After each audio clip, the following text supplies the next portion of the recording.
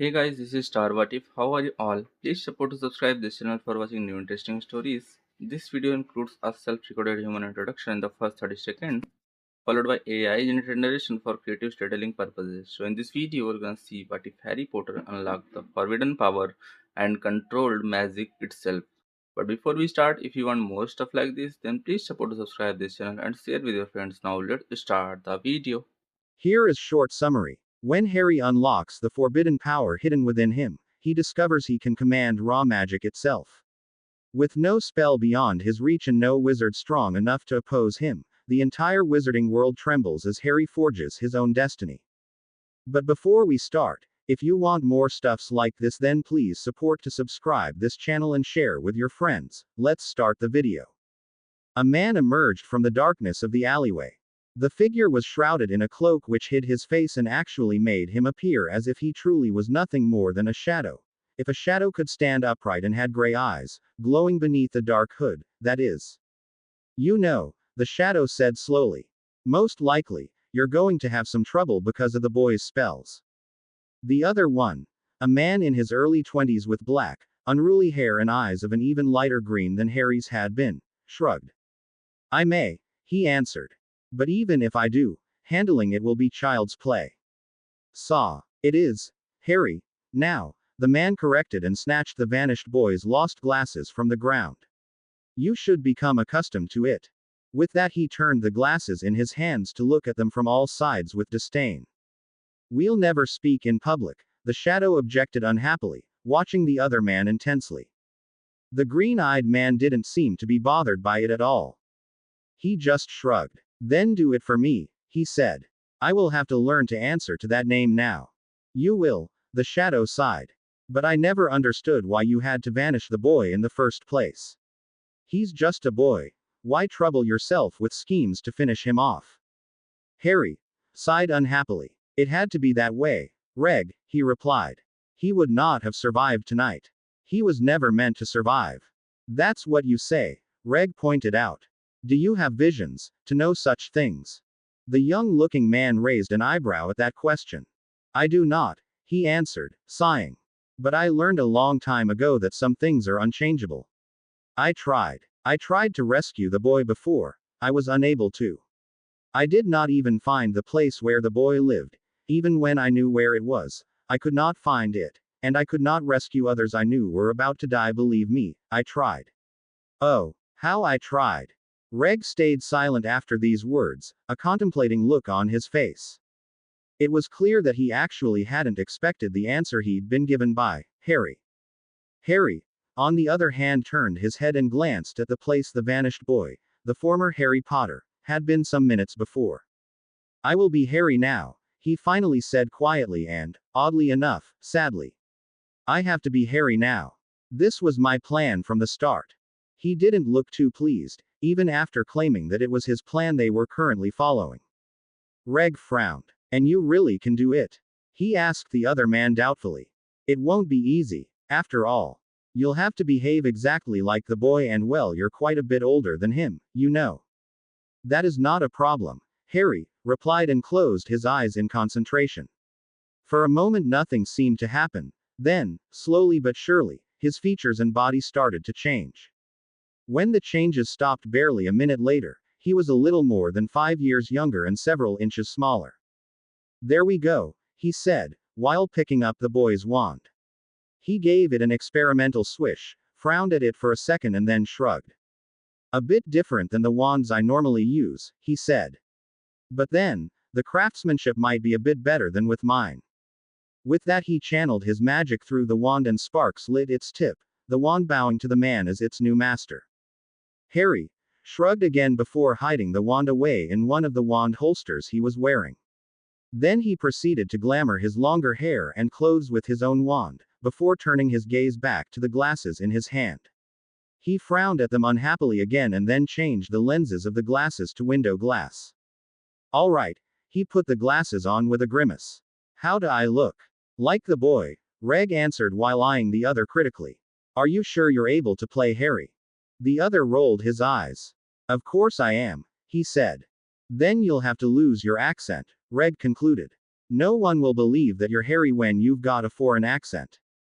Harry sighed. I will lose it, he replied and rubbed his hand over his face, nearly pulling the glasses from his nose in the process, which made him frown at them again, clearly unhappy that he was forced to wear them. I haven't spoken English in a long time. It will take some time to think in it again. But whatever the other one wanted to say, he was interrupted by Harry, before even finishing the first word. Go. There is someone coming, Harry said, having heard something that Reg hadn't. You mustn't be seen. Reg reacted instantly. One moment he was there, the next a small black cat fled into the darkness. Meanwhile, the other man spun around, hiding away his own wand in the process and drawing Harry's before pointing it toward the face of the newcomer. It was Harry's old babysitter, Mrs. Fig. Hastily, Harry started to stow his wand away again. Don't put it away, idiot boy, she shrieked. What if there are more of them around? Oh, I'm going to kill Mundungus Fletcher. So she was one of them, Dumbledore's men. He and Reg had been lucky that she hadn't seen them together. Harry had never been more thankful for the concealing charms on Reg's robes that had hidden the other man long enough that Mrs. Fig hadn't noticed him. Harry shook off his thoughts. He had no time to ponder on near misses. There were other things to consider. He was Harry Potter right now, a 15-year-old, undereducated wizard. He had time to ponder everything else later, not now when he had to perform for the first time. He took a deep breath and closed his eyes briefly. It was time. He had to play his part. What? He asked, trying to sound stunned. He left, said Mrs. Fig, wringing her hands. Left to see someone about a batch of cauldrons. She rambled on, but Harry tuned her out. Instead, he took the time to slip into his Harry persona. He had to be Harry now. He had to answer to Harry. He had to think about himself as Harry. He had to simply be Harry from now on. It would be difficult, but there was no other way if he wanted to reach his goals. So he let her ramble, sometimes asking questions Harry would have asked, like, this Mundungus has been following me. And, you know Dumbledore. He stood by and watched while she went to Dudley and tried to lift him up. She stooped down, seized one of Dudley's massive arms in her wizened hands and tugged. He saw her desperation, her fear while she tried to lift the heavy boy off the ground. Get up, you useless lump, get up. Dudley either could or would not move, so Harry finally declared that he would help and heave the boy up from where he lay on the ground. The boy was heavy, but not as heavy as other things Harry had carried.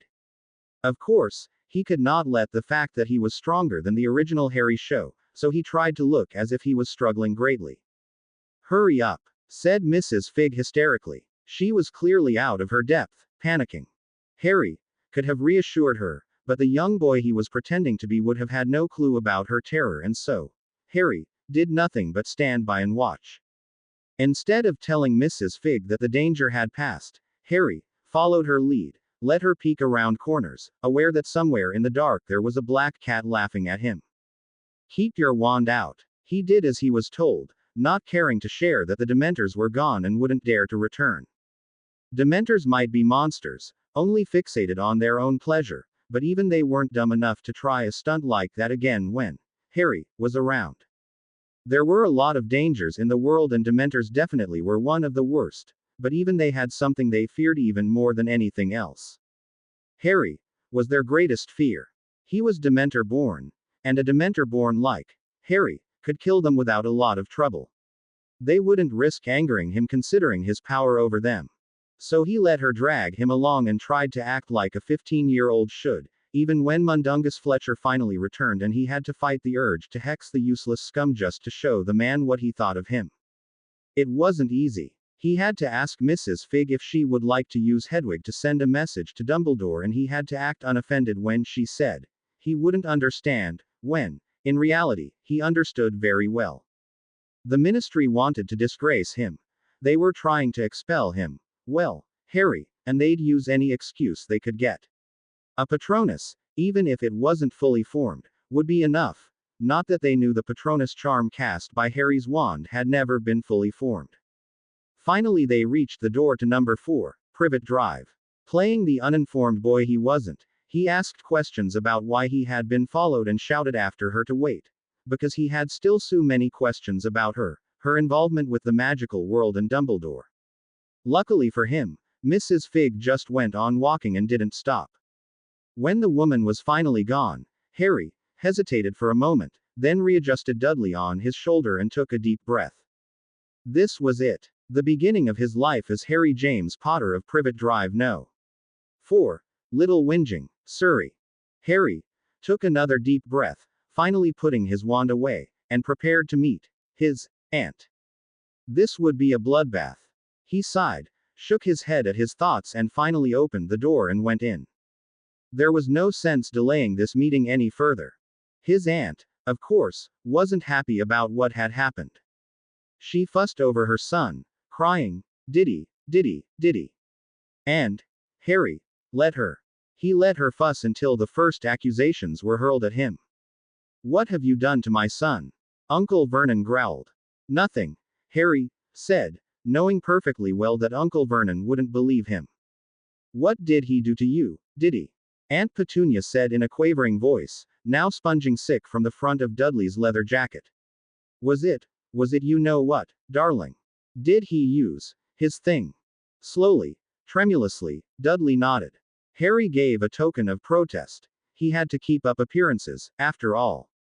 He had actually planned to use the developing argument to leave the house with Harry's things and find another place to stay, but that was before the first owl found its way into the Dursleys' kitchen. The letter it carried made his uncle angry, and amused Harry to no end. "Dear Mr. Potter, we have received intelligence that you performed the Patronus charm at 23 minutes past 9 this evening in a Muggle-inhabited area and in the presence of a Muggle. The severity of this breach of the decree for the reasonable restriction of underage sorcery has resulted in your expulsion from Hogwarts School of Witchcraft and Wizardry. Ministry representatives will be calling at your place of residence shortly to destroy your wand. As you have already received an official warning for a previous offense under Section 13 of the International Confederation of Warlocks Statute of Secrecy, we regret to inform you that your presence is required at a disciplinary hearing at the Ministry of Magic at 9 a.m. on the 12th of August. Hoping you are well. Yours sincerely, Mafalda Hopkirk. Improper use of magic office. Ministry of Magic. Harry read it, and then he had to read it again. He was sure he misunderstood it, but the context didn't change with a second and third reading. He still read the phrases, expulsion from Hogwarts School of Witchcraft and Wizardry, and calling shortly to destroy your wand. They could not, would not. Again. Harry read the letter for a fifth time before finally believing it. They really had done it. Expulsion, he thought. Calling shortly to destroy my wand. And then he cracked. He tried to hold it in, tried to not let it be seen by his relatives, but how he wanted to. How he really wanted to. Harry wanted to laugh. He wanted to laugh until he cried. The ministry was eager, so eager, to expel him, to disgrace him. Oh, how eager they were, trying to destroy him while playing right into his hands. A 15-year-old Gryffindor might have been unable to think clearly due to fear. But he was no 15-year-old, and he was no Gryffindor. He didn't fear their coming. He laughed at them and their eagerness to punish him for his crimes. And then he could not stop himself anymore. Maybe it was the stress from all the planning he had done over these last months, maybe it was the relief after confronting the Dementors and being able to enact everything like he wanted it to happen, or maybe it was simply the huge weight that had finally been lifted off his shoulders just half an hour earlier when the other boy had vanished, never to be seen again. He didn't know which it was or if it was all those things together. The only thing he knew was that it finally forced its way out of his chest in the form of laughter. He chuckled. What is it now, boy? Uncle Vernon sneered. They are coming to destroy my wand, he answered, still chuckling. And you think that's funny? His uncle looked at him as if he had lost his mind, and maybe it really looked like that. Yes, he answered, not caring that his accent was back. I really think that. So destroying your thing, doesn't that mean they threw you out? Uncle Vernon asked suspiciously. Yes, it does. Harry tried to calm himself, but it was nearly an impossible task. So you think it funny that they threw you out? Harry chuckled again at these words. You don't understand the magical world, uncle, he answered. And it seems you are not the only one. They cannot throw me out, even if they want to. So you think yourself above your own kind, too, don't you, boy? Uncle Vernon concluded, and Harry chuckled again. I don't. He grinned at his uncle, wild and feral, adorned with gleaming green eyes and blindingly white teeth. But they think themselves above all others. For a moment he paused, then his face darkened and his grin gained an evil edge. They will pay for this. Uncle Vernon opened his mouth to reply to this, when the next owl collided with the closed kitchen window. Owls! He yelled instead while Harry opened the window and freed the owl of its burden. It was another letter. Harry, Dumbledore's just arrived at the ministry and he's trying to sort it all out. Do not leave your aunt and uncle's house. Do not do any more magic. Do not surrender, you want. Arthur Weasley. This time, Harry didn't even try to suppress his laughter. Let his relatives think him mad. Harry was far too amused and swamped with other feelings to care about their thoughts. His teeth gleamed in the kitchen light while he laughed openly at the writer of the letter. Poor old man Dumbledore. Dumbledore was going to sort it all out. Oh, yeah, he would. He would not lose his pawn. Oh, poor Dumbledore, who didn't know that his pawn had perished tonight. Poor old man Dumbledore. Harry cackled like mad. He had never liked the headmaster of Hogwarts, so he couldn't help but feel vindictive at the thought of the old man's loss tonight. Yes, Dumbledore would try to sort it all out. Poor old fool Dumbledore. He had long since lost his pawn. What does that one say? Uncle Vernon bellowed, and Harry forced himself to return to the present. His face blanked out and he looked at his uncle with oddly dead eyes that made the other man shiver just looking at them. A reminder to stay here, Harry said, sneering. Almighty Dumbledore is trying to sort it all out. And you are still not worried, Uncle Vernon observed. Harry shrugged and took some deep breaths while his face turned into an even more impenetrable mask. I will never be, he said even more calmly than before. And why would you not be worried when they come to destroy your thing? Uncle Vernon asked unhappily, clearly a bit intimidated by the boy's cool gaze lingering on him. When they do something like that, you must have done something to receive this kind of treatment. Oh, I did, Harry confessed, unperturbed. I did do magic. AHA, roared Uncle Vernon, slamming his fist down on top of the fridge, which sprang open. Several of Dudley's low-fat snacks toppled out and burst on the floor. So you admit it. What did you do to Dudley? Nothing. But Harry's objection wasn't good enough. Not that he tried to truly persuade them. Dudley, now feeling safe, accused him further of doing magic, and his uncle and aunt of course believed Dudley over him. So he let Dudley describe the Dementor attack, staring at his white-faced aunt, until Dudley lacked the words to describe his feelings. Then he supplied. As if you'd never be happy again. Yes, Dudley whispered, still trembling. And again they began to accuse him, so he calmly said, it wasn't me. It was a couple of Dementors. A couple of, what's this codswallop? Asked Uncle Vernon. Men. Chores, Harry repeated, slowly and clearly. Two of them. And what the ruddy hell are Dementors? They guard the wizard prison, Azkaban, said Aunt Petunia. 2 seconds of ringing silence followed these words before Aunt Petunia clapped a hand over her mouth as though she had let slip a disgusting swear word. Uncle Vernon was goggling at her. Well, that was something that Harry had not expected.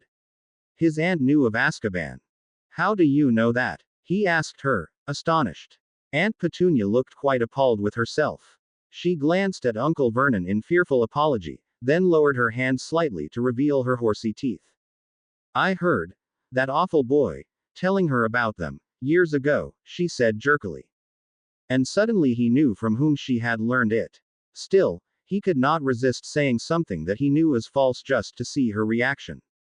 If you mean my mum and dad, why don't you use their names? To his disappointment, she didn't answer. Instead, he had to watch while Uncle Vernon confirmed the Dementor's existence with his wife, boring. And then the next owl came. And while Uncle Vernon slammed the window shut again, Harry opened the letter. Dear Mr. Potter, further to our letter of approximately 22 minutes ago, the Ministry of Magic has revised its decision to destroy your wand forthwith. You may retain your wand until your disciplinary hearing on the 12th of August, at which time an official decision will be taken. Following discussions with the headmaster of Hogwarts School of Witchcraft and Wizardry, the ministry has agreed that the question of your expulsion will also be decided at that time. You should therefore consider yourself suspended from school pending further inquiries. With best wishes. Yours sincerely, Mafalda Hopkirk. Improper use of magic office. Ministry of Magic. This letter nearly started another burst of laughter. So no one was coming. He still had to consider himself expelled. The ministry really seemed eager to help him. And then, of course, there was poor Almighty Dumbledore, rushing to his rescue.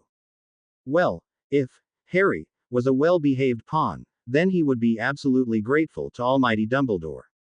But he wasn't, and so he could only try to hold back another laughing fit that tickled his throat. Yes, Almighty Dumbledore had stopped the Aurors from coming and destroying his wand. How lovely of him! How grateful he must be for this unnecessary help. Of course, he would be a well-behaved little pawn, staying here and waiting for rescue. Almighty Dumbledore, poor Harry will grovel to your feet, licking your shoes and trying to serve you. Harry forced himself not to crack up again. Oh, how he would love this game. Oh, how he would love to grovel and to blow it all up in Dumbledore's face. And then the ministry. Well, said Uncle Vernon, recalling Harry to his surroundings. I've got to go to a hearing, said Harry. And they'll sentence you there. I suppose so. I won't give up hope, then, said Uncle Vernon nastily. Well, if that's all. But of course it wasn't. It took another explanation, another letter from his godfather simply telling him to stay home, and a howler after Uncle Vernon tried to throw him out until it was over. And now, Harry was lying on his bed, sighing. What an awful day to start being Harry. He suddenly wished he had never vanished the boy, not that that had been an option. So he was lying on his bed, after he had written letters to Ron, Hermione and Sirius, waiting for Hedwig, and repeating one sentence in his mind. One sentence that was still troubling him. But he needed to believe this sentence. His life might later depend to it. He had to get that right. And so he lay in the darkness, repeating one sentence over and over again. I am Harry James Potter, son of James and Lily Potter. I am Harry James Potter, son of James and Lily Potter. It sounded foreign in his own ears. It simply sounded wrong. And it was wrong. His name wasn't Harry James Potter. It had never been. But for now it had to be. He had vanished the other boy and taken his place, and that included taking the name. I am Harry James Potter. I am Harry James Potter. Oh, how he hated that name. Harry was an awful name for a wizard. It definitely wasn't a proper wizarding name. It might be a good mundane name, but as a wizard all that counted was ancestry, and the name, Harry, was too young in the wizarding world to show great ancestry. There was no way that Harry was a proper wizard name. And Harry's parents had known that the only one who didn't was Harry himself. I am Harry James Potter, son of James and Lily Potter. I am Harry James. But I am not. This time he said it aloud, needing to hear the truth, even if it was just for a single time. I might have to call myself that for the next months, but there is no way I ever will be a foolish Gryffindor like you.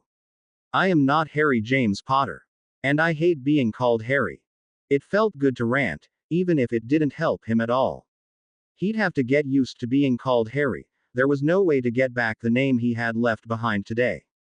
You have planned this for the last decade, he told himself. You will not back out now when you have finally nearly reached your goal. Just a little bit longer and you will finally have the revenge you long for the longest time. They will not cross you again. They will not use you again. And it will be a bittersweet revenge when their own pawn delivers the final blow. And because of that he had to endure being Harry for the time being. It was all for the greater good after all. He grinned like a lunatic when he reminded himself of that. Oh, how he'd love to throw this sentence back at its owner. In that moment Hedwig swept in and Harry stopped his rambling. Hello, girl, he said instead and waited until Hedwig greeted him like an old friend. I have some letters for you. Would you please carry them to Ron, Hermione, and Sirius? She nipped his finger and took off after he had secured the letters. Harry went to his window, looking out and following her flight with his eyes until he couldn't see her anymore. Then his gaze turned to the ground where a black cat was sitting, looking up at him. He winked and then stared into the night again, waiting for the black cat while it climbed up to him. When it reached the window sill, Harry started to pet it. The cat let him caress it for a few moments, but then it tried to jump into Harry's room. Harry stopped it with his hands. Don't turn back, Reg, he said. I'm sure there are guards in the garden. We would not like to be seen. The cat purred under his fingers. Don't worry. They will come and take me away, Harry said while looking to the stars. They will be here in a few nights. Until then we have time. And after that, I'm sure they will bring me to Grimmauld Place. You just have to stay hidden until I can let you in. The cat rubbed its head on his hand. I will have to carry you in, because you won't find it alone, but that's all right. I will do it as soon as everyone is asleep on my first night there. The Fidelius might stop you from finding it and I from speaking about it, but you know where it should be and I won't have to speak about it to bring you in. Just be ready. I think you will see me arrive. Wait for me there. The cat purred again, then it stood up and left him the same way it had slipped in. Harry grinned. The ministry would be very sorry when he was finished with them, very, very sorry. It had been a very quiet morning for Barnabas Cuff, chief editor of the Daily Prophet. Well, that was until Rebecca Amorin, his security editor, entered his bureau carrying a piece of parchment in her hands. Becky, he said, looking up to greet her with a grin as she frowned. He knew she hated to be called Becky, and because of this he could not resist doing exactly that. What brings you to me today? She stared at him for another second, willing him to take back the nickname, then sighed. Grizel, she said. Now it was Barnabas who frowned.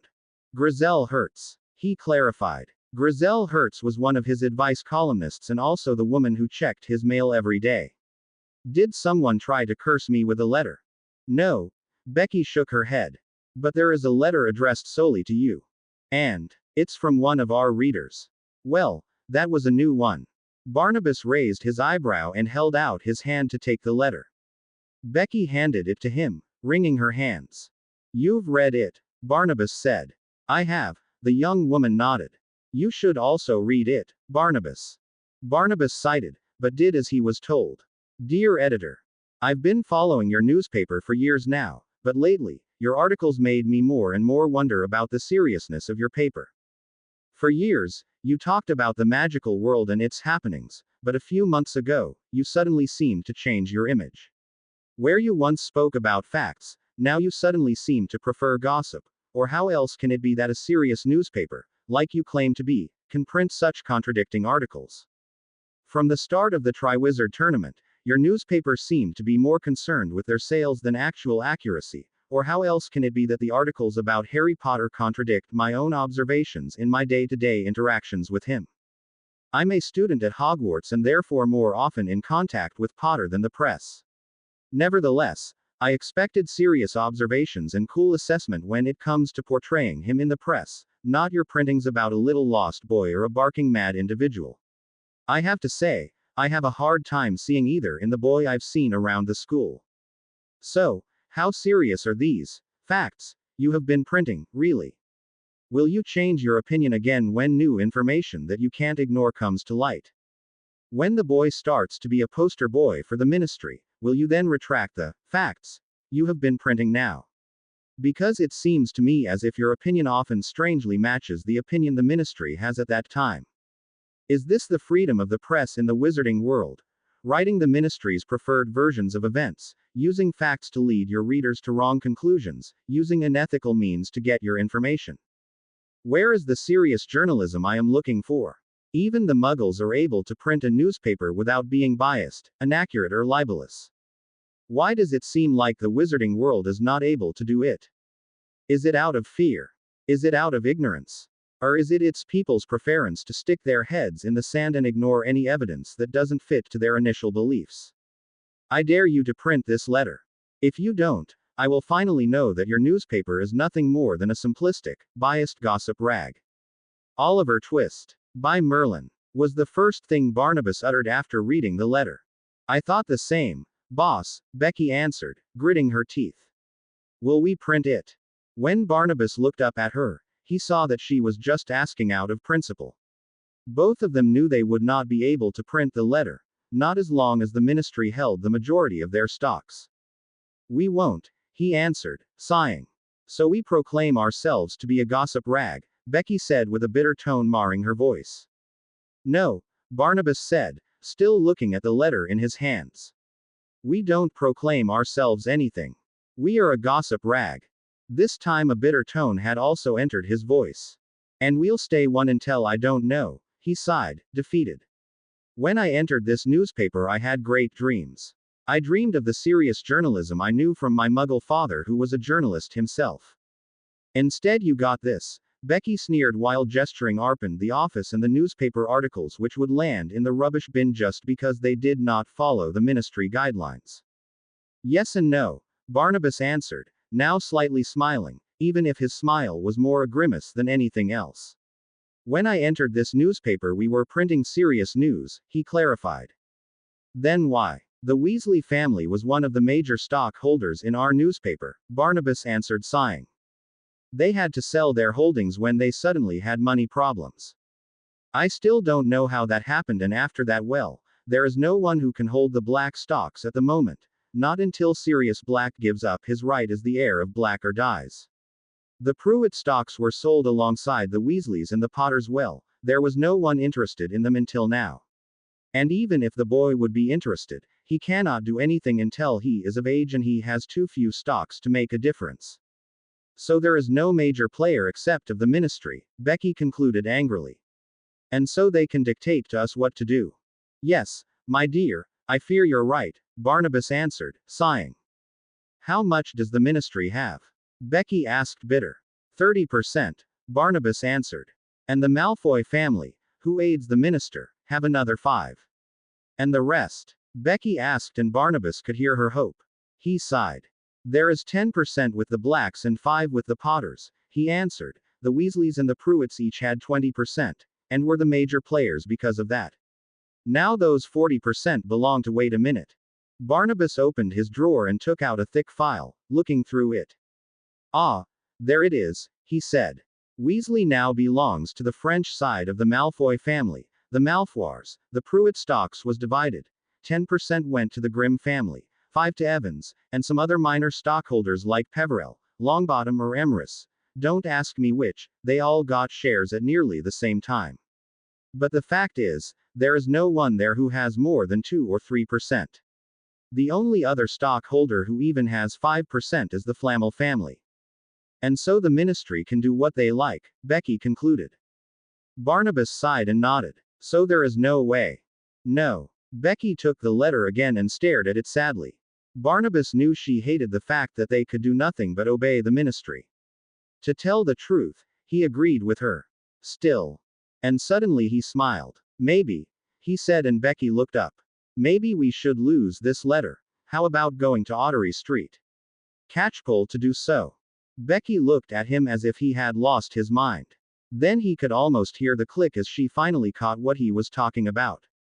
Maybe, she answered, smiling. And maybe I'll lose it today at lunch. Do so, Barnabas answered. And now, back to work, my dear. And don't forget, I do not want to see this letter again. Yes, boss, she answered, clutching the letter to her chest while leaving the room. When the door finally closed, Barnabas grinned evilly. He knew he would have problems because of the lost letter, but he would love to deal with them. He finally could best the ministry, even if it was in a twisted way like this. Oliver Twist, he chuckled. What an interesting choice of a name. And then he returned to his work as if nothing had happened at all. You know, you should not come here.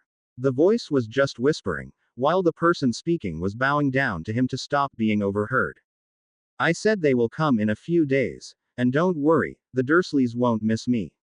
They have after all forbidden me to leave my room. And still you are wandering out in the street, out in broad daylight. Stop worrying, Reg. You're here with me, so what could happen? Harry. There is no, what could? You are a wanted person. You let it sound as if I was a criminal, Reg. You know what I mean. You are famous. What will you do when they find out that? When you would stop to scream, then maybe they never will find out, Harry answered, rolling his eyes. I am wearing a glamour. Reg and I am also wearing my normal clothes. There is no way they would connect me with Harry Potter. Could you not just have changed back to normal and come here like that? Reg asked, still uncomfortable, while looking at the wizards and witches walking on the street around them. Nope. Sorry, Harry answered, popping the pea. You sound like a 15-year-old teenager, Reg said irritated. I am a 15-year-old teenager, Harry corrected grinning. No, you might be looking like one, but I am sure as hell that you aren't one. Reg answered, still looking like wanting to be elsewhere. Oh, shut up, Reg, and have a little bit fun. Harry answered while nearly dancing down Diagon Alley to Gringotts. They entered together. Harry's glamour fell, and suddenly Harry's childish behavior was gone, as if it never had existed in the first place. He walked to one of the tellers and said, May you join the warriors today, clan brother. His voice suddenly sounded rougher, changing with the language. The gobbledygook that left his mouth was fluent but accentuated with a more ancient accent. The teller looked up, stunned to be greeted in his own tongue. And may your business go well, he finally answered Harry, intrigued what the wizard boy in front of him wanted. I would like to meet Nardog, Harry said. My name is Potter. The goblin blinked again, then his gaze flickered to Harry's scar. Harry sighed, but said nothing. Very well, Mr. Potter. The goblin finally answered. I will bring you to him immediately. And with that he closed his post and brought them through the hall and into the depth of Gringotts Bank. Harry was not afraid. He knew most of the wizards were either uncomfortable or afraid to enter more than the lobby and their vaults in Gringotts, intimidated by the golden walls, the figurines out of marble, gold or silver and the floor-high paintings of the Goblin Wars. No, Harry wasn't afraid. He even once stopped and looked at one of the paintings while walking through the holy halls of Gringotts. The goblin also stopped when noticing Harry did not follow anymore. Ah yes, the Battle of the Great North Fields, he said proudly. One of the greatest victories in our history, and thanks to the healers the one with the least deaths. And a very bloody one, Harry said, still staring.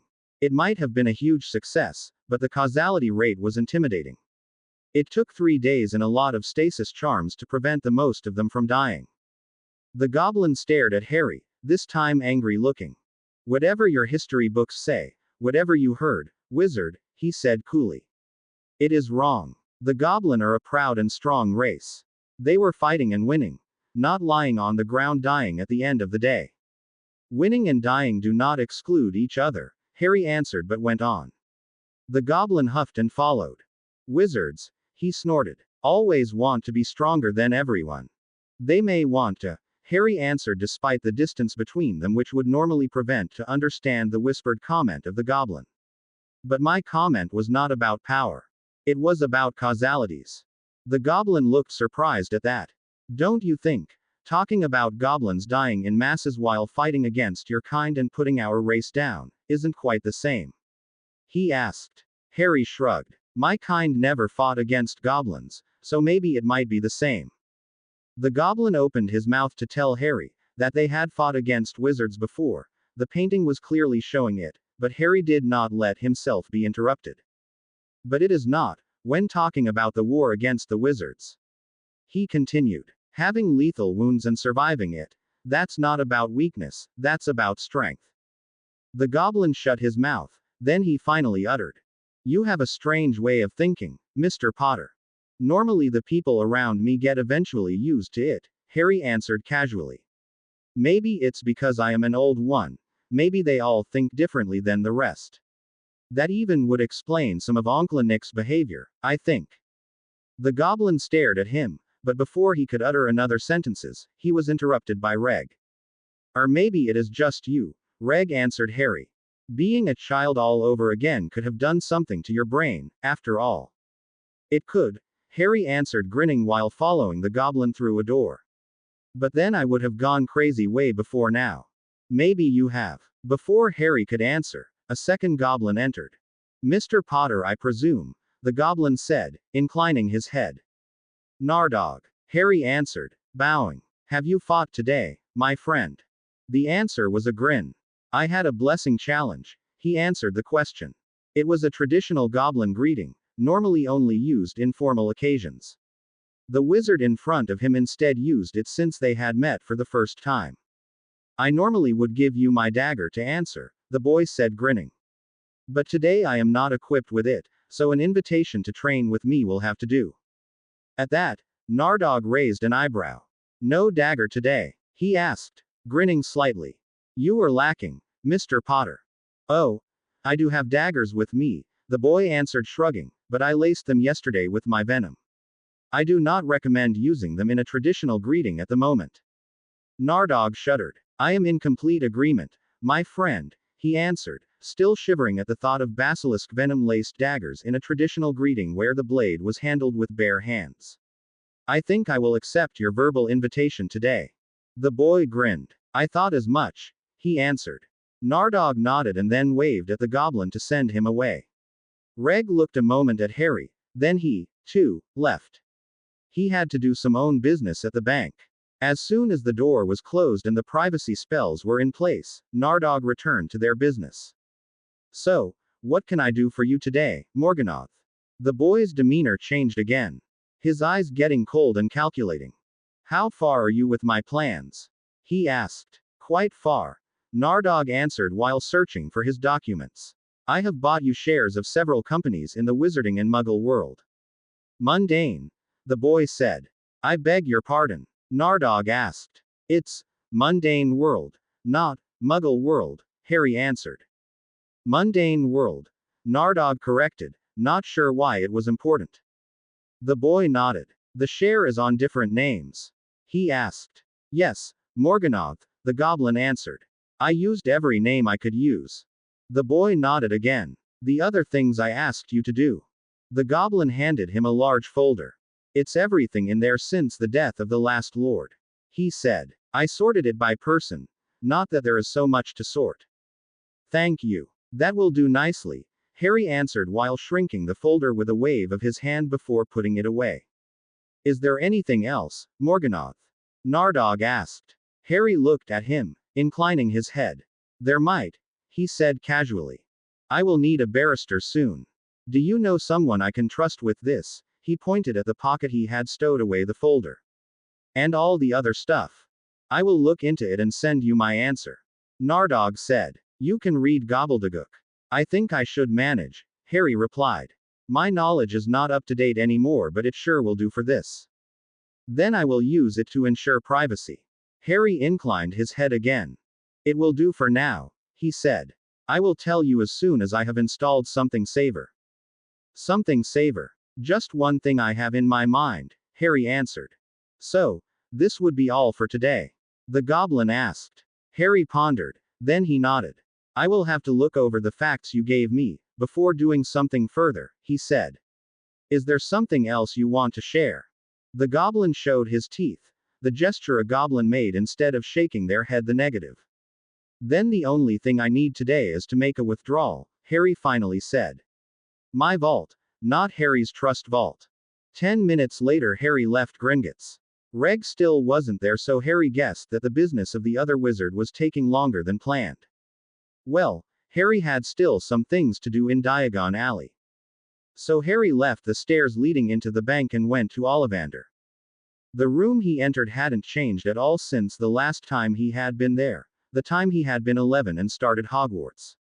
It was still packed with wands, old, dusty and lit in dim light. But there also was a difference to the last time.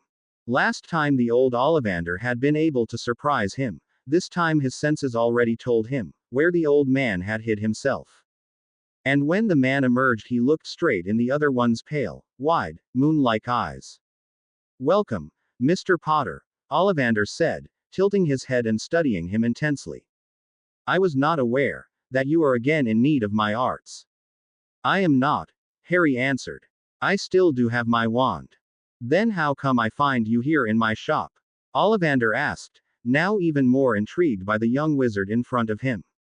Normally there were just a few occasions a wizard would find his way to Ollivander's shop, and usually he heard about a broken wand before the owner would stand in his door. You are not here to buy a second one, are you, Mr. Potter? He asked. What would you say, if I'd answer, yes? The boy asked interested. Then I would tell you, that carrying more than one wand was forbidden in 1955 for everyone who was born after the law or who did not have at that time a second one already. Ollivander answered. It was. The boy looked at him surprised. This is something I must have missed. Then you were here for a second wand? Ollivander inquired interested. I wasn't, the boy answered. I do have enough wands. I do not need another. This answer startled the wand maker. You have enough wands. Beg to tell how many do you have in your possession to say such a thing? The boy shrugged and waved his hand dismissively.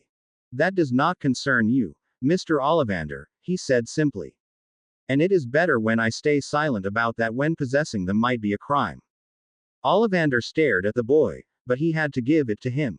It really was better to stay silent about something like that. So what can I do for you, Mr. Potter? He finally asked. I need a wrist holster, the boy answered while revealing an old and worn wrist holster on his right hand. He loosened it and put it on Ollivander's counter.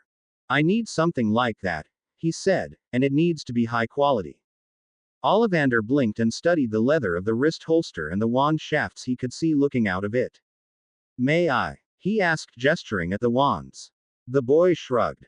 You may, he said casually, as if he had no problem with a wizard touching his wands.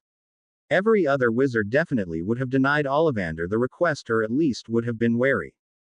Ollivander first withdrew one of the wands. It was the one the lad had bought here when he was 11.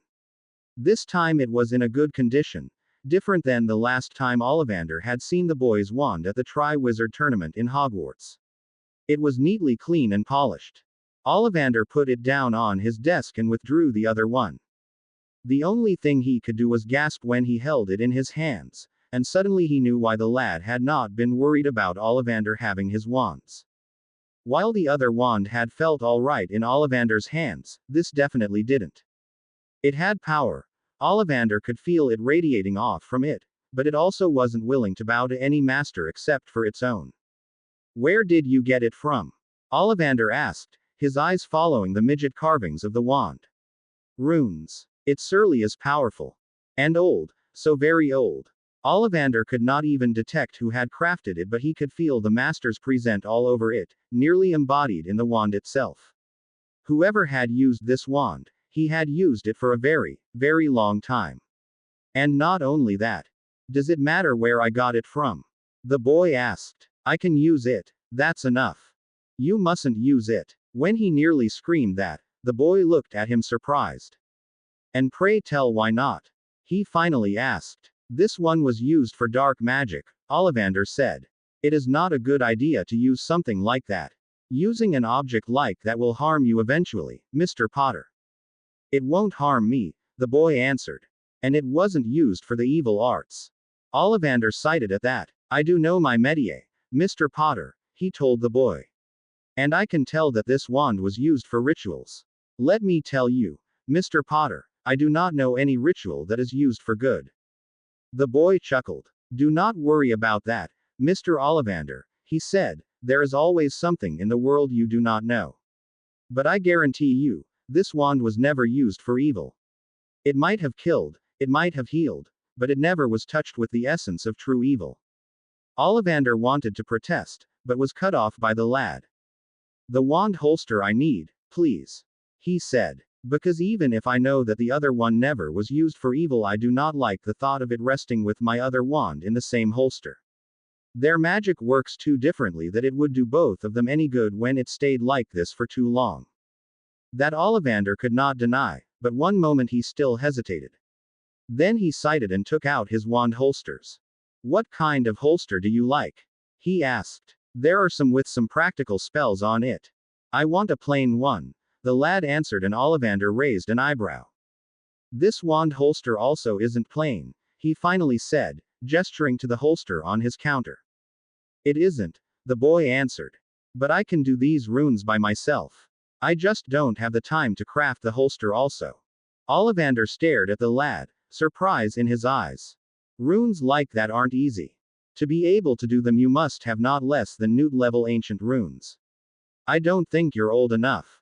Don't worry. I am able to. The boy said, and to Ollivander's surprise, he suddenly could not even doubt the boy. Whatever had happened in the last 5 years, the young boy in front of him had definitely aged beyond his years. So you just need one holster, or will you replace that one? He pointed at the worn holster on his counter. Just one, the boy answered. I don't want to replace the other one just yet. It belonged to someone dear to me. I will use it as long as I can. Ollivander guessed that the holster was one of the boy's parents' ones. He could not blame the boy for wanting to keep it. The boy paid, put the old wand holster with the old wand in it back on, and then the other one right beside the old one with his own wand in it, then he walked out. Ollivander's gaze followed the boy out in the sunshine. For one moment Ollivander thought that he saw a dead man waiting for the boy.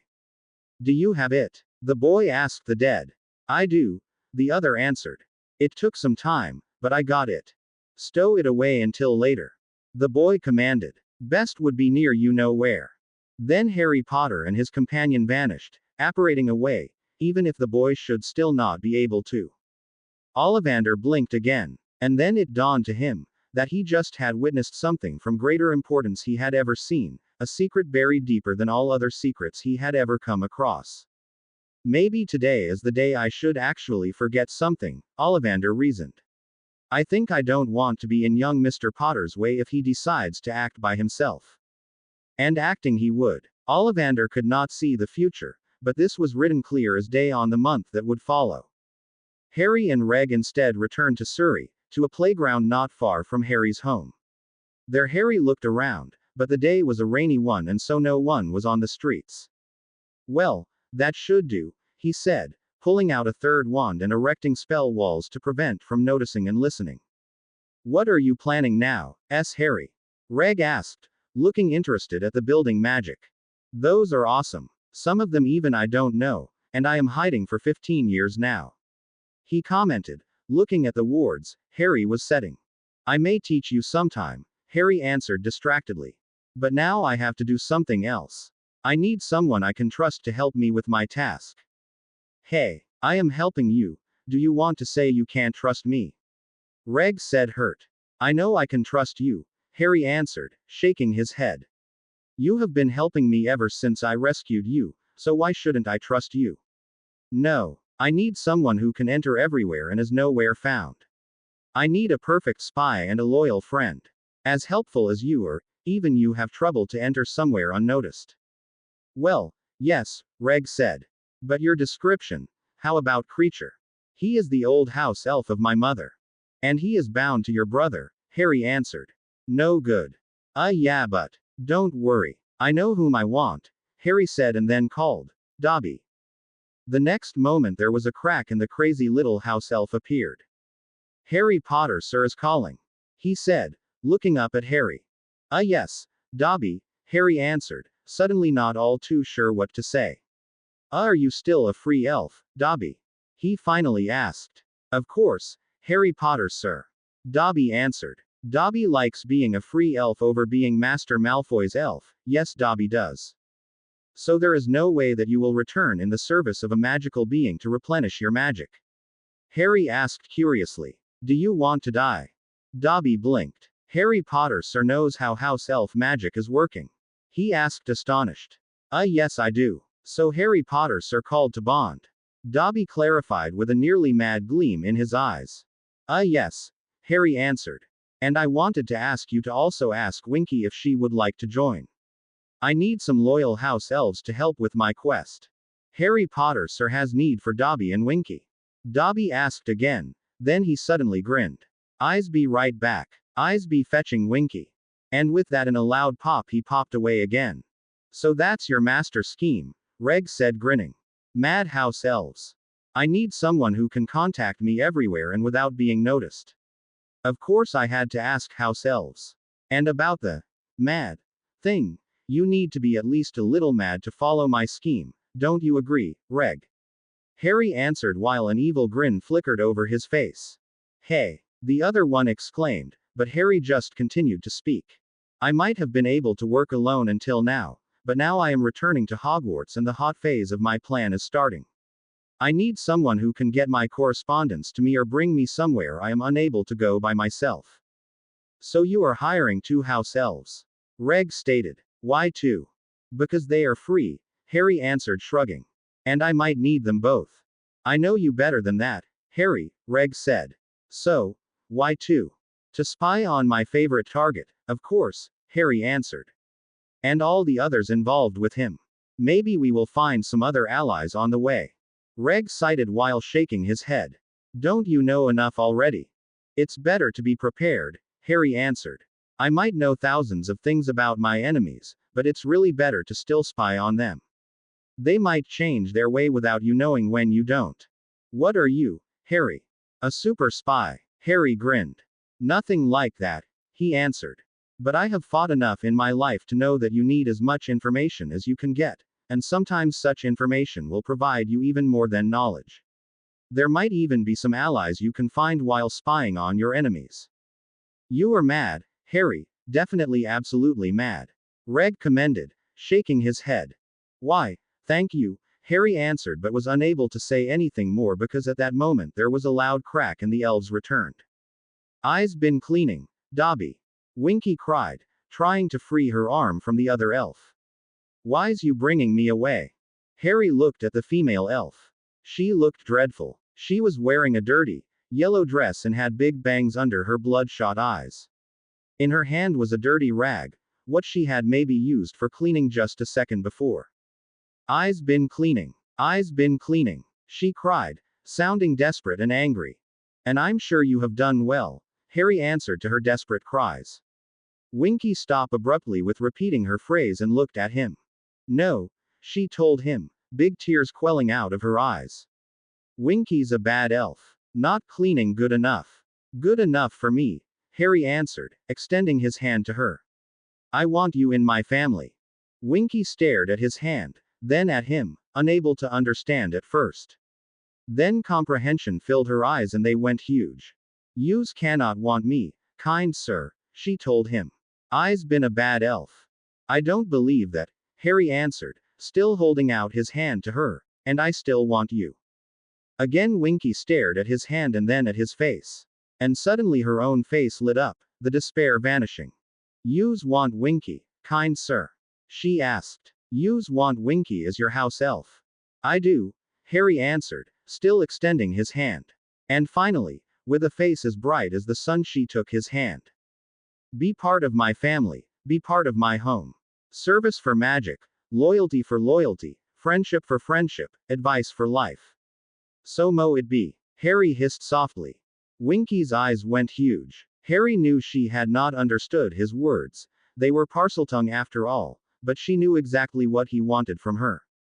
And then she smiled. So be it, she answered and a golden mist came from her body and entered Harry's.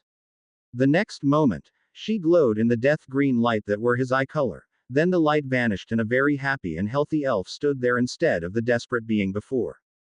Now Dobby said grinning madly. Harry let go of beaming Winky's hand and extended it to Dobby. He repeated his sentence and after Dobby had agreed he also glowed in a green light before standing there like before, grinning madly. What's Master like us to wear? Winky asked him, still beaming. I don't care, Harry answered. But I don't like rags or towels. And to tell the truth, it would be best if you would continue to wear what you are wearing. Winky blinked at that and Harry could see that she was unsure what to think about that. I will need you as spies and correspondents in Hogwarts without the headmaster or any other knowing about it, he explained. When the need to hide will end, we will choose what you will wear for the rest of the service time. Master Harry not likes Dumbledore to know we's being his house elves. Winky asked. Yes, Harry answered. Because I need you at Hogwarts, and in Hogwarts there are just 2 kinds of elves, free ones and these who bonded to Hogwarts. Now Winky grinned. And she said. Eyes will do what Master says. What shall Winky do for you? One of you will bring my correspondence to Gringotts or an owl post office and back from there.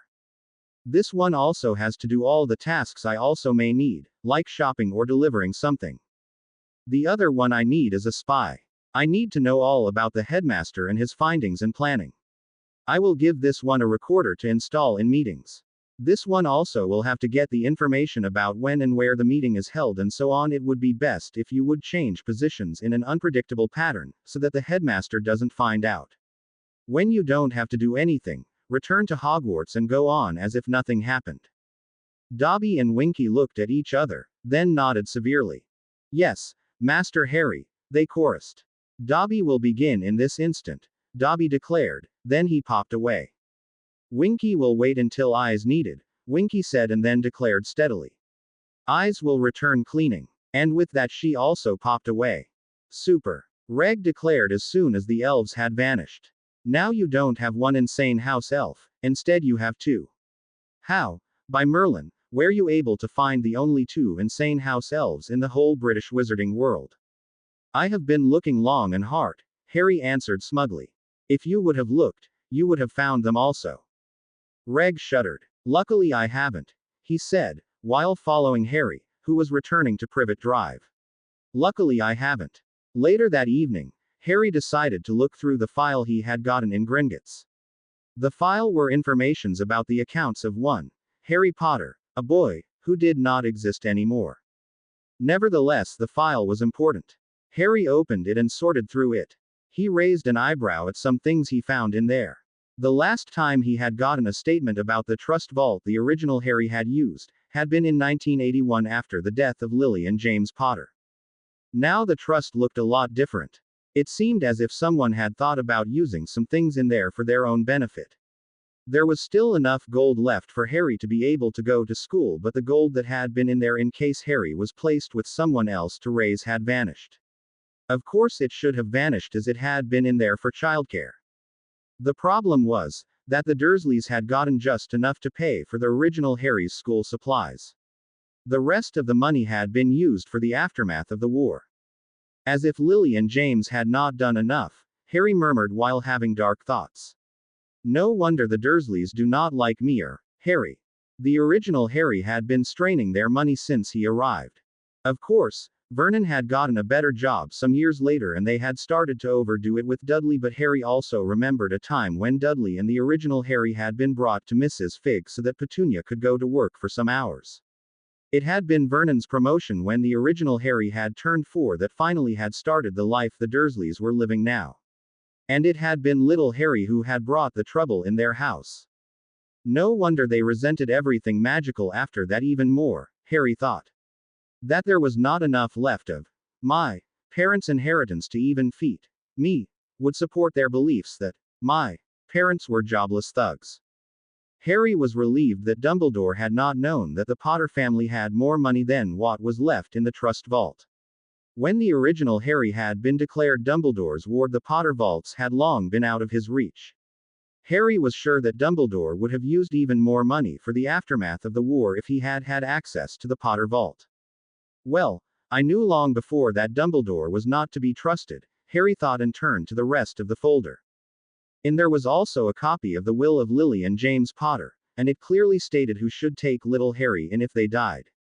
Of course, Sirius as Harry's godfather had the first place, but the rest had not even been considered by Dumbledore. Alice and Frank Longbottom, Harry read.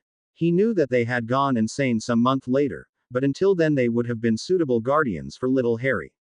And after that he still would have been in the care of Augusta Longbottom, Neville's grandmother. Amelia Bones, Harry read next. Well, she still is. There was nothing to stop Harry from being raised there. The last name on the list made Harry snort. Alistair Moody, that would have been a life. Harry was sure that Moody would have trained the original Harry to be an Auror as soon as he would have been able to walk steadily. Well, everything would have been better than the Dursleys. But Dumbledore had not considered the wishes of Lily and James Potter. He had needed Harry where Harry had been raised, far away from everything magical. Well, it's time to lay out the facts, Harry murmured. Then he tucked out another parchment and wrote down a short sentence. My dear old friend, the thief from 3 years ago has also stolen what you have lost 14 years ago. Your old friend. Me. He smiled and sealed the letter. Then he calmly called for Winky and she took the letter away. Harry instead returned to his reading. He still had some things to do until he finally could leave Privet Drive for good. Once upon a time, long before his name turned into a legend, long before he was remembered as an old, wise man with a wicked sense of humor and one of the greatest wizards of all times, Mordanon Ambries, later only called Merlin, was nothing but a wanderer. When he had been young, barely old enough to leave his parents, the raven-haired man had gone and traveled the world. He had left and traveled year after year, from one end of the world to the next, barely keeping contact with friends and family. But, like all things, the wish to travel and see new things ceased over time. In the end, gold-eyed Mordanon, tired of traveling, returned to the isles he had called home when he was young. He had entered the Isles of Clas Mordanon high in the north and had from there traveled south, towards Caerleon, a settling that would hundreds of years later be part of a city known as Londinium. Mordanon, a bit tired of wandering, had settled into a clearing for the night. That night when everything had changed for him. The man who looked to be barely 30 years old, he was by far older, but such was the fate of children born like him, had just eaten and now settled back to sleep, his long, black locks tightly tied with a short leather string for the night and his golden eyes half-lidded, when destiny decided that his life wasn't exciting enough. So, instead of leaving Mordanon to his well-deserved rest, fate woke him before he could even go to sleep with a loud bang and a blinding flash of white light. For a moment, the whole clearing lit up, bright as 1,000 suns, then a body appeared in the middle of the flash and everything returned to darkness. The body, face down on the ground, was small compared to a man. For a moment, Mordanon actually wondered if the body was a woman. But then the foreigner groaned and Mordanon reverted his thoughts. A boy. The stranger was a boy. Maybe 14 or 15 years old. Mordanon stared at the child. Oh, he knew that theoretically the boy in front of him, had he been mundane, or non-magical, would have been considered a man already. However, the boy was magical, therefore a minor, and still in need of a guardian. Magical children needed their parents until they were at least 20, maybe even 23 years old. Until then, a child's magic still wasn't mature enough to shield most of them properly without a parent's guidance. Being without a parent beforehand would not only endanger the child, but also everyone who came into contact with the untrained magic of said child. There were few exceptions. Trained children, who had finished their education early. The finished education ensured that children knew how to stabilize their magic, which ensured that they could live without a guardian. But children like that could be felt by other druids. Trained magic was always a lot more contained than untrained, and the boy didn't feel like he had finished training at all. Seeing that the boy was untrained and therefore not yet old enough to be alone, Mordanon took a closer look at him. He had short, oddly cut raven hair.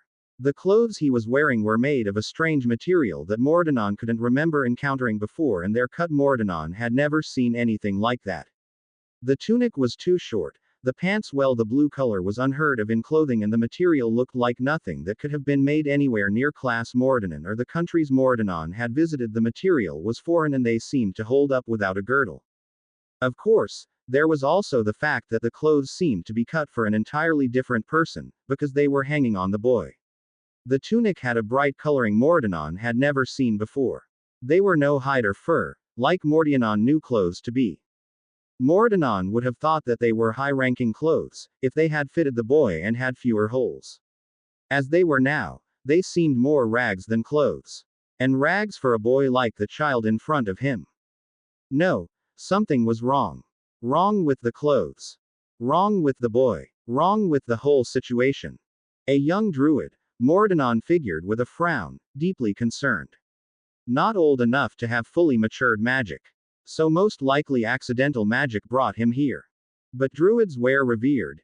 Young ones nearly as much as older ones. So, no matter how Mordanon looked at it, the clothes the lad was wearing simply weren't appropriate for his assumed rank.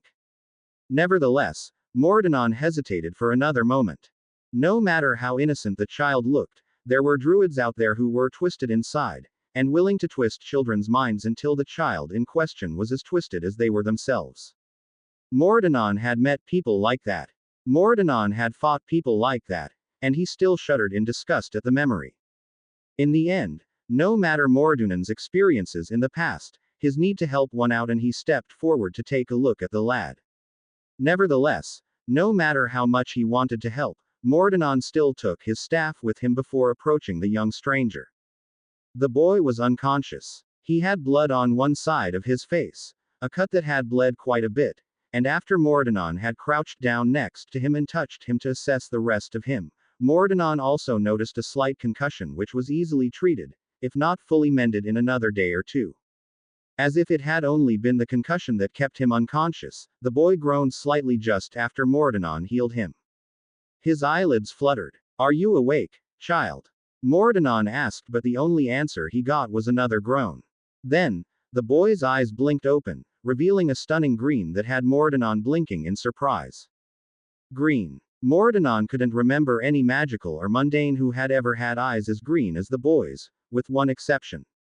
Sadly, the exception made the explanation how the boy could have ended up alone even worse.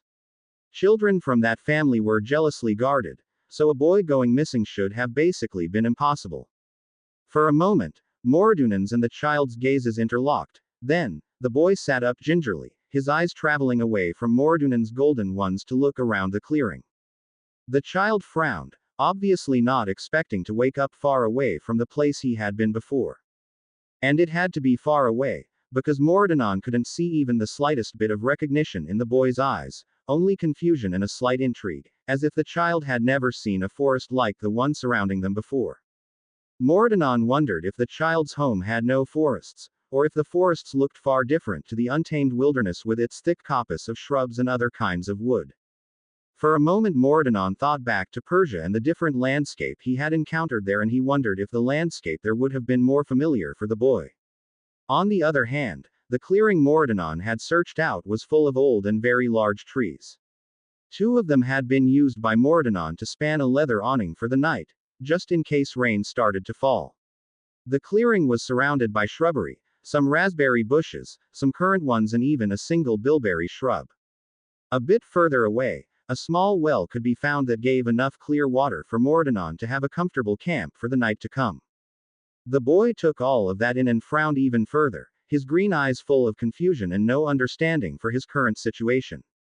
It was clear that the boy had no idea where he was and what to think of the place he had woken up at. A burst of accidental magic, and suddenly he is somewhere he has never been before, Mordanon thought while looking the boy in front of him over. He seems not old enough to be without a parent. His magic is simply not mature enough to be fully controlled by himself. While there existed some differences between one druid to the next, the times when the magic of a child matured were nearly constant. The first time it would happen to a child would be at 10 or 11. That was the time a child would usually start to train in gaining control, since training before that was basically useless because no matter what, a child wouldn't be able to direct their magic until that point of time. The next change would happen between about 17 and 18. At that point, the magic of the child would start to fully stabilize and accidental magic would totally cease to exist. After that, the last time magic would mature was between 22 or 23 years of age. Only after that time, a child would have their full strength and all the abilities it was born with. At that time, magic would be stabilized and under absolute control of the trained druid. On the other hand, if a child wasn't trained, it would be at that final maturity that they would die. Most untrained druids would die earlier, especially if they tried to suppress their own magic, but the strongest, even those who managed to survive against all odds, would still die at that point. The child in front of Mordanon looked too young to have experienced more than the first maturity, so seeing him appear out of nowhere in a bout of accidental magic wasn't that surprising at all.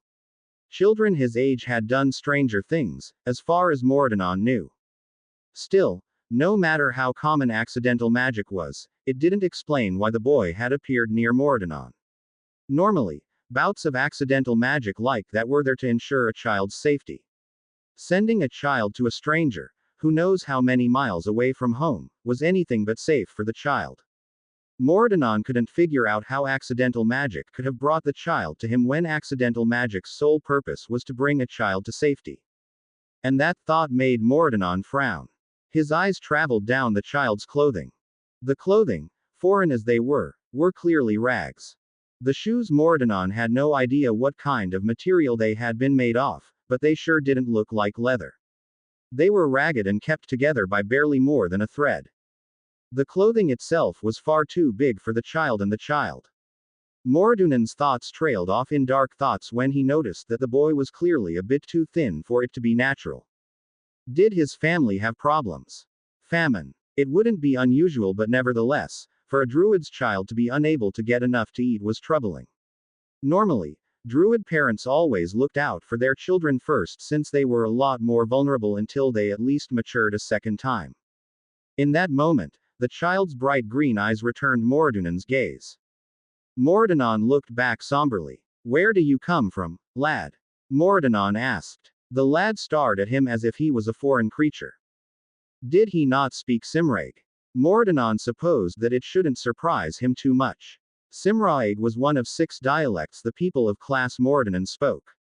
Mordanon guessed that people from outside would see all 6 dialects as one language, but there were too many differences between at least half of them for people all over the Isles to communicate without trouble. Indeed, more than 2,000 years in the future, most people would think that the Isles had only had one language at that time. They'd call it Common Brittonic. "Where do you come from, lad?"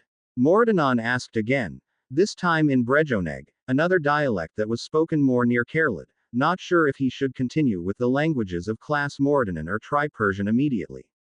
Again no reaction. For a moment, Mordanon thought again about trying Persian, but then, jumping that far thanks to accidental magic would imply the worst, so he didn't want it to be true. So Mordanon tried the next language. Cernuic, then Gaelic, Gaelig and Gaelic. Nothing. In the end, he gritted his teeth and tried Persian, nearly expecting the boy to react. Nothing. Another try with one of the Asian languages he spoke, Norse, Greek and Egyptian. Still nothing, and there was no other language Mordanon could think of that he knew how to speak. The lad had not shown interest in any of the languages Mordanon had used. So where did he come from, that he didn't know any of these languages? Then the lad opened his mouth and babbled something. The language he used had a slightly familiar sound, a little like Norse, but as much as Mordanon tried, something prevented him from actually understanding the lad. A Norse dialect. After all, the Isles had their dialect, so why shouldn't the Norse have their dialects as well? "Say it again," he said in Norse, but of course, the boy didn't do like he was asked. Clearly, he hadn't understood Mordunan's words any better than Mordanon had his. Mordanon sighed. Not a dialect, then. Maybe another country with a language with little relation with Norse. Perhaps a country behind the final boundary of the Norse lands. How far away would that be? He must be from the other side of the world, Mordanon mused and rubbed his eyes tiredly. Powerful accidental magic indeed. His parents must be proud of him. Of course they would only be able to be proud of the lad if Mordanon found some way to send him back to them. If he didn't, they would be nothing but worried, instead. But to get the child back to where he belonged, Mordanon would have to find a way to communicate first. He stared at the boy, pondering. How should he start? He stopped mid-thought, the answer reaching him the moment he had started to wonder. It might not be much, but at least the first step was an easy one. Mordanon Ambries, Mordanon said, pointing at his chest. Mordanon Amarbes saw Mons Ambers. The lad blinked, his face showing his bewilderment. Then his eyes cleared and he seemed to understand Mordunan's actions. "Harry," he said. "Harry Potter." Mordanon wrinkled his nose in dislike. Harry. That name might have been perfectly normal where the child came from, but on Class Mordanon, people would look at Mordanon strangely if he used it. In the ears of the Isles, people, the name sounded like something a baby would coo. It sounded like something a parent might give a child to show they cherished it, but nothing a lad like the boy in front of him should use as a formal name. Maybe it was a normal first name in the home country of the lad, but he was in Class Mordanon and here the name didn't fit for a young boy like him. Here on the Isles, a name like that was used by parents for their baby boy, a name of endearment, but not by anybody else. Mordanon frowned. He knew some names that used Harry, as an endearment as long as the child in question was still a toddler. Names like Haraldur, Harastrix, Hadrian, but the child had solely named himself Harry. It was nothing Mordanon would like to be seen calling the lad in public. People would look at him funny if he'd actually went and cooed at a lad of maybe 15 years of age. Mordanon sighed and unconsciously slipped into his mother's native language when he finally went and decided on a course of action. He couldn't coo at a lad, so there was only one solution. I will have to search for another name to call the lad, he murmured under his breath, his voice sliding through the hissed vowels like it was made for speaking like a serpent. Why? What's wrong with my name? Mordunan's head snapped up when the lad actually managed to produce some words Mordanon actually understood. One moment Mordanon was absolutely speechless, then he suddenly understood why he had actually understood the lad this time around. A Parselon? Mordanon shook his head. I never even thought of trying to use Parseltongue. Parselon? The lad asked. What's a Parselon? It's a person who can speak to snakes, Mordanon answered absent-mindedly while his thoughts turned towards the fact that the boy actually spoke Parseltongue. It felt strange to speak to a person who wasn't his mother in the language of the snakes, but it seemed as if Parseltongue was the only language they had in common. A Parselon is a parselmouth. The lad confirmed. Parselmouth. That was a word Mordanon had never heard before. What an odd word to use when it came to a Parselon. Mordanon wondered how many differences existed between Mordunan's Parseltongue and the boy's dialects. Variations that only occurred in the boy's home country. Other reasons. Mordanon shook his head. It didn't matter. He finally found a language that was similar enough that he and the lad could talk. A different word here and there should be easily explainable, and was a small price to pay for understanding. If a parselmouth is someone who speaks to snakes, then it seems to be the same, Mordanon finally answered. The boy stared at him intensely, but finally nodded. Well, yes, then I'm a Parselon, he finally said, then he stopped and his gaze intensified. Are we talking in Parseltongue? You can't tell. The lad shook his head. I never could. It all sounds like English for me. The word was foreign to Mordanon. English, whatever language it was, it hadn't been translated into Parseltongue by the lad and therefore didn't have a corresponding association in Mordunan's mind. Not that Mordanon expected a translation of the language name. The serpent's tongue rarely had a word for the different human tongues. English. Mordanon therefore asked, is that the language you are normally speaking? The lad, Harry, nodded. What's the name of the land you are from, lad? Britain. The boy answered and Mordanon crooked an eyebrow. That word sounded somehow familiar. While most people called the isles they lived on Class Mordanon, there was also another name commonly used by mostly the people living around Caerlead. It took a second for Mordanon to remember that name. Britannia. They called it Britannia, which sounded a lot like the word the lad had used right now. Britain. You are talking about Britannia. Britannia. The lad stopped and seemed to think about that. Well, yes, but I have never heard someone calling Britain Britannia in a normal conversation before. You do not speak any of the languages of Britannia, Mordanon clarified.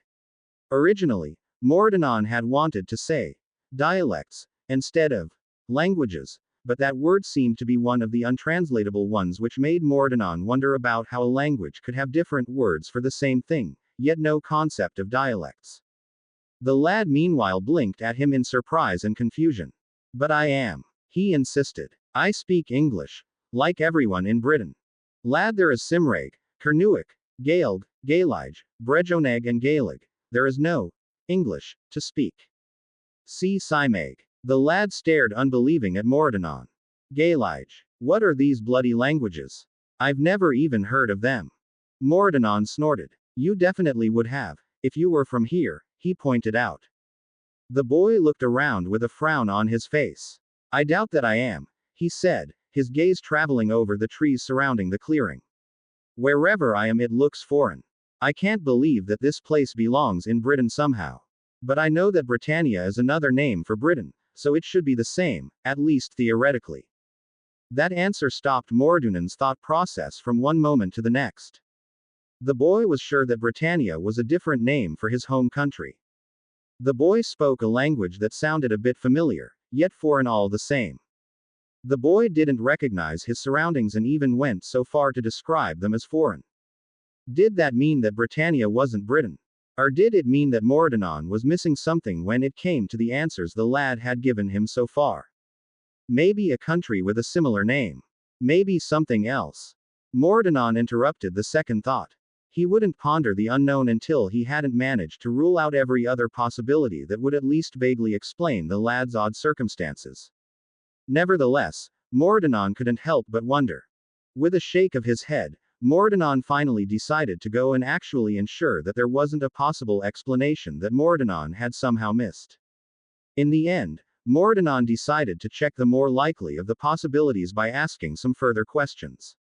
He had been traveling the last 15 years throughout Persia, a small part of Asia, Greece, Egypt and the Norse lands, where the Germanic tribes lived, so asking the boy if he recognized any of the places Mordanon could name might work.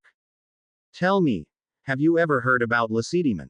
Mordanon finally asked, going with an advancing state which had slowly been gaining renown in recent years. Or maybe Massilia. Massilia was one of the most important trading ports that Mordanon knew of. Lacedaemon. The lad asked bewildered. Massilia. Mordanon frowned, but decided to not give up immediately. Lacedaemon's main settlement is Sparta, Mordanon said, concentrating on the first question. Have you ever heard of Sparta? Yes, the lad answered bewildered. That's good, Mordanon sighed. So tell me, where is Sparta from your home? Is it in the west? The north? The south? The east? Now the lad looked as if he was utterly confused. It is nowhere from my home, I think, he finally answered. I've no idea if the city of Sparta still stands, actually. I just know that the Spartans don't exist anymore. They don't. The answer was something that Mordanon hadn't wanted to be true, but at the same time had already suspected. The boy nodded. Their kingdom has been gone for I don't know a few hundred years. Which only left one conclusion, no matter how much Mordanon had wanted to deny the theory at first. How many winters in the future are you from? Mordanon asked, feeling overwhelmed by his proven yet so unlikely theory, while in the same moment, the lad cried. When by Merlin am I? Those last words from the lad just affirmed Mordunan's conclusion. The lad was not from this time. He traveled in time. Mordanon thought, a bit stunned that something like that was actually possible. He actually traveled in time. It sounded unbelievable, yet it was the only conclusion that fit the evidence. And yet, Mordanon wasn't sure how much he could help the lad with his question of when he was. He had traveled the world, had seen different cultures and people. And Mordanon hadn't been traveling for just a few years, he had traveled quite a few centuries. He had seen people change, had seen cultures change and had learned that nothing was stable, so he was quite sure that no matter what he told the child, he wouldn't be able to answer a question like when, especially when there were hundreds of different ways to count the years and measure time. The only one who could eventually measure the time between the here and now and the time the lad had come from was the lad himself. Can you possibly guess how far back you are? Mordanon asked the lad. The lad frowned and Mordanon sighed. There was not only the problem with the boy actually having traveled in time, but also with the fact that the boy most likely didn't have any family anywhere near here, and a young druid without family or guidance. Mordanon sighed and shook his head while contemplating if he could get the child to Persia and his family. He dismissed that thought. The lad's family wouldn't know about the lad's time jump, and Mordanon knew that if they told anyone, there would be repercussions for the lad. Somebody who knew the future would be highly valuable, and never able to live a normal life. That wasn't something Mordanon wanted the lad to face, but what other possibilities were there? It was at that moment the child hesitatingly spoke up. I don't know, the lad said. I've never been good in history. Well, it's a dull subject anyway, and Bins definitely doesn't help. The lad pondered that a little bit more. Guess some things might have happened in between the story of Sparta I know and my times. Hermione definitely would know all that, but, the lad shrugged at that. But it has definitely have to be some time. A few hundred years at least. A few hundred years. Well, that would explain the foreign and strange clothes the boy was wearing as well as the language he was speaking. So English is the language of another conqueror of Britannia.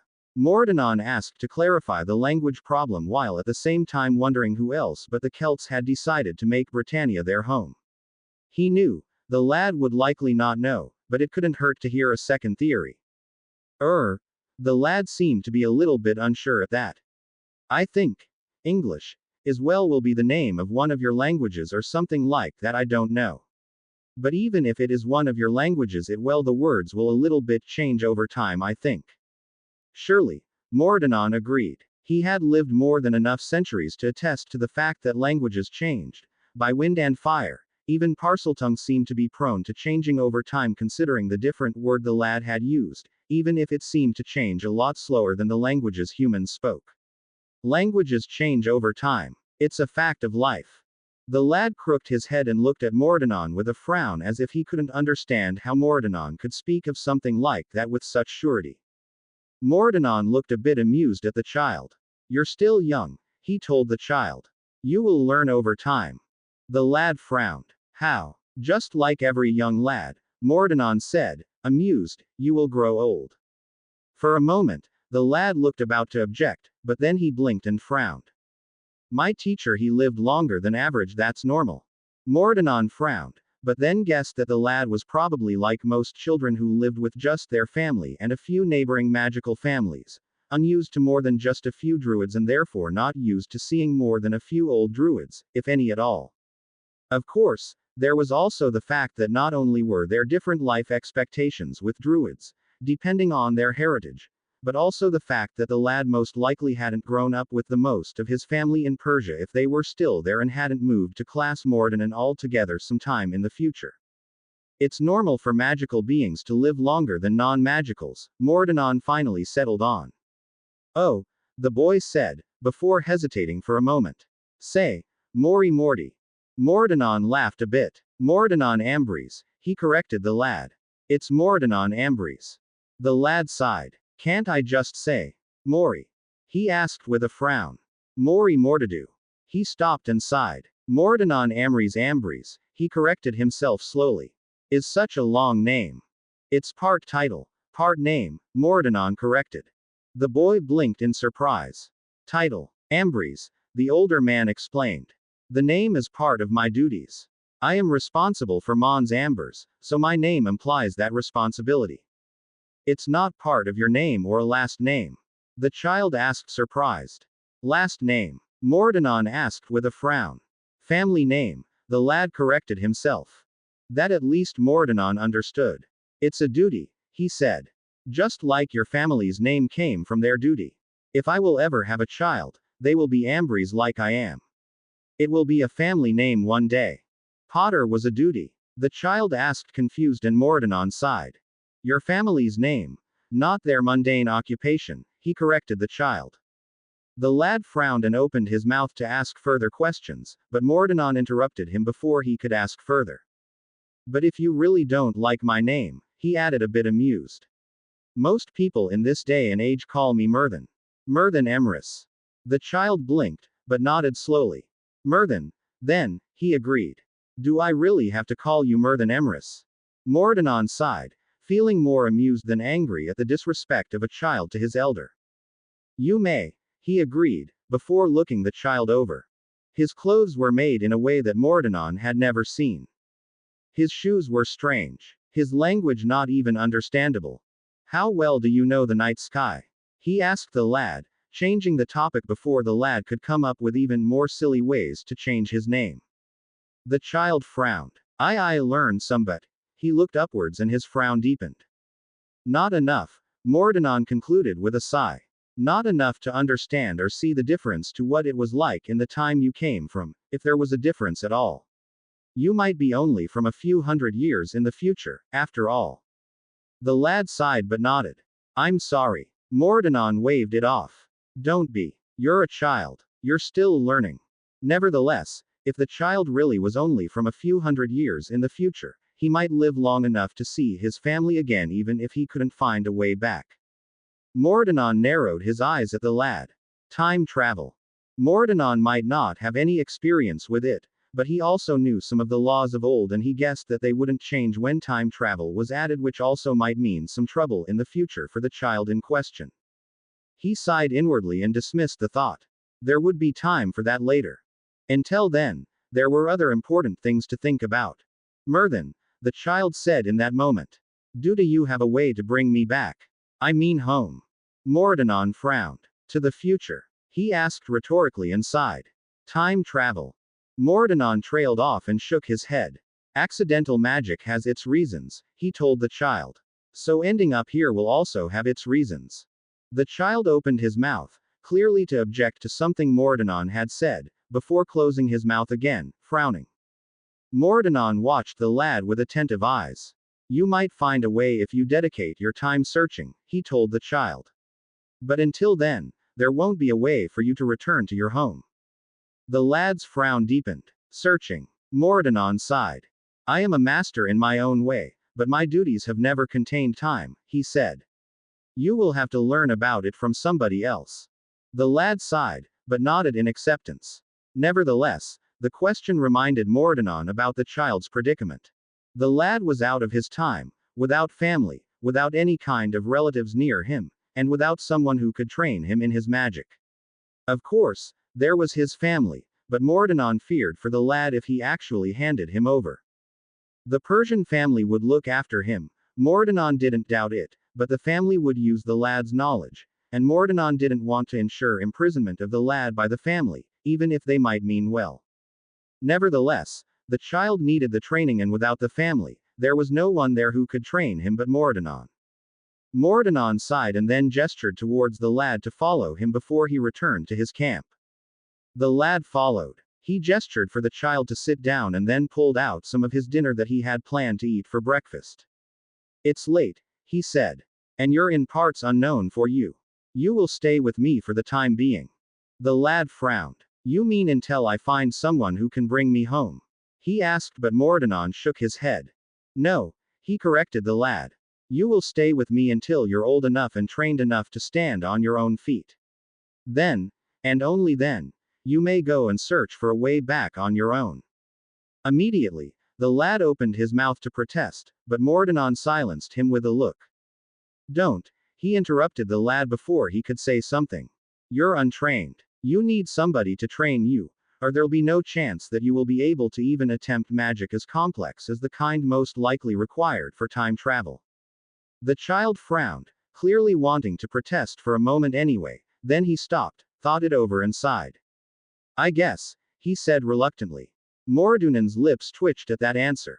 The lad was still a child, no matter how reluctant he was to agree to anything that would make him look like one. You're going to need your staff if you want to continue your training, he added and looked at the lad, expecting him to pull out his staff and check it over for damage. Instead, the boy frowned. Staff, he repeated. The thing you use to help you manipulate your magic, Mordanon explained and pointed at his own in his hand. Didn't they have staffs in the future? The lad blinked in surprise, but then he searched his clothes before running back to the space he had been lying in when he arrived to search the floor. Where is my wand? Do you have it? He finally asked, still searching. Now it was Mordunan's turn to be confused. Your wand, he repeated and wondered if that was one word that had changed over time even in Parseltongue. Is this the tool you use as a conduit for your magic?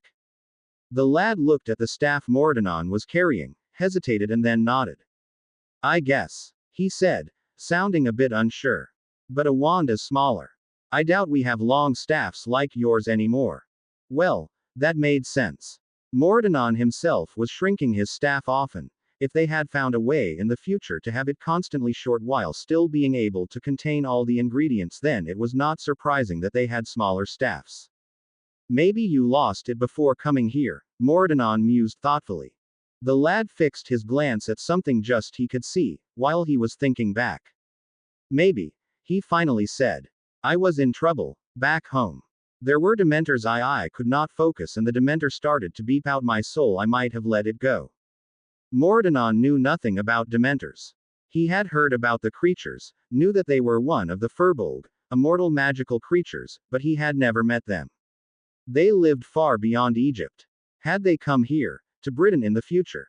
You can't change it anyway, so stop pondering, Mordanon reprimanded himself aloud. Well, You will need a staff and a new master to teach you until you find a way back to where you come from. I already told you, I'm willing to be your new master. Nevertheless, you will have to look into a way back on your own once you're trained. I won't stop you from looking, but it'll only be by chance if you find something. Until then, I will teach you all I know, but first I will take you to Kerlid to get you a staff. You'll need a staff to properly learn how to focus your magic. He looked the lad over. There was just one more important question when it came to teaching magic. How many winters have you seen, lad? He asked the child. The lad blinked, a bit confused, but answered nevertheless. 15 since a few days. That meant that Mordanon had been right with judging the lad's age. The lad had just matured one time in his life. It also meant that they'd have some time until the child's next maturity, no matter if Mordunan's suspicion was right or not. He sighed and then gestured for the child to return to their camp for the night. Let's settle for the night and tomorrow we'll start traveling towards Kerlid, he decided. On the way, I'll also start judging your knowledge of magic and teach you the languages of Class Mordanon. The child frowned, but in the end acquiesced. For the night, Mordanon ensured that the lad would be the one laying in the safer part of his camp, near the trees and away from the clearing, while Mordanon took the unsafe part where wild animals would reach first. Of course, there were wards that could be drawn for protection, but those were intricate and time-consuming, so doing it the mundane way was his best option. The next morning, they started to wander the moment the sun rose. We're walking, the lad asked while falling into step with Mordanon. What about brooms? Mordanon frowned. Brooms? He asked. The lad shrugged. Well, I know that flow travel is out of question, but port keys. Brooms. At that, Mordanon sighed. I have no idea what a port key is, he said. And I can't even imagine why you'd need a broom to travel. The boy shrugged and then launched into a vague explanation that didn't actually contain a lot of information about how to build something like the things described. Mordanon guessed that while the elders of the boy's time might have known, the boy hadn't been trained long enough to even understand the theoretical aspects. They don't exist here, he said when the lad stopped speaking. I fear we'll have to use the old-fashioned way and walk. The answer was a sigh, but the child accepted it with a nod. Mordanon decided to distract the lad and instead started to ask him questions to see how much he knew about magic. He found he wasn't impressed with the answers. The boy had no idea about rituals, about runes or their equivalent in the future, and no idea how to even start using arithmetic to calculate his magic. He was passable at plants and herbs, less so in potions, and reading the night sky seemed to be centered on things that Mordanon had never heard about, or maybe knew under different names. In the end, Mordanon decided to return to the basics. Did your parents teach you to control your magic? Mordanon knew that this was the most important question. No. This was an answer Mordanon hadn't expected. No. Your parents didn't teach you any kind of control. My parents are dead, sir. But your relatives trained you, didn't they? It was the duty of the elders to train the young ones, after all, so no matter what, the lad should have been trained at least a bit. My aunt doesn't have any magic, the child answered nervously. But I went to Hogwarts. It sounded natural, as if the lad actually expected Mordanon to know what he was talking about, as if that man was somebody well known all over the Isles in the lad's time. It felt bad to disappoint the lad, but Mordanon wasn't willing to lie even for something small like a famous teacher. Training was built on trust, so truth was the best way to gain it. Hogwarts. I fear I have never heard of him. Is he your master? As soon as he asked the question, he knew he had asked the wrong thing, because suddenly the child's face fell and pure horror crossed his features. Lad, are you all right? Mordanon asked, worried. No. No. No. No. No. The lad suddenly cried. Please tell me you know Hogwarts. Mordanon frowned. It was a man. A single man. The lad shouldn't have been so upset about the fact that Mordanon didn't know him, even if Hogwarts might have been the old man, the teacher, the lad had mentioned before. Every life started some time, and maybe the life of this master hadn't started yet, or he wasn't well known yet. It shouldn't have mattered. It was a little thing, in the end, even if it might mean that the lad was a bit further in the past than he had thought. A year less or more shouldn't be that upsetting, after all. Nevertheless, the child ended up in tears with that revelation. For a moment, Mordanon hesitated. Then he sighed and reached out towards the child to hug him. Normally, tradition said that children not your own or not your relatives shouldn't be touched. It was basically as bad as lying with somebody else's wife. But the lad was alone and the only one he had was Mordanon. So touching the child was what Mordanon did, even if it basically meant that he promised the child to be his teacher. I'm sorry, lad, he said. But that's how it is. People are born, they live, they die, and even if they end up well known, at the beginning, they start like everybody else. The answer was tears, thousands and thousands of tears. Mordanon pulled him closer and the lad turned into his embrace. Fingers tuck into Mordunan's tunic and the lad took a hold of him as if his life depended on it. Mordanon grimaced. It was bad. Really, really bad. That, at least, he understood even though he didn't understand the reason why. In the end, Mordanon didn't know how long it took him to calm the lad down before he finally let go of Mordanon to wipe away his tear tracks. Are you all right, lad? He asked. The child sniffed, but nodded, and Mordanon made a mental note that he had to train the lad in customs as well. It seemed that customs had changed over time and Mordanon wasn't sure if it was for the better. If you are care to explain what shook you so much. Well, Hogwarts isn't a person, the lad finally replied. In my time it's a place to learn. And it's been a place to learn for at least 1,000 years. If you don't know it. And suddenly Mordanon understood why the lad had suddenly been that distressed. A place to learn, founded 1,000 years in the past. And yet, Mordanon had never heard about it ever before. The way it sounded, that place had to have been huge. There must have been at least 50 or more people there to learn. And it must have been a good place to learn, well known all over Class Mordanon. No wonder the lad had expected Mordanon to know about it. No wonder the lad had been so shocked when Mordanon told him he had never heard about it. I guess it's well known where you come from. Mordanon asked. The lad nodded. Everyone goes there. He agreed. Well, everybody in Britain. Mordanon was guessing that the lad had exaggerated the whole thing a bit, but he acknowledged that at least quite a few children must have gone there to learn their magics. He wasn't sure if that was such a good idea considering the boys obviously lacking education, but he guessed that the reason the lad didn't know those things lied in the different times he came from. Not that Mordanon agreed with whatever reason might have been named by the lad's teachers. Far too many important things were unknown to the lad, and it would be Mordanon who'd be forced to correct them. In the end, Mordanon just commented on the one important fact that the lad had drawn from the conclusion. This means, you ended up a lot further back in the past than you originally thought, he concluded with a sigh. This also meant something else for the lad.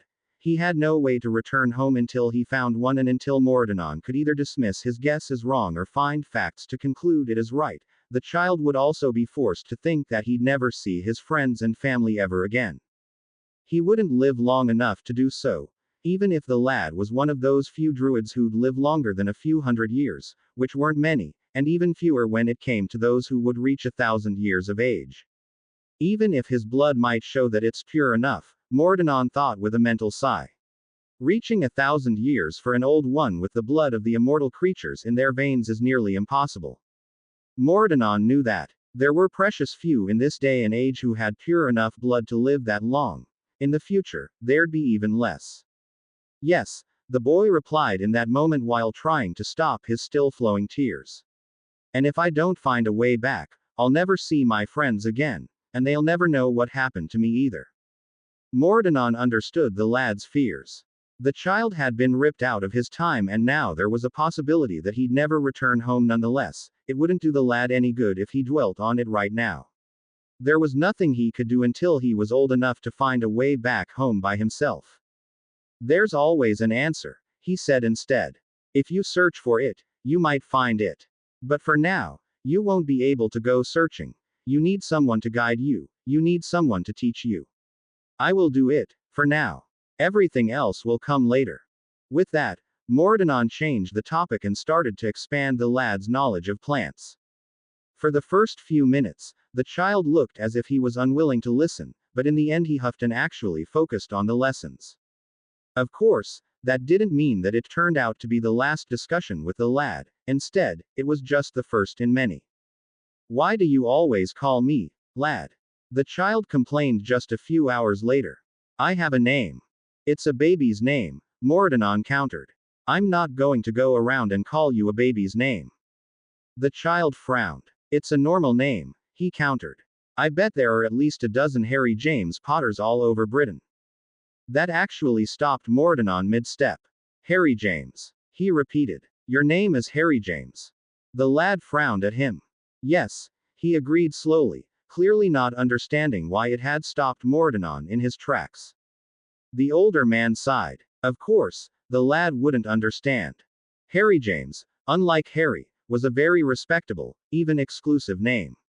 Normally, it was a name only used in the Pendragon family, one of the oldest lines in Class Mordanon who were, thanks to their dragon heritage, masters of the land, but maybe that had changed over time. It wouldn't be the first name which changed that way, after all. But the lad didn't seem to understand its meaning. All right, Mordanon finally agreed. Harry James it is. I will call you by your name from now on. The lad frowned. It's just Harry, he started, but Mordanon stopped him before he could continue. I'm not using a nickname, he countered the child's objection. It's either Harry James or lad, choose. The child mulled over that for a moment before he sighed. Harry James it is, he agreed, and Mordanon nodded before he went back to teaching.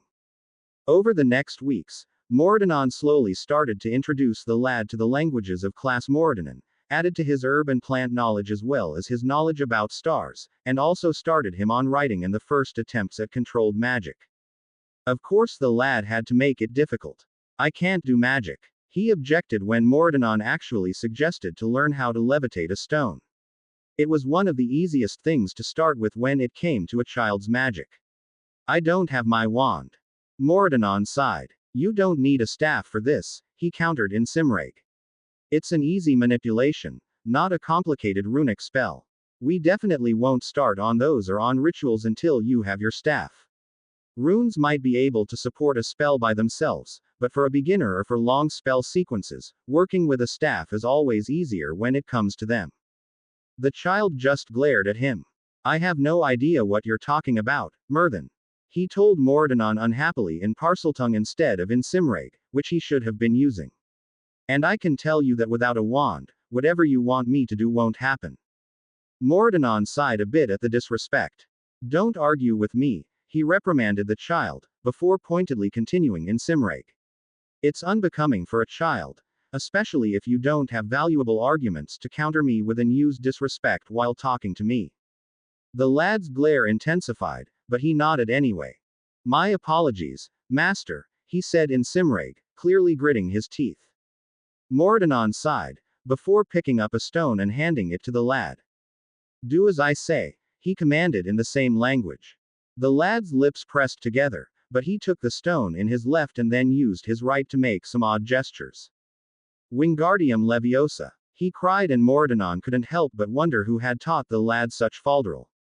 He sighed and took the stone from the lad before letting it rise in his hand without any unnecessary gestures or words.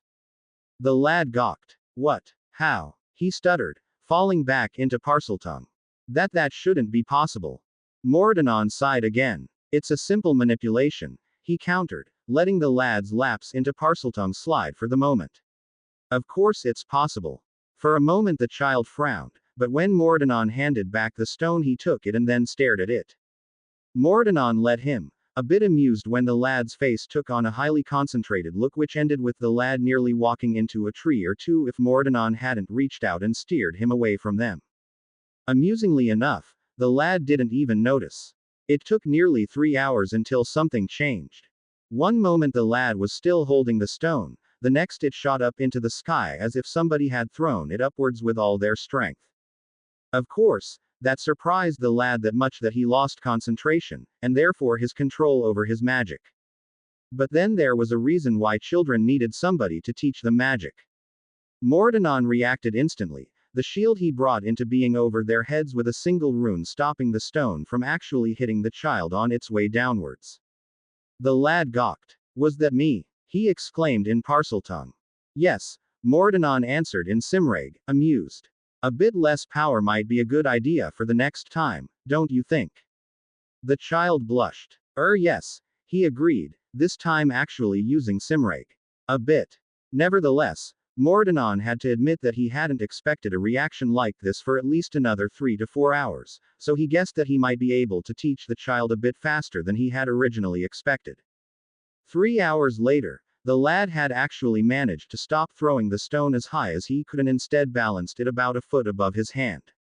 It was still a bit high up, but at least it was visible and not trying to reach the clouds anymore. Of course, this might have been their first, but definitely not their last, argument. Why do I need to learn arithmancy? Do you or don't you want to learn your rituals and runic casting? What do I need it for? Nothing if you continue to talk to me like that. I apologize, Master. Please, what do I need rune spells and rituals? Why? Yes, Master. Why do I need rune spells and rituals? Because you're a druid and I'm your master. I won't let you run around half-trained and unable to do more than a few tricks to entertain children. And when the child pouted after that, Mordanon just looked at him with a frown. If you don't learn to behave like you should, he threatened. Then I will add healing and wound treatment as well to your current schedule. Of course, the threat didn't actually stop the child from getting into another argument with Mordanon some time later. Why do I need that knowledge about plants? He complained. It's not as if they're useful for anything but cooking. They're useful for your survival, Mordanon countered and glared at the child. And we're using Simreg. The lad just rolled his eyes. I'm still learning it, he countered stubbornly in Parseltongue. And I don't understand why you added all that knowledge about hunting and plants useless for potions and. If it's useless, how about you go and search for our food for tonight, Mordanon countered with a raised eyebrow. That actually stopped the child dead in his tracks. What? He asked, confused. Why? You have stuff in your bag.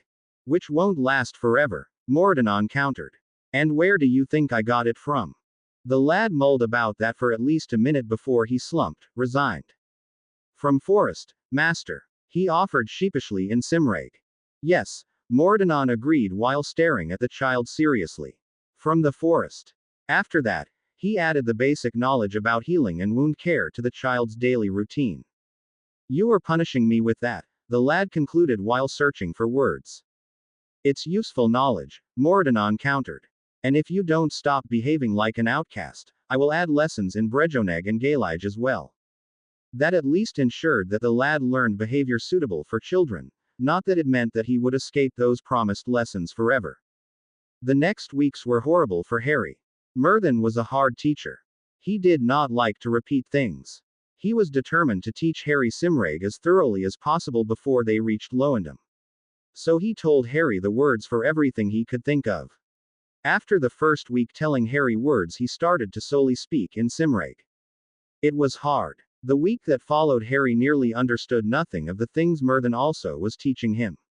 Mostly it was herbology and potion theory. But Harry had to learn, and soon he was able to understand Myrddin, even he still struggled with answering in Simreg. It was his need of the language, Myrddin's dislike to repeat himself, and the lack of a notebook that animated Harry to remember words and stuff soon just after hearing them one time. When they finally reached Loandom, Harry had a good enough grasp of Simreg to understand the most things Myrddin said, and his potion and herbology knowledge had improved. He also had learned to hunt, to cook with an open fire, and some other stuff needed in the wild. Today we will meet an old friend of mine, Myrddin said in Simreg. He is a staff maker. He will make you a new staff. This should take a few days. After that I will start to teach you fully. Until your staff is ready, I will start you on writing. Writing. Harry carefully formulated. Why do you need me to start up writing? On writing. Myrddin corrected absently. On writing. Harry repeated. So you do know how to write? Myrddin finally asked. Yes, my writing. Harry wasn't sure how to tell Myrddin that maybe their writing types were different, but Myrddin understood. I will teach you to write runes, he said. First Harry didn't understand, but when Murthen repeated the sentence in Parseltongue he finally did. Runes. He repeated the word Murthen had used, filling it in his vocabulary while thinking that he now would have to learn what he had chosen not to in third year. And there was no Hermione to help him with that. He sighed. Well, there was nothing he could do to change that. He would have to learn what Murthen wanted him to learn until he and Murthen had found a way to bring him back to the future. At least his feet weren't sore anymore and he had gotten used to walking all day. Here we are. Harry stopped when he heard Murthen's voice. Don't forget, lad. Don't tell anyone that you are from the future. We will tell them you are from a different country, nothing more. Do you understand? This time Murthen spoke Parseltongue to make sure that no one would understand his words. Yes, Harry answered in the same language. That was also something that he had gotten used to. He could choose now to speak Parseltongue freely without trying to imagine a snake first. Good, Murthen said, and then he knocked on the door frame. The door of the small cottage itself was just closed with a simple fur. The village they were in was small. Harry roughly estimated 20 to 30 small, wooden cottages. Murthen had called the village one of the bigger ones in Britain. Harry did not want to think how big a small one was. Come in, a voice said, also in Cymraeg. You seem to know who was standing in front of your door, my friend, Murthen said and entered, holding the fur open for Harry. Of course I do. I heard news of your return here and so I was pretty sure to see you in the next weeks. You never fail to knock on my door frame. The wizard who answered was an old-looking man with white, bushy hair and eyes so bright that they seemed to have no iris at all. Ollivander, Murthen greeted smiling. Let me introduce my apprentice Harry James. Harry James, this is Ollivander. He is the best staff maker in Britannia and my friend. I greet you, elder, Harry answered. It was difficult to learn all the different greetings Murthen told him, but when he glanced at Murthen he saw him nodding. He seemed to have chosen the right one. I greet you also, young one, Ollivander answered. You seem not to be from here. I am not, Harry answered. But my master is teaching me Cymraeg so that I will be able to communicate. And he does it well, Ollivander said smiling and then turned back to Murthen. I understand you need a staff for the lad. I do, Murthen answered. I have my suspicions of his ancestry but I am not sure so you will have to test him. The lad is a Firbolg born, isn't he? Ollivander asked and Harry opened his mouth to ask what a Firbolg born was just to snap it shut the next moment. This was a talk between elders, a child was not allowed to butt in. Murthen had taught him that and Harry dared not to break this rule. The world he was in was foreign to him so it was best to behave like a child should do here. Ollivander instead seemed to have seen the question in Harry's eyes because he laughed at him. A Firbolg born is a person born from parents who were both magical creatures like dragons and unicorns. He explained. Harry blinked, but dared not to say that he definitely wasn't a Firbolg born. He might be, Murthen answered.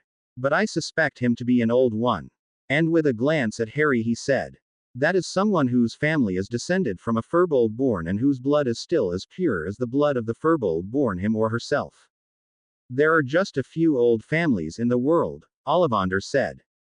I know. So you have a reason to believe something like that. Yes, a good one, Murthen answered but didn't elaborate. Ollivander seemed content with that so Harry had to conceal his curiosity. So a staff for the lad, Ollivander said instead and looked Harry over. Well, then come with me, young one. Let's see what we are dealing with. And with that he left his cottage. Harry looked hesitating at Murthen but when Murthen nodded, he followed the other wizard. He felt relieved when Murthen followed him. They left the village and entered the forest. There they walked until they reached a hill. On top of the hill was standing a stone circle with a stone bed in the middle. This is a ritual circle, Murthen explained to him. It is used for healing and other things to do with the human body. You will have to lay down on the stone bed. Ollivander will do the rest. Don't fear, my boy, Ollivander butted in. This is a simple ritual. I will need a drop of your blood and a strand of your hair. That is all. The only thing that could feel a little bit odd is when I touch your mind with mine. Don't use occlumency, just let me do it. I will not read your thoughts. Harry wanted to ask what occlumency was, but he just nodded and laid on the stone bed. It felt odd to lie there and to wait that something would happen. When Ollivander peeked his finger with a ritual dagger, and drew a drop blood, Harry felt nothing. Ollivander let the drop blood fall on the ground, and suddenly the earth lit up and the stone circle looked as if it was lit with hundreds of lamps or with the sun itself. Then Ollivander cut a strand of Harry's hair and let it also fall to the ground. Again the stone circle lit. This time it was too bright to see anything except of white. Then the light dimmed. Well, that was powerful, Harry heard Ollivander murmur. You are definitely an old one. And a powerful, too. Harry looked at Ollivander baffled. But before he could comment on the older wizard's words, sparkling white runes appeared in the sky above him. Ollivander gasped. Silence, while new runes appeared, this time they were muddy brown. Ollivander gasped again. Well, that changes everything, he said, and suddenly he sounded old and very serious. That foul thing will have to leave first. Foul thing. Harry was not sure he heard right, and this time he could not stop himself from speaking. Yes, foul thing, Ollivander said, and erased with a wish of his hand the writing in the air. Come on, lad, we will have to talk to your master. When Ollivander left the stone circle, Harry followed him confused. Ollivander's face was grave. Merlin, who had been waiting right outside the stone circle, raised an eyebrow when he saw them return. What happened? He asked. You were right, Ollivander said. The boy is an old one. And I mean a really old one. He is the heir to an old family, and a really ancient old family. So his parents were both. Yes, Ollivander answered. But that's not all.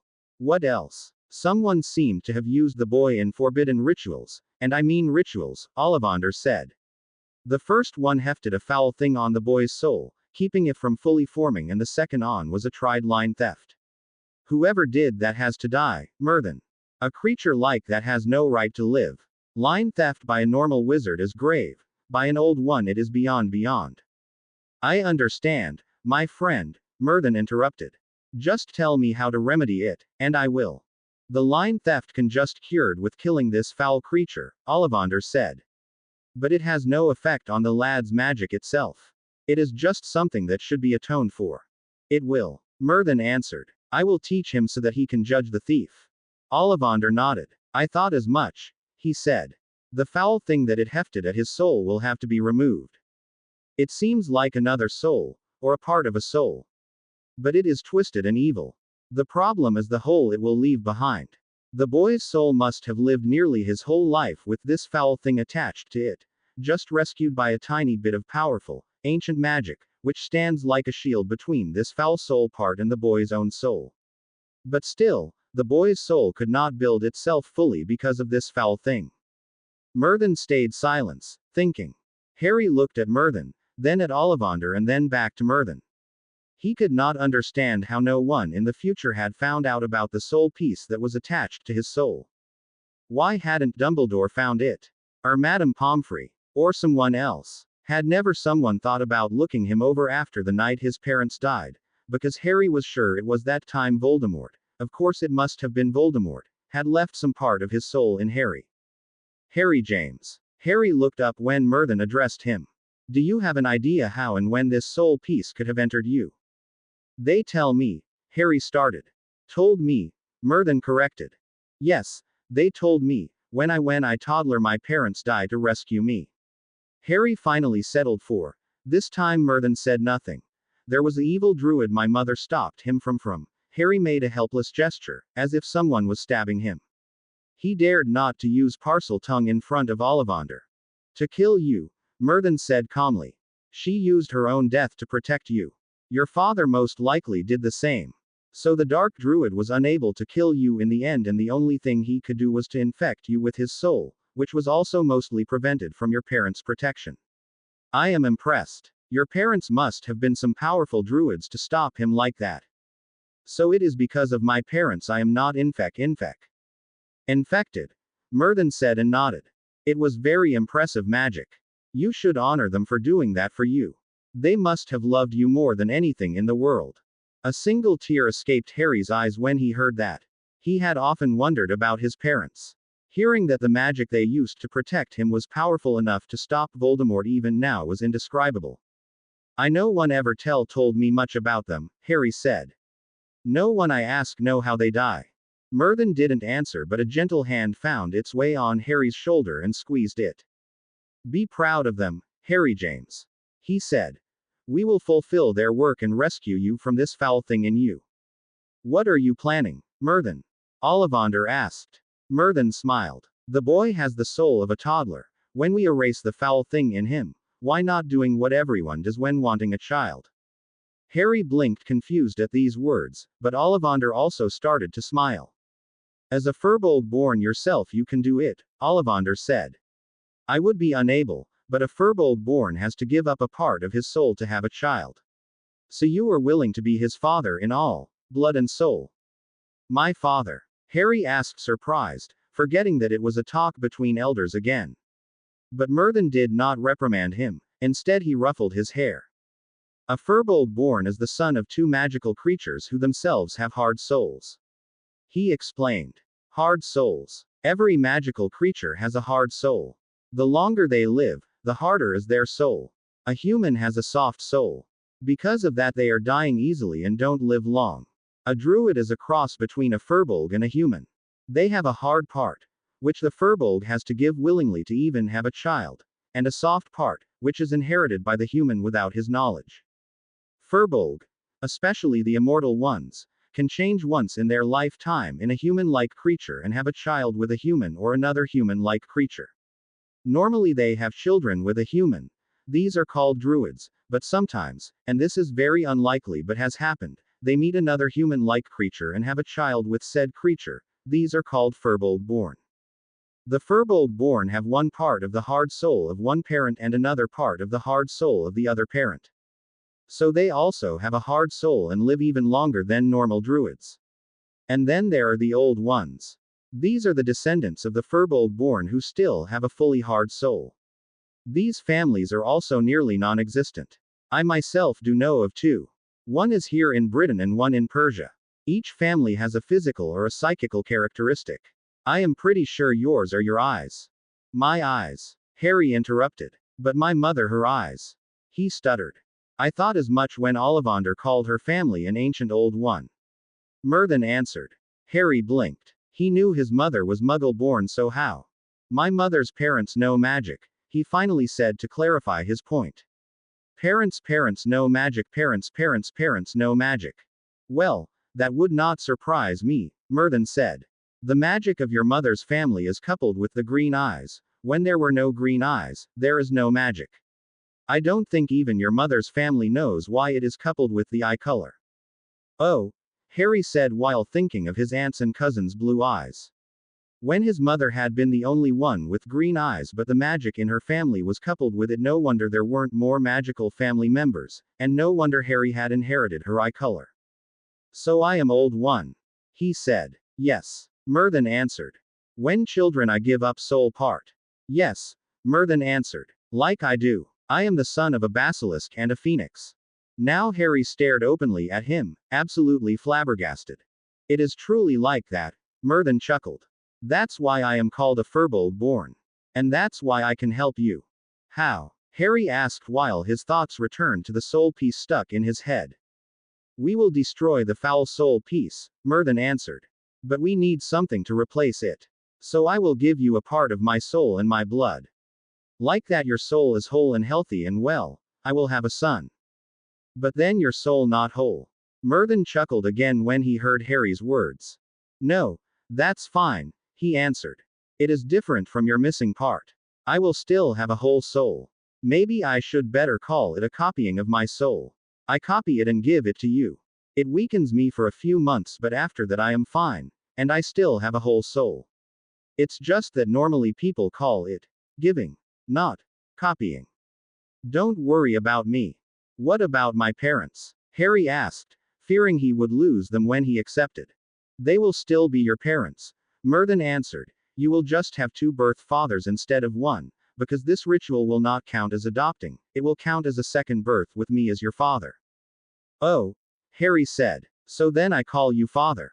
You may. Merlin answered, shrugging. I would like to be called father by my son, but I won't force you. Harry stared at the man in front of him and suddenly a single thought shot through his mind. You could have what you always wanted. You could have a family.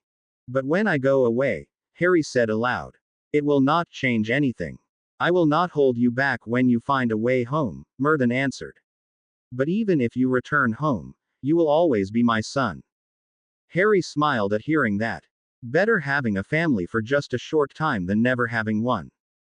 I do it, he said. How doing? Soon Harry realized this ritual was much more complicated than the last one. They returned to Ollivander's cottage and the next 3 weeks they used to prepare for the ritual. Harry was taught how to prepare it and also how to write and read runes. His Simreg also improved and Ollivander started him on Brejoneg. Harry hated it. Now he had to change languages when he was talking to either Merlin or Ollivander. But he could see that there was a difference in his ability to remember things. This time he seemed to grasp the new language faster than the last time. And then the big day arrived, and they returned to the stone circle in the forest. While Harry helped Merlin drawing runes and circles in the earth, Ollivander soaked the stones and the stone bed with different potions. So now I just need to know a few last things, Merlin said. I know you don't know your full name, so we will have to do it without. I know my name. Harry returned staring at Merlin. Yes, the name you are called, but normally every parent and godfather does choose a name. Merlin returned. So Harry James is likely just the name your mother has chosen. Why my mother? Because she has birthed you. It is her right to choose how you are called, Merlin answered, and Harry gave up. He did not know how to tell his soon-to-be father that giving a name in his time was different than here. So, what do you also need to know? The names of your parents and your godfather. Merlin answered. It is enough, when you know their first and last name. You don't have to tell me their second and third name. Harry stared at Merlin. He wasn't sure why Merlin needed the names because Merlin had kept quiet about that part of the ritual. My mother's name was Lily. Lily Potter. Born Evans, he finally answered. My father's James Potter. My godfather's name is Sirius Black. Merlin nodded and returned to his work without saying anything else. Harry finally did the same. Finally they were ready. Harry undressed himself and then laid down on the stone bed while Merlin cut his wrists. Taking the blood of his wrists, Merlin started writing runes on Harry's body, some on Harry's forehead, some on his chest, some on his arms and some on his feet. Then Merlin healed his cuts and also carved some runes on his own forehead, wrists and ankles. Blood oozed from these wounds but Merlin ignored it. He then changed to another dagger and started to carve the runes he had written in his own blood on Harry's body in Harry's flesh. Finally he took some of the blood oozing from Harry's wounds and rewrote the runes on his own forehead. Ollivander activated the circle. White light filled the hill. And then both he and Merlin began to chant while Ollivander lit one potion-soaked stone after the other with fire. The final one he lit was the stone bed Harry was lying on. Harry had thought that it would hurt, but when the flames reached him, they caressed him, and then them and all the other flames suddenly were beeped in him, while the chanting of Merlin and Ollivander started to get louder and persistent. And suddenly there was pain, unbelievable pain, starting from his scar and spreading through his whole body. Harry would have liked to scream or to curl himself into a small ball, but he couldn't. The runes on his body and the circle runes prevented both. So he lay there, screaming silently with pain while he heard the chanting of Merlin and Ollivander. And then, suddenly the pain from his body drew back to his scar, and a black mist oozed out of it, screaming with a high-pitched voice. It vanished as soon as the light of the stone circle hit it. And suddenly Harry felt empty. Empty and somehow not fully there. Then he felt Merlin's hands holding his head. Merlin bowed down to his knees, invisible to Harry's vision. But Harry could feel Merlin's lips, slightly dotting his forehead. And then he heard Merlin speaking. You are my son. The stone circle lit this time in a blue light, blue flames dancing in the night sky. You are my flesh. The runes Merlin had written with his own blood on Harry and after that carved them in Harry's flesh started to burn. Blue fire lit them and spread beneath Harry's skin. You are my son. The fire reached Harry's eyes and suddenly he couldn't see anything anymore. His eyes burned and hurt while the rest of his body also started to hurt. You are my soul. Suddenly the empty feeling in Harry vanished and warmth spread through his entire body, succumbed his pain. Murthan swayed for a moment before he continued. You are my son, he said, his grip tightening. I give birth to you today. The blue flames burned Harry's skin with cold fire. His eyes, teeth and ears began to hurt even more. Then his chest joined them, followed by the veins when Harry's blood decided to burn with blue fire. Finally his skin started to hurt again and his fingertips prickled. I name you today. You are my son, your name is Salvajahar. This time Ollivander joined in. One of his hands got hold of Harry's shoulder. I name you my godson. Your name is Sarandu, he said. I name you your mother Lily's son, Murthan said. Your name is Harry James. I name you your father James's and godfather Sirius' son, Ollivander joined in. May your name be what they decided for you. So be Emrys, Murthan finished. Because I named you my son. Be Potter, because your father James named you his son. Be Evans because your mother Lily named you her son. Be Ollivander, because Ollivander named you his godson. Be Black, because your godfather Sirius named you his godson. A dazzling bright light erupted from Harry's body, and then the pain stopped. His vision returned and he suddenly could see better than ever. Murthan let go of him and sighed. Ollivander also let go of his shoulder.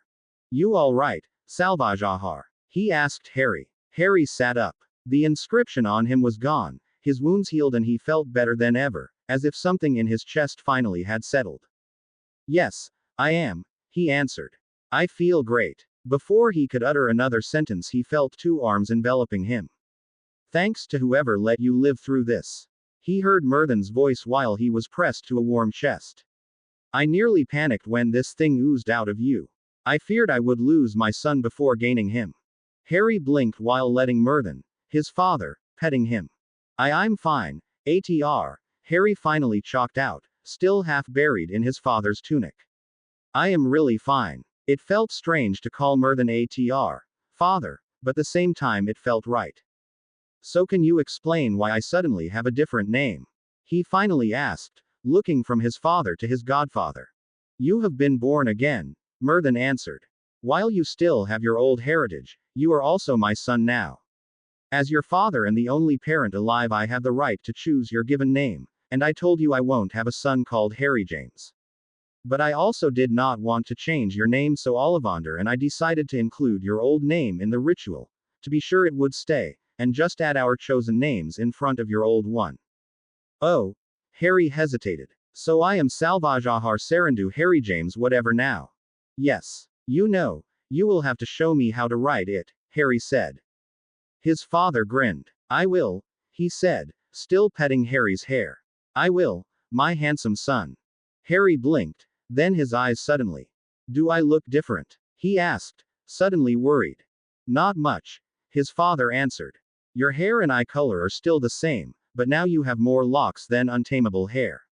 And maybe your face is a little sharper than before. It is nothing anyone would notice. Except of my name change. Harry said. People are bound to notice something like that. Well, you will have to live with it. I did not like the name Harry James. Believe me, I noticed. ATR, Harry answered dryly but also smiling. He could not even be angry with his father.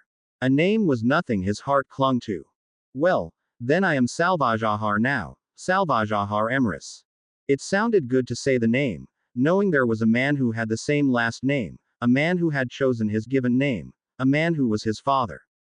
So, and now we return to the originally purpose for the first ritual, Ollivander said and took out a staff. I took the measurements I had from you and your father and built this. It should be perfect for you. Harry stared at the staff. It was slender, carved with runes and symbols, lines and circles, and it was bigger than himself, but it was perfect. He reached out and took it. In that moment his hands touched the staff, a shower of sparks erupted from its carvings, bathing Harry and his father in red, green, blue and white. The warmth Harry could feel from it was even greater than the warmth he had felt from his wand. Harry's eyes lit with green fire. It is perfect, he said, still staring at the staff in his hands. Absolutely perfect. It is oak with dragon blood, elfin hair, unicorn blood, dementor blood, grim hair, Phoenix tears, Thunderbird feather, and basilisk venom. Harry blinked. Why so much? He asked, astonished. To tune it exactly for you, Ollivander answered. These are your most important ancestors. Are they? Yes. Your mother's had two equally important lines in her blood, two ancient old ones. One of the lines had as ancestors a Dementor unicorn couple, the other one a high elven elder dragon one. Your father James was a descendant of a grim Thunderbird couple, and well, you know that Merlin is the son of a basilisk phoenix couple. Having the same magic as your ancestors had in your staff eases its use. Oh, and the more of your important ancestors you add, the better is your connection to your staff. I understand, Harry answered, still looking at his new staff. You can shrink it, you know, Ollivander said, smiling. To transport it easier. I have a wrist holster for your shrunken staff with me. Harry blinked. Can I also use it when it is shrunken? He asked. Of course, Ollivander laughed. But I would not recommend it for rituals. When your staff is shrunken, its connection with you will be less efficient. It will do no good in complicated rituals. Harry nodded. How do I shrink it? Just want it. Sal, his father answered, chuckling. Just want it. Harry stared at the staff. Then he willed it to shrink, and it did. Wow. He breathed, and his father and godfather chuckled again. So now we can finally really start with teaching. His father commented, and Harry groaned.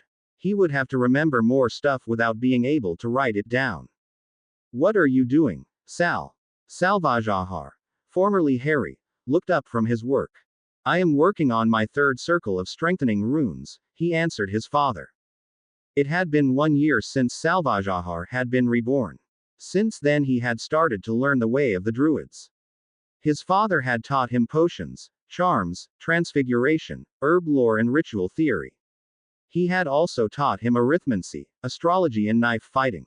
Parcel magic and language studies were mixed in all his classes. One of the most important things Sal had learned was occlumency and legilimency.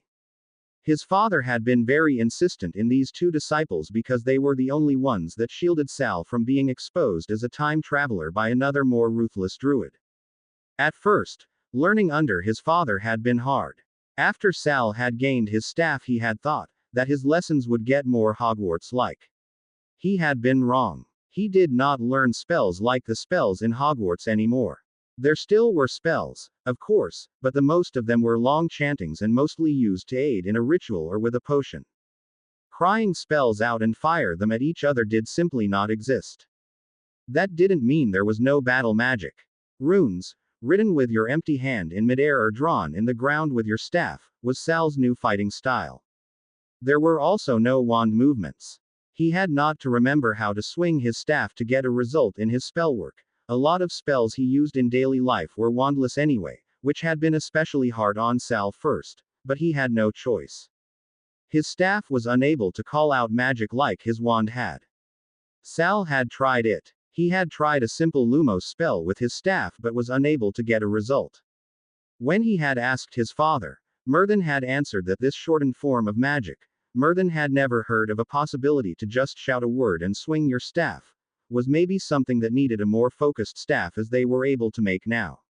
So Sal had to learn the druid's way. He had to know how the runes looked he wanted to draw, how and where to place them in full-fledged rituals, and how to use his staff not only in magic but also in fighting against mundane weapons. Sal loved and hated at the same time. After some months, Sal also had started in blood rituals. These were rituals every druid had to do to strengthen their body and their magic and finally waking their blood. Without them, Sal would not be allowed to do more than ritual theory. The blood rituals were there to protect Sal's mind and body when using his magic for other rituals. They were the foundation every druid had to have before being allowed to call himself a druid. Sal did not know what would happen if he had not done the blood rituals but had attempted a ritual nevertheless, and he didn't want to know. He had learned the hard way that Merlin and Ollivander would not hold back any answers to his questions, even if they were just asked out of fun without expecting an answer. And some things you were better not knowing, like doing rituals without blood magic, or the lives of your parents and godparents. So you will finish with your body strengthening rituals in the next few moons? Merlin asked. I think so, Sal answered, still calculating the places where the individual runes had to sit on his back. How far are you with your memory runes? These were another layer of runes to improve his memory, not that Sal needed them. Since the rebirth, he hadn't forgotten anything. Instead, he had begun to remember.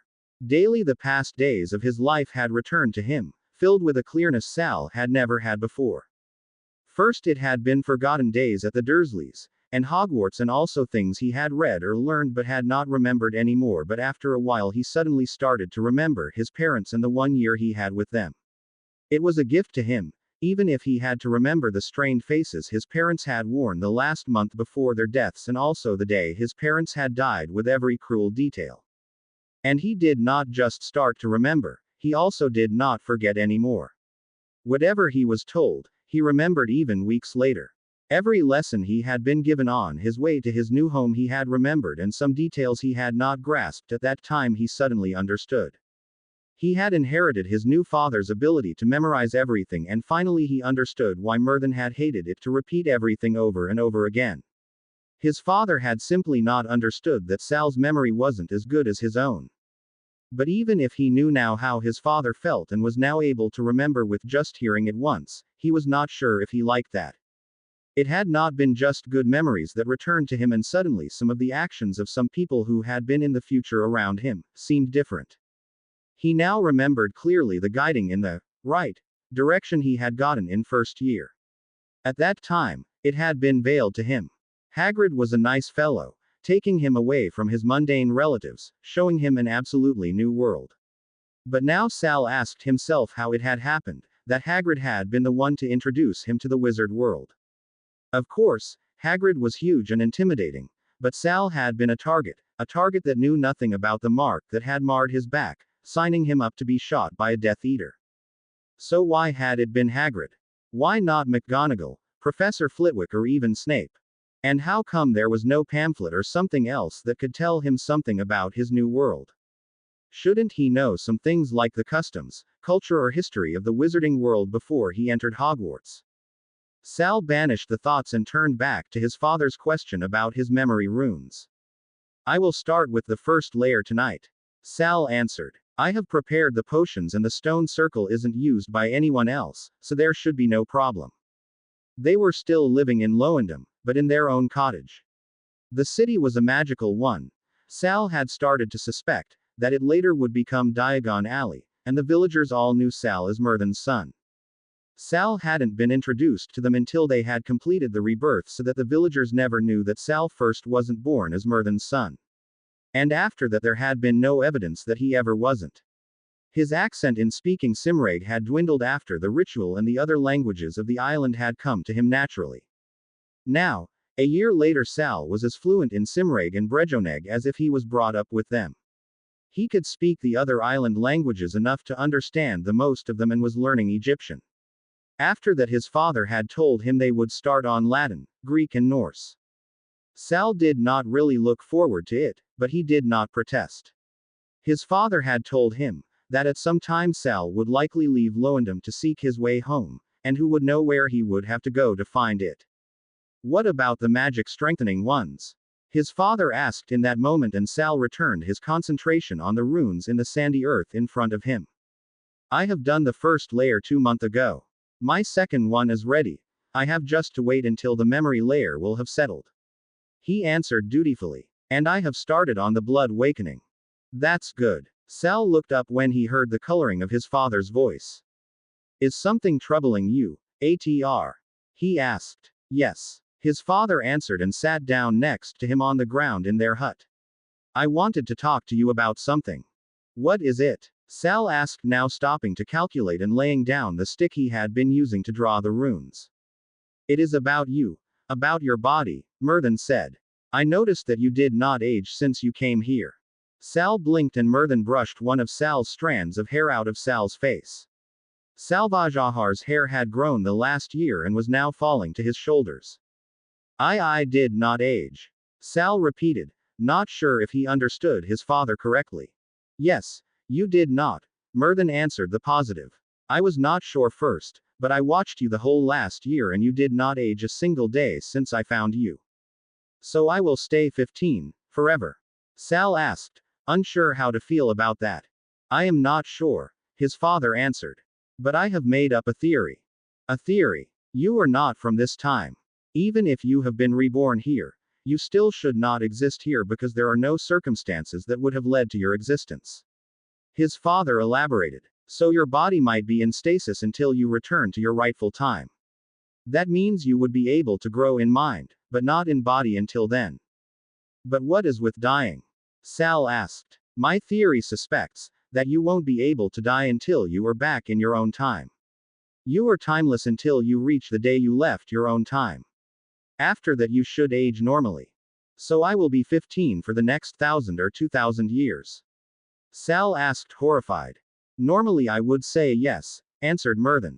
But there is a chance that when we wake your blood, you will gain the control over your age.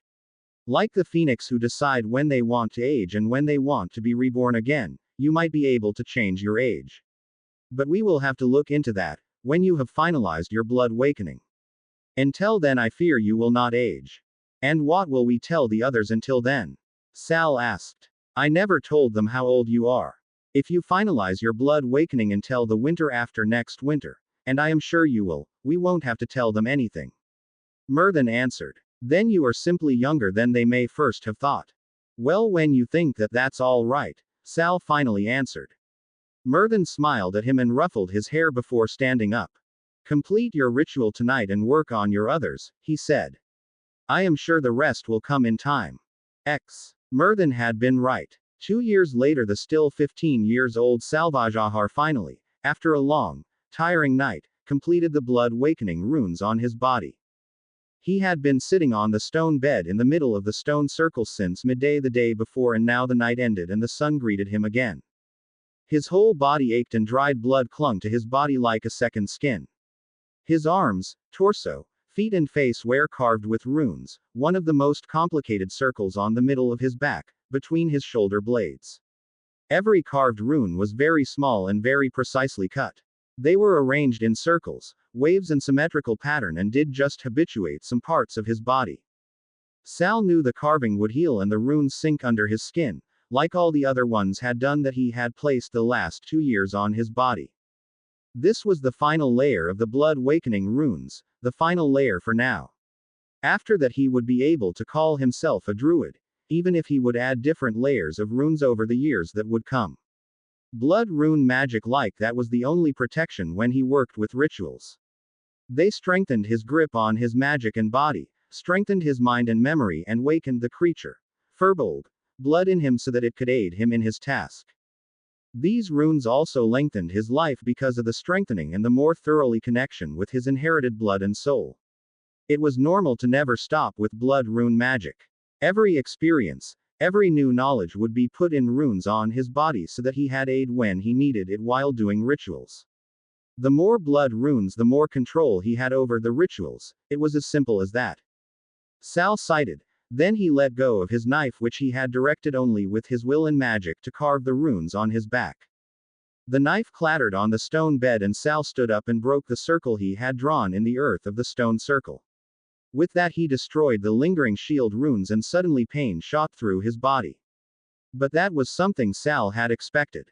The circle might shield him from these emotions until he broke it, but after that he was on his own. So Sal sat back on the stone bed again and closed his eyes. He had to first destroy the runic circle before activating his own runes. When he wouldn't, the circle and his freshly carved body runes would have easily been able to interact, and that could have been lethal for Sal.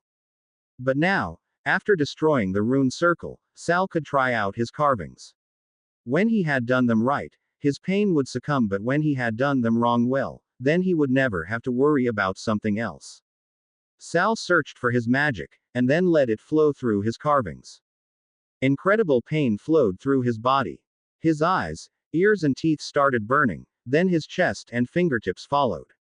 After that his skin felt as if it was lit with fire. One moment long Sal thought he had failed and was now paying the price, but then his pain succumbed to a throbbing and finally ended. Sal blinked and opened his eyes again. He stared down to his fingertips, but they were not different than before. Then he felt his ears, and they were It was not something most would notice, but when Sal felt his ears, he could feel that the former round tops were now slightly pointed, elf-like. So Sal turned his attention to his teeth. They seemed to be a little bit sharper, but except of that did not feel different. Well, I will find out, Sal thought and blinked. Just to see a shadow fleeing on both sides of his eyes. What? You seem to have inherited my eyes. Sal looked up and saw his father approaching. His vision zoomed in and suddenly he could see his father clearer than ever. A strange, red, orange and white mist seemed to round him. What? Basilisk eyes, his father answered. Yours are still green in its coloring. Not that I expected something different, but they are now as deadly for another creature like the eyes of every other basilisk. So I can kill with my eyes? Sal asked, horrified. Kill with your eyes and heal with your tears, I bet, his father answered. The same as I. Maybe you also have the basilisk venom, we will see.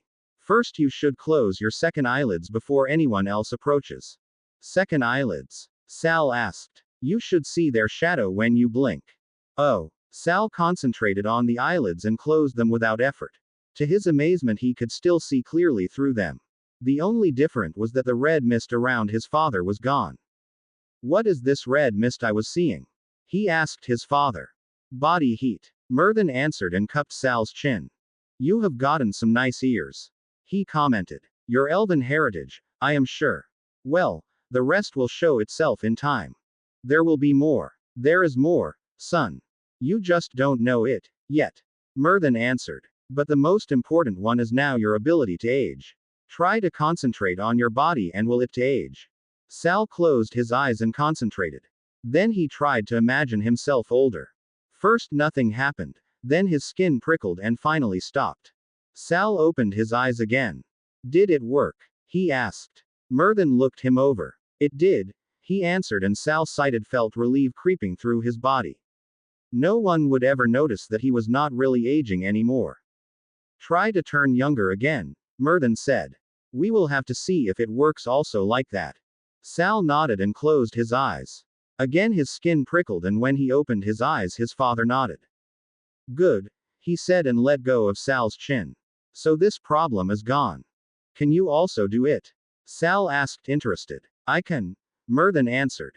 But don't forget. Just because you look older doesn't mean your body really is. It is still held in stasis, and even if it looks 20 it will still be 15, understood? So changing my age will also not change the day I die? Sal asked. No, Murthan answered. When your body is old, it is old, even if it looks as if it is still 14. I understand. And now, let's go home. Your godfather is waiting there to congratulate you, and we won't make him wait, will we? No, Sal answered, standing up and picking up his clothes. On the way home they stopped at the river so that Sal was able to wash himself. After that they returned home where Ollivander was waiting. The life went on, and finally, 10 years later Sal and his father left Loandom again to travel. Over 100 years they traveled together. They went to Egypt, Rome and the north to look for a way home for Sal. They did not find anything. No one had even heard about time travel, and so there was not even the slightest evidence about a way back to the future. When Murthan finally decided he had traveled enough and returned to Britain, Sal turned east and went to China, Japan and India. He would not return home for the next centuries, and so Murthan would first see his son again in 370 BC when Salvajahar finally decided to return home to his father to catch some breath. At that time Sal would have learned foreign languages and their writing, foreign customs and magic no one ever heard about in Britain. He would have learned the material arts to their fullest and also would have learned about the connection between body, mind and magic. His knowledge would be tenfold, but nothing he learned would give him even a clue how to return to his own time. There simply was no one who ever traveled in time. Harry had been right. As soon as the Dursleys had left the house at the fourth night he was there, he could hear other voices in the kitchen downstairs. His magic told him the rest. His senses showed him that Harry's old defense professor was one of the new inhabitants of the kitchen. He grinned and stood up. With a simple swish of his hand the things the previous Harry had spread on the floor found its way back in his trunk. Then he left his room, Harry's wand out, walking as if he was afraid. Lower your wand, Boy, before you take someone's eye out, said a low, growling voice. Harry did not lower his wand, even if he knew this voice. Instead, he played along with the afraid 15-year-old role he played. Professor Moody, he said, sounding uncertain. I don't know so much about. Professor, growled the voice, never got round to much teaching, did I? Get down here, we want to see you properly. Harry knew Moody would see through the glamour he was using for his hair, but he was now wearing Dudley's cast-off, so there was nothing else that was strange with his appearance, and his hair he could easily explain. As Harry predicted, Moody raised an eyebrow when he saw Harry's hair. But he said nothing, when Remus Lupin began to speak. It's all right, Harry. We've come to take you away. It was really strange to be called Harry. But he said nothing, except, Professor Lupin, is that you? Why are we all standing in the dark? Said a third voice, a woman's. Lumos. And suddenly Harry could see the people in front of him, and not just sense them. He knew the most of them, even if he shouldn't. He had been watching Grimmauld Place often enough to know them by now. There were Kingsley Shacklebolt, an Auror, Nymphadora Tonks, another Auror, Elphias Doge, Daedalus Diggle, Emmeline Vance, Sturgis Podmore, and Hestia Jones. No one knew. He heard them murmuring about his appearance. He looks exactly like James, was the second part of Kingsley's speech to Remus. Except the eyes. Lily's eyes. Another one said. Harry said nothing. It was not his place to tell them that he did not look exactly like James, but he could not argue with Lily's eyes. He was family after all. Instead, he focused on Moody, who eyed him with distrust in his eyes. Are you quite sure it's him, Lupin?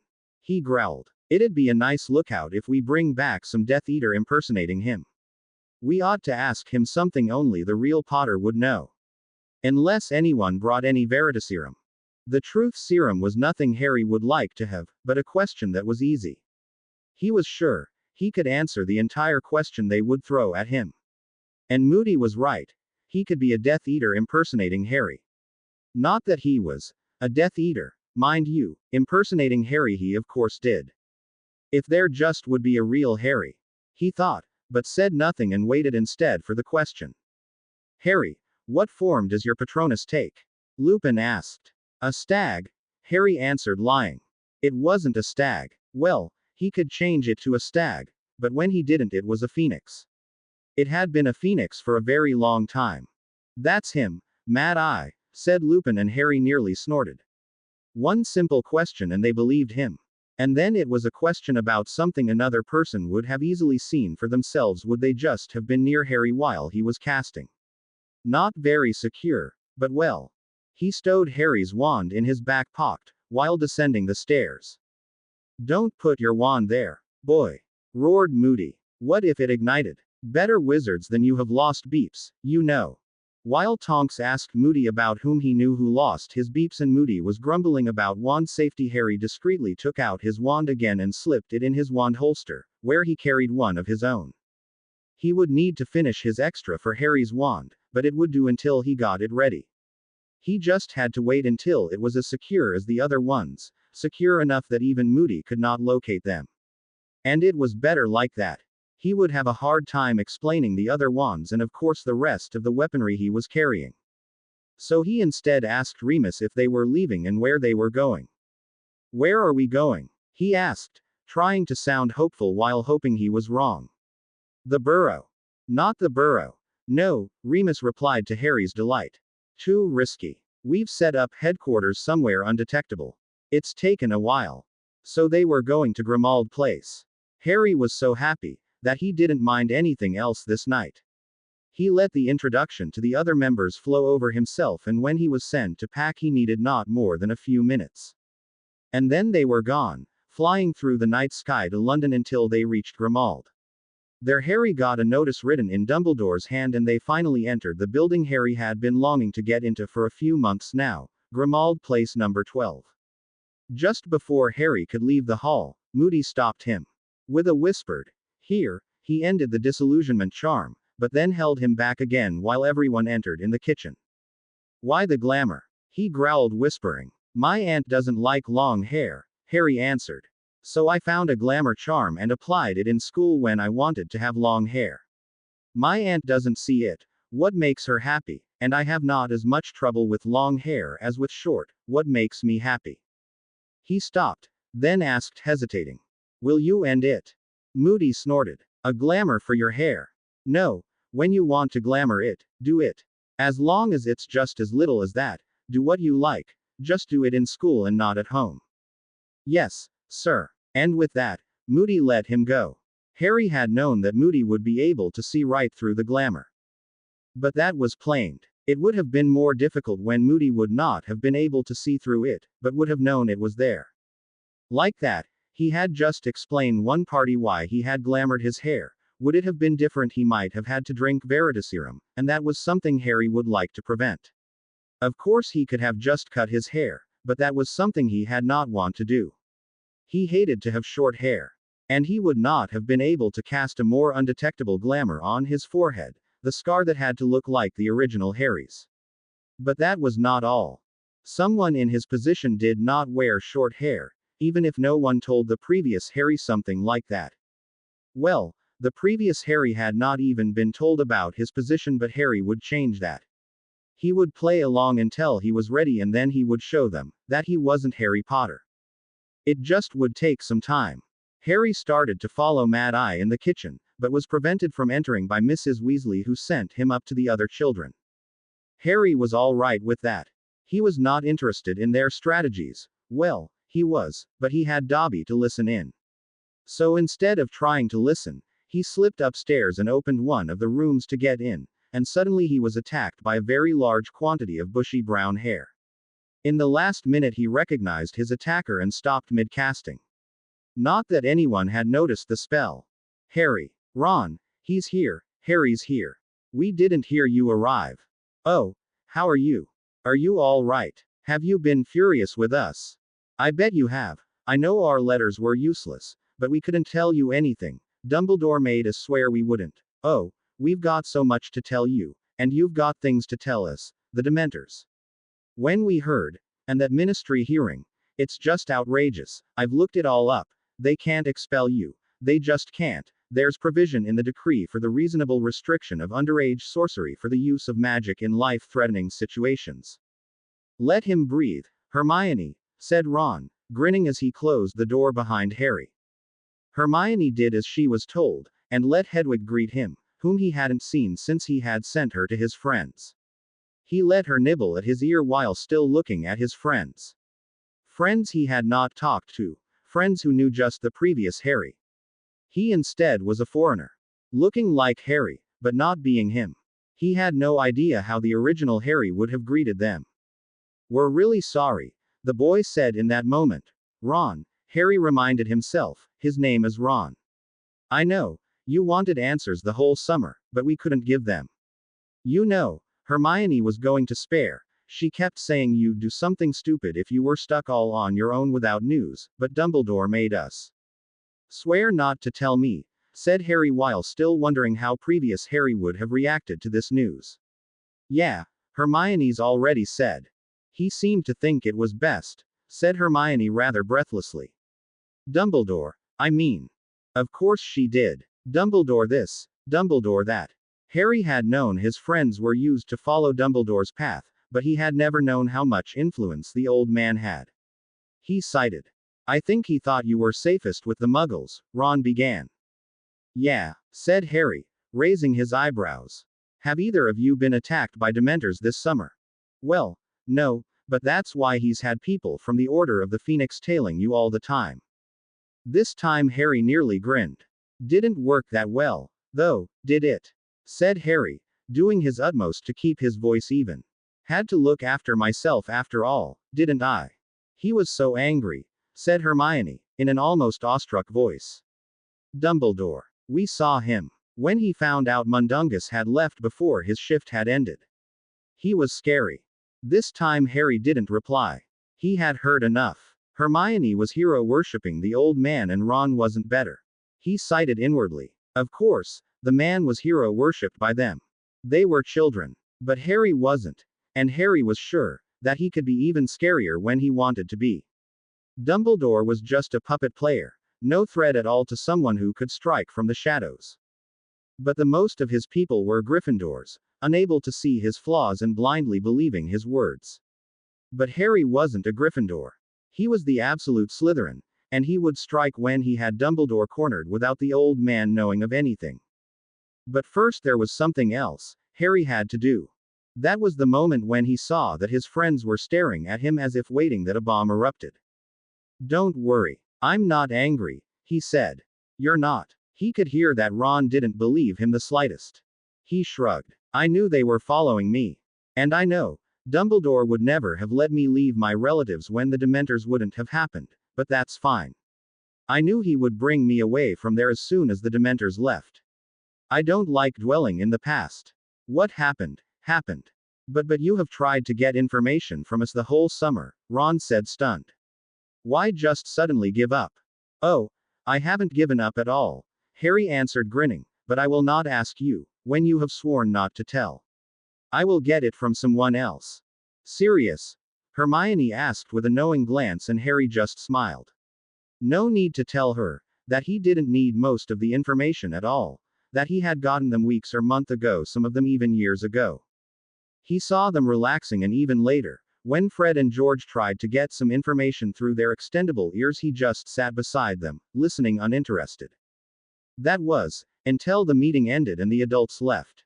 When Mrs. Weasley came to get them to eat in the kitchen. She had just advised Harry to tiptoe down the stairs, when crash! Tonks was lying on the ground. And while Mrs. Weasley cried the young woman's name and said woman apologized, the curtains in the hall opened and the screeching voice of an old lady screamed. "Filth! Scum! Byproducts of dirt and vileness! Half-breeds, mutants, freaks, begone from this place! How dare you befoul the house of my fathers?" Harry stared at the screaming painting, and when his eyes and the eyes of the painted woman met, he smiled at her. A gruesome smile, his eyes cold as death. Then he dared her to follow his gaze to his right hand, where a single ring sat, invisible for all he didn't want to see, and saw back in her eyes.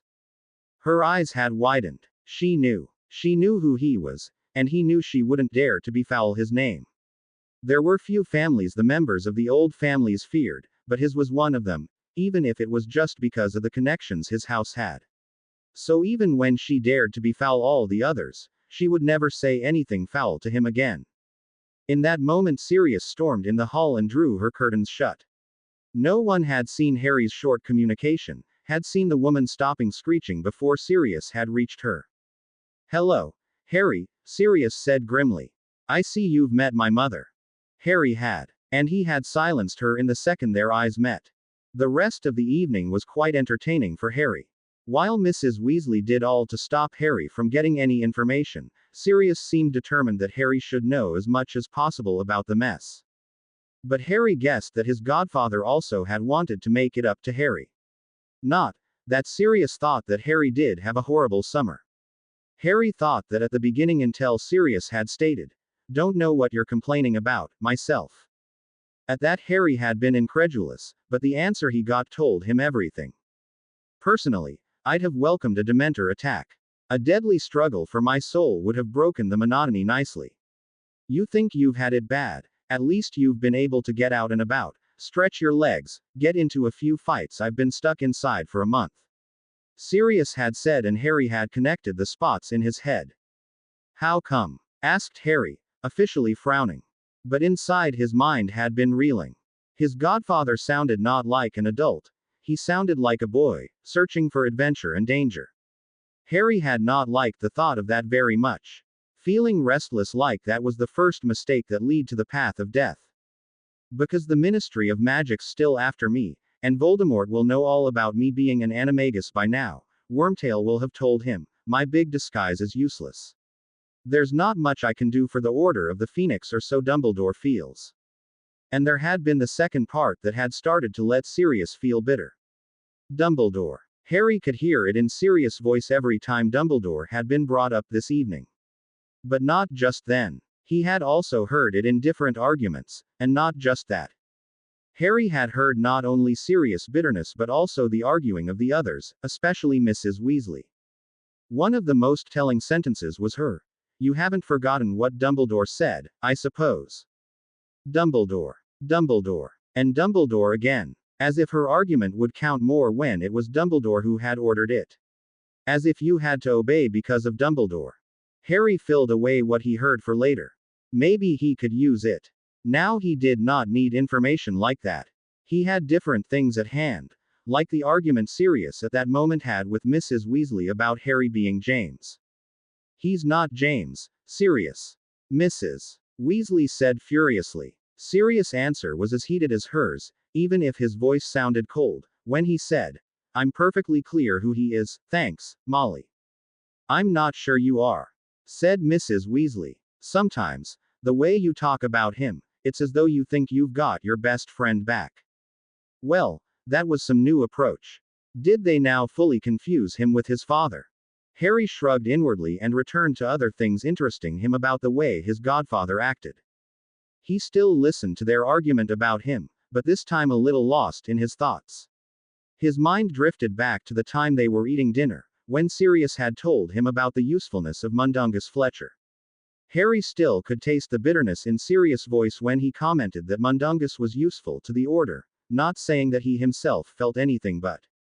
Oh, yes. His godfather was bitter, and a lot of antipathy was heating right at Dumbledore and his chronicle decease to toy with his pawns. Harry was sure that Sirius would spring into action as soon as he was able to. Maybe. Well, this thought had merit, but Harry would not decide for now. He had different things to do, and a maturity of these would not be solved in the next few hours. But it needn't to be solved by them. Instead, he waited till they had spilled everything to him that they wanted to say, inwardly laughing when Sirius used the term weapon to describe Dumbledore's great plan. Weapon. Well, Harry knew Dumbledore's weapon. Its name was Harry and it was 15 years old. Regrettably, Harry was no longer available. But that information was strictly secured until further notice, and because of that not shareable. Not that Harry really felt sorry for Dumbledore and his schemes. Finally the day ended and the others went to bed. Of course, Harry followed and after that waited until he heard the snoring sounds of Ron. It was way after midnight until Harry dared to leave the room again. He descended the stairs and stopped in front of the curtain which concealed the portrait. Warily he opened the curtain. The portrayed dame, Sirius's mother, stared at him, but remained silent as soon as she saw who had dared to open the curtain.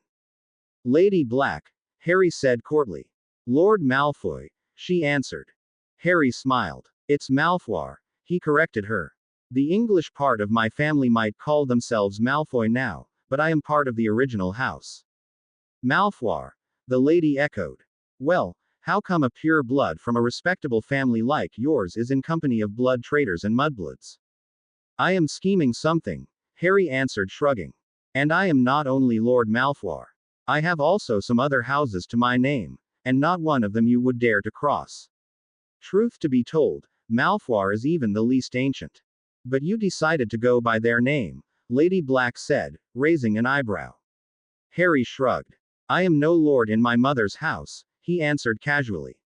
One day I might be, but until then I am still the heir. So you used your father's house, Lady Black said. Pray tell, which house is your mother's? You seemed convinced that it would frighten me more. Harry just smiled at her and asked. The protection layer the old man laid upon the house, will it stop me from leaving and entering again, or will it show someone that I did leave? The lady frowned. Why do you want to know? I want to fetch something, Harry finally said. I need to know. The old man you are talking about, the headmaster of Hogwarts, Dumbledore. I am. And I know that he is out of a respectable family. That does not count anything, Harry answered. He is one of the Gryffindor heirs, the lady said. It should count something. The House of Gryffindor did not follow his line, even if he wants the people to believe that. Harry said. Truth to be told, the houses of Gryffindor and Ravenclaw both never existed in the first place. Now the lady was intrigued. So you want to tell me that every family tree with their names in it are lies? The old lady asked coolly. Harry shrugged again. I just wanted to tell you that there has never been a House of Gryffindor, Ravenclaw or Hufflepuff. There were some family members who carried on these names because they did not want to carry on their original ones, but the houses themselves never existed. And how do you know? The lady asked chilly. Don't worry, madam, Harry answered smiling. Your house still is close kin to Hufflepuff, and much closer to Slytherin himself. Slytherin? The lady asked astonished. I never knew. I knew of Hufflepuff, but there was no entrance that we are descendants of Slytherin. Oh, you are not, Harry answered shrugging. You are close kin, not descendants, but that's something I cannot tell you tonight. I need to know of the Shields and Wards tonight. I might tell you your relationship with Slytherin some other day. Lady Black sighed. Then she called. Creature.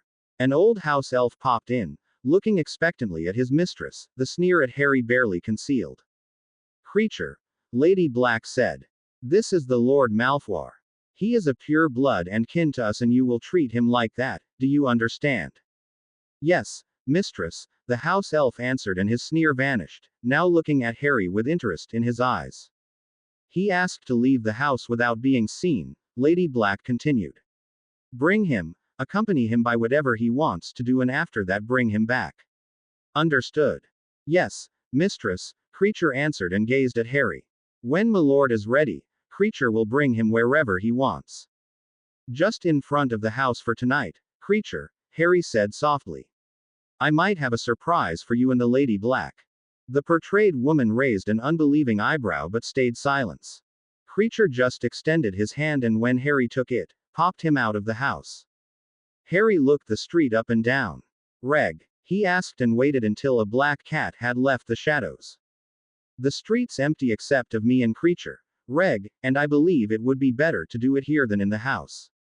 I don't want to wake someone. The cat stared at him, then it nodded and a second later instead of a cat a man stood there with black hair and gray blue eyes. Creature stared at him unbelievingly. Master Regulus, he finally cried, flinging his arms around Reg's waist while wailing his eyes out. Master Regulus is still alive. Yes I am, Creature, Regulus said, awkwardly patting the house elf's shoulder. And I am sorry that I just come home now. I am sorry I did not return as soon as I could, really, really sorry. Harry snorted. He knew, Reg wasn't really sorry. Oh, Reg was sorry to leave Creature behind because he loved the house elf like a family member, but he wasn't sorry not to return home. He had not wanted to return and tell his mother about his changed view. But that was something Reg would never tell poor Creature. We should return to the house, Reg, Harry said and Creature turned to look at him. Lord Malfoy is a wonderful wizard, Creature declared. Lord Malfoy brings young Master Regulus home. Lord Malfoy is a very absolutely wonderful wizard that he is. Harry smiled at the creature in front of him. It's Harry, Creature, he corrected the house elf. No one is allowed to know that I am Lord Malfoy. I go by Harry Potter at the moment. Creature stared at him, then he nodded seriously. Yes, Harry Potter, sir, he said. Creature will not squeal on the blood traitors and mudbloods who Lord Malfoy is. Lord Malfoy's secret is safe with Creature. Creature, you mustn't tell anyone about Lord Malfoy, Reg said intensely. It is most important for the things I and Harry want to accomplish. Yes, Master Regulus, sir. The house elf said with gleaming eyes. Everything the master commands. Harry laughed at that. We seem to have another pair of eyes for us, he grinned at Reg. The other one shrugged. Let's wait and see, he said and then commanded Creature to bring them back in. The house elf obeyed and a second later they were again standing in front of the portrait. Lady Black gawked at them. Regulus, she shrieked. Harry's silencing spell was just in time to prevent the rest of the house hearing her. Hello, mother, the young man answered. I heard you're torturing my brother now. The lady blinked. I am not torturing your brother, Regulus, she said. I hope you don't, Reg answered. We need him for later. When he's crazy until then we could have some problems. But it also would make some things easier, Reg, Harry joked. Stop it, Harry, Reg snorted. Do not lead me into temptation. Harry just shrugged. I should return to bed, he said. Ask Creature about the locked and stow it away safely. We will have to do it later. We need a secured and clean space where I can draw the protection. This will take some time. It will, Reg answered and turned to Creature. When did you last clean in this house? Creature squirmed under Reg's gaze. Creature will begin now, he answered, still squirming. Creature will have it clean pretty soon. Don't, Reg answered. Better leave it like that, so that the guests don't suspect anything wrong. Creature nodded dutifully. Just clean a room they are not occupying and rescue the library books. I also need the locket I asked you to destroy. Creature winced. I now know you had no way to destroy it, Reg said soothingly. I am sorry I asked you something you had no way to fulfill. I know if you had had a way you would have done it. Don't punish yourself for it. At that, Creature wailed again and hugged Reg. Master Regulus is a great wizard, he howled. He does forgive bad Creature for not obeying his command. I told you it wasn't your fault, Reg said earnestly. I don't want you to punish yourself for something you cannot do in the first place. I will destroy it myself. I now know how. Yourself? Huh? Harry asked. I was not aware that you are able to do it yourself now, Reg. Should I go and leave you to your task? You know what I mean, Harry. Reg growled. And I could do it myself. The object just would not survive. Maybe I should let you do it then. The locket is an ugly thing. I would not cry if it was destroyed. Harry. Reg stared at him as if he was mad. The locket belonged to Slytherin. Do you know the value of something like that? It's still nothing special, Harry answered, shrugging. And just because you live and breath the founders today, I don't have to think differently of something as ugly as that. And I thought you were born a Slytherin, Reg said, shaking his head. Harry stared at him. I'm quite sure my father's surname was not Slytherin, he told Reg. Reg snorted. I'm sure it wasn't, he confirmed. But I did it not mean it like that, and you know that. Of course, Harry shrugged, then grinned. But I like to take it like that. Harry. Oh, stop it, Reg, Harry said. But, no, I will go to bed now. You can receive the ugly locket and hide it. We will destroy it as soon as Creature has a ritual room ready. Good night. Reg sighed, but answered. Good night. And with that Harry was off to bed. Under his pillow was lying an edition of the Quibbler, one that Harry had received 2 days ago. He grinned. In it there was a special section which showed a letter written to the Daily Prophet some days ago. Beneath it, Xenophilius Lovegood, the editor of the Quibbler, had written his answers. The Quibbler Harry had was an edition in advance, because it was a weekly paper and would be released on Thursday every week. The next Thursday would be Harry found it a very fitting time. It was the day of his trial, a very fitting day indeed. Harry smirked at that, remembering his letter and the answer he had received. SSSS's. Dear Mr. Twist, my name is Xenophilius Lovegood and I am the editor of the Quibbler. I know, I am not the editor you wanted to answer your letter. Nevertheless, I will try, as I was intrigued when I read that someone so young like you dares to question our world and our press. Such courage and interest needs to be supported, and so I decided to answer your questions to the best of my knowledge. My competitor, the Daily Prophet, is a private publishing newspaper, whose shareholders decide what will be printed and what not. The same goes for my newspaper, but the difference is that my newspaper solely has 2 shareholders. The Daily Prophet has many. The major ones are the Ministry, which has the majority, and a French family, I think. Definitely fact is that the Ministry, as the major stockholder, definitely can make sure that the Daily Prophet will following its lead. Because of that, many of the articles the Daily Prophet writes may contain facts, but they are also printed in a fashion that would indeed mislead the reader. So you should read every article that is printed with the thought in mind that my dear competitor tries to show the Ministry in its best light. Another fact is that there are definitely reporters in the Daily Prophet who are using quick quote quills. Because of this, a lot of their news are inaccurate or simply false. My dear competitor seems not to care about proven facts and has little regard of accuracy in any form. That shows also the fact that there are no consequences when the reporter uses quick quote quills or faulty information. Of course, that leads to your question about serious journalism and the freedom of the press.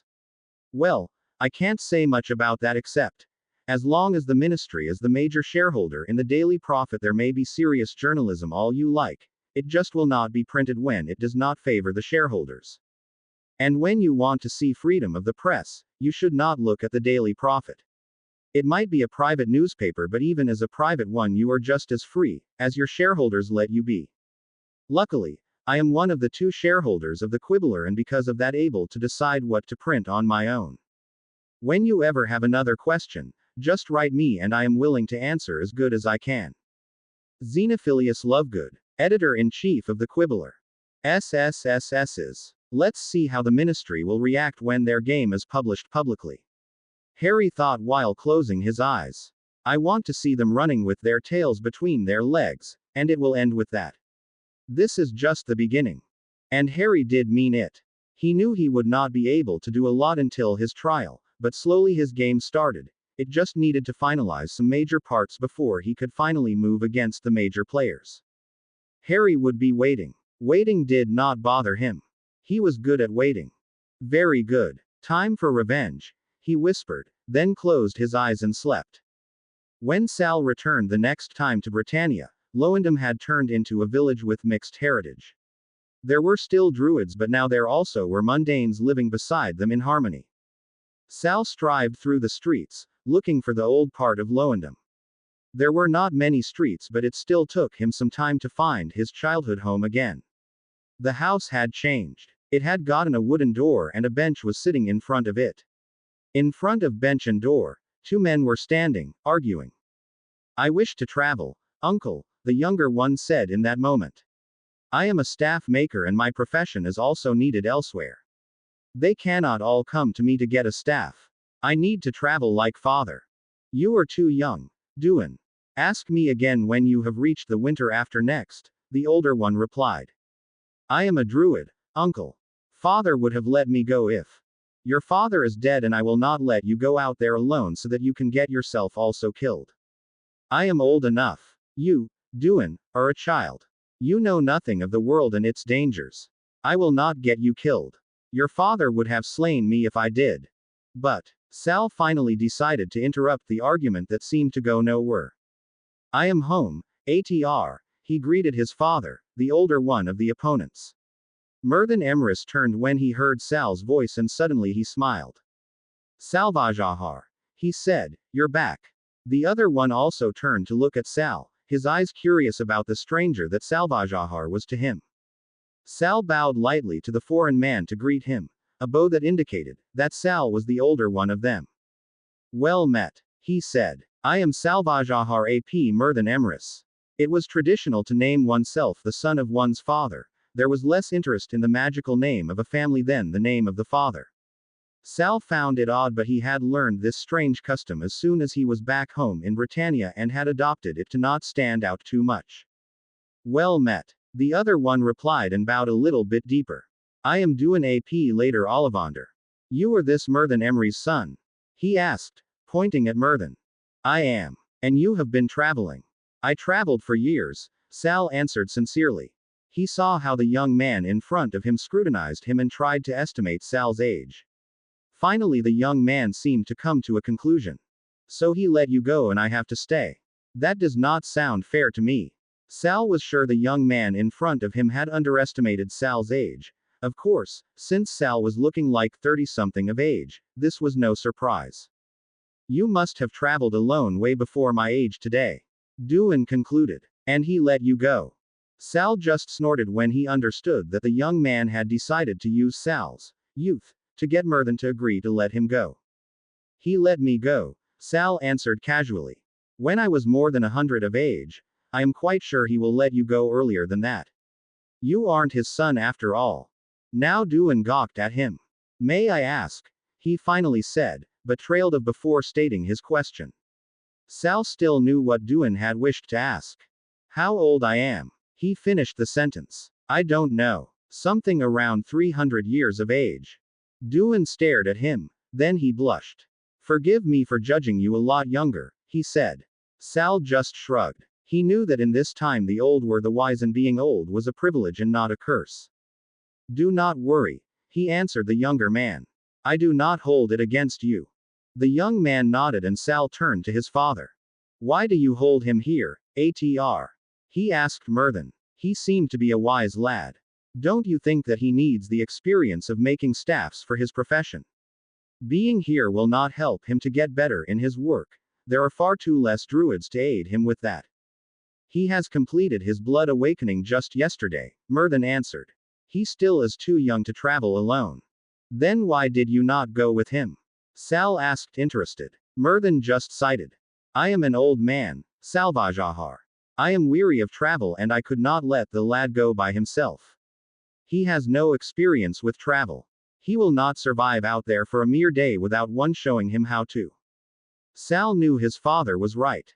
Duin Ollivander had no experience with travel. Someone who did not know what to look out for would definitely fail. There were too many dangerous places and creatures in the world to survive without the knowledge of them.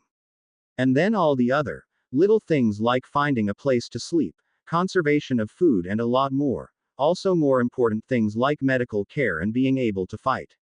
Most children learn to fight, but just a few learned how to treat wounds.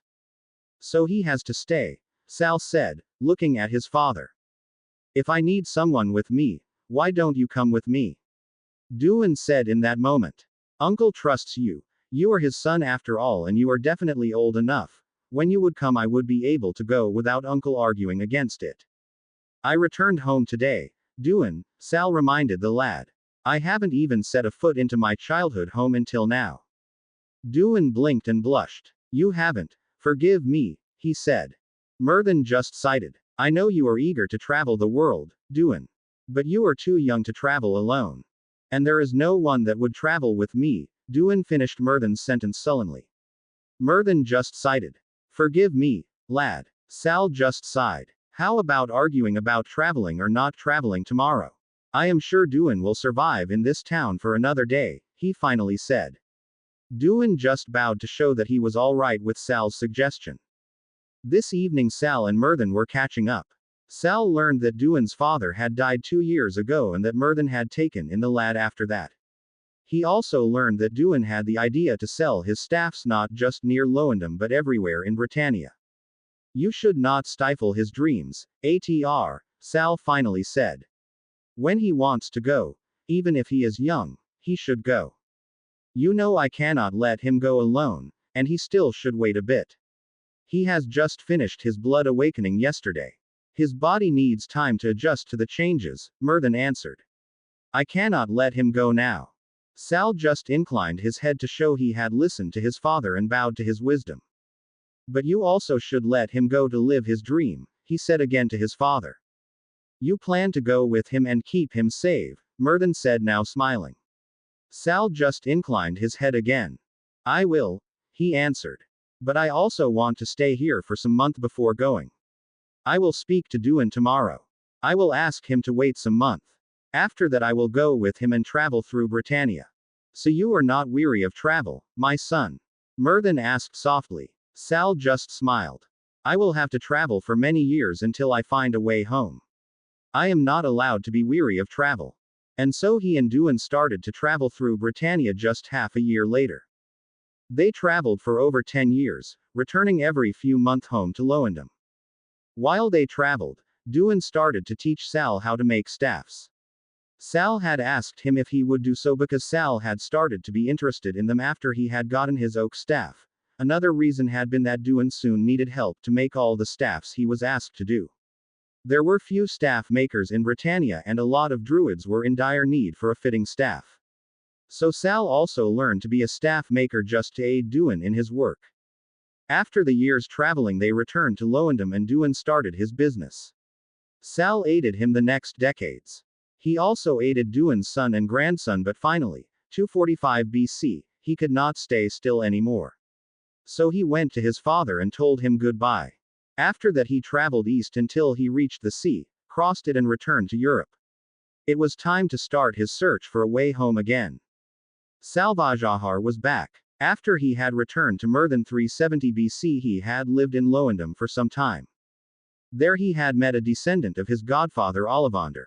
This descendant had the idea to start a business in Loendom, and Ollivander's wands were born. Sal had helped to create wands and sell them for some time. But then he got weary again. He had wanted to do something else. So he had visited the elves and lived with them. Then he had lived with a vampire coven. He finally had left Britain some 200 years ago and had traveled through Europe. He had lived in Greek, with the Germanic tribes, and in Rome. He even had returned to Egypt once or twice. And now he had returned home again. It was an old known path to him he was traveling now, a path that would him bring back in a few weeks to his childhood home. The first time he had traveled the path was more than 500 years ago when he first arrived in this time.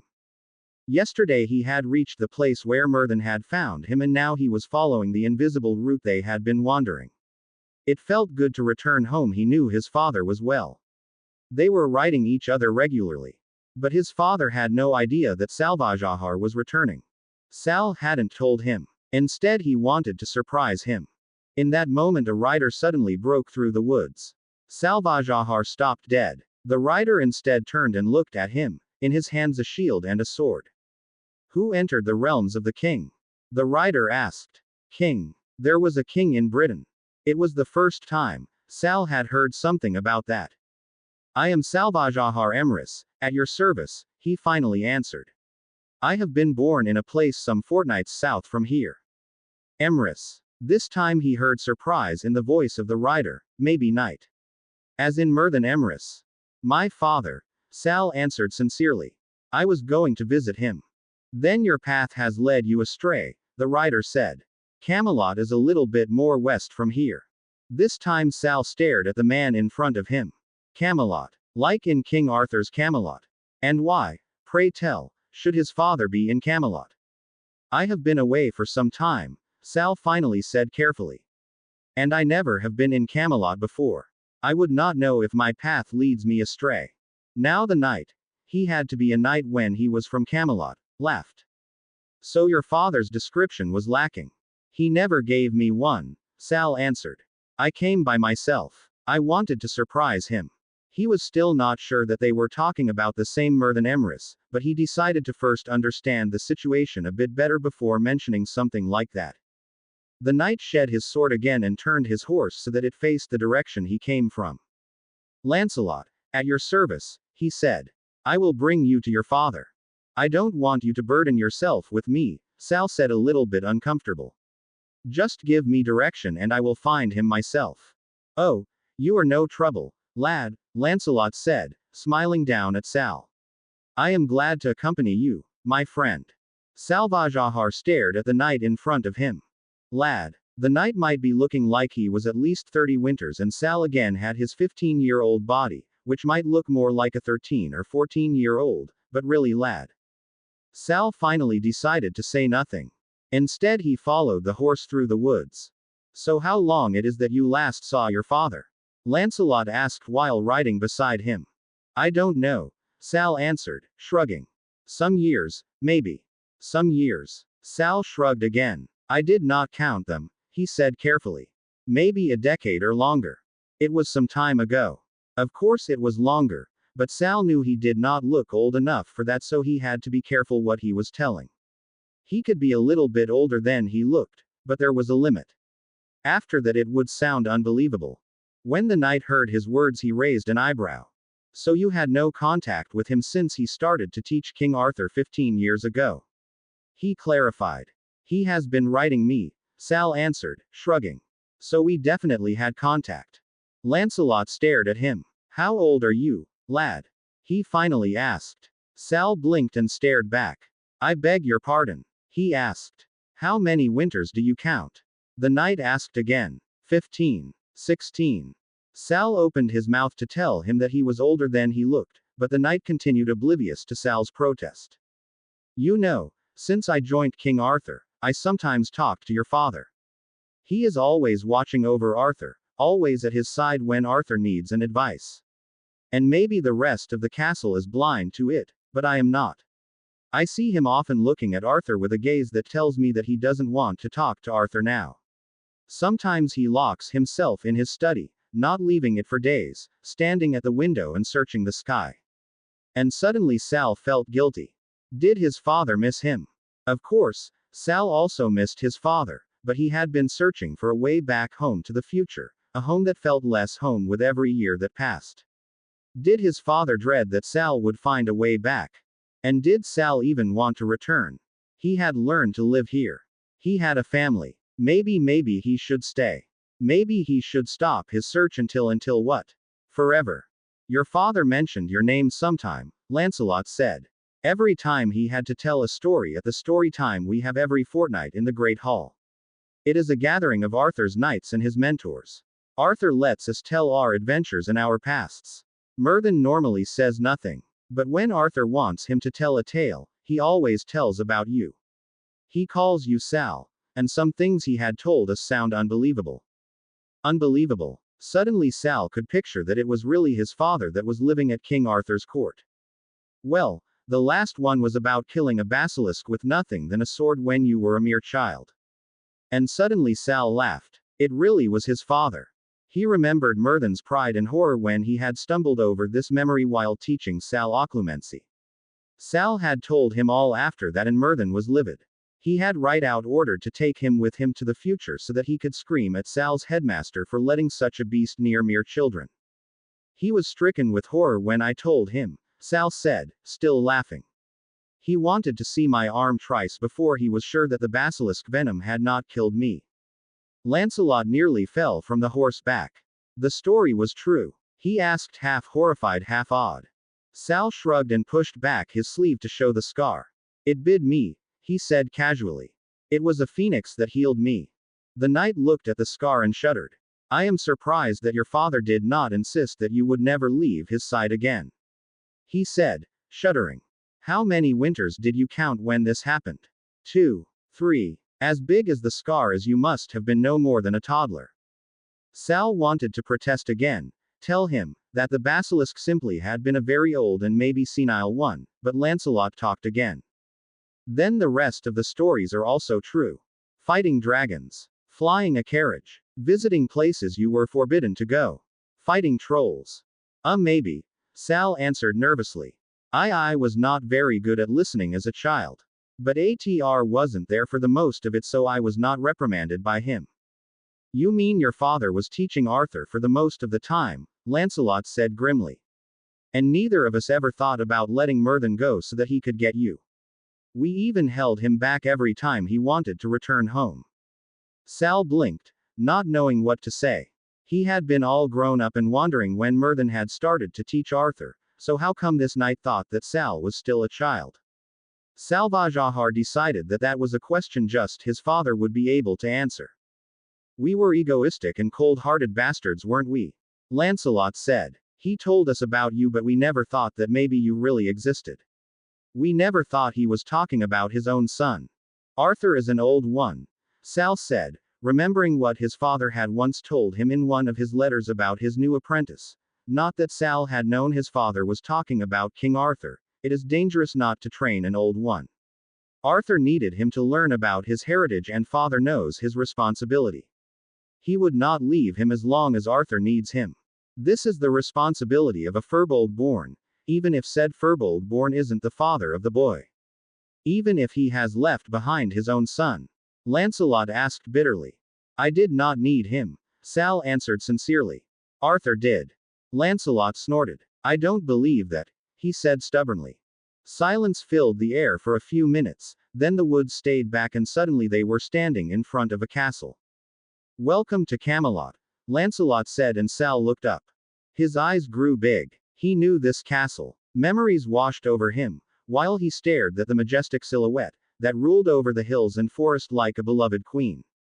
Even if he would forget everything he ever knew, Sal knew he would remember this castle. His home. His first home ever. It was Hogwarts. They strode to the entrance. Lancelot had left his horse at the stables, which stood where later Hagrid's hut would be standing. With a nod to the guards, Lancelot entered the old castle, guiding Sal through these ancient and well-known halls until they reached the Great Hall. There one of the guards stopped them. The king is talking with Mervyn about the stronghold. They are planning defense strategies. Arthur asked not to disturb him. He might have asked that, Lancelot said. But some things are more important than defense strategy, and I know a prisoner in this castle that would stop feeling like one if we're allowed to enter. Prisoner. But this time Sal could not protest. Maybe Lancelot was right and the duty of his father had held him prisoner. Lancelot simply bypassed the surprised guards and grabbed Sal's arm to bring him with him. The knight opened the door and it banged on the walls. In the middle of the great hall stood a round oak table. The ceiling wasn't enchanted and on the pedestal was just one throne instead of the teacher's table, but it clearly was the Great Hall of Hogwarts. And at the table stood a man, maybe as old as Lancelot and another one who looked very old. He had white hair but the eyes. Lancelot. The younger man said with annoyance in his voice. I told the guards I do not want to be disturbed. Sal could see the other man's eyes travel over his face, his clothes and his own eyes. ATR, he said. And suddenly the man came running. He had rounded the table before a startled Arthur could even utter another word. And a second later Sal found himself in the embrace of his father. Salvajahar. He heard his name while his father's hands seemed to search his body for injuries. Thank to whoever it belongs. You're all right. You're all right. Sal blinked. At the moment he was smaller than his father, so he had to look up to the old man's face. And there he saw the fear. The fear that something could have happened to him between one letter and the next. The fear that he would see him never again. Guilt crept through Sal's stomach. I am sorry, ATR, he murmured in his father's tunic. I am so sorry. His father's embrace tightened. You are back. And that's all I ever wanted, Myrddin answered, still caressing him. In that moment Arthur butted in. So you know the lad, Myrddin? He asked, but before even Myrddin or Sal could think about answering, Lancelot did. The lad is Myrddin's son, Lancelot answered, and his voice sounded chilly. The son who has not seen his own father for 15 years, just because you did not let Myrddin leave for even half a year. Have you ever spent a thought that Myrddin maybe did not want to leave to have some free time but to see his own family again? Arthur opened and then closed his mouth again. He looked at Sal, who was still in the tight embrace of his father. Your son, Myrddin? He asked. Myrddin loosened his embrace, but one of his hands remained on Sal's shoulder. Yes, he said calmly. This is Salvajahar Sarandu Harry James Emrys, my child. Sal, this is King Arthur Pendragon, my student. Sal bowed. Your Majesty, he said, unsure how he should react to this situation. The king laughed. As the child of my mentor, you may call me Arthur, he said, but his eyes were severe. I did keep you apart, didn't I? He asked. It was not your fault, Sal said, but Arthur's eyes had turned to Myrddin. I would have sent someone to bring him here, he said. If you would have told me, I would have brought him. He must have been a mere babe when you left him to train me. Sal huffed. Did he really look so young? But he said nothing because of the squeeze his father gave his shoulder. He was young, Myrddin confirmed. But you had to learn, and there was no one but I. My child had his godfather to learn from. Sal looked at his father surprised. So Myrddin had created a farce, whatever. Why? His godfather? Arthur asked, sounding suddenly guilty. What is with his mother? She died shortly after my first winter, Sal answered. She was ill, Lancelot asked softly. She was killed, Sal corrected.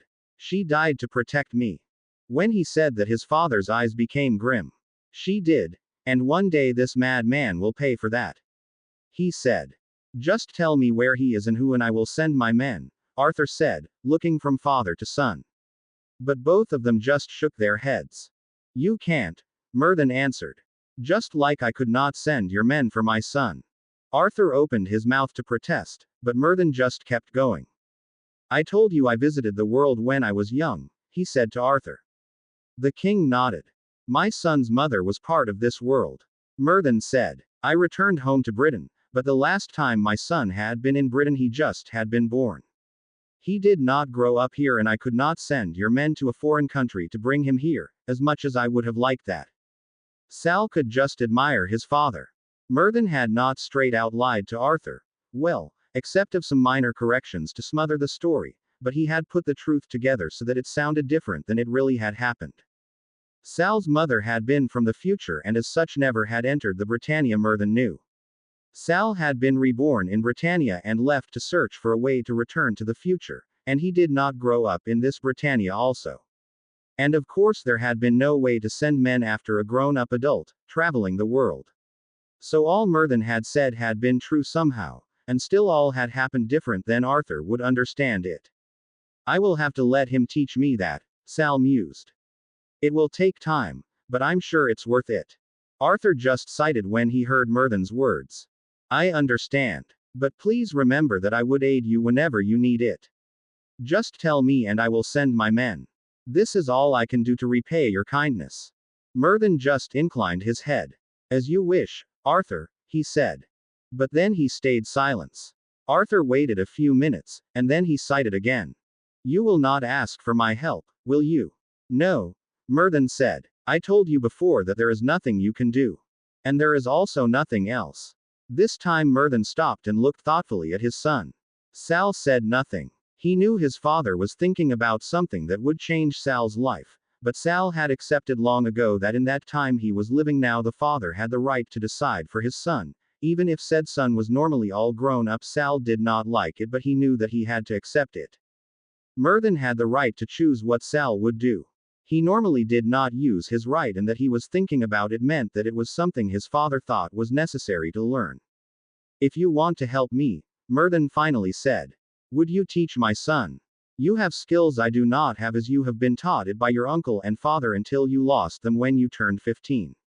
You can repay me with teaching some of it to my son. This time it was Arthur who scrutinized Sal. It would be an honor, he answered finally. And I will do the same, Lancelot declared. For a long time I wanted to teach a youngster how to fight. This is the ideal opportunity. Sal was not sure if he really could say the same. Well, we will stop working for today, Arthur said, looking at Lancelot. Lancelot and I will work out a training plan for your son and will present it to you tomorrow. For now, enjoy the time with your son, Myrthen. I will, Myrthen answered and led Sal from the room. They stayed silent until they reached Myrthen's quarters. There, after he had shut the door and silenced it, Sal started to speak. Please explain, ATR, he said. There was no need to add what he wanted to know. Myrthen knew that Sal was talking about the misdirection he was using on Arthur. We are both too old to explain it without telling everyone that we are more creature than human, Myrthen said. Even if they know about Firbolg born, no one ever understood the difference between us and them. And I do not like to explain it. But isn't Arthur himself an old one? Will he not live longer than the others? Sal asked, surprised. He is, and he will, Myrthen said. But he still will just live on for another century or two.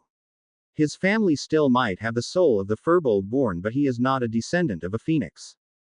So it's the phoenix blood, Sal said. Yes, Myrthen answered. A phoenix is a creature which is born again and born again. It decides when it dies to be born again, and it decides when it is old. Its blood in our veins does give us longer lives than even the other Firbolg born have. And you decided to tell him nothing about that. Yes, Myrthen said. And also nothing about our ability to age. This is family magic. So no one does have to know except of family, do you understand? Yes, Sal nodded. It is the same with the family magic of Arthur or the others, Myrthen said. We are unable to use them and we should not know them at all. Sal just nodded. So I have to be 15 because I came looking like it, he concluded. Yes, Myrthen said, smiling. But I am glad you did. Arthur and Lancelot are some of the best fighters I know. It will be good if you learn from them as much as you can. And because of that you decided to take Arthur's offer. Yes, Myrthen said, smiling. Then he turned serious again. I also discovered that someone of your family started to live near Britain. Sal stared at him confused. Someone of my family. Your green eyes. I once told you it's a family trait, didn't I? This time Sal just nodded. Well, the Lefay family has started to live in Avalon, Myrthen said. I know you know nothing about the rest of your family magic. You might want to seek an apprenticeship with them. But one day you need to know what you are able to do, Myrthen said. Learning family magic is an important part of your abilities. If you ever discover the rest of your ancestry, I want you to go to the family to learn from them. Do you understand? Yes, Sal said, hesitating. Do I have to go soon? No, Myrthen answered. But I want you to go to Morgana Le Fay one day. I heard she is a healer. And as a healer she cannot hurt anyone. There is an oath to prevent it. She would be a perfect candidate to learn from. Sal just nodded while his mind was reeling. He was a descendant of Morgana Le Fay, the witch whose son had killed would kill Arthur. Sal did not know much about history, but that was something he had learned in the Muggle world a long time ago in his own time. He wasn't sure if Binns ever talked about it in magical history, but he knew enough from human history to shudder at the thought to belong to Morgana's family. Not that he could prevent to belong to it. I will go to her one time, he promised. But I will first stay with you. Myrddin smiled at him. And I am happy about it, he said while he ruffled Sal's hair. And now tell me about your adventures. And so they spent the afternoon and the evening with stories about Sal's travel through the world. They finally climbed to bed late at night, exhausted from telling and listening. The next day Arthur indeed had worked out a lesson plan, and Sal's lessons with Arthur, Lancelot and Gawain, another knight of Arthur, started. Arthur had been the one to decide what Sal had to be taught, and Myrddin had just nodded when Arthur talked about the lessons he had chosen. Sal himself was not entirely happy with his lesson plan, but a glance of his father prevented him from protesting about it. So it came that he had lessons about history, fighting, politics, etiquette, battle magic and battle strategy. Arthur was teaching him battle magic and politics, Lancelot fighting and battle strategy, and Gawain etiquette and history. Because of Sal's unusual good memory, they could teach him very fast. Especially Arthur used this ability of Sal to his advantage, and soon Sal had to dodge fireballs Arthur was hurling at him with pleasure. Sal himself had never seen magic like these fireballs. Arthur produced them with his bare hands and seemed to use them with ease. Sal just thought that they were utterly awesome. Because of that, he started to try to produce them himself when he was alone. At first he was unable to do it, but some weeks later he finally could produce a simple little flame in his bare hands. Now I just have to try to make them grow, Sal said to himself, grinning, looking at the easily produced flame in his hands. What are you doing, child? A voice asked him from behind. Sal turned and stared at Arthur. I, he stuttered, feeling like a little child in front of his elder. Arthur instead looked at the flame in Sal's hands with an astonished gaze. When Sal saw where Arthur was looking, he extinguished the flame in his hands. Forgive me, Arthur, he said with guilt in his voice. I should not have. Can you do it again, child? Arthur asked instead, his voice sounding strange. Sal hesitated a moment, then he produced his flame again. Arthur extracted his hands at the flame until he could feel it. His eyes widened and he looked at Sal with an astonished gaze. Can you tell me how you did it? He asked Sal. Sal just shrugged. I wanted to, he said. I tried to do it since I saw you using the fireballs the first time. Forgive me if I did something I shouldn't have done. No, it's all right, child, Arthur said softly and ruffled Sal's hair. Sal wasn't sure how to interpret this gesture. Normally an adult not related to a child did not touch it. It was seen as improper to do so, and Arthur had never broken this unwritten rules until now. Tell me, child, what do you know about your mother? He asked Sal. Sal hesitated, then answered truthfully. I know that she was young when she died and that my parents weren't married long. I know I have her eyes and I know that she was brilliant. I don't think that Atr knew her a long time, he said, mixing the truth with a little lie to make it believable. So you don't know the family she was born into? Arthur asked. Sal just shrugged. Not really, he answered, not fully lying. I see, Arthur said, ruffling Sal's hair again. And don't worry, child, I am not angry with you. Come with me. I will show you some other things. Sal hesitated a moment but then did as he was told. 4 hours later he returned to the rooms he shared with his father, utterly exhausted. Arthur really had shown him other things. He had shown Sal how to control fire without trying to produce it, and the same he had also shown him for plants. Sal had tried both until he was able to help a flower to bloom and a fire to burn without wood. It was an exhausting way to use magic, and Sal just fell to bed to sleep. He slept through the night and was woken in the morning by his father, who told him they were called to Arthur. So Sal stood up and followed his father to the great hall. Myrddin, Sal, Arthur greeted. I have called you to ask you for a favor. My lord? Myrddin asked. Sal was equally surprised, but as a minor, he was not allowed to speak until been spoken to. He had long ago learned to follow rules like that, even if he not really was a minor anymore. Mervyn, I wish to adopt your son, Arthur said. Sal blinked. Adopt him? Sal had a father, so why? I need an heir and I am unsure how long it will take until I get one myself. I ask for your permission to take on your son as my heir until then. Arthur said. I am honored, my lord, Mervyn answered. Unfortunately, Sal is too old to take in a part of your soul, he cannot be your true heir. Maybe an adopted substitute who has access to a little bit of your family magic but never like an adopted heir of a normal druid. Don't forget, we are Firbolg born. Our souls don't have the softness and flexibility of human souls. If you were a normal druid, you could give him full access to your family magic. As an old one, it cannot be. I know, Arthur said calmly. You taught me well, Mervyn. And because of that, I decided to ask for your son. He can use my family magic. I saw it myself. Somewhere in your wife's line there has once been someone of my family. My blood is already flowing through his veins. I just need to adopt him in the main line.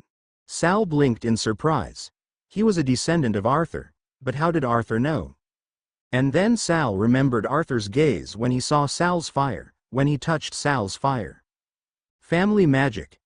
Had Arthur tested him yesterday to confirm what he had seen the first time he had seen Sal producing the fire? Had Arthur given him the tasks to make sure Sal was really using Arthur's family magic? Sal suddenly felt like a child who touched something he never should have been near at all. Mervyn looked a little bit astonished himself and he turned to Sal to scrutinize his son. Are you sure about that, Arthur? He asked. Arthur nodded. I am, he answered. Will you give me permission? Do you know how far from the main line he is? Mervyn asked. Arthur just shrugged. We will see, he answered. The nearer he is, the stronger he will be after the adoption.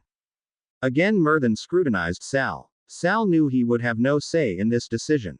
Mervyn was his father. He was the one who would decide on Sal's fate. Sal knew he would have hated it back, when he was in his own time, but he had long ago learned to adapt, especially because he knew his father would decide against it if he believed Sal would be unhappy in the arrangement. I will not give up my rights for my son, Mervyn said in that moment. I do not want you to, Mervyn, Arthur said. I simply want to add a parent. Mervyn was silent for another minute, then he slowly nodded. If you wish, he said. I will give you my son as your heir. You will have the right to teach him and the right to decide what is best for him, but I have the same rights. I will not give them up. Arthur hesitated a moment, then he inclined his head. So mo it be, he said. So mo it be, Mervyn answered. Sal blinked. He had thought that his father would not allow Arthur to adopt him. But he said nothing until he reached the rooms he was living with his father. You will let him adopt me? He asked. Mervyn cited. I know you don't like the idea, Salvajahar, he said. You are older than he and you feel like an adult. But please understand my decision. Arthur said that you can do parts of his family magic, so someone of your family must have been a descendant of him. I cannot teach you the magic you need to know for this part of your heritage. And if Arthur wants to adopt you and teach you, I will not deny it to you. You have a right to know your family magic. Sal cited. So I will have to play a child again, he said. Mervyn just smiled. I am sure you will have to do something like that more often in the future. As long as you don't find a way home, you will have to fit in. Sometimes it will be easier to fit in as a child, his father answered. So don't fret, Sal. You have been playing a child since you arrived. You just continue like that. Yes. And I will be taught by someone again, Sal said, sneering. You have been taught since you have arrived. Yes, Sal said. But at that time I wasn't the son of one of my teachers. Deal with it, was his father's cold-hearted advice. And that Sal had too. A day later he was given a potion with the added blood of Arthur in it, the adoption potion. He drank it without protest. He did not change much after that. Just his eyes started to be even greener than they were before. They suddenly seemed to carry an inner light that they had lacked before. But there also was a different. Not soon after the adoption, Sal discovered that his ability to do Arthur's family magic had risen skywards. You must have been quite near to the main line, Arthur said when he discovered that Sal suddenly could nearly feel the fire he could control. The entering in the main line has given you a power bust like it is seen seldom. You must understand that you now have the ability of your previous status in the family and the ability of your new one. They mixed and created well your power. I see. Sal answered. That night he asked his father if it was possible that he had belonged to the main line all along. Yes, his father answered. I even guessed that you did belong to it before. The power behind your family magic indicates that you had enough ability to be the Lord all along. You might even have been the Lord in your time. And he hadn't known it, but that was left unsaid. It unsettled Sal that everyone in his time had kept something important like that from him. If I ever return, I will find out why I do know nothing about my family at all. Sal vowed to himself. After that, they never spoke about his position in the future again. Sal was taught by Arthur and the other knights. His lessons had increased after he was adopted to the main family. But the most important part Myrddin told him some weeks later. When I and Arthur die, Myrddin said, you will have to hold the wards of Camelot. The castle was built by me and Arthur, so it's our magic that is holding the wards. As our heir, it will be yours when we are gone. After we die, you will be the one who is the lord of the land. You have to look after the people that live here. But what's with the child Arthur will have? Sal asked. As long as he does not acknowledge it, it will not have control of anything, Myrddin answered. You are his heir until he decides otherwise. Prepare for it. And that was the final word spoken in that matter. Sal learned all he could and finally he said goodbye to his fathers and started to travel again. Arthur let him go as Sal told him that he wanted to learn more and Myrddin knew where Sal would go. It was time to learn more about family. Sal was nervous. He had entered the island where he heard Morgana lived the day before and stood now in front of her home. Avalon. Sal had come to Avalon. He had heard rumors about Morgana Le Fay and her ability to heal. Of course, he had also heard that she adored the dark arts, nothing Sal wanted to learn. But he had to. He had to know, and he wanted to learn healing and family magic. He had decided this since his father had told him about his heritage. Since his father had told him, his eyes told the world that he was born a Le Fay. And since he had learned how he could be the descendant of Arthur and Morgana. It had been 3.5 years ago when Morgana had come and cornered Arthur. Sal had not been there at that time and had later heard about the argument about Morgana's son whom she had born after a night she had shared with Arthur. Arthur had not been pleased that the child had been born and had not wanted the child as his heir. Simple said he had denied the birthright to his child and Myrddin had guided Morgana out of the castle. Sal did not know how it happened, but the result of this meeting was a shared enmity between Sal's fathers and Morgana. So Sal might be a descendant of Morgana, but he also was Myrddin's son, and Morgana hated Myrddin. And because of that, Sal was standing in front of the door, unsure how to proceed. Do you want to stand there forever, lad? A sarcastic voice asked, and suddenly the door opened and Salvajahar was looking at a middle-aged woman who carried a maybe 4-year-old child on her hip. Sal said, stuttering, I was looking for Morgana Le Fay. I was told she lives here. He finally said, looking at the woman. She had pitch black hair and deadly glowing green eyes.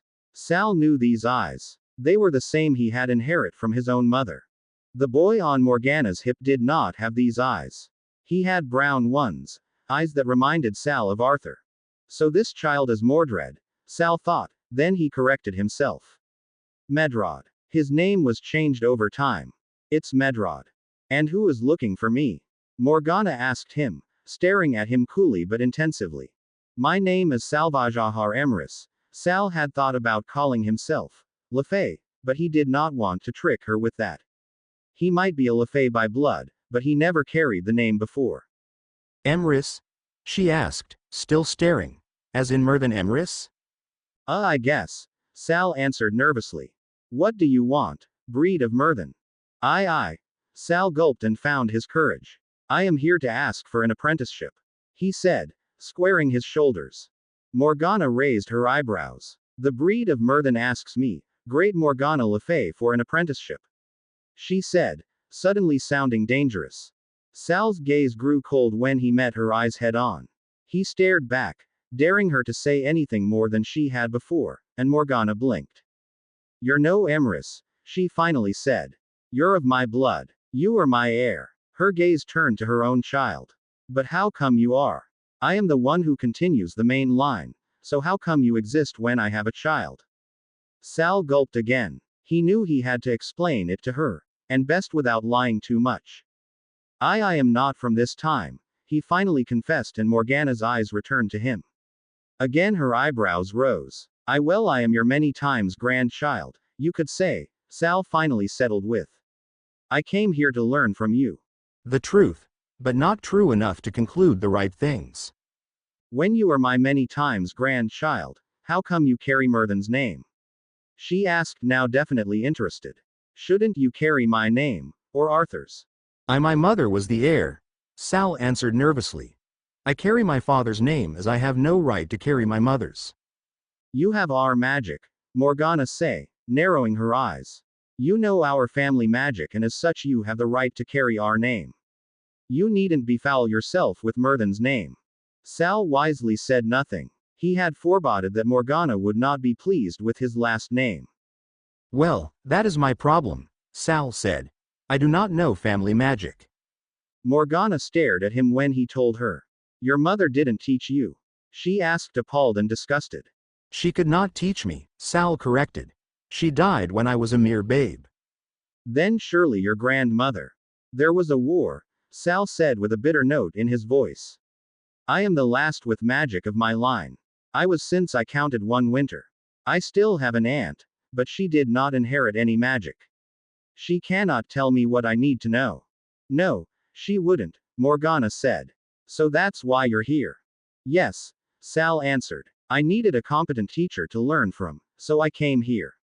There was a moment of silence while Morgana was piercing through him with her eyes. It felt like a test, and Sal grew nervous the longer she stared. "And learn you will, Salvajahar," Morgana said finally and smiled. "Come in. I will teach you. I don't want to end my family name with the Emrys line, even if I do not object your mother's choice in marriage. The Emrys line is a strong one. Inserting its blood in our line is definitely a good choice." Sal wisely forgot to mention that his Emrys father never had married his mother. He did not want to tell Morgana that he truly was Myrthen's son. He was sure she would not like that very much. So he just entered, fully aware that he would have to learn all she wanted him to in the next few years, and there was no telling when she would end her training. The hut was small and neatly kept. Morgana pointed at a simple wooden chair in front of the fire. "Sit," she said while she herself sat down in a more comfortable one. "Do you know how to read?" she asked. "I do," Sal answered. "So your aunt did teach you some things?" Morgana said. "What about the family books? Did you read them?" "No," Sal answered. "My parents' home was destroyed. I have nothing left but an old cloak of my father's." Morgana sighed. Sal could feel her using legilimency on him. He let her through, not to his memories but to his feelings, so that she could analyze if he was telling the truth. "But you know basic occlumency," she said. "Even if it is a barbaric form of it." "My father taught me," Sal answered truthfully. "Well, I will teach you better," Morgana said. "Forget what your father told you, I will teach you real occlumency." "Yes, my lady," Sal said. "Call me mother," Morgana said. "You may be my many times grandson, but you are young enough to call me mother." "Say, how many winters do you count?" 15, Sal answered, using his body's winters and not his mind's. He was not sure if he liked Morgana's suggestion to call her mother, but he knew he would do it anyway. She was his ancestor and because of that his elder. When she wanted to be called mother, then he would do it without questioning. "So your magic has matured one time until now?" Morgana asked, and Sal shrugged. "I don't know," he said truthfully. When he said that, Morgana took out her staff and pointed it at him. Sal stiffed, but did not flinch or take out his own staff. Morgana smiled at that. She definitely had seen his slightly concealed reaching for his staff, before he could stop himself to do so. "You have good reflexes," she said. "Your father taught you the way of the warrior, I believe." "He taught me the way of the druids, mother," Sal answered. I am no warrior, but I have to know how to fight as a druid. Yes, you do, Morgana said and then whispered a spell. Soft yellow light hit Sal's body, then he started to glow green. Oh, that's good, Morgana said. You did just mature one time. I will be able to teach you from the scratch, and we have time. Your second time will be not before the third winter. You can tell that? Sal asked surprised. Even his father had not been able to tell that when Sal had started to mature for the first time. Yes, Morgana said. And you will also be able when I have taught you all I know. There are just two conditions. I hear. You will let me adopt you, Morgana said. As my child I will have the full rights to teach you all I want without you protesting it. Sal had thought about this possibility. Morgana knew that Medrod would not be able to use family magic and she wanted to make sure that someone would be able to use it fully, even if this someone was an heir from a distant future. When he truly was her son, even an adopted one, and not just a descendant, she had a better grasp at his magic. A parent simply understood their child's magic better than anyone. I will, he answered. He had hoped to prevent it, but it was not unexpected. Well, it will change nothing in my blood, he thought. He simply would have more access to the family magic, and that definitely wasn't bad at all. The other condition is that you will teach Medrod how to fight when he is old enough, Morgana said. Sal nodded, knowing that he there also had no choice, even if this might later be the cause of Arthur's demise.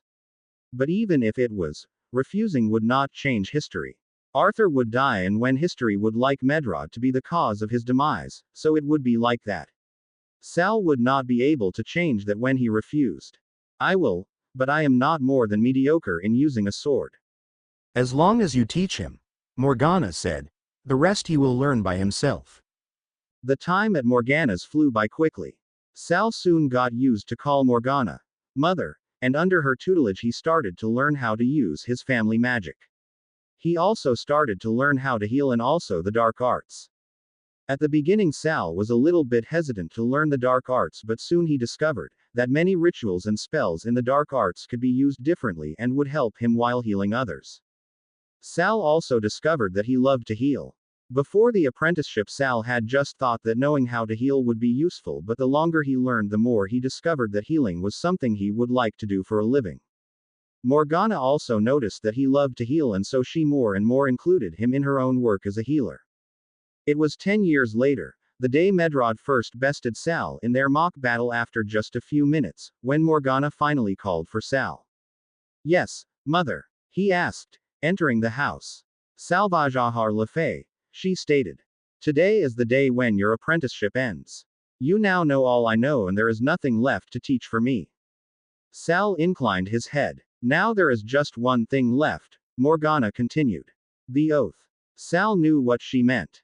Every healer had to vow on their magic to help everyone in need. The healer's oath would also constrict him in his magic.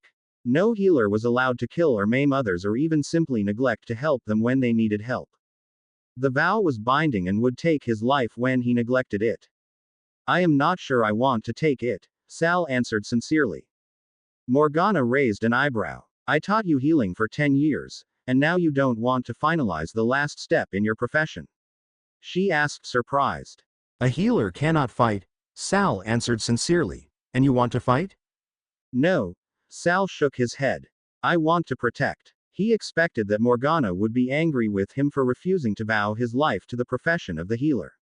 What he did not expect was the gleam that entered her eyes when hearing his answer. So you want to protect, she stated. Will you try to protect everyone, with no exception, be it race, blood or something else? Sal frowned.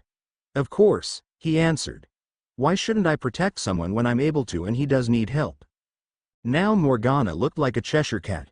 So you will protect those who cannot protect themselves from those who try to maim them.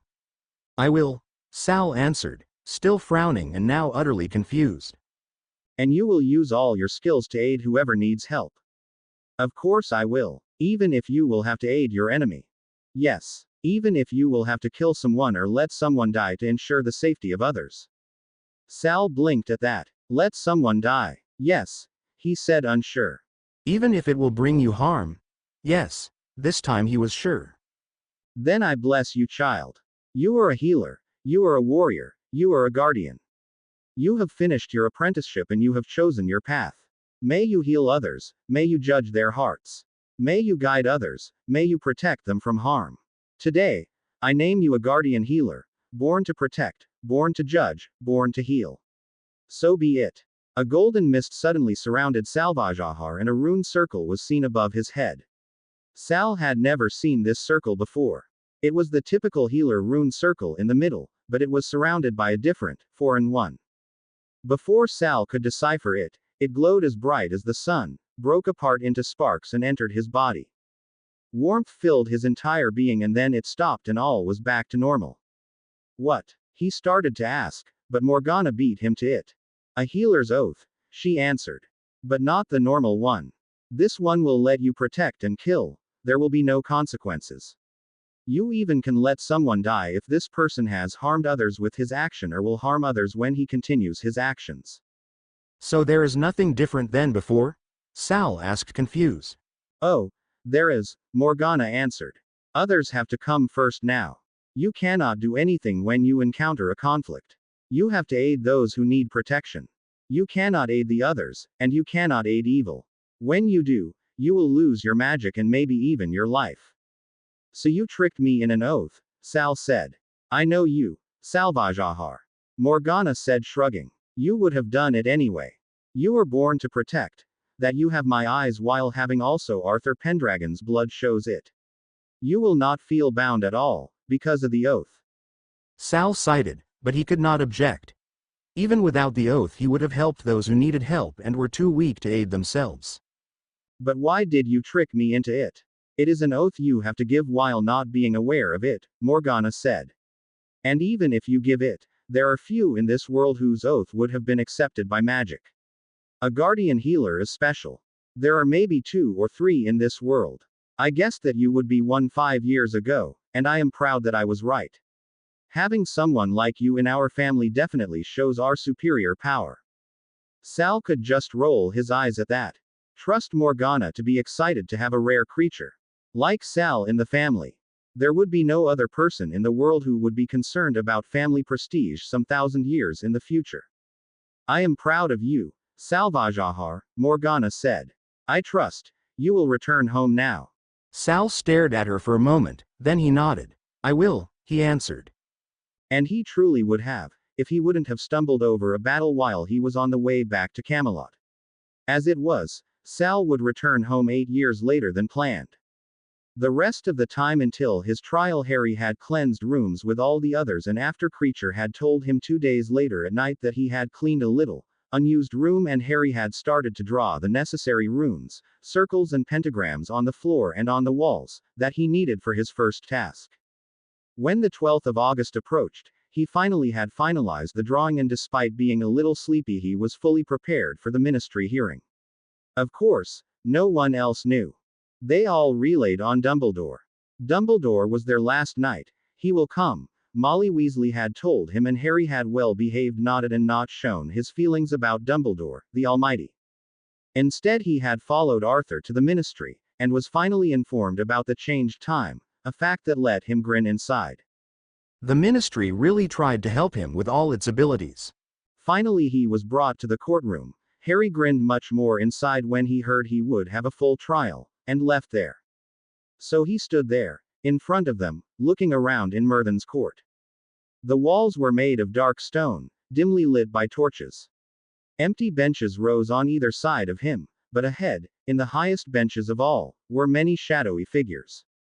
They had been talking in low voices, but as the heavy door swung closed behind Harry an ominous silence fell. A cold male voice rang across the courtroom. You're late. Harry turned and looked at the speaker. I did not get a notice that the time was changed, Harry answered, crooking his head. I also got no notice that the place was changed. The wizards and witches of the Wizengamot looked at each other and murmured. We have been sending you an owl with the new time and place today, Fudge said coolly. You might, Harry answered. The point is I did not get it, so how am I supposed to be on time without knowing it was changed? We should not discuss that now, a witch beside Fudge said sweetly and Harry had the unproved feeling that she had something to do with his missing message. He said nothing and filled it away for later. This just would make it easier for him. Very well, said Fudge. The accused being present. Finally, let us begin. Are you ready? He called down the row. Yes, Sir Percy. Harry had thought as much. He did not even bother to look at the treacherous Weasley brother. Disciplinary hearing of the 12th of August, said Fudge in a ringing voice, and Percy began taking notes at once, into offenses committed under the decree for the reasonable restriction of underage sorcery and the international stature of secrecy by Harry James Potter, resident at number 4, Privet Drive, Little Whinging, Surrey. Interrogators: Cornelius Oswald Fudge, Minister of Magic; Amelia Susan Bones, Head of the Department of Magical Law Enforcement; Dolores Jane Umbridge, Senior Undersecretary to the Minister. Court Scribe: Percy Ignatius Weasley. Witness for the DEFA. You don't have to. Headmaster, Harry interrupted the entering old man mid-sentence. I am fully capable of defending myself. Dumbledore stopped mid-step and stared at the boy in front of him. Harry, my boy, this is the Wizengamot, he began, but Harry interrupted him again. That's all right, Headmaster. I am fully aware where I am. I can handle myself. With that he turned to the minister and said in a non-saying voice, Please continue, Minister Fudge. The members of the Wizengamot were muttering. All eyes were now on Dumbledore and Harry. Some of them looked annoyed, others slightly frightened, but the most of them looked utterly flabbergasted. Harry guessed that the most of them had thought he would hide behind Dumbledore's robes. But Harry was not a child anymore. So, while the originally Harry maybe would have let Dumbledore manage his affairs, the current Harry was not willing to give the headmaster any power in his life. Minister Fudge, would you please continue, sir? Silence for another minute. Yes, Fudge finally said, still staring at Harry and Dumbledore, who looked slightly undecided at his young charge. Finally he just flicked his wand and sat down on the squishy armchair that appeared out of nowhere. Harry ignored him. Yes, said Fudge again, shuffling his notes. Well, then, so, the charges. Yes. He extricated a piece of parchment from the pile before him, took a deep breath, and read out, the charges against the accused are as follows. That he did knowingly, deliberately and in full awareness of the illegality of his actions. Having received a previous written warning from the Ministry of Magic on a similar charge, produce a Patronus charm in a Muggle-inhabited area, in the presence of a Muggle, on the 2nd of August at 23 minutes past 9, which constitutes an offense under paragraph C of the Decree for the Reasonable Restriction of Underage Sorcery, 1875, and also under Section 13 of the International Confederation of Warlocks, Statute of Secrecy. You are Harry James Potter, of number 4, Privet Drive, Little Whinging, Surrey. Fudge said, glaring at Harry over the top of his parchment. Today I am. Harry answered pleasantly, knowing that the chamber would show casted if he lied. Today? Fudge asked, slightly annoyed with Harry's answer. I might change my name tomorrow, the boy replied, shrugging. Or I might find out my parents gave me another name altogether. At this, Fudge stared unbelievingly at Harry, then he shook his head and continued.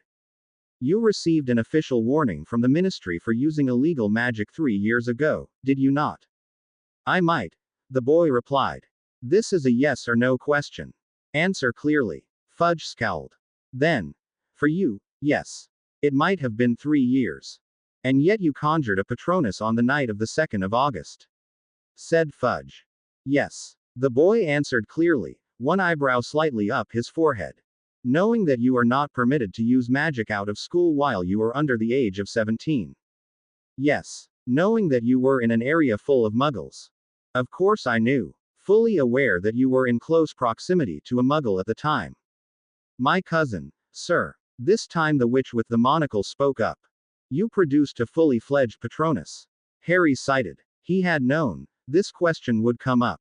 He himself might not truly be 15, but the original Harry had been, so it was natural for these wizard and witches to question his ability to produce a Patronus. Yes, it is corporal. He answered coolly. It is corporal since 3rd year. Impressive, said Madame Bones, staring down at him. A true Patronus at his age, very impressive indeed. Harry decided to stay silent. It would do no good when he told them that a Patronus was nothing. He could kill them all without even leaving a trace and without them knowing what was coming, even if they would look the whole time it took him to kill them directly in his eyes. Impressive. Indeed. It's not a question of how impressive the magic was, said Fudge in a testy voice. In fact, the more impressive the worse it is, I would have thought, given that the boy did it in plain view of a muggle. Think about it. We can't let such behavior unpunished. He broke the law, without even regretting it. When we let him roam, we can't know what he will do next. Those who had been frowning now murmured in agreement, but the boy in front of them seemed to be fully untouched by the accusation. This time Dumbledore instead seemed to be unable to hold back. He stood, ready to defend Harry, if the boy wanted it or not. But just when he sprang to his feet, the young boy in front of the Wizengamot spoke in a low, cold voice. Now, Minister, tell me, what you are playing at. The boy said, and Headmaster Dumbledore, ready to defend the young boy, stopped in the middle of opening his mouth. What are you implying, boy? Fudge hissed, but his voice showed that he was slightly taken aback by the emotionless voice of the teen. Cold, Avada Kedavra green eyes pierced him, judged him and found him unworthy. I am implying several serious disregards of your own laws, the boy said emotionless, and a whisper emerged in the crowd. Fudge turned his head from left to right, trying to stand still and being impressive. He failed. Words run through the crowd. Broken law. He heard. When? Disregarding of the laws, Mr. Potter. A regal-looking lady finally asked aloud. Pray tell, what are you talking about? About several things, madam, several broken laws specifically, the boy replied, and when one of the Wizengamot wizards opened his mouth, he overrode his attempt to speak mercilessly. Let's start with an easy example. When I used the Patronus charm to defend my cousin, I got a letter that I was expelled from Hogwarts. That was the first breaking of your laws. No one except of the headmaster can expel a student from Hogwarts. Trying to do it without consulting the headmaster at first, ends in losing all the reminding control you have in school. Hogwarts has the right to take back the offending person's owls and newts when said person just attempted such a crime. Is that so, lad? Another, very old-looking wizard asked coolly. And pray tell, where do you think you read such an offending piece of text? In your law book, my lord, the boy answered simply. This is one of your own laws I have been quoting. Have you? Another lord asked skeptically. I don't think that anyone of the ministry would ever be for a law like that. Well, they weren't, the boy in front of them answered, and then sent a steady glance across the crowd. This is law since 978, when Hogwarts started to open for all students in Great Britain. At that time there was no ministry. It were the lords of the ancient and noble houses who at that time were setting up the law. Some of their laws are still in use, like the one I mentioned. Is that so? The First Lord asked interested. So you really are able to prove it? The answer of the accused was not a yes or no. Instead he intoned. By the rights of the Lord Slytherin and Gryffindor and the ladies Hufflepuff and Ravenclaw, the School of Witchcraft and Wizardry, known as the respectable and noble School of Hogwarts, School of Witchcraft and Wizardry, located in the Highlands of Scotland, next to the hamlet of Hogsmeade, is hereby declared as independent from the lordships and states, so that in times of war it will be a neutral zone. It hereby will be declared that Hogwarts, School of Witchcraft and Wizardry, will never be part of any legal constitution. The rights and rules of Hogwarts will solely be constructed and upheld by the headmaster, teachers, founders and acknowledged heirs of Hogwarts. Any interference from legal constitution may be punished severely. The right of punishment for interference will be by the school. By severely interference such as expelling student, the person who interfered will be held responsible and might lose their right to bear a staff because of deprivation of his school examinations. In contrast, the school will have to take in all children of magical heritage from their 11th until their 17th birthday and teach them to be respectable and noble wizards and witches. That is the law from 978, stated in the law book as paragraph 20 AE. Fudge snorted unbelieving. And pray tell, how would a mere boy like you know something like that? I can read, Minister, the boy answered and pierced the man in front of him with his eyes. Look it up for yourself, when you don't believe me. The answer was shuffling of paper when Percy Weasley searched for his copy of the law book. When he found it, He started thumbing through it, until he reached the named paragraph and started it. Well, Weatherby? Fudge asked, clearly expecting the boy in front of him to be proven wrong. He is right, Minister. Percy stuttered, still staring at the, for him offending, text in front of boy continued, and his glare got as cold as ice. The next broken law is that no one came to Privet Drive to investigate. Since April 1146 there is a law to investigate before taking charges. Paragraph 38 AG. This law was established after there were incidents of wrongfully imprisoned persons because of lacking investigations. The gathering of the Lords found this absolutely unacceptable and established a rule of handling the broken secret status and performing magic in front of mundane people. The law was never altered after that. So that would be the second broken law in a row. The third was preventing the accused getting a legal backer for court. Instead, I am standing in front of you without anyone. Now the wizards and witches of Wizengamot shared uneasy glances. You had Dumbledore, but you turned him down. Fudge cried, still staring at the uncanny teen. He is not, nor will he ever be a legal backer. He might be my headmaster at school, but he has no training in legal rights. So even if he would back me up, he would still be another civilian, who does not know all the paragraphs of the law. The boy replied coolly. You could have asked someone. When you changed the place of the hearing today. Formally it had been an unofficial hearing, where I wouldn't have needed a legal backer. But now it is a trial. A legal backer needs time to know the facts. Also, I am a minor. I am legally not allowed to search legal backup without my guardian. My aunt is mundane. She has no access to a magical lawyer. And I had no time to contact her and asked for legal backup. As the court, you have had a duty to see to my needs when you force me to go to court without time to contact a legal backer. This might be a newer law of the 19th century, but it is still law. As it is established in paragraph 95A, every person accused of a crime has the right to send for legal backup in court. The legal backup might be self-provided, or in case it is impossible for the accused to get one, there has to be a chance to be provided of a lawyer by the Wizengamot. Well, I had no time to brief a lawyer with my situation, also counting the change of time and place, so that it would have been difficult for my legal backup to arrive in time, yet there is no alternative to go to. The boy continued. Because of breaking these laws, I have no one who would speak for my behalf. I am accused but unable to defend myself because of your lack of following your own laws. You did not investigate. There is no recording of the scene of crime. There is no asking for witnesses.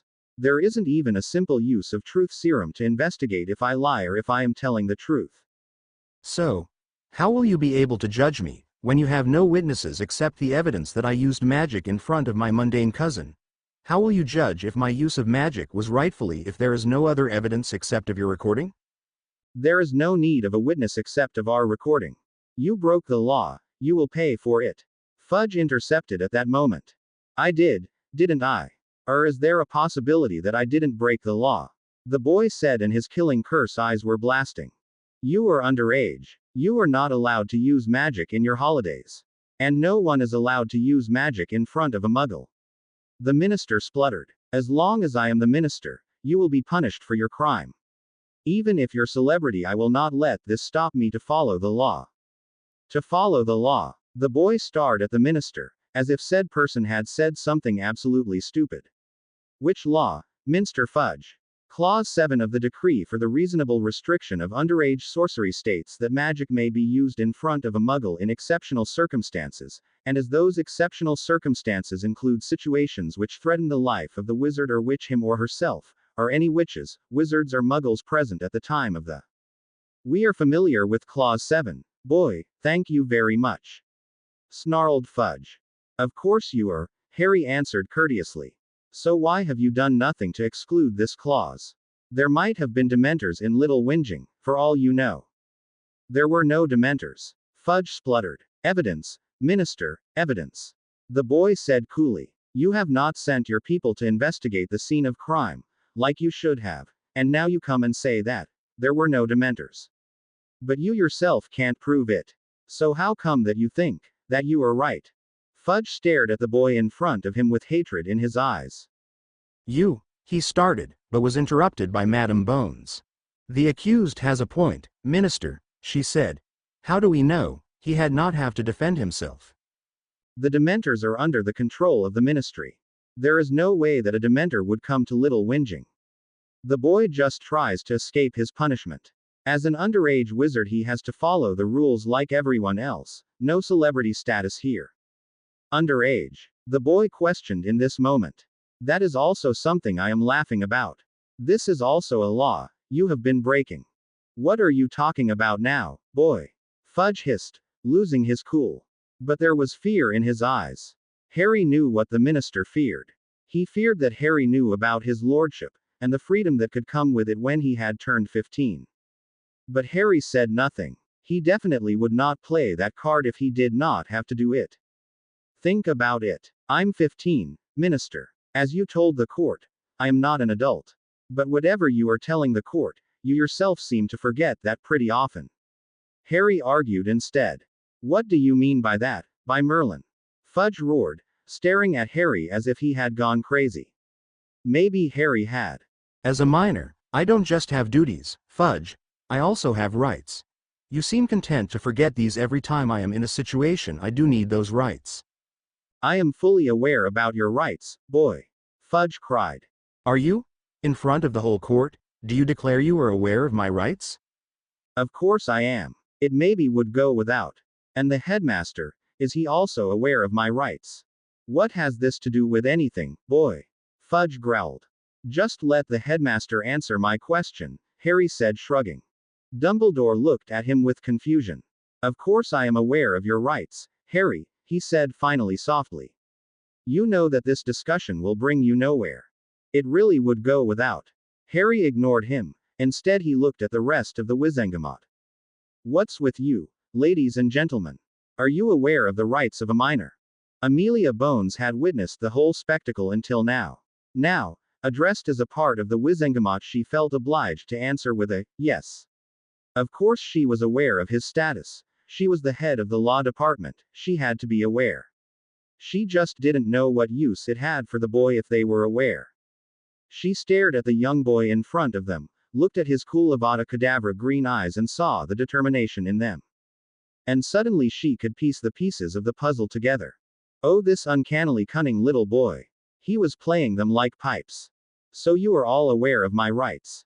All three. The minister, the supreme mugwump of the ICW and chief warlock and the Wizengamot, Harry said triumphantly, but then stopped. His expression of triumph fainted to nothing except of cool calculation. Then you know that there is a creative precedent from 1753. He continued with less triumph in his voice. Thomas Avery, orphan and last of the House Avery at that time, was permitted the rights of an emancipated wizard after he had been treated like that by more than one law institution. In his case it had been the minister, the head of the magical law department and the head of the Aurors. This creative precedent was established as paragraph 261C in the law book. Fudge glanced at Percy Weasley. Said secretary was thumbing through the law book in front of him until he found the paragraph. There is in fact a creative precedent from 1753, Minister, Percy finally confirmed, while staring absolutely stunned at the text in front of him. Well, now after you have your proof, Minister, let's continue. The boy in front of them said. Last year I have been participating in the Tri-Wizard Tournament, a tournament solely for wizards beyond their 17th year of life.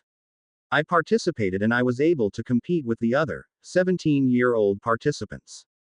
So, as this tournament is solely for adult wizards, a guardian on my behalf had to enter me in this tournament. My guardian, as I am aware of, is my aunt. She did not enter me or permit me to enter. In school, you could say, it is the headmaster who is my guardian, and he permitted it. But seeing that the tournament is solely for adults, he also recognized and therefore treated me like an adult. So he knowingly ignored my rights as a minor and forced me to participate in something a minor had no right to be in. Even if he did, this has nothing to do with your case. Fudge spluttered. Amelia Bones snorted at this. But it does, Minister, the boy answered. It is an essential part in this trial. And pray tell, how should your participation in the Tri-Wizard Tournament have any meaning in your case? Fudge growled and Amelia Bones knew the boy had him. There was no escaping now. Simple. The boy answered. He started what you finished. He treated me like an adult like you are doing now. I asked you if you are aware of the rights of a minor. I asked the headmaster and the Wizengamot the same. You all answered the positive, and still are breaking this rights without even to hesitate when it comes to me. So basically, you both, and with you the Wizengamot agree that I am no child. Now, see here, boy. Fudge grumbled. I did no such a thing. So there is no way. You did not. The boy intercepted. But you suggesting that you did. How dare you to state such a lie? But it isn't a lie, Minister, the boy answered emotionless. Paragraph 40E states that only an adult is to be tried in front of the whole Wizengamot. And here we are. Me as the accused and you who are trying me with the whole court.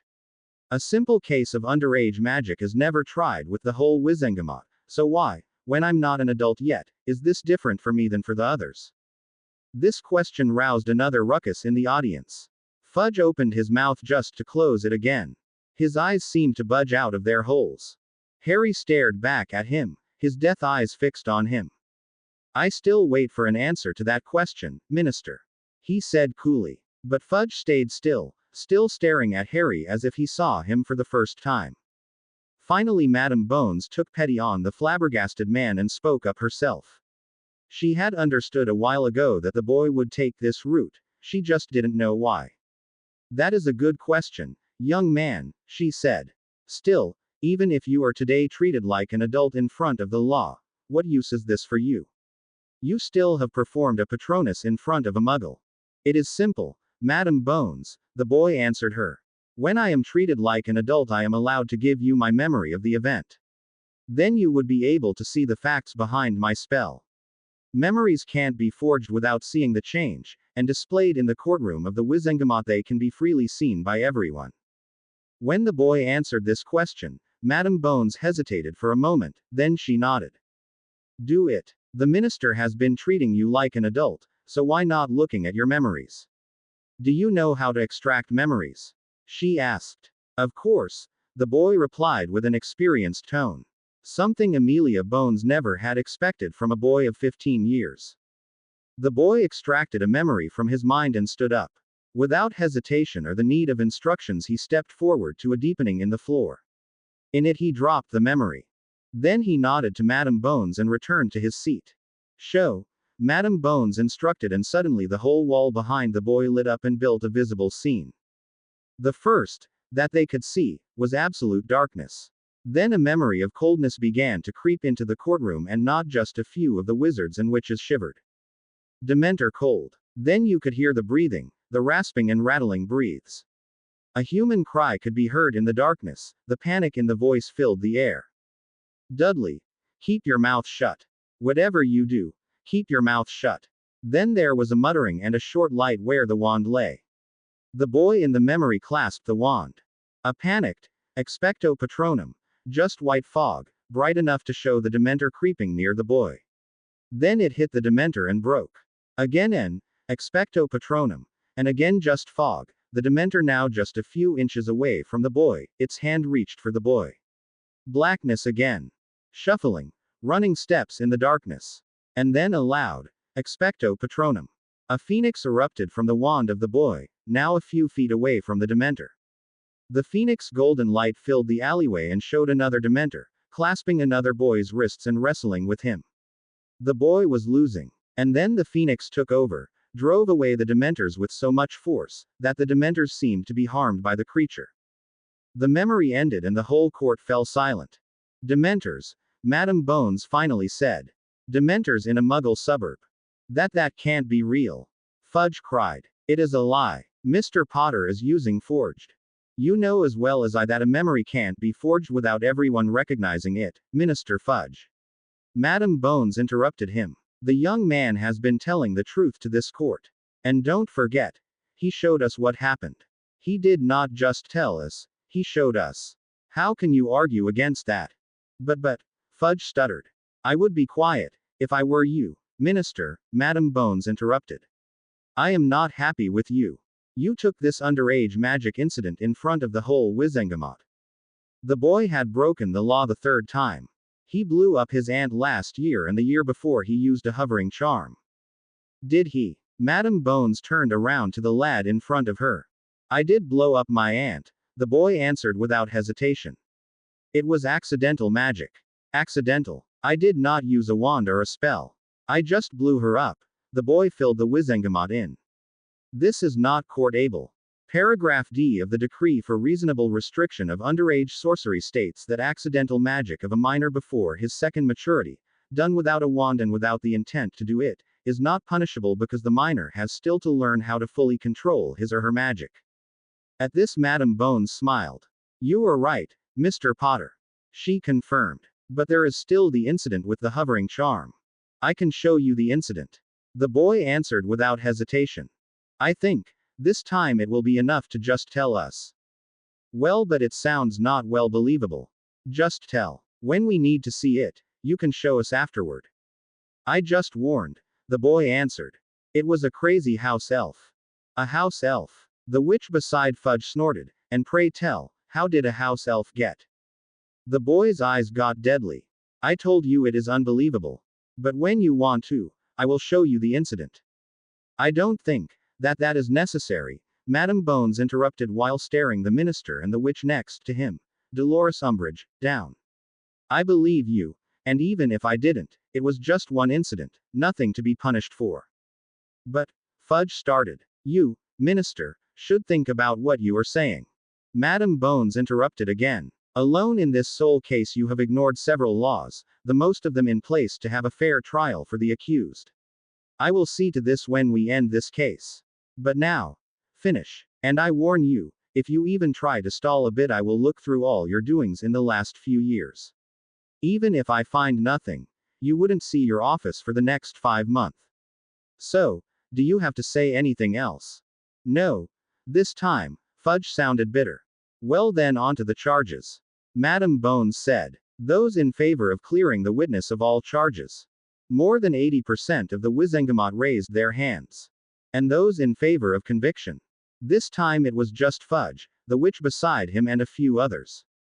Harry scrutinized them, until the most of them turned their eyes away. He would have to remember them later. They were either in Fudge's pocket or Death Eaters. So simplified. They were both enemies. Fudge glanced around at them all, looking as though there was something large deep in his throat, then he lowered his own hand. He took 2 deep breaths and said, in a voice distorted by suppressed rage, very well cleared of all charges. Harry smiled at that. Thank you, Minister, he said pleasantly. Until the next time, I would advise you to pray that we will never see each other again, but I know, this will never be the case. We will see each other again, and next time, it will be less pleasant for you. With that he stood and left the room, nodding at the rest of the Wizengamot and his headmaster. But his face stayed carefully blank until he reached the floor outside the courtroom. Then a creepy smile spread over his features. Harry James, 1. The Wizengamot and the headmaster, 0. When Harry left the room, Albus could do nothing but stare at the vanishing form of the boy he had deemed the savior. Something was wrong with the boy. Albus had never seen Harry act like that before. Of course, it had been some time, some months, since he had seen the boy the last time. The last time he had seen Harry, the boy had just won the Triwizard Tournament and his first battle against a reborn Dark Lord. Since then Albus Dumbledore had been nervous to meet the boy again. Albus of course knew about the Horcrux in Harry's scar and he feared that Harry would be influenced by it, now that Voldemort had returned. The trial today just aided to Albus, believes. How? How had the boy managed to get off without his help? How had the boy known all this? Albus had brought the boy to Petunia and stopped every contact the boy could have to the wizarding world so that the boy would not be raised in the traditional ways of the pure bloods, and now the boy suddenly was acting as if he had been raised like a pure blood all along. This was not something Albus had wanted or even imagined. He had wanted Harry to be raised like a Muggle or Muggle-born. He had thought that when the savior of the wizarding world would act like a Muggle-born that the rest of the pure blood would see the error of their ways. Albus had hoped that the pure blood would finally stop clinging to customs that were long outdated, Instead, Harry suddenly seemed to know a lot more about the law and custom of the wizarding world than he should have. But how? Had he researched it with his friends? Albus would not be happy if he had, but he would understand that. Or had it been Voldemort's influence? Albus tried to shrug of his concern, but he couldn't. The cold voice, the emotionless face, the cool intelligence, Voldemort. The charming behavior, the cunning mind, the perfect manners, Voldemort. The knowledge about everything he needed to know, the ability to sway the crowd, the ability to induct fear, loyalty and awe, Voldemort. The boy had acted so much, maybe too much, like a charismatic and young Tom Riddle Voldemort in all his former glory. Albus shuddered and prayed that he was wrong. He prayed that someone at Grimmauld Place had broken their promise to him and had the boy taught how to act and what to state, because if they hadn't there was a great chance that the connection between the Horcrux and Harry was starting to get stronger than Albus had predicted. There was just one consultation for Albus. The boy still did not know about the rule of emancipation. As long as the boy did not claim his lordship he would stay a minor and was as such still under the guidance of Albus Dumbledore. Maybe Albus could do something to rescue the boy if he truly had given in to the Horcrux in his head. If it was the Horcrux that let him act the way he did. Tonight, he decided, I will speak to the members of the Order of TGE Phoenix tonight. Maybe one of them has done or seen something that explains Harry's behavior today. And if they hadn't, well, Albus would go there later when he had to. When Harry left the room, Fudge was fuming. How had the boy been able to get off the hook like that? How had the boy swayed the Wizengamot? Fudge had been sure that he would be able to capture the boy with that spell. He needed the boy to be captured by it. He feared that the public would follow the boy. He feared that the boy was telling the truth and he who must not be named really had returned. The Potters were an important, powerful family. They had a large political clout and until now the boy had done nothing to jeopardize it. Of course, the articles about the boy last year had not been supporting the boy, but they had not been scandalous enough to slander the boy also. And the boy had won the Triwizard Tournament with 14 years of age and the boy had killed a Dark Lord when he was a baby.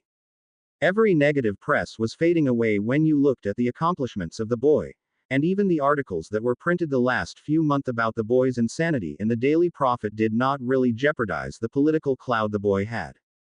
A political cloud that came from the Potter family, the deeds of James and Lily Potter and the deeds the boy had done in his short life. The killing of you-know-who, the winning of the Triwizard Tournament, the rumors about facing a professor when he tried to steal the Philosopher's Stone and the rumor about ridding the school of Salazar Slytherin's monster. Even if the last two were just rumors, the power the boy had shown by killing a Dark Lord as an infant and winning the Triwizard Tournament was enough to endear him to many. The boy just had to come to the Wizengamot session in January when the new lords would be introduced and he would have enough power to threaten even Fudge's position as the Minister of Magic. The boy himself might be too young to be the Minister of Magic, but with his influence and power he would be able to aid Albus Dumbledore in his quest to be the new minister and he would win. Fudge would be unable to hold his seat against two slayers of Dark Lords. But Fudge would not give up his position without a fight.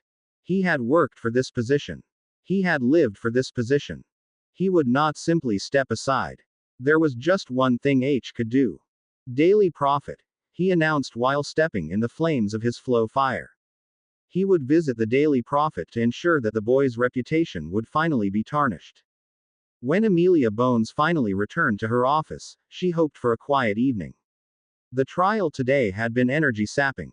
She really didn't know how she felt at the moment, but she was quite sure that Fudge was definitely not her favored person today.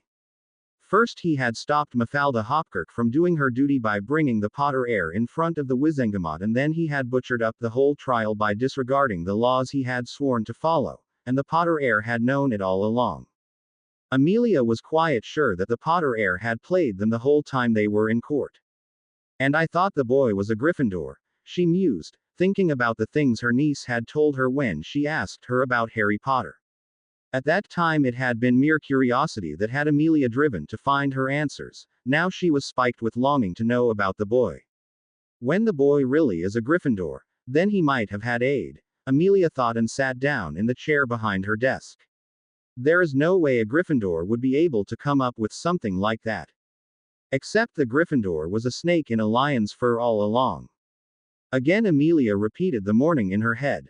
The boy had played them, but he had done it with the truth as he knew it, a feat that not even Lucius Malfoy would have easily pulled of. Amelia sighed and buried her head in her hands, just to stop and stare at a piece of parchment that was lying innocently on her table. SS's. Do you want to be responsible for another innocent's fake trial? There aren't just innocent Potters out there. After all, there is a Black on the loose.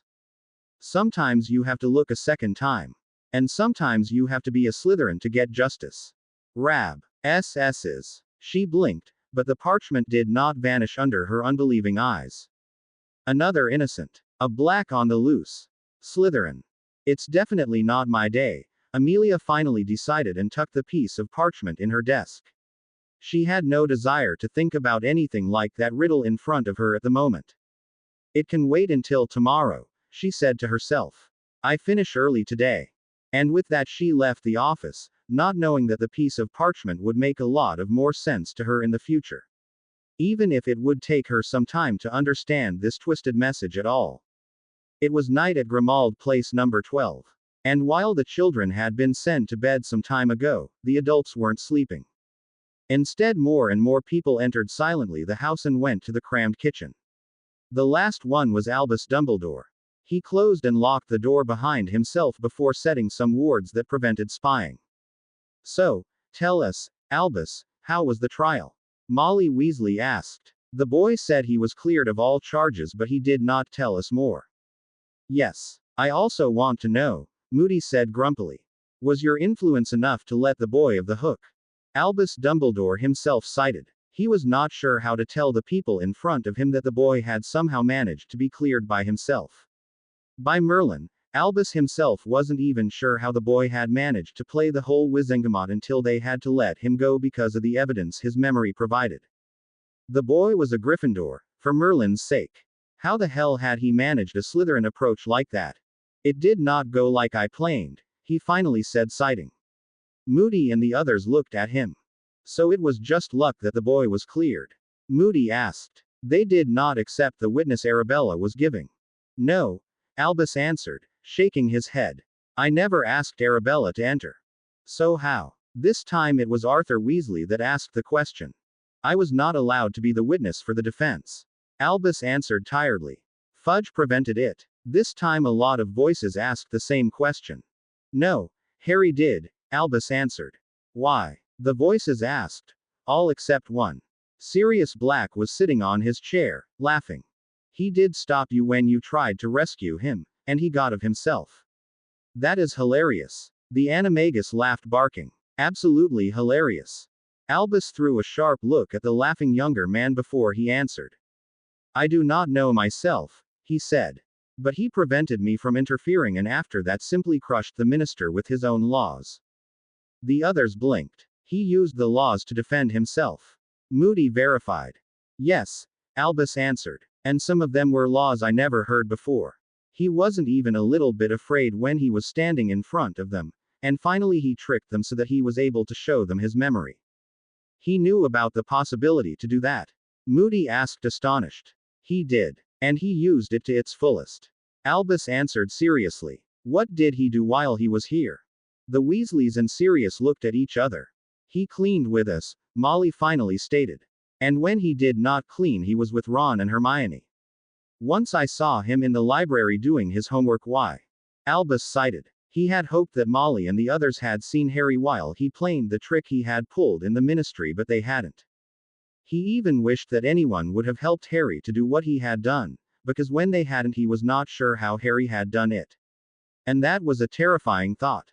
What, when Voldemort had helped him? Was the link between these two open enough so that Harry could access the things Voldemort knew? I just wondered when he had time to prepare for the trial. He finally answered Molly. Moody looked at him sharply but said nothing until the meeting ended and the other ones had left to go home or to go to bed. You fear something, Albus, Moody said, still looking at him intensively. What do you fear? Albus cited, then decided to give away a little bit of his information. The boy has a link to Voldemort, he said, whispering.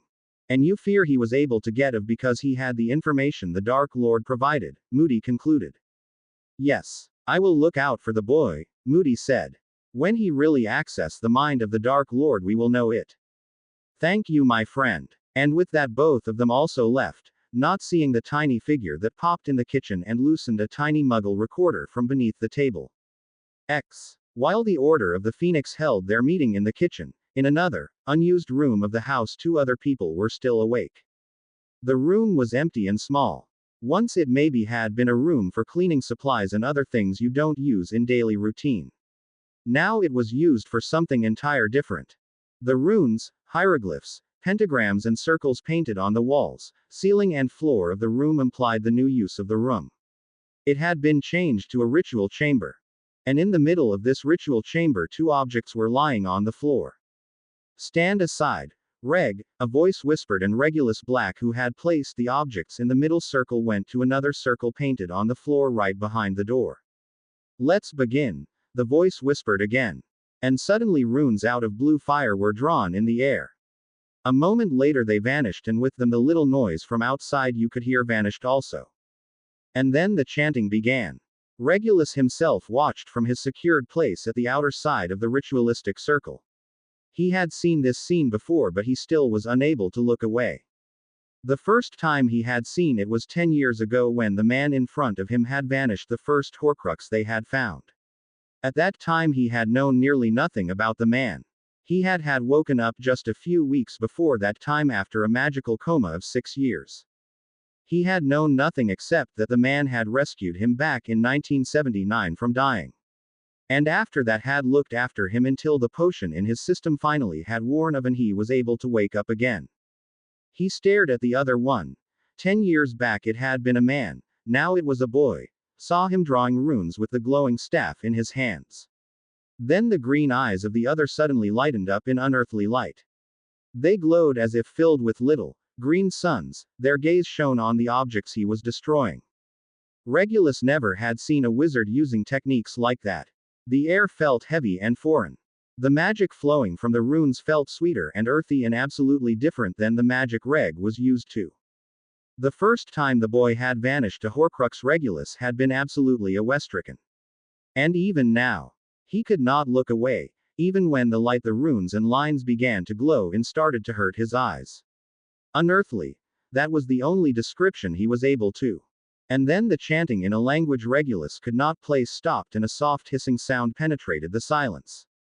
Suddenly a black fog erupted from the 2 objects in the middle of the circle.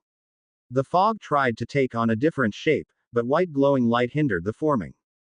Again a chanting was heard. This time filled with soft hisses and words that sounded like Arabian. The purifying. The first time Regulus had seen it, he was not sure if the man in front of him tried not to invoke more evil as already was there. This time he knew it wasn't like that. In that moment black and green fire erupted from the objects and reached for the black fog. A high-pitched shriek could be heard when the fire began to consume the fog. Then the fog vanished in the flames. It took another moment and then the unnatural fire also vanished, leaving behind the untainted Hufflepuff cup and Slytherin locket. The boy sighted and disabled the runes in the runic circle. Then he simply fell to his knees, totally spent. Regulus left his corner to hurry to the boy's side. Are you okay? He asked the boy. I am. Just tired. Help me to bed. Regulus sighed, feeling relieved that the boy seemed all right. Let me clean you up. Then I will bring you to bed, Reg said and conjured a flannel and some water to rub away the runes and hieroglyphs Harry had painted in blood on his body. Thanks, the boy said when finally the last drop of blood was cleaned from his BPD chest. I hate this ritual. In other rituals the blood would simply vanish after I finalize the ritual. I don't know why it is different with that one. Maybe because you are destroying something. Regulus guessed. Harry looked at the objects in front of him. Maybe, he said, and then came to his feet with a little help from Regulus. Maybe. Regulus opened the door and stopped listening. Nothing. Silently they crept downstairs to the room Harry shared with Ron. There, Regulus opened the door to look in. Ron was sleeping soundlessly. So they were safe. They entered and Reg helped Harry to bed. Thanks, Harry said. Reg just snorted. You did the whole work. Bringing you to bed is definitely the easier part. Harry just rolled with his eyes. Nevertheless, thanks. Reg smiled at him. Sleep, Harry. We wouldn't wake Ron now, would we? Definitely not.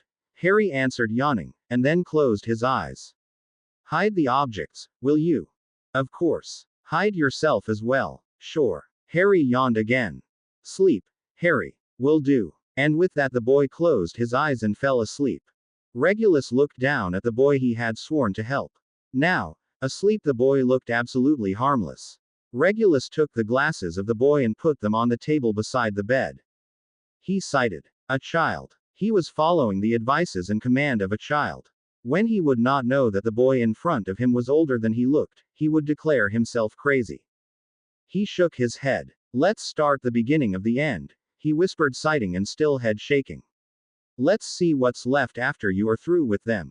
And with that, he left the room to hide the Horcruxes and finally to go to bed himself. Sal sliced the enemy. One moment his opponent still stood there, frozen in time, then he simply fell. His body hit the floor, his blood trenching the earth and his head rolling to cuddle to one of his allies. Sal turned away, used to the gruesome pictures death could paint. He stopped one moment to check his right shoulder. The opponent's blade had ruined his leather armor and sliced his flesh. He changed his sword arm, swinging the long knife with his left instead with his right. No problem. He had learned fighting with both hands years ago, and the damaged one still could use his staff. Then his attention turned to his head. He had a bump where a shield had hit him and did not wear a helmet anymore. Blood had clumped his hair and he had to remove some blood from his eyebrows, which was threatening to fall into his eyes. Head wound. He felt a little bit dizzy, but it was nothing he could not cope with. All right, he thought, and turned again to the battle. Still a few to go. And so he went on, searching for a comrade in need, battling the enemy with all he had, be it magic, knowledge or soul strength. He joined the battle, still aware of the enemy and the tiny huts behind him, just protected by his long knife and his will. Several hours later, the battle had succumbed. Here and there were still fighting pairs, but the most of the invaders had been killed, had fled or were prisoners. Sal sighed and looked again at his hurt shoulder. He had had no time to cleanse it or to bandage it. He had just used a spell to stop the blood flow and had went on. Now he touched his wound, really looked at it and sighed. There was no way that this would not scar. He knew that. He had learned that a long time ago. With practiced moves he removed his tunic and cleansed the wound. The pain was horrible, but he had to do it. Gangrene was nothing he could afford to have. Hey, need help there, my friend. Sal looked up and saw a goblin coming in his direction. This looks pretty awful, the goblin said, taking a look at Sal's shoulder. It will heal, Sal answered confidently. It will, the goblin answered. And now let me do this. I will treat it temporary until you can find someone to treat this. I might not be a healer, but I am a good first aid. Sal smiled at the goblin. I am a healer, he said, still smiling. Don't worry. It's nothing grave. It must be cleansed and bandaged. With some potion-laced bandages it will heal by itself in a few weeks. The goblin raised an eyebrow. You're a healer? He asked, astonished. Are you human healers so bad at your profession that you have to go to battle to get some praise? No, Sal answered, laughing. I did not join the battle for praise. I had to defend the village. He gestured to the still-standing village a few yards away from the battlefield. I joined as soon as the invaders broke through the defense. I could not let them enter the village and hurt the children. The goblin looked back at the village, then at Sal. I never heard of a healer joining a battle, he said. No goblin healer ever would think of that. I thought the human healers were much the same. They normally are, Sal answered while letting the goblin bandage him. But I am no normal healer. You're not? The goblin asked while wrapping the gauze around Sal's shoulder, but then he nodded. Yes, you're definitely not, he said. A children defending, battling healer is not usual, but a human healer defending a goblin village against humans is definitely odd. Sal blinked at these words. He knew he had had no regular contact with other druids, but surely. So you want to tell me that a well-normal druid never would have thought of defending the village, just because they're goblins? he asked, astonished and appalled. The goblin looked at him oddly. That's the usual behavior, he said, staring at Sal as if he was a foreign species. Did your master never tell you something like that? With this question he turned Sal's head, looking at the head wound. Why should she? Sal asked, blinking and forgetting that the goblin would maybe know the names, he continued. Medrod and I never heard her say something against any other creature, well, except of Medrod's father. She hates Arthur's guts. Medrod. Arthur? The goblin asked, now clearly stunned. Then suddenly he grabbed Sal's chin and turned his head so that Sal had to look in his eyes. The death-green eyes of the healer met the warm, brown eyes of the goblin warrior. By the buried treasures! The goblin exclaimed, still staring at Sal, but now with absolute worship in his eyes. You're Morgana's son. Sal was baffled. He said. I'm not Medrod. Of course you're not, child, the goblin answered, bemused. You told me about your brother before. Who? Now hush, child, my clan will help you now. You need some rest. But, it's all right, child, the goblin said, shaking his head. I know most of the druids don't like your mother, but you can't deny your ancestry. You have inherited her eyes. I know, Sal answered while letting the goblin cleanse his head wound. She was not sure if she really liked it that I had her eyes while Medrod. So Medrod hasn't Morgana's eyes. That's something new, even for the goblin said, interested. Well, no, Sal answered, still a little stunned. He couldn't. He has not the right mind concept to inherit them. He hasn't the people-saving thing. You must have to inherit the line of Pendragon, and because the LeFay line has mixed with Pendragon, he also hadn't the right mindset for the LeFay line's green eyes. It's complicated.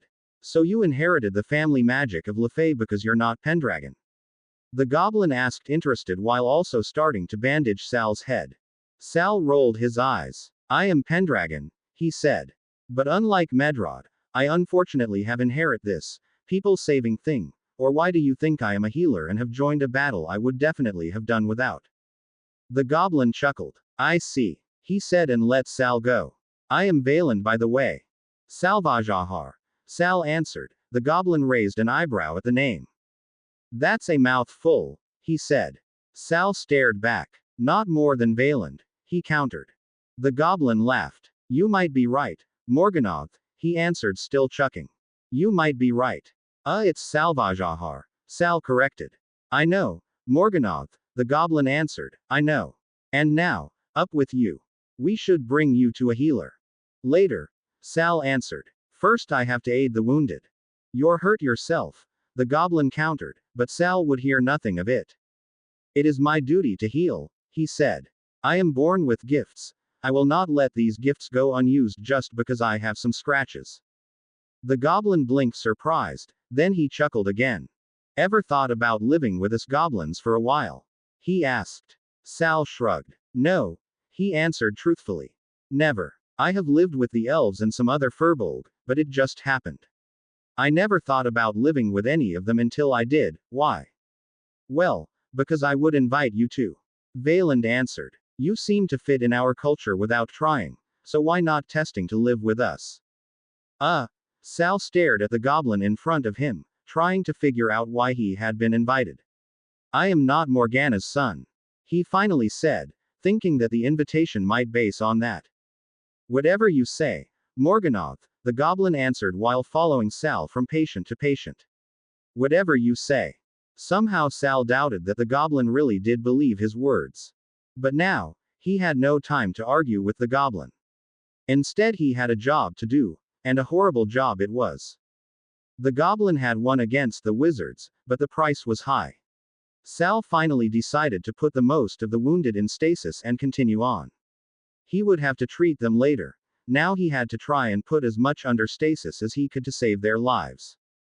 What are you doing? Valand asked him while following him over the battlefield. Stasis runes, Sal answered. Most of them are too hurt to live on without them. I have to stop their death before healing them. Finally the rest of the small battles succumbed and other healers started to fill the battlefield. Put them under stasis and move on, Sal advised. There are too gravely hurt to heal them thoroughly now. For the less hurt use simple first aid. We have to stop the dying first. The other healers followed his advice instantly. No one questioned his authority. Maybe no one dared to question it. Sal was an experienced healer. He was field healing people since more than 500 years, even if he was healing professionally just since 10 years, and his experience were showing in everything he did. Sal did not know it, but all the others, goblin and wizard alike, could see the aura of authority and power around his person. No one dared to question it. And Sal was right. They worked 3 days straight before the last stasis charms could be lifted. Later this battle would written down as the Great Battle of the North Fields, and it would be marked as the battle with the least dead.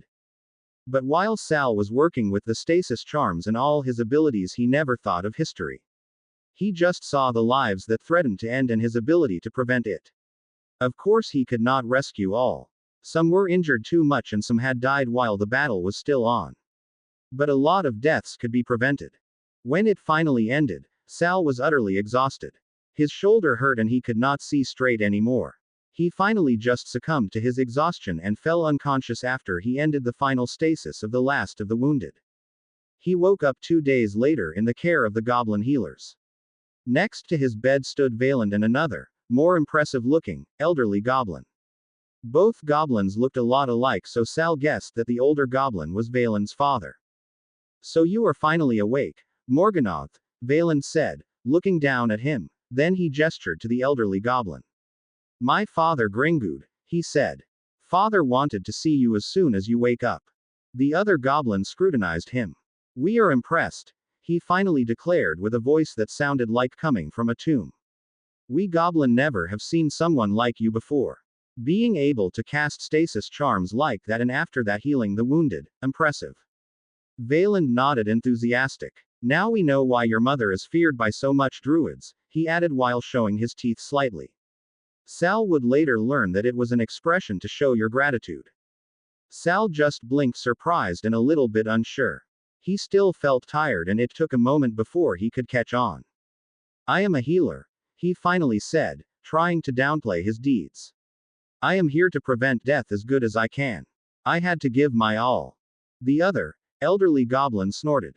"And that you did. First shielding our young and old ones and after that rescuing our warriors. And you even aren't one of us." Sal just shrugged. "It does not matter," he answered. "Oh, but it does," Gringood said. "As chieftain of the goblin nation, it is my duty to repay the debt we have. But what is enough to repay the debt of our lives? There is not enough gold on this earth to repay what you have done for us." "I do not need repayment," Sal answered. "And you aided me when I was hurt. That should be repayment enough." "But it isn't," Valand and Gringood insisted before Gringood continued. "I spoke with the Elder Council. We decided there is just one way to repay you. We will make you one of us. You will be a clan leader and your family will be part of the Goblin Nation." Sal stared at him unbelievingly. "I thought you would not let druids join your world. Normally we don't. But you are special," Gringood answered, shrugging. "Even if there are some elders who would like it more if you were a furbolg like us and not a druid." He grimaced. Sal stared at the grimacing goblins in front of him, then he finally decided to ease the unease the two goblins were feeling. "I am not human," he said, and Valand and Gringood blinked surprised. "Mother was an old one and father also. I cannot be a human because I do not have a human soul at all." Sal explained, and suddenly Gringood grinned. "So I am able to present you as a furbolg born, and as such as a mixed furbolg." Gringood summarized. "Well, yes," Sal answered nervously.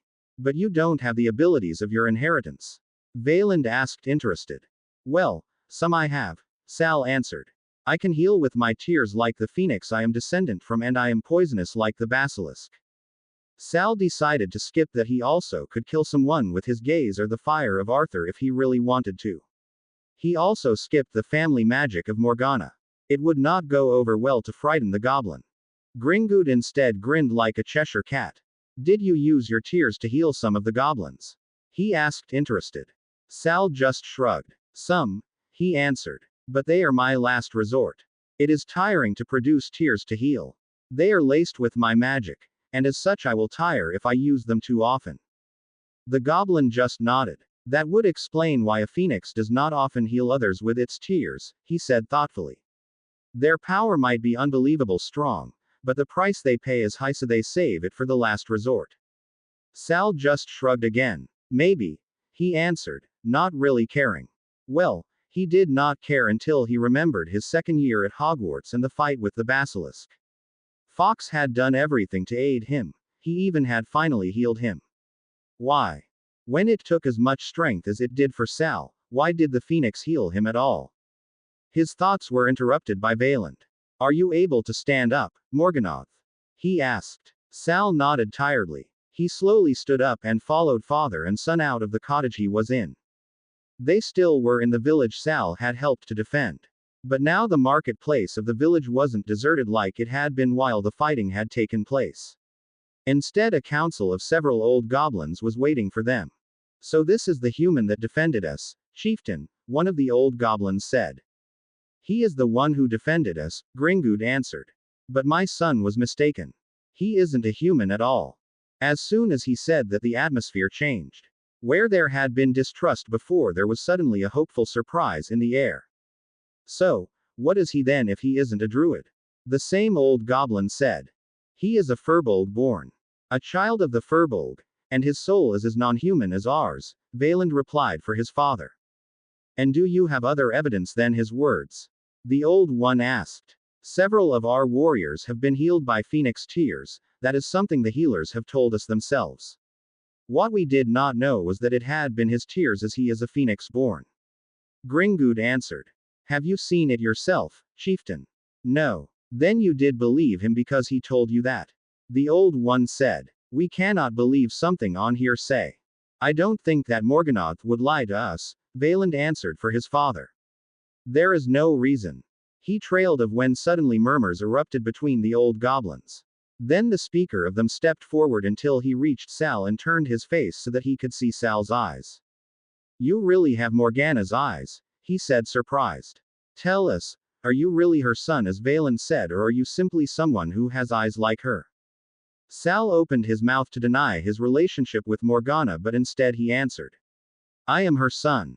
With whom, child? My fathers are Arthur Pendragon and Merthin Emrys. When he closed his mouth again, he saw a rune flicker in the air. A truth rune. Sal cursed inwardly. He had been asked if he was Morgana's son. As she had adopted him, he really was, even if she hadn't birthed him. As he could not lie, he had told them the truth, and this truth contained that he was Morgana's son, if he wanted or not. So you are Medrod? No. My name is Salvajahar. I am the younger one. And he was, as he had been adopted by Morgana after Medrod had been born. And suddenly the elder goblin smiled. It was a little bit frightening to see the sharp teeth of the goblin, but Sal dismissed the unsettling feeling he had and crafted a mask on his face. The son of Morgana Le Fay and Arthur Pendragon, the goblin finally said, forgetting that Sal also had added Merthin's name to his parents. A child born to two families that are still counted as Firbolg among us, even if they truly are the descendants of Firbolg. As your parents both are counted as one of us, there is no problem to count you as a Firbolg as well. So there is no objection in claiming him as kin to us, goblin? Gringood asked with a raised eyebrow. None at all, chieftain. Forgive me, I doubted your lead. As you shouldn't have, Gringood said coolly, but then he nodded and turned to Sal. Welcome home, Morganath, child of Morgana and Arthur. Welcome to the way of the goblin. Years later, Sal would learn that those words were the traditional greeting a chieftain or a clan leader greeted a newborn babe. And now, Valand said, we will do something against that pitiful thing you call a weapon. I could not stand the sight of this thing in battle, and I definitely will not let a clan leader of the goblins run around aimed with garbage. Sal stared at the goblin, then his gaze followed Valand's gaze to his short sword. It has aided me well, he finally said, and Valand snorted. It is nothing a respectable goblin would be seen with, Valand said. You are a clan leader, you would die before carrying a thing like that. I would. Yes, Valand replied. And now come along. I will craft you weapons that are worthy of a healer, defender and clan leader. With that he turned, and Sal, still feeling a little bit lost, followed the goblin after being literally pushed by Gringood to follow Valand. Valand was still muttering under his breath about a healer carrying garbage to battle. Sal decided not to comment. He knew his sword was not as good as Arthur's Khaled Volk, which had been embodied with magic by Myrddin himself, but Sal still thought that his sword was not garbage. Valand brought him to a blacksmith's shop. A shop, that Sal learned a minute later, that belonged to Valand himself. Sal soon learned that even high-born goblins like Valand were working in professions like smiths or farmers. They were high-born, but they worked like all the other when they had time to do so. So, let's look for a suitable steel for your sword, Valand said, pulling out a weird-formed amethyst. Embed your magic in there, please, he said. I will be able to work like that much better. All right. Sal softly pulled inwardly at his magic until he was able to lead it into the stone in the hands of the goblin. The goblin examined the stone, one eyebrow raised. You've got an interesting soul, he finally declared and suddenly grinned. I will love to craft you some weapons. Oh, where to start? You need some knives. You're definitely better when fighting with knives, but also a sword. No goblin leader should go without a sword. All right, Sal said hesitatingly when he heard the enthusiastic goblin rumble. Silver, you need definitely goblin silver for your weapons. We will embed shadows in your knives and emeralds maybe, and yes. That will fit. Rubies for your sword, of course, also silver. Your magic is not fit for gold. When you think so, Sal answered while watching the goblin running through his working place, throwing things left and right. Diamonds, sapphires, steel blocks and gold landed on the floor while the goblin searched for who knows what. Well, that should be enough, the goblin finally said, his hands full with silver, rubies and emeralds. We will start with the knives. They will be fantastic. And the goblin was right. Sal watched Valand while he crafted the knives. There were 4 of them. 2 throwing knives and 2 long knives. When Sal finally had them in his hands, he just stared at them. Engraved just beneath the hilt of the long knives were the words, Salvajahar, on the first and Morganath, on the second. The blade of all 4 knives looked like touchable shadows, and the engraving glowed in an unearthly eerie green light that matched Sal's eyes. Perfect, Valand had commended when he handed the knives to Sal. They are absolutely perfect. Then he had returned to his working place to craft the sword. When the goblin handed the sword to Sal, Sal recognized it instantly. It wasn't the first time he was holding this sword. Years ago, and at the same time years in the future, he would hold it again. There was just one difference. This sword had no inscription beneath its hilt. It was made of silver and rubies, and a tiny basilisk and phoenix graced the hilt, but the inscription, Godric Gryffindor, was missing. Sal stared at the sword. A masterpiece, Valand said. And definitely better than the garbage you used to carry. It just needs a name, and then it is ready. A name, Valand huffed. Of course, a name. Every sword needs one. Name it and claim it. I have no idea. I never had to name a sword before. No wonder when you just were wearing garbage. I also wouldn't have named that thing you were carrying before. Sal wisely decided not to comment on Valand's words. Now, since he had the sword in his hands, he could understand why Valand was claiming Sal's sword was garbage. The sword in his hands simply seemed to fit, like an extra limb. Well, will you stare at it until I am old and gray, or will you claim it? I never. Just look at the sword and say the first thing that comes to your mind aloud, Valand answered. Sal still looked at the goblin quizzically, but then returned his gaze to the blade. It glowed in the light of the fire it had come from. And in his mind he saw it coming out of the head like the legend said Excalibur had come out of the stone. And before Sal could stop himself, he said, Excalibur. Valand stared at him. Excalibur, he repeated. In gobbledygook that means, basilisk born, an interesting choice of a name for a sword. A fitting name when you look at the bearer. Basilisk born. Excalibur, it is. And runes etched itself in the hilt, stating the name. For a moment they glowed and shimmered over the blade itself, then the runes vanished, leaving an unblemished blade and hilt. And Sal's only thought was, what have I done now? He would find out years later. For the next 8 years Sal continued to live with the goblins. He learned a lot from them. He learned to fight with his knives. He learned to speak the language and to act like a goblin. He even learned to craft himself because Valand insisted. And maybe he would have stayed longer, wouldn't have one day traveled news to them. The Romans have come to Britannia, the messenger said. There was a battle with King Arthur and his men. They were able to defeat the Romans for now, but more are coming, and the king's sword, the sword of his father that Merlin had put into the stone until Arthur was old enough to claim it, has been shattered. Arthur is wounded and there are rumors that he will not see another day. When the news reached Sal, he turned to Gringood and Valand, who had become his family at the Goblins. I have to go home, he told them. Home? Gringood asked, interested, and Sal sighed. I might have been taught by my mother the way of the Lefay, but I have been living with my father before that. I cannot stand by and watch my father die. I am a healer, I am his son. It is my duty to heal him to the best of my abilities. And Gringood smiled. You're a good child. Your parents should be proud of you. Return home. But don't forget. You will always have a place to live in our nation. You have a vault in your name. You have a sword that shows your status. You are a clan leader of the Goblins. You have the right to turn to us if you need us. With that said, he let Sal go. And that was the time when Sal was first and forever adopted by the Goblins. When Salvajahar finally returned, Arthur was lying on his deathbed. You're home, Sal. Lancelot greeted Sal, surprised. Did you hear? Are you back because of your father Arthur? How is he? Sal answered in return while shrugging of his travel cloak. Dying. Lancelot answered sincerely. We have kept it from leaking to the public, but we will not be able to keep quiet any longer. He will not survive another fortnight. Let me see him, Sal said. Of course, Lancelot answered and started to lead the way. You're his son and heir. You have the right to see your father. Sal was led to where later would be the headmaster's office and climbed the stairs until he reached the top and the bedchamber of Arthur. It was still strange to enter in a room Sal knew, and instead of seeing the expected office, stumbling over a bedchamber. The bedchamber was richly decorated with gold and red. Sal turned out the Gryffindor colors of the room and looked at the man in the huge bed in the center of the room. Arthur was deadly pale. Next to his bed was sitting Merlin, also pale and definitely exhausted from sleepless nights.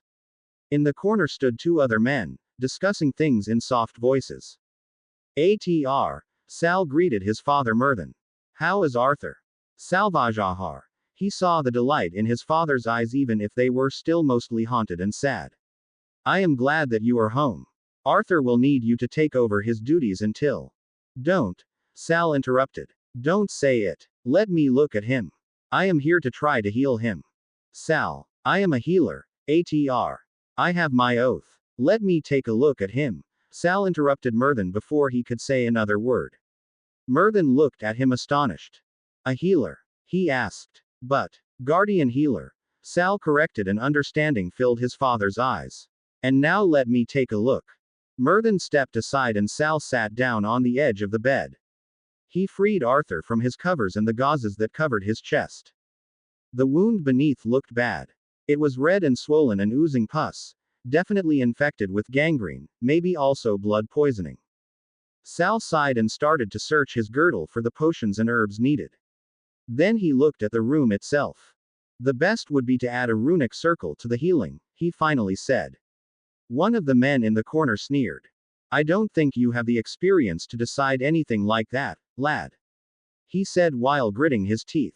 Sal opened his mouth to retort but was beaten to it by Lancelot. Prince Haraldr, he said coolly. I will not tolerate disrespect against Arthur's son and heir. The man, Haraldr, turned to Lancelot and then stared at Sal again. Prince, he repeated. He is King Arthur's son and heir. Yes, Lancelot said. Next time think before you disrespect someone. Sir Lancelot. Sal just stared at the older man. As important etiquette is, that's not the time and place to discuss it. Of course, my prince, Lancelot answered, slightly bowing to Sal. Sal just sighed. The older man had begun to act like that in front of foreigners since Sal had been adopted by Arthur. So instead, to try and stop Lancelot from behaving formal, he turned to Haraldr. You're a healer, I suspect. He asked softly. I am, my prince, the man answered. We both are. We have tended to your father since he has been wounded. There is nothing that could rescue his life anymore. Please accept our judgment. I am a healer myself, Healer Haralder, Sal answered. These wounds might be grave and maybe beyond my healing abilities, but there is still a chance for my father to heal again. It's a bit of a risk, but it cannot get worse than it actually is. You might be a healer, my prince, but you are young. You have no experience. The great battle of the North Fields, Sal interrupted the man. The healer stared at him. Why are you stating a battle between our Nadebor Druid Kingdom and the goblins which took place 8 years ago, my prince? The healer asked, confused. Do you know how many goblins died that day? The man snorted. Inexplicable few. They must have had a wonder healer as their lead healer that day. Sal smirked. The lead healer was me, he said. Lancelot, Myrddin and both of the healers stared at him astonished. So please don't tell me I do not have enough experience to judge, Healer Haralder. But still, I will try to heal him my way, Sal interrupted the stammered words of the second healer.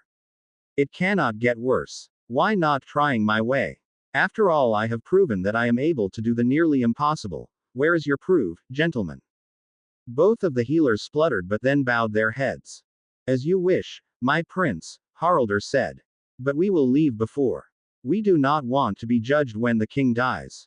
Sal just shrugged. Then leave now, he answered absent-mindedly. I have other things to do.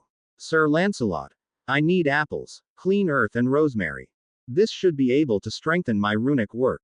As you wish, my prince, Lancelot answered and left the room to tell a servant to fetch what Sal wanted. The two healers also left the room behind him. Myrddin instead stayed. Are you sure, son? He asked softly. Sal inclined his head. It might go wrong, but I am quite sure that there is a high chance that I will be able to heal him. Myrddin nodded and then asked, should I leave the room? Not needed. When you leave the corner of the bed it will be enough, Sal answered. In that moment Lancelot returned and Sal started with his runic circle. He saw his father's eyebrows rising when the circle started to take forms under the constant working of Sal's staff.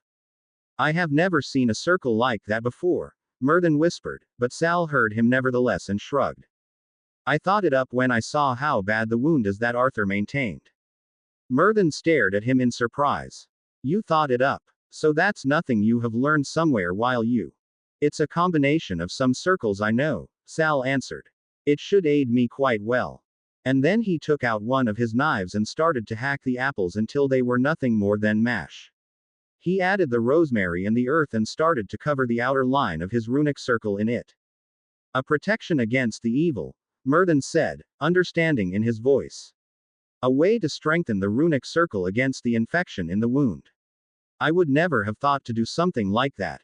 Sal let his father ramble and activated instead the circle with some hisses in Parseltongue. Aid me in my task, he hissed. Heal, protect, destroy what wants to destroy a life. The circle glowed and activated. Then Sal turned to the wounded and unconscious Arthur and took the knife he had used to prepare the apple and rosemary. He took the knife and opened the wound with it without cleansing it before. Apple and rosemary filled the wound and the magic of the circle reacted and hissed. Were apple and rosemary touched the wound, the gangrene started to leave it even faster than it would have without the magical cleansing. But some parts were too deeply infected and the magical cleansing did not work on them. Sal gritted his teeth and then sliced them away with his knife. It was gruesome and took some time, but finally the wound was clean, but bloody. The blood was flowing freely again and Sal knew that it would be deadly to let it flow. And there was just one way to stop it. I am sorry, father, he said to Arthur, then took one of the potions and made Arthur swallow it. It was the draught of living death. It guaranteed that Arthur would stay asleep for the whole ordeal. Then he took his knife again. A flame erupted in his left hand and the knife was heated in it. When it finally was hot enough, Sal turned to Arthur and pressed the knife on the wound. It hissed and stank when the flesh burned, but the blood flow stopped. What? Lancelot asked with huge eyes. I needed to stop the blood flow, Sal answered. The most effective way was to cauterize it. Then he looked at the wound again. It looked better. Not healed fully, but definitely better than before. Sal sighed and then added runes in Arthur's blood on Arthur's wrists, forehead and ankles. After that, he crushed some herbs and added them on the wound before he added a few different runes in blood on Arthur's chest where beneath was beating the heart. What are you doing? Lancelot asked, whispering. Blood cleansing, Sal answered. Not easy, but Arthur's best chance to survive. And with that, he started chanting. While he chanted, he used another potion to rub it on Arthur's bare chest. And finally, after a time that felt like eternity, dark mist began to rise from Arthur's chest. As soon as the dark mist came in contact with the circle, it vanished with a hiss. When the last of the dark mist left Arthur's body, the body began to glow an eerie yellow light, and Sal stopped chanting after the last of the mist vanished. Sal trembled. He felt utterly exhausted and his body was covered in sweat. But he had not finished healing yet, so he returned to his task with the same iron will that had aided him in every other thing he had accomplished so far. In that moment, Sal wished he hadn't aged himself again so that he fit with the age he officially was on Arthur's court. Changing his age was a magically straining act. Healing a wound like Arthur's afterwards was definitely not really easy. But Sal had to age himself. He would have been unable to explain how he had gotten younger again if he had turned up without aging himself beforehand. Then Sal turned away from his thoughts and turned to Arthur's healing instead. He took another potion and started to rub it on wrists, forehead, ankles and chest, at the exact spots where the runes had been before. After that, he added another potion on the wound and finally covered it in gauze again. Then he made Arthur swallow some more potions before finally destroying the outer circle containing of the apple rosemary earth mash. Now we will have to wait how he will take this, Sal said tiredly and stood up swaying. You're exhausted, Myrddin said. I am, Sal answered, rubbing his eyes. Would one of you stay with him? I want to know if his condition worsens. When it doesn't. When will he wake up? Lancelot asked, looking at Sal as if he saw him the first time. In 2 or 3 weeks, Sal answered honestly. The draft of living death was enough to let him stay asleep for 2 weeks, but there is no guarantee that he will not take longer to wake up. When it takes so long to wake up from it, why giving it to him at all? Myrddin asked. Sal sighed. He needs to heal. When he would wake up and feel better, he would want to stand up. He cannot. Also, the agony of the healing I did would have driven the strongest man insane. I would not have risked this method without the draft. Myrddin nodded thoughtfully. I will accompany you, he finally said. I would worry that you did not make it to your chamber when I wouldn't. You're after all nearly asleep on your feet. And that he did. Sal made it to his bedchamber. He also made it to his bed, but he just fell down on it without changing out of his clothes and fell asleep before his head even met the pillow. Myrddin sighed and carefully changed his son in some clothes that were more comfortable for sleeping. Then he bowed down and kissed the boy on his temple. You're a miracle, child, he whispered. One day you will have an impact the whole druidic world. I am just sorry that I will never be able to see it. And with that, he left his son and returned to Arthur's bedchamber. He was sure that the king would survive. Sal had proven that he would not let his second father die, and Sal had the will to lead Arthur back to the land of living. And he did. Arthur healed while Sal played his role and ruled over the people. And when Arthur was finally well enough, Sal returned the throne to his father. Well, I have my seat back. Now I just need a new sword and everything is fine, Arthur joked when he sat down for the first time. Sal just shrugged, opened his girdle and freed the shed of his own sword from it. You can take that one, he said. As my father, you have the right to carry it if you want. Arthur just stared at the sword, then he took it hesitatingly and drew it. A magnificent blade, he said softly. Sal shrugged. It was made for me by the goblins, he answered. Then I cannot take it, Arthur said. It is yours to carry. I carried it for the last 8 years, Sal said. It's time that it sees the hands of a real swordsman. You are a real swordsman, son, Arthur said. Sal just snorted. I am a knife fighter, father. I have never been a swordsman. I may know how to fight with a sword, but that does not make me a swordsman. I would stand no chance against you or Lancelot. You are young. I am furthermost not good with a sword, Sal said softly. I will never be as good as some others, and you will have to accept that, like I accepted it a long time ago. Arthur just sighed. I know, he finally said. But still. Sal just closed his second father's hand around the hilt. Just take it, he said. You're my father. You have the right to carry Excalibur. Free from the stone. Sal snorted. It's not Latin, father, he said. It sounds like Latin for free from the stone, Arthur said. What do you mean with Excalibur? Excalibur, my sword, Sal corrected. Arthur stared at him for another minute, then he nodded and took it. Thank you, my son, he said softly. Sal just shrugged.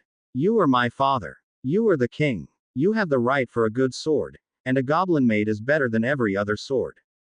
After that he left the great hall. Arthur instead took the sword, and soon the legend of the sword from the stone, Excalibur, started to fester in the minds of the public. Later it would be an important part of Arthur's legend. Will you stay? Merlin had followed Sal after he had left the great hall. Sal stopped. He did not turn but stared the way he had been heeding. He knew Merlin was a very old man. He would not last much longer. Sal could see death lurking in the shadows, watching his father Merlin. I will stay, he finally answered softly. I would not leave you if you ask me to stay. You do not have to stay. I know you are searching for a way back home in the future, Merlin said softly. Sal turned and looked at his father. You're my father, ATR, he told the old man. I love you. I would never go searching for a way home when you need me. Don't forget. I have a life in both times, but you will not have me anymore when I return to where I came from. This time the old man sighed. I do not want to stop you, Sal, he said. You don't, Sal answered. I have time to go home. I will stay as long as you need me. And with that said, Sal stayed. He stayed at his father's sides when the kingdom had a time of peace, and he stayed even then when war returned to them. He stayed when 60 AD the Romans entered Britain and started to conquer not only the mundane but also the magical part of the island. Not that there was a great difference between those two at that time. He stayed when Medrod came to their father to demand his rightful place at Arthur's side, and he also stayed when Arthur refused to acknowledge Medrod as his son and heir. Why didn't you? Was the only thing Sal wanted to know after Medrod had stormed out on them. Because he might be my son, but he definitely isn't my heir, Arthur answered softly. But you are my heir. You are my eldest son. Even if Medrod would have inherited my magic, he still wouldn't have been my heir. Would have. He hasn't, Arthur answered shrugging. I saw it as soon as he started to demand his rightful place. He cares furthermost for himself. He does not care enough for others to have my magic. Of course, if he would have had it, or if he wouldn't have demanded his place, I would have given him a place in my home. He is of my blood after all, even if I never married his mother. I don't think he understood why he was rejected, Sal said sincerely. He knew his brother. He knew that Medrod would hold a grudge against Arthur for rejecting him. I told him I would welcome him when he stopped to demand things I am not obligated to give him, Arthur answered softly. If he can't understand something like that, then he has no place in my court. Not a moon circle later, Medrod returned with the Romans and the intent to destroy everything his father had built. And while Sal accompanied the Druids to defend the fleeing villagers and the village and castle they were hiding in, Arthur and Medrod started to fight each other. When Sal saw that they were losing, he did the only thing he could. As the son of Arthur and Merlin, the ward holders of Camelot, he also had access to the wards. So he reached for them and forced them to hide Camelot and the village nearby where the villagers were hiding in, hoping to survive and hoping to not being found by the Romans. Sal felt his father Merlin doing the same, aiding him in his quest to banish the village that once would be called Hogsmeade and the castle from view. It was a sword from behind that finally penetrated the armor Sal was wearing. He had been fighting for hours and hours. His magic had been weak because he still was protecting Camelot and the women, children and old people with it.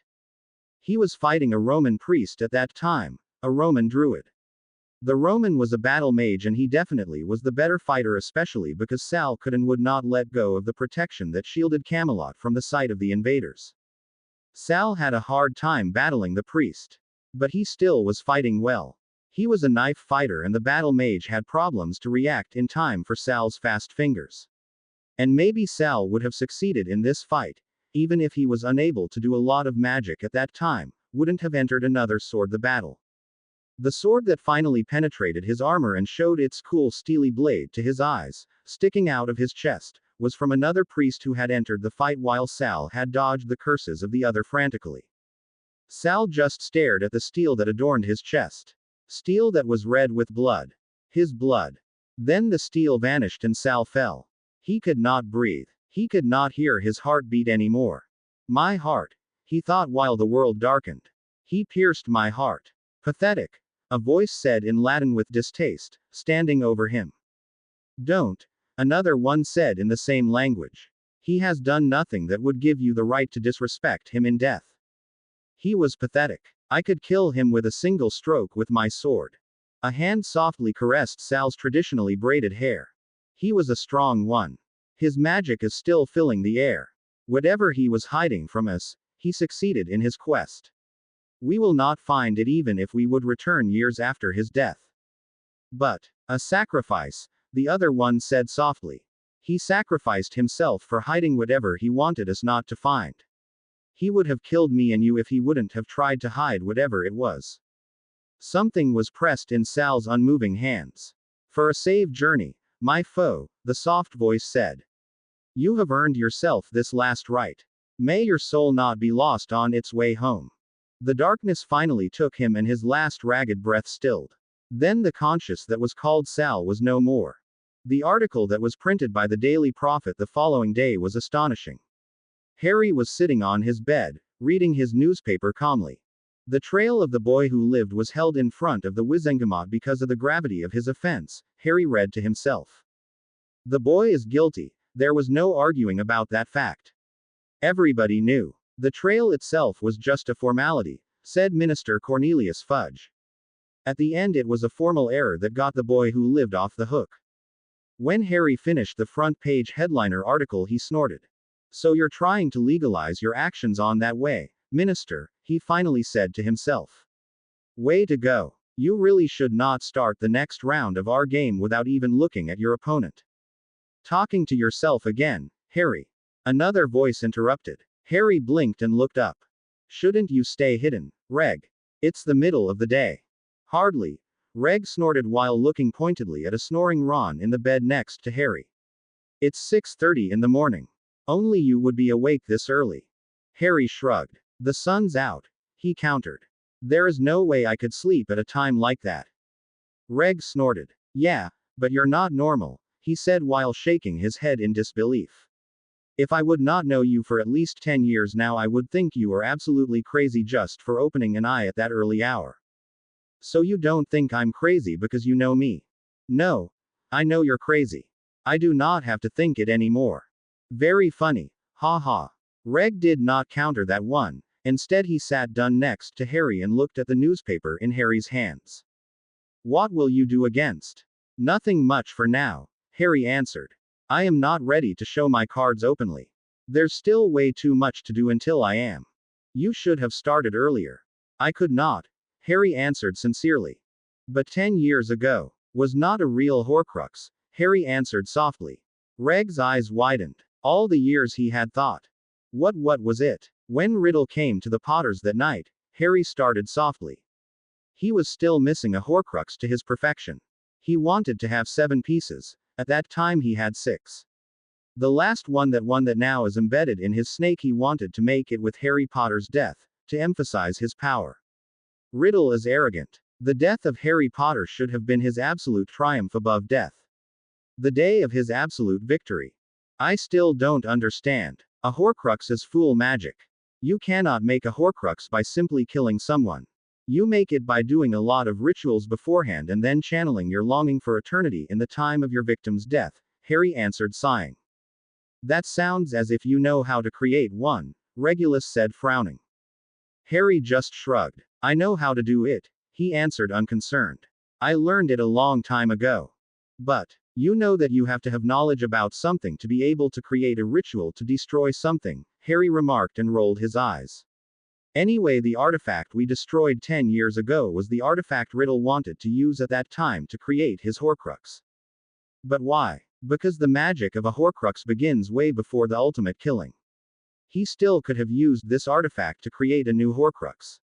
It was prepared. I doubt he would have used it, but I also was not willing to take the risk, Harry answered sincerely. So we destroyed it. Yes. Well, I understand your reason, Reg finally said, sighing. But I still do not understand why we waited. Because we had to. To be sure, Harry interrupted. Had to. Had to be sure about what? Harry snorted.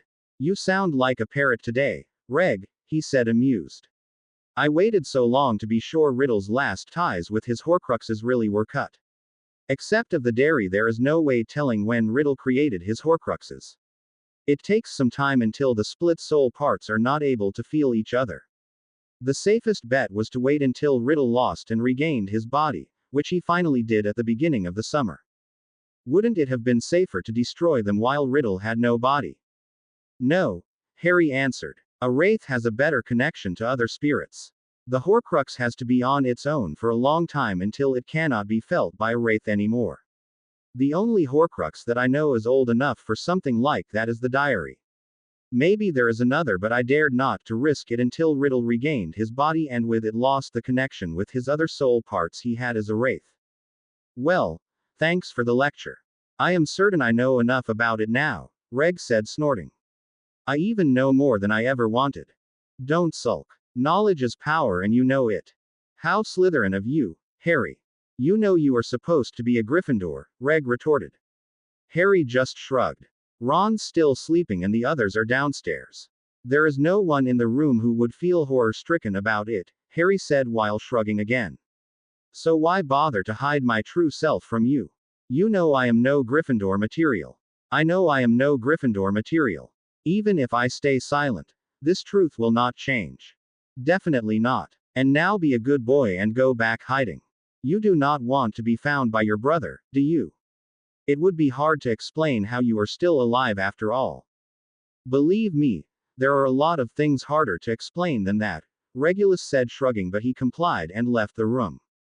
Harry smiled but said nothing. He knew that Regulus was right, but he also knew that telling Sirius that Regulus was still alive and well would be a hard task if they ever had to do it.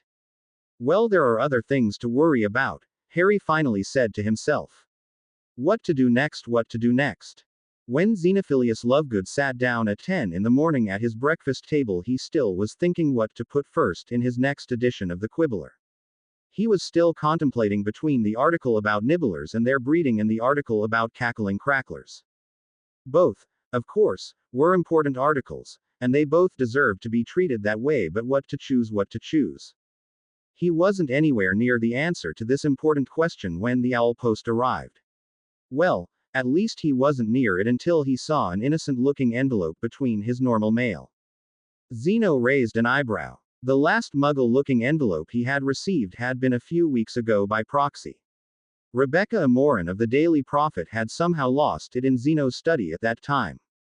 Well, let's look at this, Zeno decided, and opened the envelope to pull out a letter. He read it and his eyebrows shot in the air. It seemed as if he had to change some of his plans for the next edition of the Quibbler. So instead of pondering which article to use for his next edition, Zeno Lovegood hurriedly stood up in search of quill and parchment. He spilled his coffee when he sat it down on the table, but did not even look or mourn the loss of his favorite beverage. He had other things to do after all. 10 minutes later he finally had found an intact quill and enough parchment to take some notes for a first try in answering the letter. He returned to the table and vanished the mess he had created when setting down his coffee mug, not even noticing when he not only vanished the coffee but also the mug as well. So what to write? He pondered instead, excitement in his eyes. What to write? His eyes returned to the letter, reading it again, this time slowly and carefully while his right had traveled over the parchment, printing down answers and questions of his own. Dear editor, the letter read. Thank you for answering my questions as good as you have been able to. I do understand the mechanism of the press a little better now. But there are still other things I do not get. The day before yesterday, the Daily Prophet has been printing an article about Harry Potter's trial and stated in it that there has been a formality which prevented that Mr. Potter has been judged. Well, when I read this, I got hooked and decided to research myself. So I asked at the ministry for a copy of the court script, Did you know those are public after a trial? And read it. The content of the script made me wonder again if the Daily Prophet is simply a propaganda campaign for the ministry. How come they can call it a formality that prevented Mr. Potter be tried, when in truth the minister seems to try all to prevent to even have a fair trial at the beginning? If it would have been me, my parents would have sued him for withholding evidence. The trial script clearly states that the minister did not do the minimum to hold up our own laws. Did you know that there is a law that the crime scene has to be visited by oars and evidence against the accused has to be found? Without evidence, the accused cannot be judged. That the minister let something crucial as that slide lets me think about all the other prisoners in Azkaban. What is with them? Had they had a fair trial? Have they been able to contact a lawyer? Have they had evidence against them to prove their guilt? Or have they been judged like Potter nearly would have been judged? Without evidence, just by hearsay. A trial like Mr. Potter's even raises the question about Mr. Sirius Black's guilt. How do you know if Mr. Black really was guilty, when the trial was faulty like Mr. Potter's? I would seriously check this trial also, like all the others since Grindelwald. I don't know how you feel, but I would sleep better, knowing that the persons in Azkaban really belong there and knowing that I will not be sentenced to Azkaban without a proper trial. Think about that yourself. Do you want to have a trial knowing that you cannot defend yourself because someone is withholding information necessary to prove you're innocent? Do you want to be in Azkaban for decades, knowing you're innocent but unable to prove it because someone did not even permit you to take Veritaserum or show your memory? Is this the justice of the wizarding world you are hoping for? After all, we cannot all be a Harry Potter who seems to have eaten the law books for breakfast. I did include a copy of Harry Potter's trial script to show my point. Oliver Twist. After that, the court script had been added to verify Oliver Twist's words. Xenophilus Lovegood grinned. As important as nibblers and their breeding and cackling cracklers were, sometimes important articles had to take the second place for something less important but more informing. Now he just had to ponder which of the other two articles he also would add as the next important ones. But this answer could wait. Anyhow, there was an answer to write. There was no way that Zeno Lovegood would let a student's questions unanswered, after all. Diagon Alley normally was an idyllic place. The people who lived there knew their neighbors often better than they knew themselves, and secrets really did not stay secret very long. As it was an absolutely surprise for the inhabitants of Diagon Alley that they suddenly seemed to not understand one of their own anymore. Ollivander had finally gone insane. First, it had not been spotted. He just had changed his usual habit a bit. Instead of staying in his shop all day, Ollivander had gone outside and had sat down in front of his entrance, in his hands a huge book. Not this one, this isn't it also, he was heard muttering while leafing through the book. It has to be an ancient one. 2 days later he had exchanged the book for very, very old scrolls. 3 days later he finally sat down one of the scrolls, a huge smile on his lips. There it is, he said, and then picked up the scroll to read further, just to pale more and more the more he read what was written on the scroll. That was the final time the people in Diagon Alley had seen him sane. After that, well, Ollivander definitely had lost his mind that particular week, and he had not found it again, even all those weeks later. A few weeks previous, after the visit of one particular wizard, it had suddenly happened. Garrick Ollivander had snapped. Like an old, dry branch he had snapped into two when the pressure was suddenly too much for him to handle, or so the inhabitants of Diagon Alley said. One day, Garrick Ollivander had minded his shop like usual, and the next he suddenly had started to clean would be the right word. There was just one problem involved. Never had people ever seen Ollivander clean his shop as thoroughly as he did after that day. What are you doing, Garrick? Florian Fortunescu finally asked after watching the wizard working for the last few weeks. Preparing, Ollivander answered without looking up while carrying out boxes of stuff and vanishing them on the streets or tucking them away in other, expanded boxes. I see that. But why? I have to empty my basement, Ollivander answered without looking up. And I just have half a year at most to do it. I have to be prepared until Christmas. Prepared. Prepared for what? Degree. For what might happen, Ollivander said. I am no fool. I have seen this staff once at the time of Grindelwald.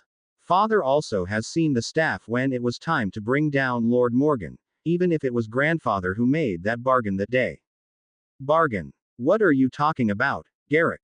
Fortunescue asked again, and this time the slightly strange and now utterly insane Wandmaker looked up in Fortunescue's eyes. I have gotten a warning. Uncertain times lay ahead of us. I will have to be prepared for the worst and hope for the best. I have seen the staff of destiny, Ollivander answered, and Fortunescue gave up. The man had definitely snapped. Utterly insane. Absolutely crazy. Disturbingly mad. Yes, that was Garrick Ollivander now. But, so guessed Fortunescue. That was okay. Ollivander was after all quite old. If he wanted to get odd quirks, who was Fortunescue to stop him? As long as the man still produced his superb wands, he could be crazy for all Fortunescue cared. Well, then have fun preparing, Fortunescue finally said, turning away from the man. I hope your staff of destiny will come again to tell you the danger has passed someday. Ollivander just sighed. You don't understand, he said. I am sure it somehow makes sense to you, Fortunescue offered. Ollivander just sighed again. Think of me what you want. You will be grateful long before the end, he replied, the ice cream shop owner. You will see. And with that he turned away for the disturbed man and returned to his work. He had to clean his basement and he had to activate the old, dormant wards on his property. After all, what good would it do to have wards as good as Gringotts and Hogwarts when he did not activate them before the storm? And then there were the other preparations. The food, the linen. Suddenly Ollivander wished he had never seen Harry Potter again. Amelia Bones was searching through hundreds of files. Her whole office was full with them. Some of them had been read by her and discarded, others were still waiting to be read. She grumbled. Nothing. 3 days of search in the archives and nothing. Not even a trace of a trail. Again, Amelia growled, and for a moment her eyes turned to the newspaper on her desk. The newspaper had been published 3 days ago. Now, it was nearly buried beneath files. Just the second part of the offending article that had started Amelia's fanatic search through the ministry files was still in the open. It read, SS's. Dear Mr. Twist, I must tell you, you have been shocking me. I, like maybe a lot of other witches and wizards, was not aware about the law that states that evidence has to be found first. I had to look up my rights myself before I even could think of answering your questions. It is truly a shame that there is no class in Hogwarts that tells the students their rights in society. I cannot even understand after I researched it why I never tried to be aware of my own rights until now. The only thing I can come up with is that there is no one who knows their rights, and as such no one criticizes one if you yourself don't know. As it is, I do think many other witches and wizards do know nothing about their own rights, like myself just a few days ago, and think because of that everything the ministry states is true. Now I suddenly start to doubt it myself. I, of course, have never been in front of the Wizengamot to be tried. What if it is normal procedure to not even try to secure if you are guilty? So I, like every intelligent citizen would do, decided to look up other trials just to secure for myself that the Wizengamot normally is a fair institution. Of course, the first name that came to my mind to look up was, like you have also mentioned, the mass murderer Sirius Black. He is after all the most known criminal in this day and age after his escape from Azkaban 2 years ago. So I went to the ministry to look up his court script as well. I was truly agitated when I finally was able to receive an answer to my question about the court script of Sirius Black. While getting the court script of Mr. Potter just took me a few minutes, getting Black's took hours, and at the end I still left with empty hands and just a sentence wiser. There is no court script of Sirius Black's trial, I have been told. As there was no trial to begin with. Horrifying news, I know. I was shocked as well. So I looked up other trials. My results are frightening, and it pains me to say this. You are quite right, Mr. Twist, to worry. The most of the trial I looked into were held with just one witness to attest for their crimes.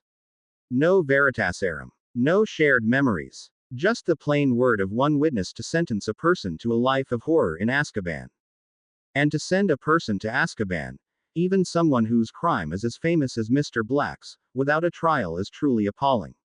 I do not dare to think how many others whose trial I did not look into were tried with no evidence except of hearsay or put in prison without a trial. The most horrible part in it, my dear Mr. Twist, is that as it stands it could happen to anyone. Every witch or wizard who was just near a crime scene could be accused and tried without being able to prevent it. And they are not like Mr. Potter, who is a famous light figure in our world, and who seems to know the law book like his own robe pocket.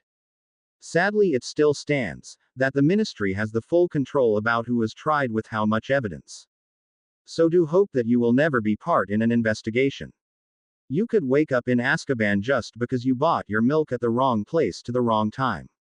Xenophilius Lovegood, editor of the Quibbler. SS's. Amelia growled again. This could not be true.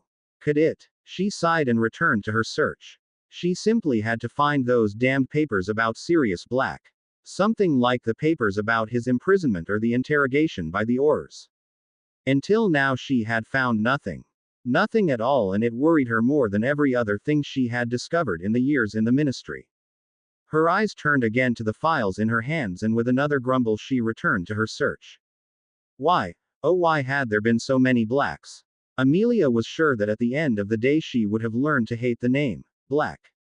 I hope this search is worth it, she sighed.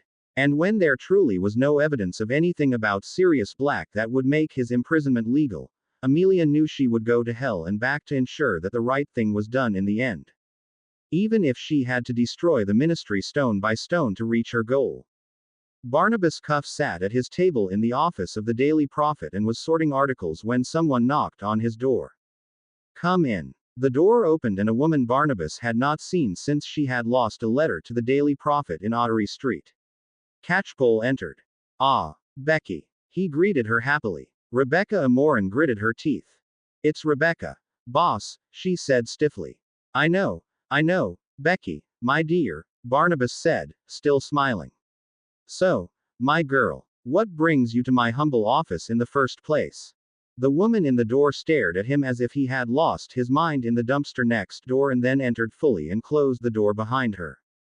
Have you read the newest article in the Quibbler, boss? She asked. Which one? This interesting one about the blue-striped unicorns in America or the amazing description of the mating habits of nargles? Barnabas returned grinning. Rebecca Amorin snorted. Neither, and you know it, boss. Barnabas sighed at her words and stopped joking. I have, he simply said. And nothing, he answered. We gave away the first letter for a reason. But we cannot do nothing. We are a newspaper. If this is true, then it would be the most interesting story since. No. So you will just sit there, look out your window and pretend the article in the Quibbler does not exist. There is nothing I can do, Becky. This time the woman growled. We are a newspaper. We cannot do nothing. So what do you want me to do? Barnabas hissed. Should I just publish the article without caring what the ministry says? They will punish us severely if I do. We need its aid. It has the most influence on our newspaper and we cannot simply turn away from them. Then try to get others in our boat. Of course. Let me write to the Malfoys and tell them. Hey, I don't know if you know, but the English part of your family is using us to imprint their views in the rest of the population. Would you please talk to them and stop them? That's INSA. Genius. Rebecca interrupted. Excuse me. That's genius. You told me yourself that the French part of the Malfoy family have a large percentage of holdings. They can change everything. You forget that they're Malfoys. Then we just tell them that Lucius Malfoy declared himself the Lord of Malfoy. They will not be pleased. The Malfoys are after all a part of their family and should by all means not have a lord on its own. They definitely will not follow a part of their family that has acted without their lord's conscience. Maybe Lucius Malfoy is allowed to act for the Lord in Britain, Barnabas said. Maybe. But if he isn't, Becky, try it, the witch said. If it goes wrong and the ministry is charging you, tell them it was me. I will take the fall if I must. But, Barnabas stopped when he saw the glint in her eyes. Very well, I will, he finally said. But don't get your hopes up, my dear. The answer was a smile before the witch left him so that he could write the letter. Barnabas just sighed after the door closed. He had never considered. Well, he finally said, mentally saying goodbye to his job, office, and freedom. Even if it bites me in the ass, Becky's right. I have done nothing for too long. And Barnabas would take the fall if it went wrong. There was no way he would destroy Becky's career for something simple like a letter. Albus Dumbledore meanwhile sat in his chair in the headmaster's office and stared at the article of Oliver Twist in the Quibbler. He sighed. 16 years of careful laid plans, and now a simple article could destroy them if it found its way in the wrong hands. Fudge would never let something like that be published in the Daily Prophet, Albus reminded himself. There is no way for the article to create huge impact. But just its existence was troubling. Albus Dumbledore sighed again. It was not really the content of the article that troubled him, not that he liked the prospect of a free Sirius Black, but the questions that had been asked. When this Oliver Twist would not stop soon. Albus did not want to think about the consequences of a child criticizing their society. Of course there were many people that would not be pleased, but the words of a child, a teenage boy, would lead to questions by the people themselves, and that someone, even if it was someone like Zeno Lovegood, did not fault the child for its views troubling, indeed. And then there was Sirius and Harry. The article had not simply printed the letters. No, it had also printed the trial scripted itself, or parts of it, anyway. Albus was sure that there would be some interested ones that would hurry to the ministry to get a trial script themselves. Normally, this would not have bothered Albus. But the trial had shown a Harry Potter Albus Dumbledore did not like to be known. Until now Albus Dumbledore and Harry Potter had been seen as two parts of the same side. But now, Albus Dumbledore had done nothing to help his pupil to get if it had been all Harry Potter himself. It showed independence on Harry's side and also an unwillingness to let Albus protect him. No, Albus did not like it one bit. And if I am right and it's truly Voldemort who was using Harry, now, this impact Albus did not even dare to think about. No, he knew what to do. Somehow he had to stop this Oliver Twist fellow before he could create havoc in the wizarding world. Now to the next problem. How to stop a phantom like Twist. The first time Sal awoke, the pain claimed him instantly again and he lost conscious before becoming aware of anything. The next time he awoke, he had time to recognize that he was hurting badly before he fell in darkness again. The time after that he was able to curse that he was a time traveler and that his father had been right with his theory about Sal being unable to die until he returned to his own time. The third time he lay on the ground for hours until darkness claimed him again. The fourth time he woke, he still was unable to move, but he was able to wish. And wishing he did. The pain he felt while he was lying on the ground was horrible. After some hours lying there he wished for someone to end his misery. After some days he prayed for death wholeheartedly. After a week he would have seen his dead body in the mirror of Arised when he would have looked in it. His whole body arched and his depleted magic tried to heal him. He did not know how often he nearly visited the realms of the death, just to be pulled back to his body and his agony again. When he finally was able to move again, the battlefield was long since deserted. The Romans had simply let the dead lying on the floor and had traveled on. The first thing Sal did, when he was able to move again, was to look at his hand. The Roman had gifted him a silver coin. It took 1 or 2 seconds until Sal understood that it was meant as a fee for crossing over to death. A gesture for respect. Sal tucked the coin away in his girdle and felt for the rest of his stuff, mainly his staff, his weapons and potions. No one had robbed him. His things were still all there, but Sal guessed that he had not been robbed out of the same respect that had earned him the coin to cross over. He felt grateful to that one Roman who had respected him enough for stopping his comrades, not that any one of them could have taken his weapons. His weapons were goblin-made. If he really needed them or if he wished it, they would return to him instantly. It still took Sal some days until he was able to stand up again. So as soon as Sal was able to stand again he gathered the bodies of the dead and buried them. It was Hart. The first dead he recognized was Gawain, his old teacher. The man had been pierced with a dozen of arrows. One of his feet had been cut off and his eyes were glassily staring in the sky. The Roman he had fought with had succumbed his own wounds and lay on Gawain's chest like a lover at night would do. The next he found was Lancelot. The blade of the sword that had killed him was still sticking in his chest, broken like Lancelot himself. Sal had to fight tears while his mind played over and over the times when Lancelot had been with him. It replayed Lancelot's laughter, his jokes, his rashness, his friendly tone. Sal fought the feelings with his occlumency and buried the man at the far end of Hogwarts, no, Camelot's lake, next to Gawain. Then he continued. Sal wasn't sure how many days it took until he found the next he knew.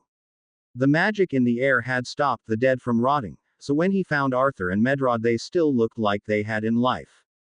This time Sal cried while his hands caressed the locks of his brother and father and the fury sent shivers through his body. He took away the sword he had given to his father and bound it again to his girdle, unable to look at the wound that had killed Medrod, a wound that had been made by Sal's sword. The wound Arthur had received was as hard to look at as Medrod's. This wound Arthur had received because Sal had trained his brother in fighting. And Sal felt fury, a fury directed at both of them for using Sal's gifts to destroy a person Sal had loved. A fury that was directed at both of them because they had decided not to bother and talk about it. Instead they had fought and killed each other, for nothing more than power. Oh, how Sal loathed them for it. Still, he buried them next to each other. Next to Lancelot and Gawain. Then he broke down and cried again while anger filled his heart. Anger at fate, anger at the Romans, anger at his fathers and brother. Finally, after hours he stood up and stumbled back to his task. He buried the dead, hundredth of men in hundredth of graves. And then he found the last one. This one person he had known, that he had lost since the day he had become aware again, and at the same time had hoped to find unharmed even now. He was lying there as if he was sleeping. His eyes were closed and his staff in his hands. There was no wound on his body, that would have killed him, but magic needed no wound to kill someone. Sal just could stand there and stare at him. Then he finally fell down on his knees next to him and reached for him with trembling hands. The white hair still was as soft as it had been when he was still alive. ATR, Sal whispered. ATR. And then the loneliness came crashing down on him. The loneliness and the feeling of loss. Sal wept. Of course he had known that Myrddin was an old man. Of course he had known that he would lose him. But losing him from old age or losing him in a battle was different, and Sal had never thought that he would not see Myrddin again when the battle finally ended. A soft arm sneaked around his waist and cradled him against a warm, nearly hot and comforting body. Weep, fledgling. You have the right to do so. You have lost far too many to take it calmly, a warm voice said. I have to bury. I will bury him. You have buried far too many, fledgling. Sal just shook his head and tried to free himself from the stranger. He is my father. I have to bury him, he answered while he tried to get free. And he was my egg. I have the right to do so, too, my fledgling, the stranger said softly. I will let you aid me, but I will be the one to bury him. I am his father. I should do it. Sal looked up at this and stared at the stranger. The stranger's face looked a lot like Myrddin's, but the eyes were golden, burning with red flames, and definitely not human at all. What are you? The stranger smiled. I am a phoenix, he answered softly. But this form is temporary, the man said. I will lose it in some hours. The most time it is strenuous to take on a human body, and the one time it wasn't was a lot of years ago. It was the time I raised your father. Don't frighten the egg, Fawarks, another voice said, the voice of a woman. Sal turned and stared at the woman behind the man. Her hair was graying and her eyes yellow like the basilisk Sal had killed in second year. Her eyes had the same shape and coloring like Myrddin's. So you felt his death also, Alaakes, the phoenix said softly. Of course I did. I am his mother after all, the woman said and bowed down to Sal. Sal did not know what happened, but as soon as her hands met him, he felt himself shrink until he was a little child. The woman picked him up and then turned to Fawarks. Will you take our egg? She asked softly. The phoenix nodded. This time the funeral was different. While Sal had just buried the death, Myrddin's parents decided to burn their son. Sal watched the burning, and after Myrddin's body had been burned, his ash was taken to the walls of Camelot. You have died protecting these walls and all that they stand for. One day you will be needed again to protect them. Rest in peace, my egg. Will you continue to protect what you wanted to protect all along? Fawarks said, and the ash was taken by the wind. And suddenly a warm feeling enveloped the air around them, a feeling that Sal knew from his time in the future. It was this feeling that had told him from the first day he had entered the castle that he was home. What? He asked, astonished, when a soft wind caressed his cheek. Your father, fledgling, the phoenix answered softly. Or did you think he would leave you for good? Whenever you return, he will always welcome you home. And with that, the woman carried Sal out of the grounds that later would become Hogwarts. As soon as they left, a heavy and at the same time comforting feeling settled down on Sal's shoulders. The wards, he recognized. But not just the wards. Also the essence of his father. A father that he had lost but that had not left him. Sal smiled while again tears started to mare his cheeks. Don't cry, my egg, the woman said. Grandma and Grandpa are still here. From now on we will raise you as our own. I am a grown-up, Sal answered while trying to hide his tears. No, you aren't, the woman answered. You are a little, adorable egg and I will raise you as mine. The man snorted. You do not even know the name of Myrthen's egg, Aleakes, and you already started the plan to raise him. Have you even asked him before you shrunk him to an egg again? Hush you, dear, Aleakes said. Or you will not be allowed to aid me in raising him. Fawarks just snorted. Well, at least I finally know I lost it fully, he said. I started to doubt my sanity when I decided to hatch my egg with a basilisk. Just an insane phoenix does the same again with his egg's egg. The woman snorted. You should be grateful for every day we have. One day I will not recognize you anymore, so don't complain, she answered and cradled Sal as if he really was a little child. And I am sure the little one will appreciate to have a family again, even if this family will more often be a snake and a bird than human. The man snorted, but then sighed. I am sure he will, he finally said. Where to next? The goblins, Sal said quietly. They have to take Excalibur. I cannot. Again tears threatened to fall. I cannot use it again. Not now. Maybe later but not now. The woman, Sal's grandma, just caressed his cheek. All right, my egg, she said softly. We will go to the goblins and after that we will go on. I will not raise my egg's egg in this cold and unfriendly country. It was hard enough to raise my egg here. I will not do so again with my egg's egg. The man just snorted. Then let's leave the country. How about somewhere warm like Egypt or Rome? Egypt. Aleakes decided. I am sure our little egg does not want to come anywhere near Rome for the next years. Egypt it is, the phoenix said and held out a hand. The woman took it and in the next moment flames licked on their bodies.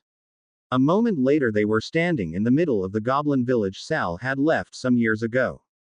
The goblins stared at them. Then Gringood came running and Aleakes took the sword from Sal and gave it the stunned goblin.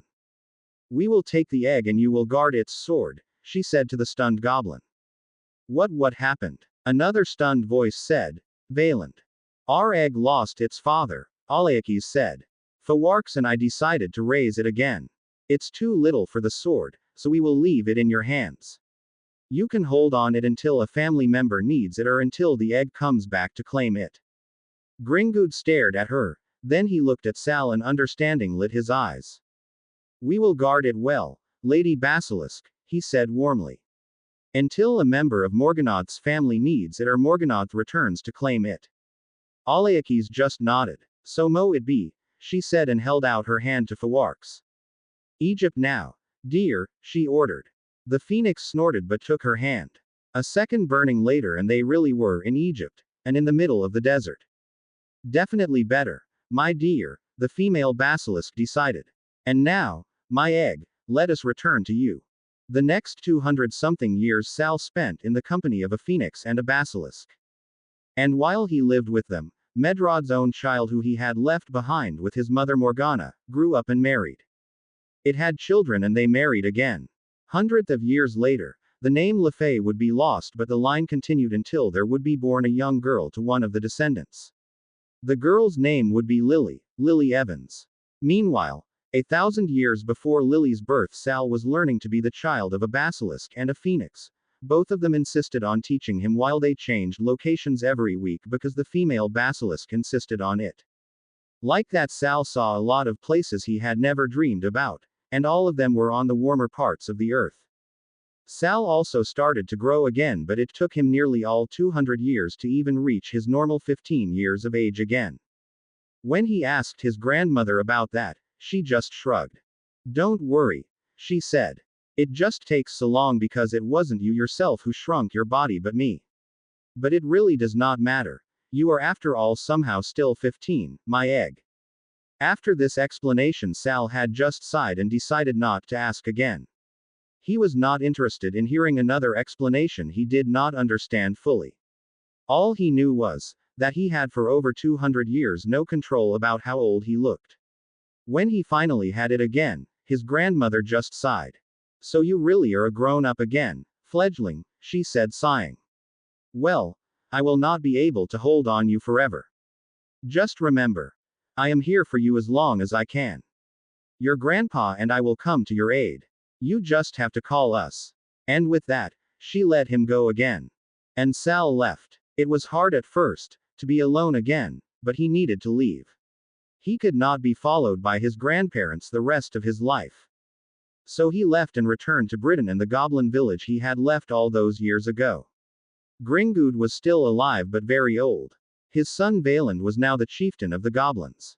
When Sal walked in their village, they recognized him instantly. "So you are home again, Morganath," Valand greeted him. "I am," Sal answered. And Valand flicked his hand to summon Sal's sword. "Take it. You are a clan leader, you have to wear your sword." Sal just hesitated a second. "I will give it in your care when I leave again," he finally said. "When one of Medrod's children asks for a sword, will you give it to them?" "I will not take it with me when I leave again. I will, as long as you just lend it to them and don't give it up. A goblin might after all give his sword to another one, but he will not gift it to him when the sword was made for him." Sal just smiled. "I would never give away a gift I received," he answered sincerely. "I merely will not need it when I travel the world, and I do not want it to be unused until I need it again." "This I can accept and understand," Valand said, and welcomed Sal home, where Sal would stay for the next 60-odd years until he finally decided to travel again. For the last 500-odd years Sal had been wandering. To begin, he had started with an apprenticeship in Ireland to learn more about rituals, potions and runes. Of course, some of the stuff he had known already, but others he had never heard of. After that, he had crossed over to the continent and wandered north. He had joined the Viking and had crossed the Atlantic Ocean to Ireland and Greenland. There he had wandered south and visited the countries which would be later Canada, USA and South America. He had joined the humans living there, had learned their magic, languages and ways of life. Finally he had enough. He had returned to Alaska and from there had found a way to Russia. Visiting the Russian sorcerer, he had entered China again. He had crossed it and visited India, and after that Africa, and finally had returned home. Now he knew a lot of different languages he had not known before, had updated the languages he had known before, and had learned some other writing types. His potion knowledge was tenfold and his healing arts improved beyond the knowledge of all other living individuals. He also had learned some different battle tactics and some useful spells for different occasions. On his way home he had visited the Germans, toured Africa again, and lastly lived for a while with some tribes somewhere in the country that would later be Turkey. Then he had returned to Europe, Italy to be exactly. He had planned to visit Rome, just for old time's sake, but when he arrived to chaos and destruction. The Arabs had come to Rome and looted it. And not just the mundane part of Rome had been the victim of their doings. Sal found the woman in the outer skirts of Rome. To him, it looked like she had tried to flee from the Arabs and had been captured and wounded by them. The man, just a few yards from her, was dead, killed by the Arabian steel that had beheaded him. Sal turned his eyes away and went to the woman instead. He had seen so much dead already that he no longer was bothered by corpses. You learn to ignore the dead when you were fighting for the still living on a battlefield. The first thing that Sal saw were the sharp teeth of the woman. Fangs. A vampire, Sal's mind supplied. Until now he had not often met a vampire on his travels. The most of them lived removed from the mundane and magical world in covens just small enough to remain hidden from both worlds. Sal had never had the desire to search out one of them just to learn more of them. He sighed and cautiously stepped forward until he reached the woman who was curled on the floor facing away from him, hugging something close to her chest. Her back was trenched in blood. A wound, maybe from a sword, had nearly sliced her in half. Sal was surprised that she was still breathing, but then, she was a vampire. Vampires were able to survive things that a human would never survive. When he was just a few steps away, she tensed and turned her face to look at him. Her eyes were a cool silver and staring at him intensely. Her lips moved, showing her fangs, daring him to step closer. Sal stopped. "I do not want to harm you," he said in Latin. The dialect had changed over time, but it was still understood in this part of the world. "Let me take a look at you. I am a healer." The woman just bared her teeth even more. "Everyone could say that," she hissed. "Prove it." Sal answered her challenge with steady eyes while he softly tipped with his right hand against his chest, at the place he could feel his still beating heart under his warm skin. A soft glow spread across his chest, showing of the healer's oath he had taken in glowing runes. The woman looked at it and her snarling stopped. "May I help you?" Sal asked again. "Your oath covers all?" she asked with halting breath. "All creatures, furbolg or not?" "Yes," Sal answered. Her eyes widened when she heard his answer. "You're one of us," she wheezed. "I am a furbolg born," Sal answered truthfully, and she relaxed. He took this action and came closer. When she did not bare her teeth again, he sat down beside her. She tensed again when he reached for her. He saw the next moment why. In her arms she was shielding a little child, maybe 5 or 6 years old, a vampire child. Her child, he guessed. The little boy looked at him with huge, fearful eyes. "Is he hurt?" Sal asked softly, not reaching out for the child and not addressing it directly. He had grown up in a time when it was considered rude to do either. The woman relaxed again a little bit. She was still wary of him but seemed to decide to trust him for now. "I don't think so," she wheezed, and Sal nodded. "May I take a look?" She tried to open her arms so that he could look at the child, but needed his assistance to do so. Sal frowned. It did not look good for her if she was unable to even lift her arms. He said nothing. He knew that she would not permit him to heal her until she knew that her son wasn't hurt. Her eyes told him this fact without the need of words. So Sal took the boy from her arms and looked him over. He was fine, just frightened, and was watching him with huge eyes. Sal smiled at him and turned to the boy's mother. When he turned back to her, he again saw the core of the man lying on the ground just a few steps away. He guessed it was the father of the dark-haired vampire child.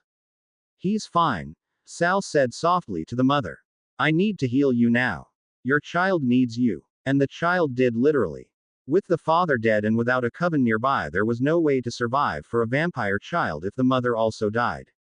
A vampire lived the first 100 years from the blood that was flowing through the veins of their parents or guardians. It was simply too young to hunt until then. Without the blood, it would die within days. The mother nodded and Sal turned her so that he could see her back. Her spine was broken, some of her inner organs ruptured.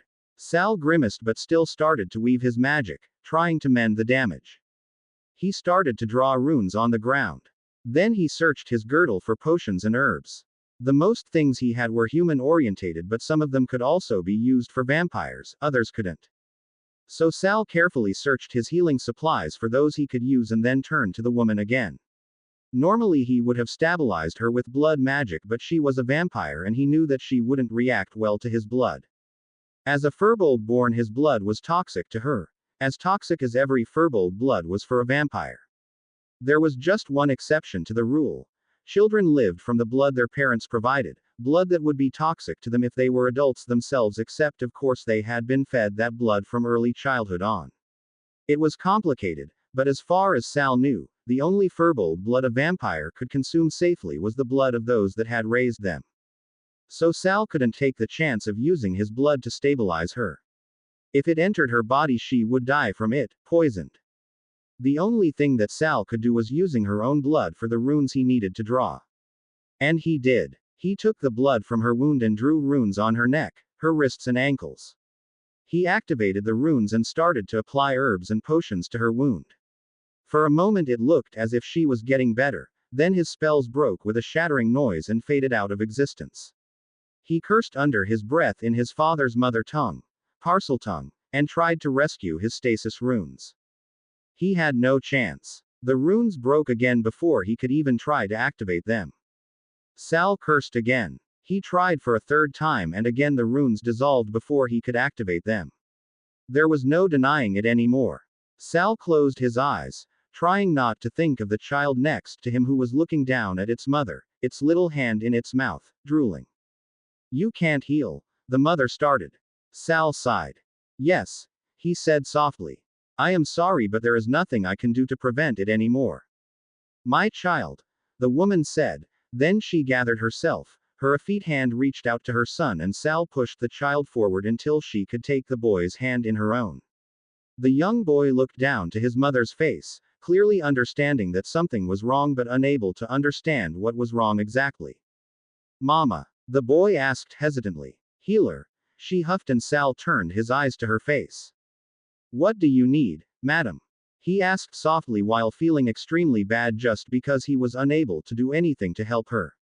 He knew that today would just add another part to his nightmares. As an answer to his question, she let go of her child's hand and took Sal's instead. And before he could stop her, she bit down on his wrist. Blood oozed from his wound and Sal flinched. But the woman held tightly, with more strength than he thought she had left, and then bit down her own wrist, mixing her blood with his. Drink, my child, she hissed, and the boy complied, used to being fed from the wrist of his mother. But it wasn't the wrist of his mother the boy started to feed on. It was Sal's wrist. Sal stared at the child, when the boy started to consume first the mixed blood of Sal and the boy's mother and then just Sal's blood. What? Your child? The woman wheezed. Anastasius, your child. And then her eyes closed and she moved no more. Sal instead stared down to his wrist and the child, beeping on it. His child. His child. Great. Sal muttered in Parseltongue sarcastically. I really wanted to have a son, especially a vampire son. The boy, Anastasius, Sal guessed, did not act as if he had understood him. Instead he beeped another few times and then stopped. Sal sighed, healed his wrist and then buried his head in his hands. And what should I do with you now? He asked rhetorically. The boy looked at him with huge eyes. Dada, Anastasius finally said, his voice high-pitched and nervous. Yes, I guess that's me now, Sal said, sighing. Then he looked at the dead woman. I also guess we should bury your former parents. So he stood up and turned to the dead man some steps away. He finally decided to drag the man to the woman and burn them both. He burned them and then scooped up the child, secured it in his arms and turned away from the dead. Rome definitely had lost his charm to him for a while. Let's go home, Anastasius, he said to the child in his arms. Home. The child repeated. Yes, home. Back to Britannia. Mama. The child asked hesitantly. Mama is dead now, Anastasius. Mama and Dada are in heaven now. They will not come back. Heaven. Sal sighed again and pointed at the midday sky. At night you might see them up there, looking down to you, watching out for you, he said to the child. You just have to search for the brightest stars in the sky. The child didn't answer but buried its head in Sal's neck. Sal was sure that the boy not really understood. He guessed that the child was maybe 4 or 5 years old, too young to understand the concept of death. Still, it understood that its parents were gone somehow. Sal was sure that the boy would be grieving soon. Sal sighed again, then he strode on. Maybe he should find a home near here for some years until the child was old enough to travel back to Britannia. In the end, Sal settled down in a little village in the Black Forest in the later Germany. The settlement was small and solely magical. First, the other villagers were wary of him. Anastasius was too young to pretend to be human and the villagers kept their distance at first, nervous about the 2 vampires. It took nearly 3 years until they understood that Sal truly wasn't a vampire and that they did not have to worry about the vampire child because it would not hunt at all until it was at least 30 years of age. Until then, Sal would be its only food source. Sal himself also had to get used to give his blood to the child to eat. Blood was a powerful substance and normally a druid did not part with it easily. To feed it to a child was somehow unsettling at first, especially because Sal had been taught what you could do with blood and what would happen if someone else took your blood for their own purpose. With time, the villagers started to accept Sal and Anastasius. The day Sal found out they had been accepted, was the day he found out about the new last name the villagers had given them. Sanguinus. One of them had called Sal Sanguinus. Wait a minute. Sal had stopped this time, turning to the villager. Sanguinus, he asked. Of blood. They called him. Of blood, in Latin. The man just shrugged. Everyone calls you and your son that, the man answered. It was also the first time someone had called Anastasius Sal's son. I called just to let you know about the meeting of the village in 3 nights. Will you be there? From then on, Sal and Anastasius were Sanguinus in the mind of the villagers. They started to interact with them, but Sal knew they would have to leave in a few years.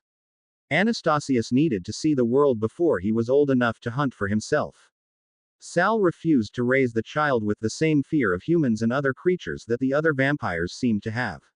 It still took another 10 years living in the settlement until Anastasius was old enough to travel with him. They traveled Europe for a while until Sal decided when Anastasius was 20 years of age, still looking like a 15-year-old teen because vampires needed nearly 40 years to age to adulthood, to finally show his son where Sal came from. And because of that, Sal was back home in Britannia. Back home and back in the conflicts between goblins and wizards. Sal could not understand how these two nations could fight again. When he departed, they had finally had a time of peace. Now, just 500 years later, they were fighting again. Sal had seen it. He had crossed a battlefield where the wounded were still mourning. So Sal had done what he did every time he crossed a place like that. He had stopped and started to help. He healed goblin and wizards alike, uninterested about the cause of their fight this time. He had taught his son some things about healing, knowing that his son was not truly interested in that profession, but also knowing that to know how to heal was important. After he had healed the warriors on both sides, he had walked away. He had been uninterested in getting in the conflict, especially with Anastasius in tow. But now it seemed as if he had no choice. Sal and Anastasius had walked in a fight between goblin and wizards in the middle of the woods. The goblins were less. They had just 3 fighters, trying to shelter 4 women and 7 children. The wizards, the ambushers, were 20 and seemed determined to kill the goblins. Sal sighed. Wait here, Anna, he said to his son. I will sort this out. But, no but, Anastasius, Sal interrupted quietly. As long as you are fed by me, you do what I tell you, understood?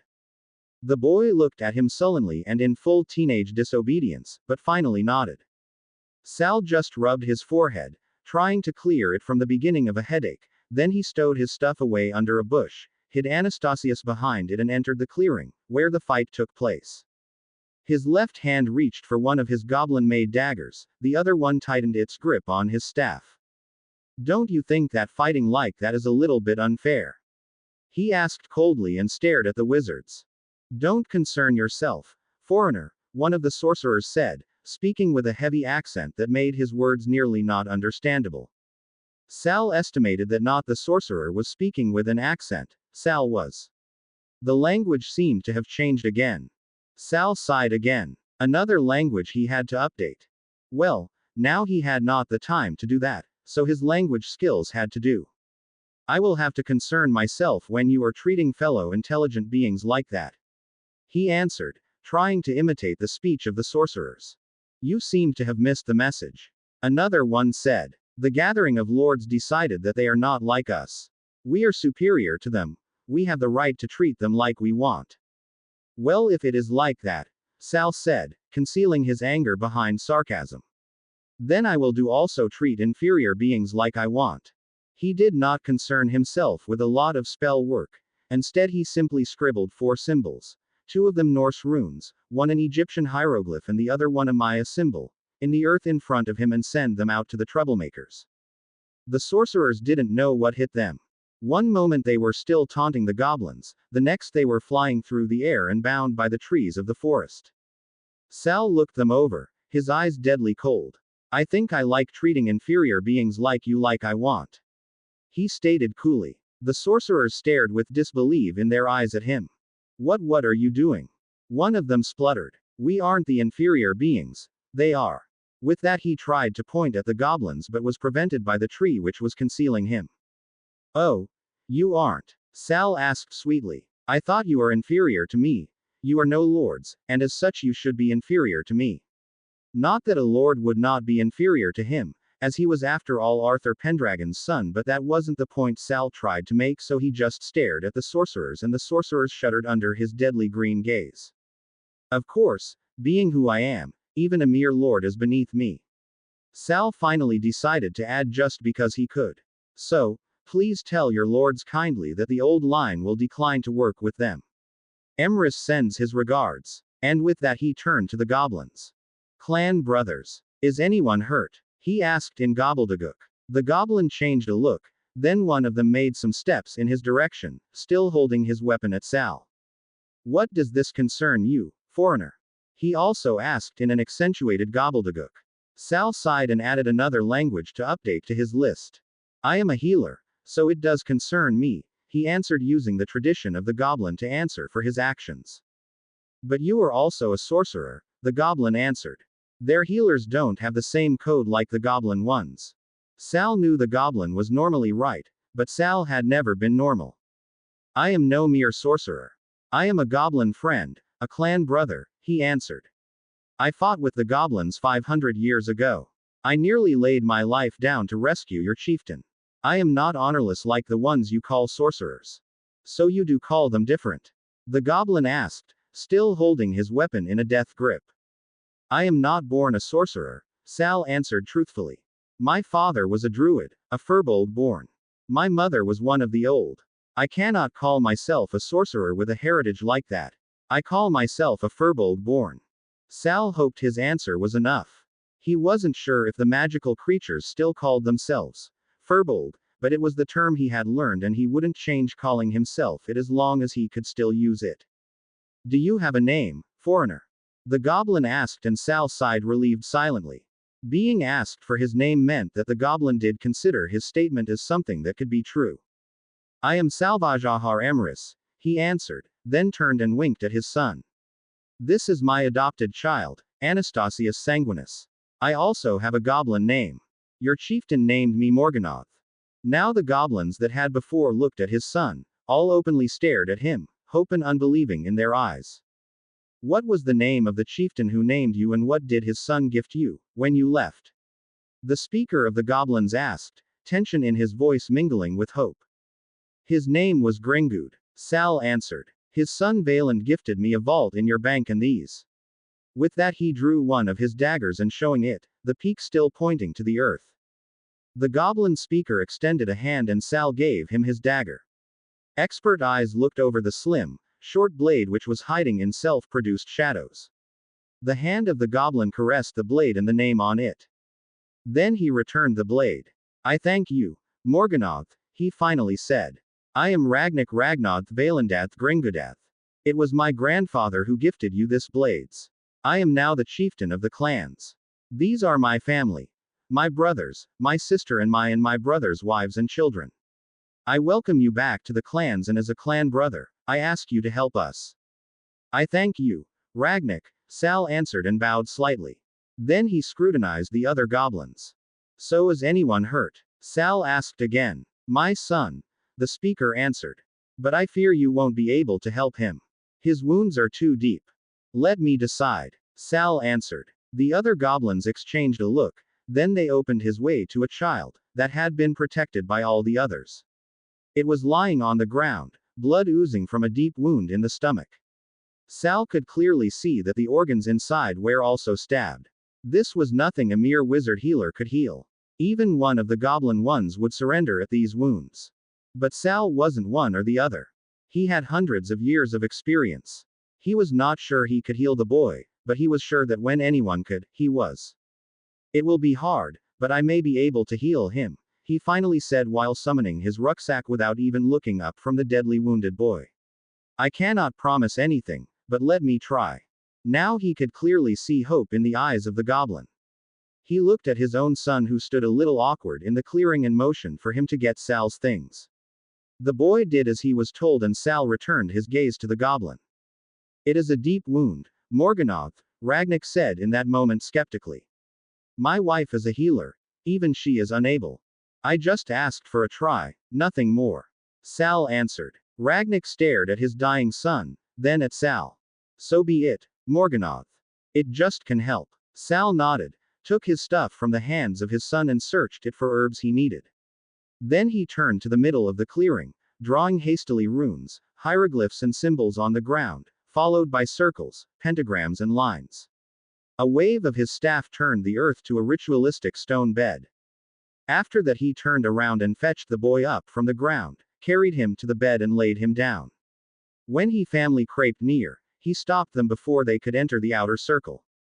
Don't enter the shield runes, he said. I cannot have anyone contaminate them. The family reacted in jumping 2 steps back, staring at the circles and runes.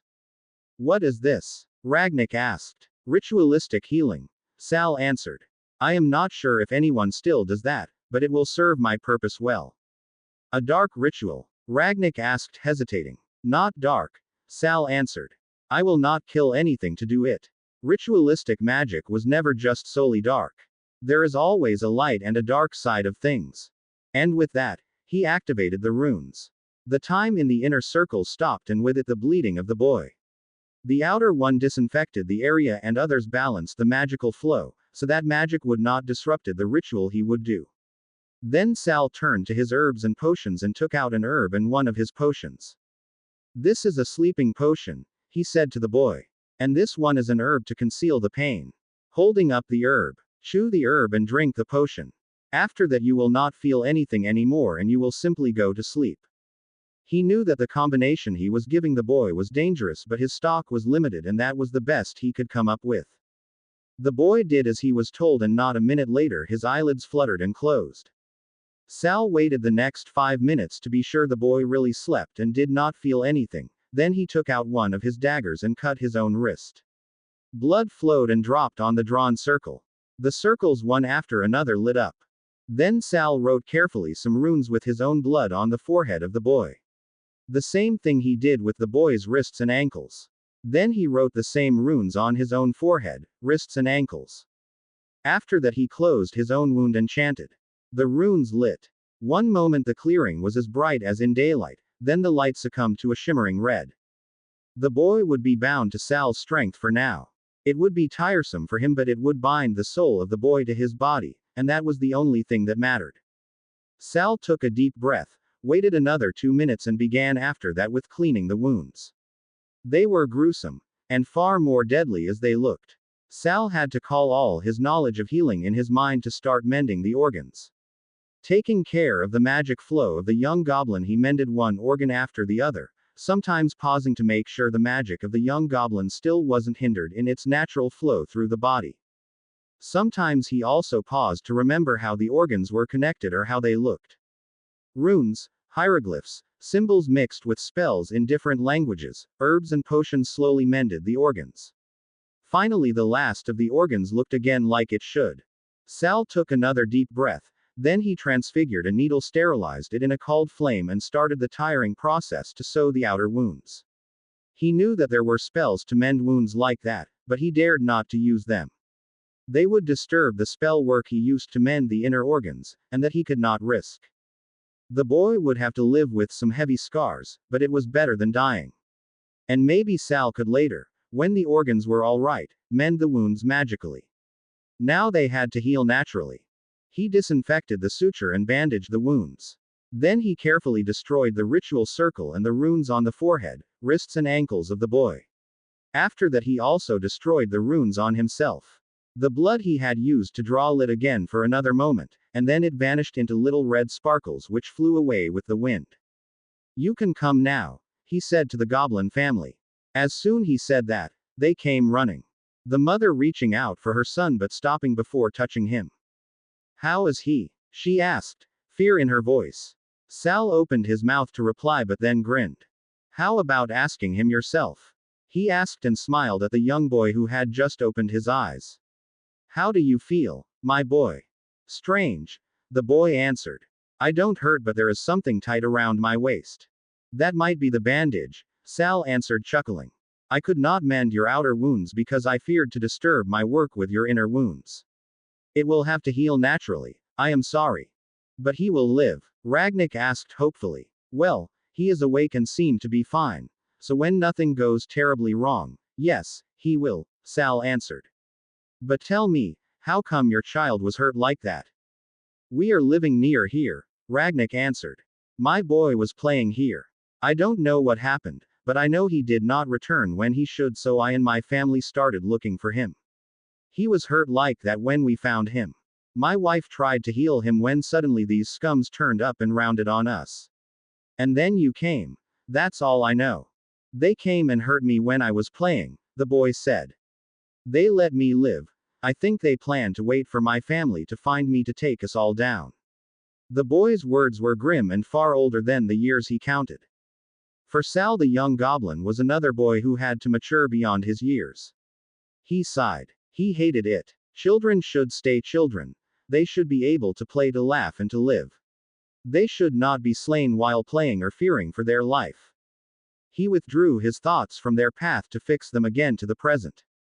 Well, they won't do it again. I am sure, he said coolly, looking at the captured sorcerers who were looking at him with fear in their eyes. When they finally are released from here, they will never think about hurting someone again. Why? Ragnik asked, now also looking at the sorcerers. What did you do? I thought you just captured them. I did, Sal answered. And they will relive all the crimes they did in their own mind and on their own bodies with them as the victims before the trees will let them go. Their punishment will start with sunrise. Ragnik shuddered. Remind me never to anger you. He said. I might be a goblin but even I prefer a blade through my stomach to this. Oh, it won't kill them, Sal assured Ragnik shrugging. The deathly blow won't be deathly for them. They just will feel like they are dying. I am sure that after they relive their deeds they will still be able to walk away, reliving the same thing night after night in their dreams until they regret. Just ask for my sword when I have wronged you. I will give it to you freely so that you can stab me, all right, Morganoth. Ragnik commented. It will definitely preferable to this punishment. Sal just shrugged. When you think so, chieftain, he answered unconcerned and then turned the goblin boy. You should stay in bed for the next days. You may sit up when your mother helps you, but we have to wait until the spell work settles and your wounds have healed a bit. What is with his magic? The mother asked. As soon as he is healed, he should have no problems with it. But I would recommend that he does not do magic for the next fortnight. My magic could interact when he would try, and that is nothing we want to have. So, what will you do now, Morganoth? Ragnik asked. Sal shrugged again. I just returned to Britain, he answered. I thought of staying and relearning the languages. They seemed to have slightly changed since I was here the last time. It will take some time to update my vocabulary. Maybe I will work as a healer. How about coming with us for the night? Ragnik asked. You can decide tomorrow what you want to do. For one moment Sal thought about declining the offer, but he knew that it would be insulting if he did and so he gave in. And so he was beeped again into the war between goblins and sorcerers, searching battlefields for wounded people, defending women and children, working together with goblin healers and the clans. His son was following everywhere like a shadow while learning to fight from the goblins. His son also found his profession as a scholar by the goblins and started working in their archives. Sal let him be. Sal's own father had never pushed Sal into a profession and Sal would never do it to his son. If Anastasius wanted to be a scholar and live his life for dusty scrolls, then so be it. Sal would not stop him. And like that they slowly drifted apart again, especially after Anastasius finally learned and was able to hunt alone when he turned 32. After that Anastasius still sometimes returned to Sal to be fed, but the occasions were less and far between, especially with Sal on the battlefield and Anastasius in the archives, both working while they were sometimes miles and miles apart. So Sal healed, searched the battlefields and aided the goblins. His final aid would be finally being the neutral party in the peace negotiations. But that would be nearly 40 years later. For Amelia Bones, it had been days since she had a less strenuous minute. She had searched the ministry high and low for every trace of paper about Sirius Black. What she had found was more concerning than the Quibbler had shown. There had been no documentation about the imprisonment of Sirius Black at all. The only paper trail she could pick up was the trail that had started days after his imprisonment in Azkaban. When you looked solely at the files of Azkaban, Sirius Black as suddenly surfaced as he vanished 12 years later. Amelia Bones could nothing but frown when looking at that. So she had taken her evidence and had approached the minister about it, just to be turned down without even being able to utter one word about it. The next step would have been to talk to the whole Wizengamot, but Amelia dreaded this discussion. The most members of the Wizengamot would not listen to her as soon as she uttered the name, Sirius Black. The entire public thought him to be a convicted murderer, and no member of the Wizengamot would dare to crash his or her public image for a might be. So there was just one way. Amelia Bones was sitting in her office, smirking. In her hands she was holding an edition of the Quibbler. Normally she would have dropped dead before being found with the abstruse newspaper in her hands. But that had changed a few days after Harry Potter's trial, when one of her oars had dropped by to show her the article in the Quibbler. At that time she had been very interested in the critique the Quibbler had printed. Critique about the press and the ministry was something you could not read every day. It even had some new information for Amelia herself. She had not known that the ministry had the major share in the stocking of the Daily Prophet. To her shame, she never had thought once about the connection between the ministry's opinion and the opinion of the Daily Prophet. For her it had been natural that ministry and prophet said the same things. Of course she had seen the slandering of Harry Potter that followed the end of the Triwizard Tournament. She simply had thought that that was what press would do. She never had thought that maybe Fudge himself would be behind the slandering and wrong information the press was printing. Now she wasn't so sure anymore. The slandering that followed the trial last week she looked at more critical. A formality that prevented that the boy was tried. She knew it wasn't like that, but she could do nothing to stop the press from printing. She would lose her job if she tried. She was sure Fudge would arrange it. He was not pleased with her for letting the boy prove his point, but she had followed the law, so he could not fire her for something like that. When she tried to influence the press instead, she would be gone before she could even look his way. And Amelia felt furious because of that. She normally did not care about the Daily Prophet, but to slander an innocent boy just because the minister did not like the young one, that was truly appealing. The boy, after all, was not older than her own niece, and Amelia knew her niece would be devastated if anyone would dare to print things like that about her. Someone should have protected the boy from the press. Someone should have helped him to organize a barrister to stop the slandering of the prophet. Amelia could not fathom why Albus Dumbledore had done nothing to protect the boy until now. She knew that the headmaster himself had organized a barrister for himself to stop the slandering of his own name some weeks ago. So why hadn't he done so for his own ward, too? And then there was Fudge. The minister was on the war path against the headmaster and the boy who lived. Amelia was sure he would try everything to destroy both of them utterly. And there had been nothing Amelia had been able to stop him. After all, the minister controlled the prophet. But now, she smiled, still holding the newspaper in her hands.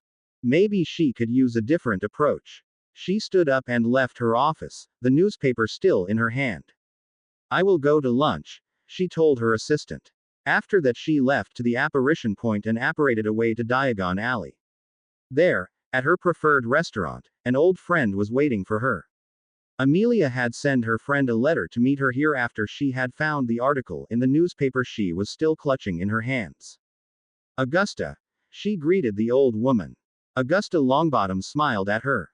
"Amelia, my dear, nice to see you again." They sat down in a private booth, and after they ordered, Amelia showed her old friend the article she had found in the Quibbler today. "Look at that and tell me what you think," she instructed, showing the old lady the letter of Oliver Twist and the parts of the trial script Zeno Lovegood had inserted that showed Oliver Twist's point of view before he had answered the letter. Well, that definitely is something, Augusta Longbottom stated after she finished reading the article. Zeno should watch out what he is writing. I don't think that Fudge likes it very much. I don't think our minister is aware of it, Amelia answered smirking. He is not reading the Quibbler. I thought the same about you, my dear, Augusta answered. Amelia smirked again. Well, I didn't, she answered. But some weeks ago an Orr brought me the paper because of an interesting article, the first article from this Oliver Twist. And you decided to follow it a little bit longer in case it was not a one-time article. Yes. So why did you ask me here? Augusta leaned back. The door opened and their food arrived. They waited until the waiter had left the room again before continuing. I want to publish this article somewhere else, Amelia stated, smiling evilly. I want it read from as many persons as possible. The Daily Prophet won't print it, Augusta answered. I know. They are in the pocket of the ministry. Amelia answered, still smiling. And suddenly Augusta smirked. You are clever, my dear. She said. I will ask. And I will write Zeno. He will know how to contact Mr. Twist. I thought you would catch on, Amelia said and took out some other papers. These are trial scripts of Mr. Potter's trial. I am sure the minister will catch on soon. He will seal the court script, so I made some copies. These are the only ones. No one other has come to get a copy. Augusta asked with a raised eyebrow. No, Amelia answered smiling.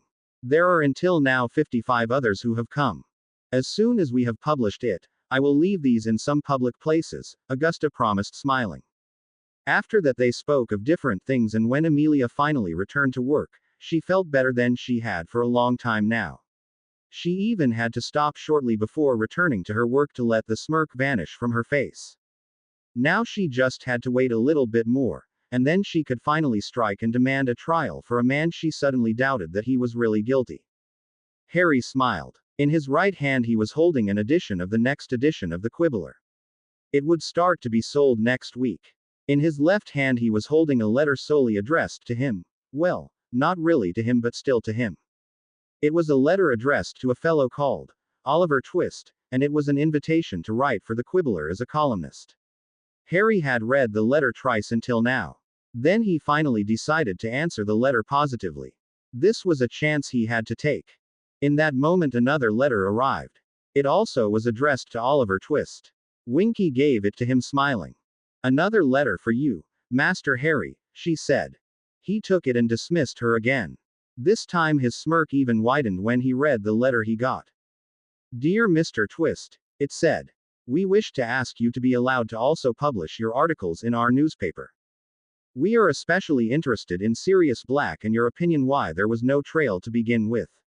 If could research this fact and maybe ask in your new letter, and if Xenophilius Lovegood would be inclined to answer, we would pay you both the wage of a freelancing journalist for this article and any other you come up with. If you accept, please add your account number and the name of your account manager. Sincerely, Amanda McDougall, Editor-in-Chief for the Witches Weekly. Harry grinned. Well, that was something he could work with. He quickly penned a reply and gave it to Winky to deliver. His chances were increasing. Soon he would be able to step some great men on the toes without getting burned by doing it. A few days later Amelia Bones sat in her office, when suddenly Fudge stumbled in. I need your oars, he cried. Amelia just raised an eyebrow at his words. They have to arrest someone. Fudge continued. Who? A fellow named Oliver Twist. Fudge answered, huffing. He dared to print rubbish in the Witches Weekly. You are reading the Witches Weekly, Minister? Amelia asked with surprise in her voice. Yes, of course not. But Dolores does, and she saw this offending article. We have to arrest this Twist fellow. And Lovegood also. Lovegood. I am sure that Xenophilius Lovegood does not publish in the Witches Weekly.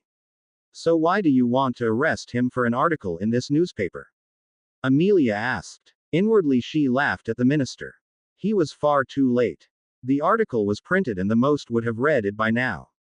There was nothing he could do anymore except of huffing and puffing and howling. Of course, the Witches Weekly wasn't the Daily Prophet, but it definitely had a better reputation than the Quibbler. And there were many witches that read Witches Weekly just for the fashion tips printed inside. There definitely wasn't a better audience than the wives of the most influential lords or the ladies themselves. But he did this time. The minister cried in that moment, throwing the offending article on the desk before Amelia. Look at it. They dare to mock me. Me, the minister of magic. Amelia took the newspaper and looked dutifully at the article. I am still not sure why you came to me, she finally said while putting the article back on the desk. Because you are the head of the law department and you have to arrest those two individuals. Fudge answered. They are slandering the ministry. I cannot see any slandering in the article at all, Amelia answered. It is based on the truth. The boy cleared himself quite effectively. But there is no way that that is allowed to be printed. Fudge howled. There is no law against it, Amelia said. Would there be? The Daily Prophet would have to close its business a long time ago. Fudge blinked and gawked at her. Then he turned on his heels and stormed out of the door. 10 minutes later, Amelia heard that the archive with the trial scripts had been closed for the public. She just smirked. The minister was far too late. When she finally left her office, dozens of people had read the article and even more had looked for the trial scripts themselves. She later discovered that nearly 100 trial scripts after the publishing in the Witches Weekly had been given out before the minister had time to close the doors of the archive, not counted the others that had been given out after the article in the Quibbler a week before and the scripts Amelia and Augusta Longbottom had. A day later, the whole wizarding world was discussing the unfair trial of one Harry Potter. Amelia smiled. Maybe if she pushed a little bit more, she soon would be able to push for trials that were due for more than a decade. Meanwhile, another woman was smirking at the article. Augusta Longbottom had bought herself the Witches Weekly after the article had been printed just to be able to read it again. The way it was written, it reminded her of a man she had though to be dead but then. Oliver Twist, she whispered to herself. A young orphan hero in a Muggle novel, searching for love and acceptance, used by thieves and driven away or stolen away from those that accepted him. Oliver Twist, she whispered again, smirking. Twist. Like twisting. A person that was able to twist and turn and still come out on top. There's just one man I could think of that would have thought about something like that, she concluded. The only problem, she thought he had died. Or vanished, Augusta reminded herself. Well, it seems I have to take up correspondence with a fellow lord again. Augusta searched through her drawer until she found parchment that had no embodied family crest. She knew that when she was right and the man she was thinking about really had written the letters, Tarned as a teenage boy, then she would have to be careful. The man had vanished years ago. It would not endear her to him when he really was in hiding, and she would flush him out by writing this letter on her usual parchment. Oh, I feel young again, she chuckled while setting out her writing utensils. My dear professor, I would never have thought that I might have the chance to see you again. And then she started writing. She wrote not much, just enough. Augusta did not want to reveal too much if someone else was intercepting her letter. Professor Malfoy, I am quite sure that those twisted messages are your doing. If I am right, please consider my help in whatever plan you are working on. After all, you and I both know that some people seem to think too high of themselves and their knowledge and age. If you want to crease this sureness, one word and I will follow. Augusta L., born S. Hogwarts alumna in 1870. Now to the owl. Augusta chose a common barn owl and sent it out with the instruction to bring the letter back if the person it was addressed to was dead. Not that she believed him dead. And it wasn't only because the professor had been enchanted with the story of Oliver Twist and Charles Dickens in general. It was also because of the way the letters were written. No one that Augusta knew of would chose a name like Oliver Twist and write like that but the professor. Now I just have to wait and see what he is up to. And maybe warn Neville. The poor boy would be crushed down to living powder if he ever came face to face with the professor without a warning first. A few hours later, a barn owl, followed by another, reached the window of a shabby-looking house in London. It was the middle of the night and no one but a young-looking man was awake in the whole house. The young man had been dreaming about a corridor and a door and had woken just a few minutes earlier. He opened the windows and let in the owls. The two owls were followed by a third that seemed to have waited for the window to open. The young man raised an eyebrow at that but took the letters anyway. He knew that this would be the last week to get the letters like this. He had risked to get the letters personally until now, but in Hogwarts he would not be able to do so. I need to tell the goblins that they will get my mail until Dobby or Winky collect it, Harry thought while opening one letter after the other. The first one was a reply he had been waiting for since he had written his dear old friend about the thief he had found, the thief who had stolen from his friend not one but 2 times already. My dear old friend, let it go. It's not worth it. You might have found the thief, but think about the price that could come with it when you try to capture him. You have a life to live. Do not live it solely for revenge. There are still people in this world that care for you. Live for them. Forget what the thief has stolen. It was time to lose it anyway. Your old friend. Me. Harry snorted when he read the reply. Then he pinned a short answer to that one. My dear old friend. Never. Some things cannot be forgotten. Some things cannot be forgiven. Your old friend. Me. The other 2 letters were more enjoyable. Especially one. It had been brought by the barn owl and Harry had raised his eyebrow when reading it. Well, at least this one will help me greatly, he whispered to himself. Which one? Another voice asked and Harry startled and turned, his knife coming to rest on the throat of his friend. Reg, he hissed. You know not to startle me. I could have killed you. Yeah, sure, Reg answered unconcerned. So what are you whispering about? An ally. Harry answered. An ally. She knows me from before. And how? Oliver Twist. She knows I have been a little bit obsessed with him back in my days as a professor. And then my way of asking questions. I think that both of it together tipped her off. And now? Nothing. Harry shrugged. She does not know I'm Harry now. All she knows is that I am alive, and I might need her. If I am right, she belongs to one of the families I would have tried to get on my side anyway. It's much easier to do so when she knows me beforehand. And the other letter. This time Harry smirked. Something that might aid my task greatly, he answered. Oh what? I let you read this letter when you promised me to look into something, Harry said, holding the letter so that Reg could not reach it. Reg stared at the letter, then at Harry. He sighed. What should I do? He asked, still sighing. Harry grinned. I need information about a corridor, he said, and started to describe what he had been dreaming of this night. Just everything you find. Take your time. I am sure we will have it. Reg nodded and Harry handed him the letter.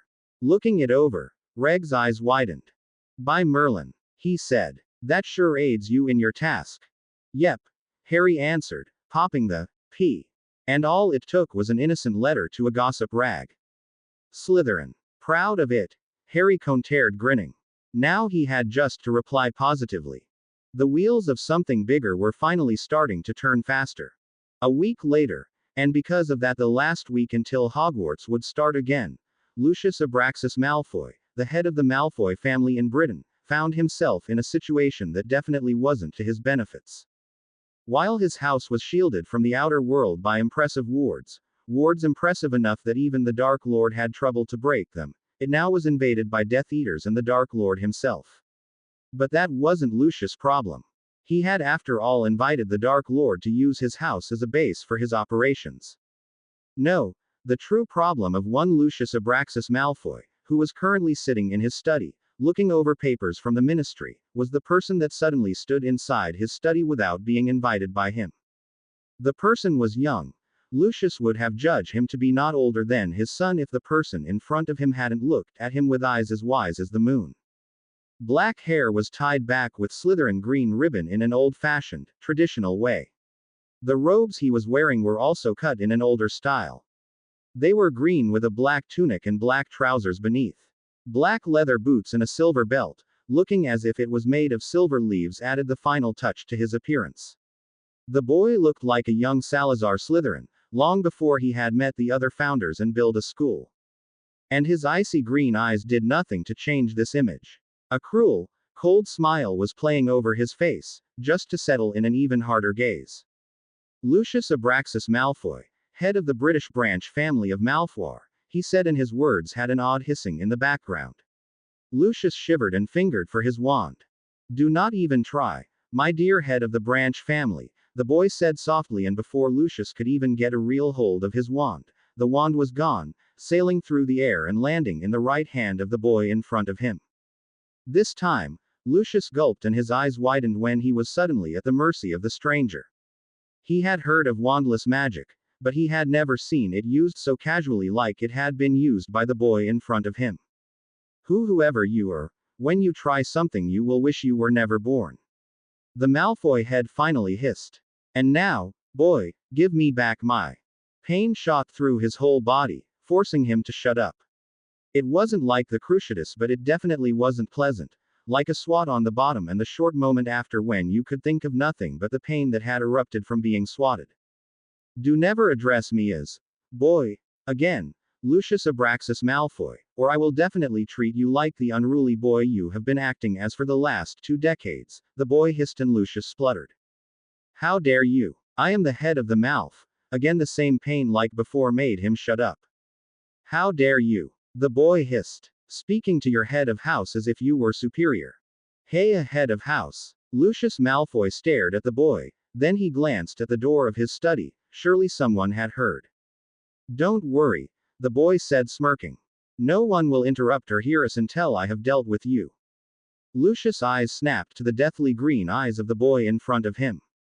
After all, the boy continued as if it was normal. This is a family matter.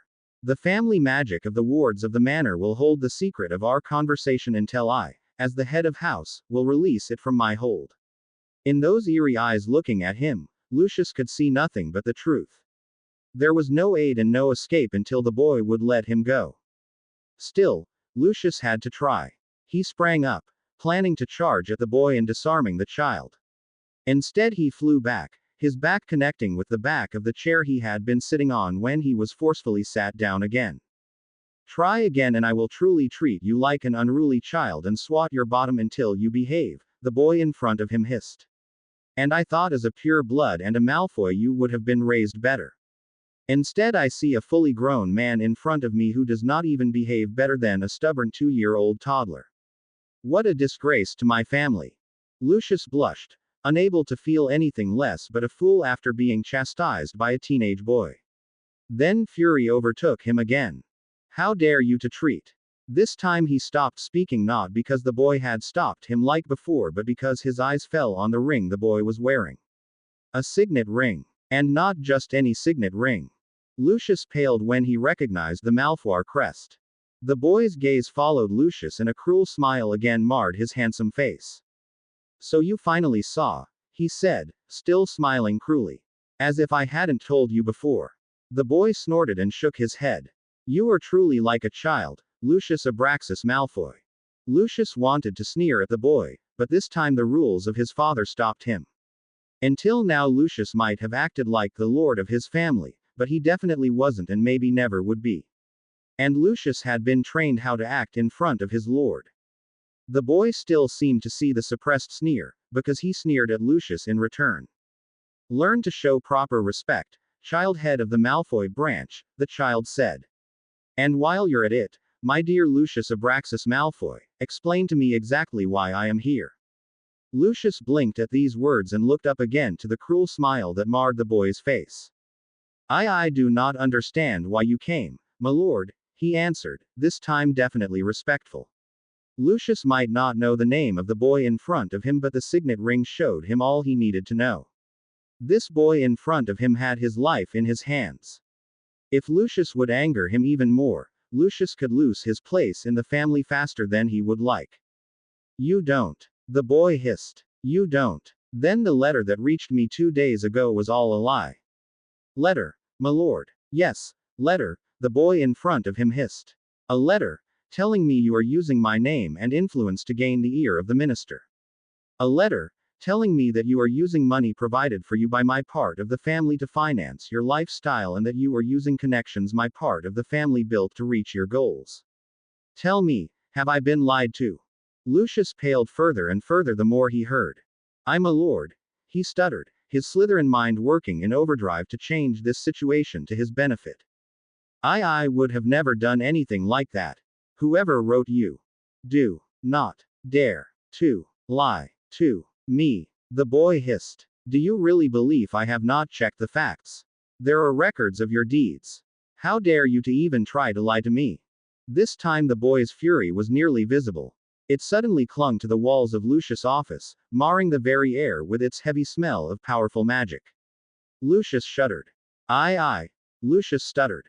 But he did not know what to say anymore. There was just one thing he suddenly saw in his future. He saw himself disinherited and thrown out of the family. He saw himself on the street, not better than the muggles he hated so much, his family magic gone, his wand snapped. Please, my lord, I will change my ways. Just one other chance.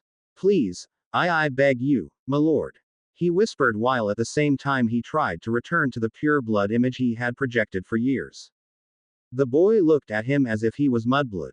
You will not have access to our family fortune anymore until you prove to me you can provide for your own family.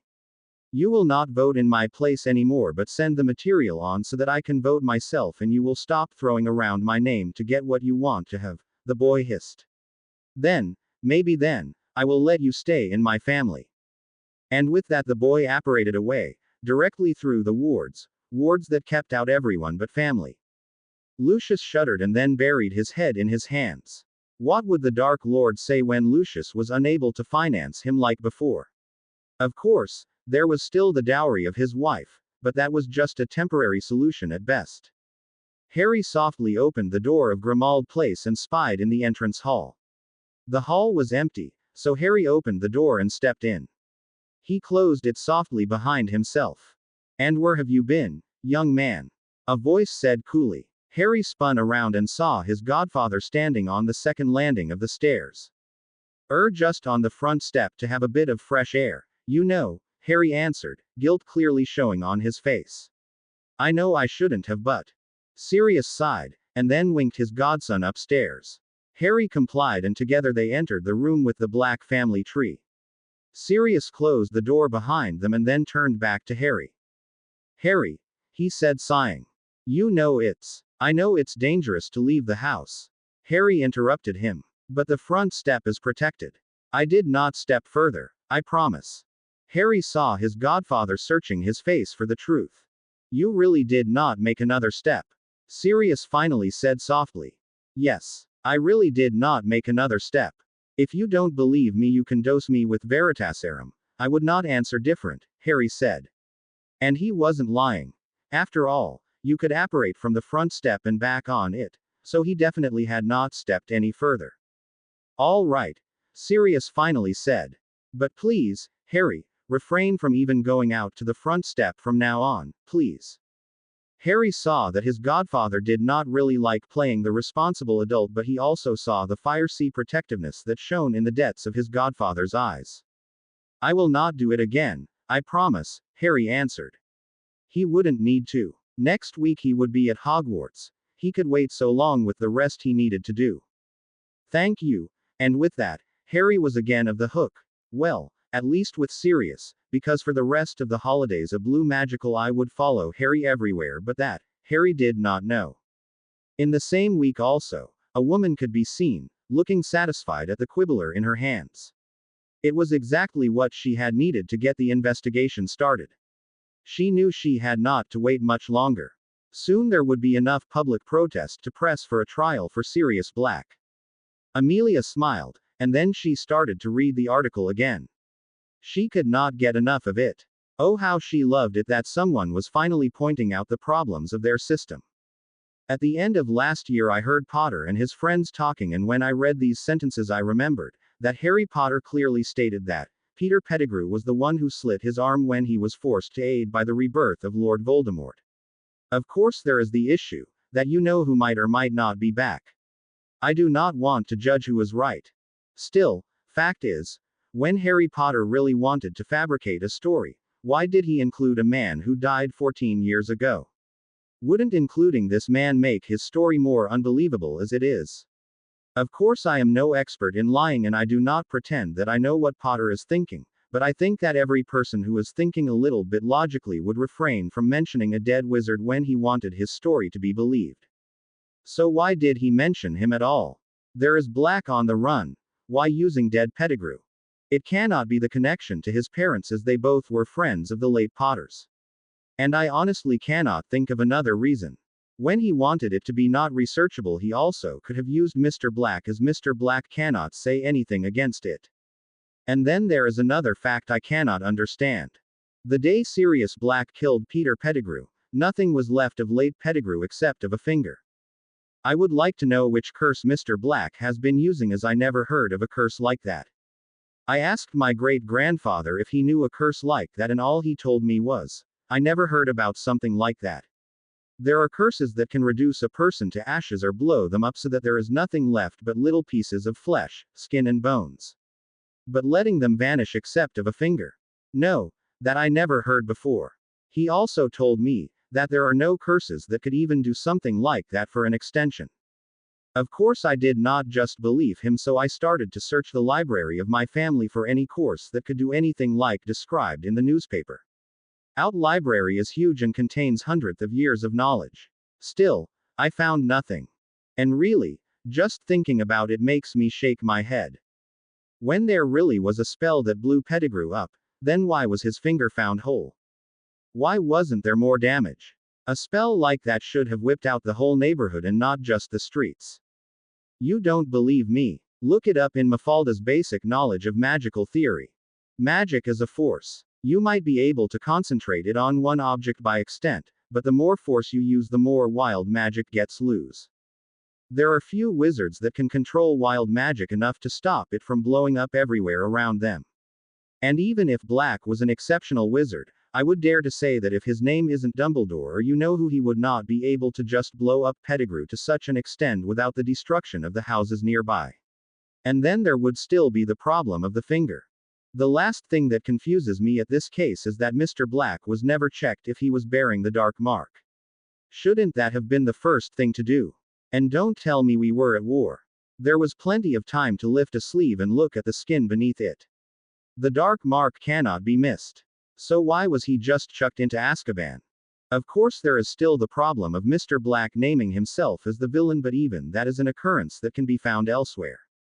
In the Muggle world they know of a syndrome that would explain Mr. Black's yelling that he is guilty in killing James and Lily Potter. It's called the Survivor Syndrome. Just think about it like that. An Auror and his partner, who is a close friend, are checking houses for Death Eaters. The Auror is in charge and he tells his partner to check this house while he checks the next.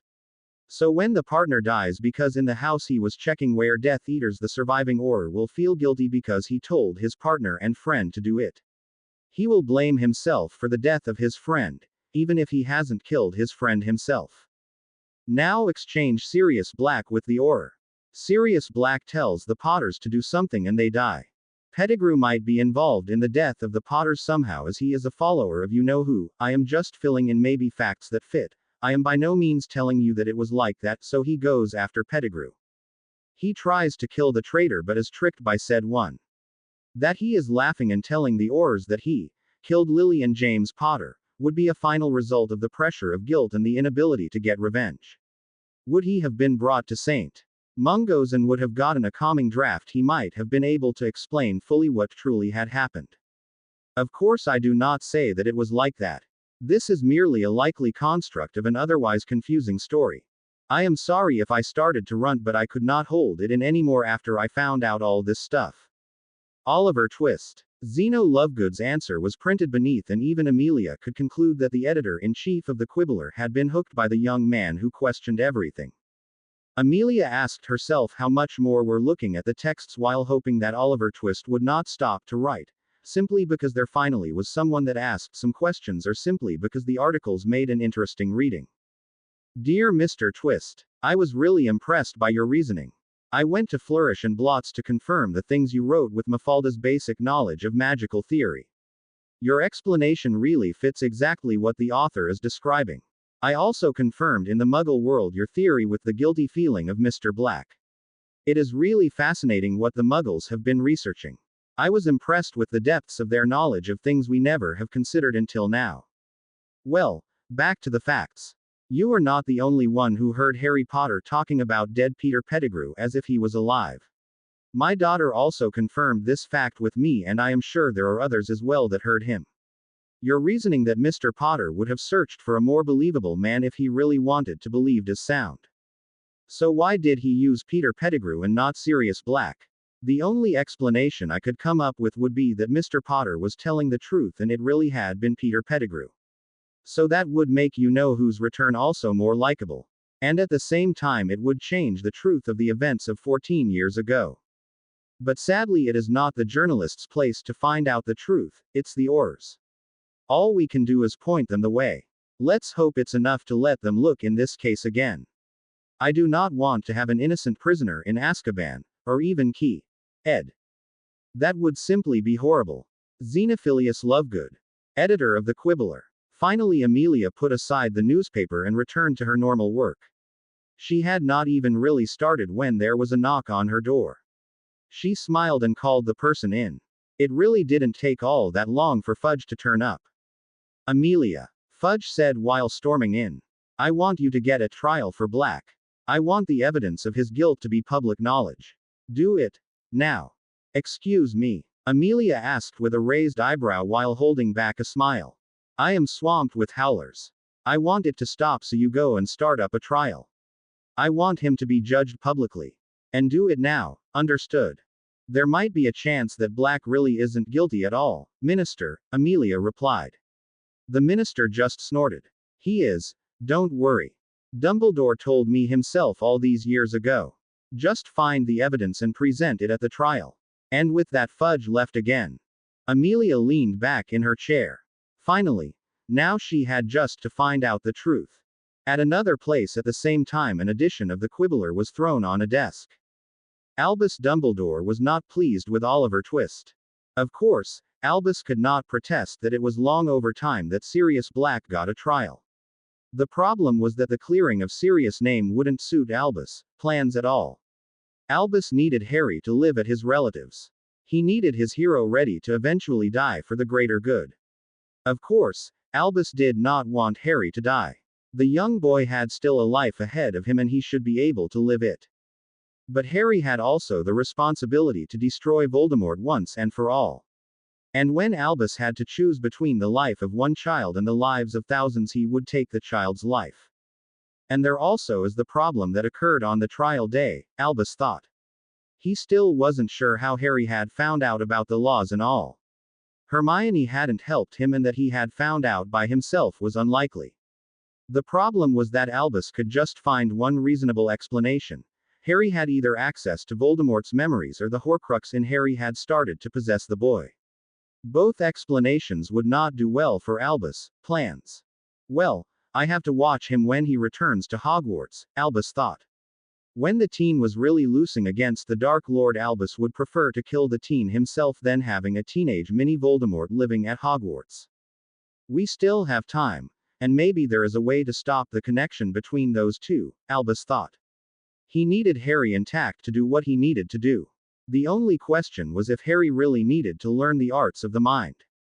Albus would prefer to not teach the boy. He was not sure how it would end when he was unable to read the thoughts of the boy anymore. After all, Harry and Voldemort had shared some major points in their early lives. Albus feared that Harry would finally fall in the same darkness Voldemort once had fallen into. And they really didn't need another Dark Lord at their hands. Somewhere else an ex-prisoner of Azkaban was writing hurriedly a letter to the director of law enforcement, one Amelia Bones. Normally, this ex-prisoner of Azkaban would not even have bothered with a letter like that. He was not one of the logical kind, so he never had thought of a way to present his own story. Instead he was one of the hands-on guys and he would have preferred to get out of his hiding place to search for the traitorous rat and then kill it. He had never thought to take a legal way to get himself cleared. So when the article had come out in the Witches Weekly and the Quibbler, Sirius Black just had stared at it, not comprehending and not doing anything. It had been on his godson's advice, after his godson had cuffed him 1 or 2 times around his head, that Sirius Black finally had contacted Gringotts as a neutral go-between and then started to write his letter to Amelia Bones, filled with his side of the story. Of course, the chances that he was really granted a trial were still unbelievable slim, but his godson had told him that he had to try. Of course, Sirius Black, being Sirius Black, had a very unusual first reaction after his godson had told him to try to get his name cleared. When his godson had told him to do it, Sirius Black had stood up from the kitchen chair he had been sitting on and had walked to the door, taking down his old travel cloak while going. "What in fire and wind's name are you doing?" Harry cried, when Sirius Black opened the front door while putting on his cloak. "I'm going to the ministry to tell them I am not guilty," Sirius answered with a confused expression in his face. "That was what you wanted me to do, after all." Harry face-palmed. Then he strode with purpose to his godfather and cuffed him around the head for the third time this evening. "Are you insane, you stupid Gryffindor?" Harry hissed. "What by earth and water are you thinking? Or aren't you thinking at all, because the space between your ears is actually empty?" Sirius just stared at Harry for a moment, before he slowly blinked and then muttered. "That was creepy, Harry. For a moment I thought you were channeling Snape." Harry just cuffed him around his head for the fourth time that day. "If I am able to stop you by sounding like Snape, so be it." He at least wouldn't have run head first into danger without even stopping to think beforehand. "That's cruel, Harry." This time Sirius Black sounded as if he was whining. "Absolutely cruel. How can you even think of comparing me to Snape of all people?" "If it works," Harry replied, and then stirred his godfather back into the kitchen, silently praying that Sirius would not notice that his mother had unexplainable stayed silent while they had been talking in the entrance hall. Harry was lucky. Sirius did not notice. Instead, he was forced by his godson to write a letter to Amelia Bones, explaining his side of the story. He was also forced to contact the goblins so that Gringotts could act as a neutral ground between the two parties. There was after all still the key ed by a Dementor on site, warrant for Sirius out there, and that definitely wasn't save for the ex-convict. And so Sirius was sitting at the table, writing down his statement of the events 14 years ago, while he was watched by his godson. Neither of them were aware of the blue magical eye and the connected ears that had followed their whole conversation since Harry had purposed to Sirius to do something to get cleared by himself. And different than Sirius, the ears that had followed their conversation were sharp enough to pick out the feeling of wrongness in the silence of the entrance hall. The magical eye instead noticed the boy stopping before he entered the kitchen, the boy's eyes on the silent portrait on the wall. A tiny nod was addressed to said portrait, and then the kitchen door closed again, shielding the inhabitants from the normally shrieking voice of the quiet portrait. "Interesting," the owner of the blue eye said. "Definitely interesting." The village was burning. The day had begun like every day since the end of the Goblin Wars. After the peace treaty, Sal had left the goblins to wander again. Anastasius instead had opted to stay a little bit longer, and Sal had let him be because he knew that Anastasius loved to work in the archives. Sal, on the other side, was planning to go abroad, but until now he hadn't decided where he wanted to go exactly.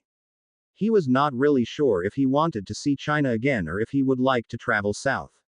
Maybe Africa was an option. But his plans were put on hold when he saw the dense smoke above the trees.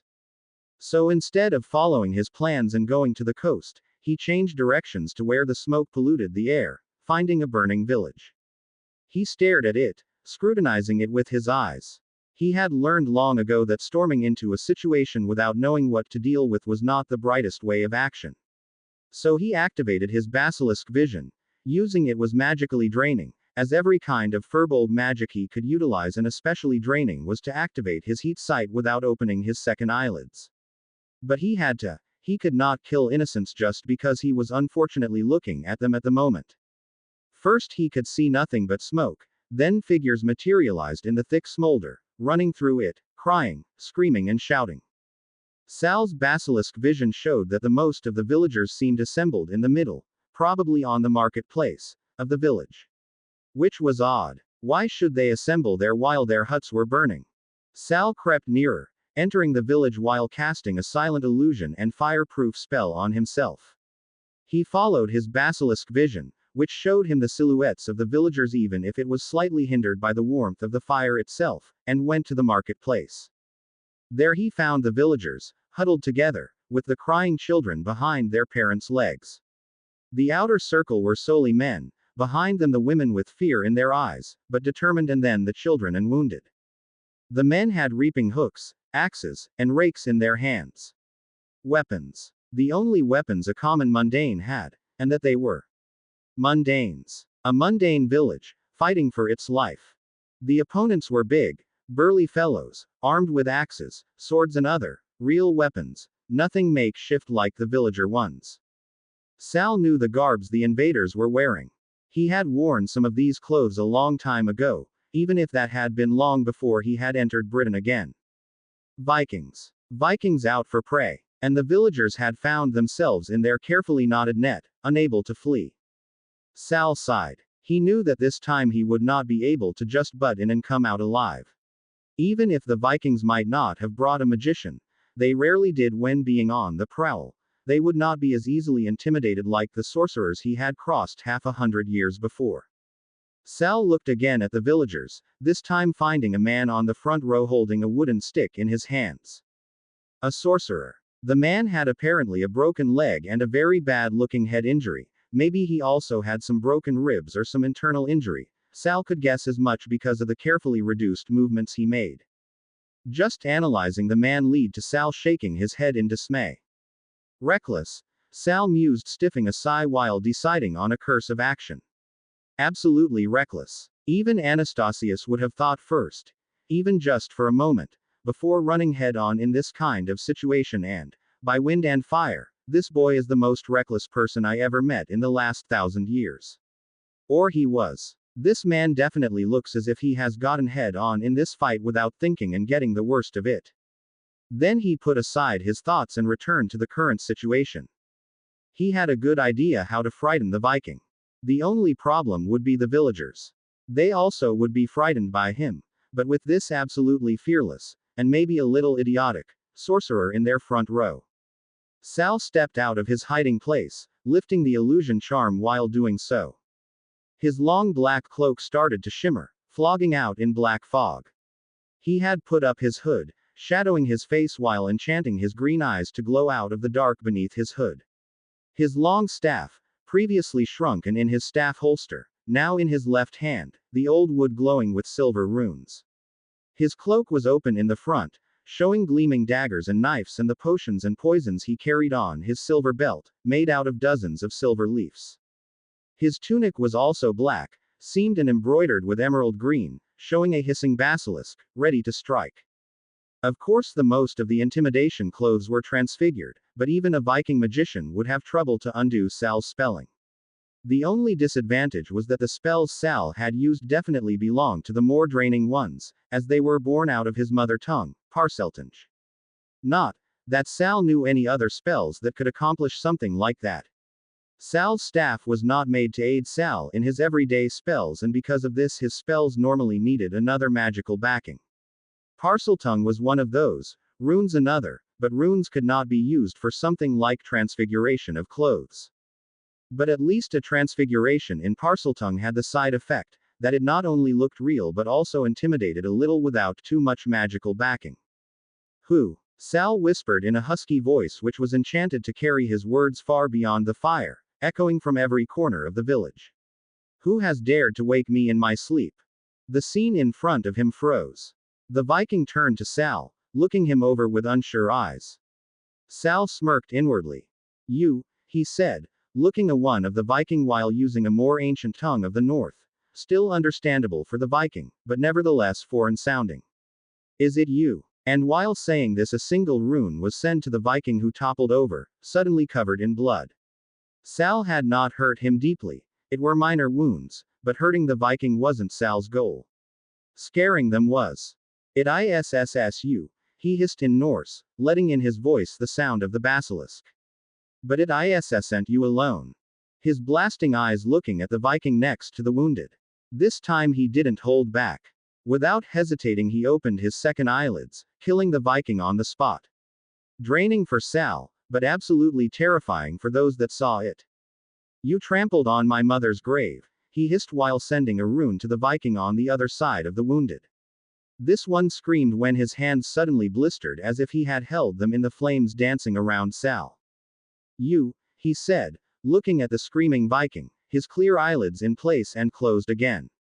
You destroyed my brother's urn. Now panic broke loose in the rows of the Viking. Sal knew what they saw.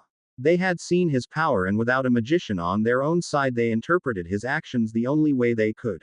As the actions of one of the Jotnar, disrupted while having a life on the earth. And the Jotnar were monster when angered. They might not always be declared as evil in Norse mythology, but they also weren't always the good guys. And Sal played with their fears, standing up to his full high, letting his eyes blast with anger. I will not show mercy with those who have wronged me, he hissed, his voice rough and icy. You will perish for your deeds. His staff lit with light as bright as the sun, bathing the fire-stricken village in evil-looking shadows, showing ghostly non-existent creatures creeping through the flames, searching, hunting. Another one of the Viking was felled by Sal's deadly green gaze, and suddenly the Viking fled. Some of them even threw away his weapons just to get away even faster. Others bowed to Sal and lay down their booty to soothe his wrath before also turning around fleeing. Within minutes the village was empty of Vikings. Sal said nothing, his gaze still lingering on the villagers. He saw them shiver, eyes still filled with fear. Even the sorcerer seemed affected by Sal's performance. Sal sighed, then he stepped fully out of the flames. He looked at the still burning village. He knew they had to put out the fire. But he could not do it alone. So he turned back to the villagers while canceling the charms he had put on his hood and eyes. He felt a little bit lightheaded. Using rune-based magic was definitely less draining than using magic without a real focus. It were times like that that let Sal wish for the wand he had once carried, even if it was 1,000 years since he last had it in his hand. Then he pushed his hood down, showing his human face. I will need help to put out the fire, he said casually. The sorcerer stared at him, his eyes big as saucers. And then his barking laughter filled the air. You aren't a demon, he said, still laughing a little hysterically, with painful gasps sprinkled in his laughter. Sal snorted. Of course not, he said. But I somehow had to trick them to get them away. I am by no means strong enough to take them all on and come out alive. The sorcerer laughed again, but his laughter had also another good thing. The villagers relaxed slightly. How? The sorcerer asked. Later, Sal said. The fire first. And then the wounded. Even you, Mr. Reckless Dunderhead Sorcerer, Sal thought, but said nothing more. Of course, the sorcerer said, turning to the cottages and started to water them. Sal let him be. He himself bent down to his knees, writing runes in the earth. He intellectually knew that using a ritual for putting out the fire would use up more of his rapidly decreasing magical resources, but it was rune work, and because of that not as draining as the other things Sal had done before. Next time give me 1,000 stasis runes, Sal grumbled to himself soundlessly, but not something like that again. I am sure I would feel better with them than now. Not that using runes did not eat on his magical reserves. The villagers, still wary of him, also turned to help with the fire. But some of them stayed near Sal, watching him, protecting the wounded and toddlers who couldn't help. One of the eldest even crept near Sal and looked down on his work. Finally he asked, "What are you doing, lad?" Stopping slightly before using lad to address Sal. Shouldn't you also help putting out the fire? I do, Sal said calmly. I am a sorcerer like him. He gestured to the other sorcerer, slightly unsure how they called sorcerers these days. You mean a lord, gifted by the gods? The old man asked. Yes, Sal smiled slightly at the description the old man used for the other sorcerer. You have no wand to channel your gift, the old man said. I don't, Sal said, not bothering to say that his staff and the wand the sorcerer was using were basically the same. Not that they worked the same. His staff could not aid him in charms or transfigurations, but was solely there for rituals and rune drawings. Still, it was the same somehow. I am a gifted lord, but my kind is called a druid. Sal wasn't sure if the mundane still had this term. They were starting to be Christianized after all. Maybe a druid was now a demon. Sal couldn't know. He had been too engaged in the war between sorcerers and goblin to have to do much with mundane. A druid? The old man asked. One of the old, almighty healers. Almighty. Well, at least he wasn't a demon. Yes, even if I am not almighty, he finally said. And because I am different than him, he nodded to where the sorcerer was putting out the fire. I have to do things differently. So you aren't one of the true druids, the old man concluded after Sal denied the Almighty. My father was a druid, Sal said, taking a different approach. He died a long time ago. All I know about the way of the druids I know from him. When he said that, the old man nodded knowingly. You were too young when he died, so you are now a druid, but aren't almighty, because you could not learn all of the druids' way. Well, at least the man had accepted Sal as a druid who wasn't almighty. Something like that, Sal said and stood up. Then he picked up his staff to send magic through the drawn runes on the ground. They lit up with golden sparkles and vanished, building ritual circles around the still burning houses. Sal powered them with his magic and blue shields suddenly surrounded the fires, putting it out by stealing it the oxygen. Impressive, the sorcerer rasped, coming over to where Sal was standing. He had conjured himself a walking stick on which he was leaning himself heavily.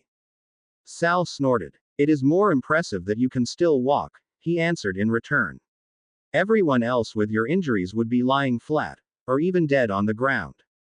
The other sorcerer shrugged. I don't think you know enough about injuries to diagnose that. He answered nonchalant while taking breaths that were filled with his pain. At that Sal raised an eyebrow. Reckless dunderhead, he thought. Definitely worse than Anastasius. Far worse than Anastasius. I am a healer. Master sorcerer, he said with a still raised eyebrow. I am sure I am able to distinguish between a lethal wound and a minor injury. The other one stared at him, surprise clearly visible on his face. Does that mean that by all people who could have helped me, a healer did, someone who could not battle even for his life? Sal snorted at this, but decided not to protest. He had other things to do now. Lie down, he said sternly. You can sulk later, after I healed you. But, the other one started. Sal made a rough gesture with his hand and the suborned sorcerer found himself toppling over when his cane suddenly vanished. Sal caught him before he fell and helped him to lie down. There we go, he said lightly as if nothing happened. I knew you were clever enough to follow my advice. The other sorcerer growled. Sal smiled at him and flicked his staff. The colorful net that expanded over the injured sorcerer told Sal everything he needed to know. Normal sorcerers were unable to understand the swirling patterns and colorful clusters that spread in a cupola over the body of the injured sorcerer, but Sal had invented the cupola, so he knew exactly what he saw. He did not like what the cupola had to say about his patient. Said sorcerer looked at the net with curious eyes. What is that? He asked. A spell to show me where you are injured. Sal replied while reading the runes and hieroglyphs that flowed along the colorful lines. You can read that? The other sorcerer asked impressed. It is my spell, of course I can, Sal answered, rolling his eyes. And you are in a very sorry shape. I am impressed that you have managed not to bleed to death until now. And he really was. A normal person would not have stood up after receiving such injuries. The other sorcerer had a heavy concussion, several cracked ribs, one of them even puncturing the lung, internal bleeding from several other wounds, a knife wound in the stomach and the predicted broken leg. Every normal person just would have laid down and died. How the hell had this dunderhead managed to stand until now, not even talking about doing magic or walking? So is it bad? The sorcerer asked. When you wouldn't still talk I'd say you're dead. Sal answered dryly. As you are still talking. How about saying goodbye? The other sorcerer stayed for a moment silent after that. So there is nothing you can do for me anymore? He finally asked. Sal snorted. I will try, he answered, rolling his eyes again. Just don't ask for a miracle. You might survive, but I will not predict in what state you will be afterward. Sure, try your worst, the sorcerer answered. Nothing lost when you don't succeed, is there? I am dying anyway. And I am here again to try to do a miracle. Why is it just always me? Sal groaned inwardly. That seemed exactly like the last time. The only difference was that the injured one was an adult sorcerer and his injuries were even grave than the goblin boy's. It was just Salvajahar's luck that had brought him here. Sal sighed. Then he scribbled new runes in the earth and conjured a stone bed. How bad are the other villagers injured? He asked the old man. Except of the dead, it seems nothing grave. The man answered. And the more injured ones are treated by our healer. Sal looked back to the wounded. De facto, there was an old woman there, treating them. Sal decided that that would have to be enough for now and returned to his runic circle. What is this? The old man asked, looking at the carvings etched in the ground. A runic circle, Sal said. I need it for my healing. Our healer doesn't need something like that, the old man said skeptically. Your healer isn't trying to beg death to leave a man alive. Sal answered while flowing the now ashen-faced sorcerer on the stone bed. He does not look like he is dying. The old man said. He is wearing his clothes over his fatal injuries. Sal answered. He may not look like it, but I can see death lingering in his shadows. Sal knew he was playing with superstition, but he was not interested to fully explain the injuries the sorcerer had got, especially after it seemed now like said man had stopped living on adrenaline alone and was succumbing to his lethal wounds. I hate healing dunderheads like him, Sal muttered, but entered the circle. Don't enter. You will be at death's mercy if you do. He told the man. I will not, the man hastily assured. And I will stop anyone else from entering, too. That would be appreciated, Sal answered. Of course he had erected a runic shield to prevent anyone from entering, but it would save his energy if no one would even try. And energy he would need. Putting out the fire had been tiresome as he had depleted his magic severely beforehand just to create the illusions and transfigurations without having a focus like the wand he once used to have. Healing these injuries would deplete his magic to the very basics. He would not really be able to stomach more. Of course, nothing had to be simple with the sorcerer he was healing now. After Sal had closed the circle and started the stasis, vanished the sorcerer's clothes, just to get alert a minute later that the heart of the sorcerer decided to stop. So much for stasis, Sal cursed in Parseltongue. You just had to go and give me even more work. Of course the sorcerer didn't answer. Sal conjured a bowl and filled it with water, which he sterilized and heated with a spell from his water bottle, spelled his hands clean and disinfected, and then called his Thunderbird power. A lightning shot from his palm, which was lying on the chest of the sorcerer, a lightning based on magic Sal had not want to spend. Like Phoenix tears in the heat sight of the basilisk without opening his eyelids, it was one of his family magics, and utterly draining electricity flowed through the body of the injured, letting him twist, not that he noticed, unconscious as he was, and made his heart beat once more. Then it stopped again and Sal cursed. With his left hand he called the colored net again. Great, he thought. He has lost too much blood. Putting down the rucksack he was carrying beneath his cloak, he opened it and took out his potion kit. Without trying to look through it manually, he summoned a blood-replacing potion and some others. One to let his patients for a few hours fall into a magical coma, and the other to stabilize the functions of the internal organs. With his other hand he carefully extracted one of his knives. Letting it go mid-air so that it flew with magic alone, he conjured a flame and sterilized it. Then he coaxed the unconscious sorcerer to drink the potions, and after that shocked the heart again. It stuttered, stuttered, stuttered, and then started to beat regularly again. First crisis prevented. Sal muttered and righted his knife on the chest of the sorcerer. Sal took a deep breath, activated some concealing runes and checked the sterilizing ones. Then he opened the torso of the sorcerer and carefully looked at the wounds he found. He felt himself getting sick. Until now he had seldom opened the chest of another being to treat its injuries manually. It was his last resort, but he knew he was unable to treat this time what he did not see. He could miss something grave when doing it blindly. Memo to myself. Find a spell to look in a body without having to open it, Salvajahar murmured silently in Simrade while starting to clean the open chest from blood. He looked at the injuries the sorcerer and fetched 2 of his herbs, letting them absent-minded fall into the hot water bowl he had conjured before. Then he spelled his hands wordlessly clean again and started to touch the single organs. The net over the sorcerer changed, so that it showed him the injuries of the touched organ instead the injuries of the whole body. With careful fingers he drew runes and hieroglyphs on the single organs, let drops of potion fall and mended them with spells. It was a tiring work and Salvajahar hated it, even more today, because he was starting to feel the effects of his previous spells now. He shut out the pain when his body began to ache, after he had drawn runes on the ankles, wrists and forehead of the sorcerer. Then he cut his own wrists to use his blood for drawing other runes on the body of the sorcerer. The runes glowed and faded. They would help the sorcerer to heal as soon as Sal finished the ritual. Now came the next critical part. He took the bowl of herb tea and washed the organs in the healing lotion until they were healed again. Then he mended the broken ribs. The lung, however, was something no potion or spell in the world could mend. There was just one thing Sal could do. He cried. His tears were dropping on the lung, mending it like every phoenix tears in the world would do. He felt his magic draining when he healed with his tears. Even if his abilities were inherited, it was still his magic that had to support them. I will hunt you down in afterlife if you even think of dying, Sal threatened. I hate depleting my magic like that. If it is for nothing, you will forever regret dying. He knew he was uttering an empty threat, but he did it anyway. Somehow he had to let out his frustration with this lucky, idiot sorcerer.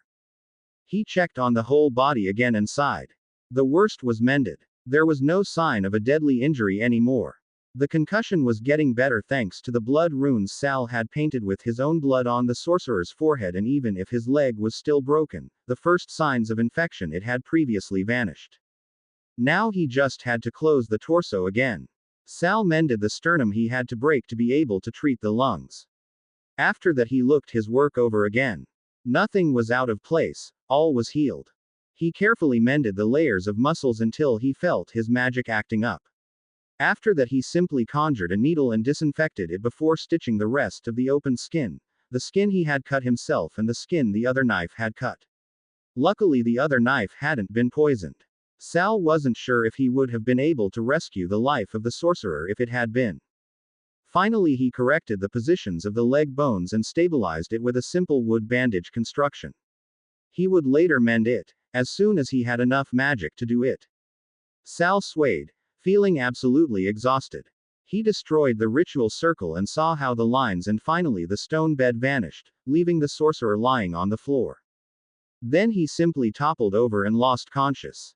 When Sal woke up again, he was still lying on the ground, but now a blanket was on top of him. How are you? A voice asked, and Sal's gaze shifted to look at the person who had spoken. It was the sorcerer he had been tending. The sorcerer was sitting next to him, also a blanket over his knees. You did not move around? Sal asked, anxious. The healer forbid, the sorcerer answered, grumbling. She said that if I even dare to leave this place she would bind me like a dog with a lash. Sal sighed, relieved. You could have made my work undone if you did, he sighed, and suddenly the sorcerer looked guilty. Oh, he said, stuttering, I thought since you used magic to heal me, or that's what the others told me, even magic cannot heal fatal injuries like yours without time, Sal answered, feeling still exhausted. The sorcerer looked at him with an unreadable expression. You still look like a ghost, he finally commented. Healing people with a ritual like I did is extremely exhausting, Sal answered. I had to depend solely on my own magic with it. Normally a sorcerer can use some outer magic to help his own, like the magic your wand contains, but in a ritual like that it's just your magic, your soul and your blood. You can use as herbs and potions and spells, but they all depend on your own magic. They can support it, but it's nothing like using a wand. He said nothing about the drain his magic had suffered long before he even started healing.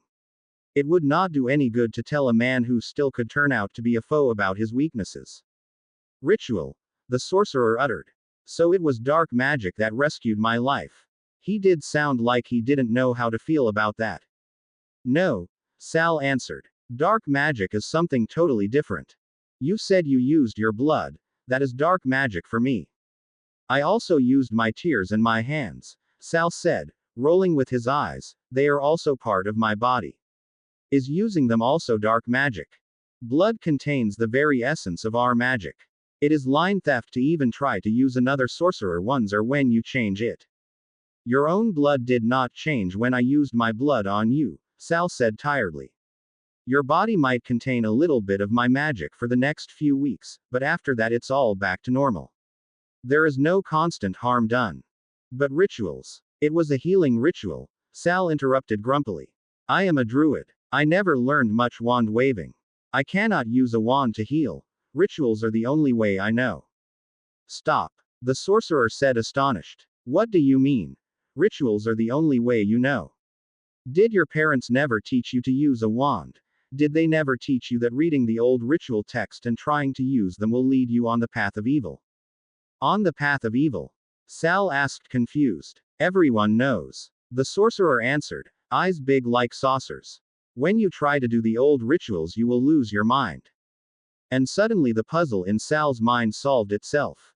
You have still texts of the Druids? He asked. Of course, the sorcerer answered. But no one is allowed to use them. Because no one has the protection anymore to use them correctly, Sal filled in absent-minded. Protection. The sorcerer sounded confused. The first thing a druid does, is learning his protection. Sal answered. Without the protection, a druid is unable to control the magic of the ritual and finally loses his mind. Protection. The sorcerer said again, now astonished. There is a protection before using a ritual. There is, Sal answered. It's a constant protection every druid has for his whole life. A druid does start on it as soon as his magic has matured the first time.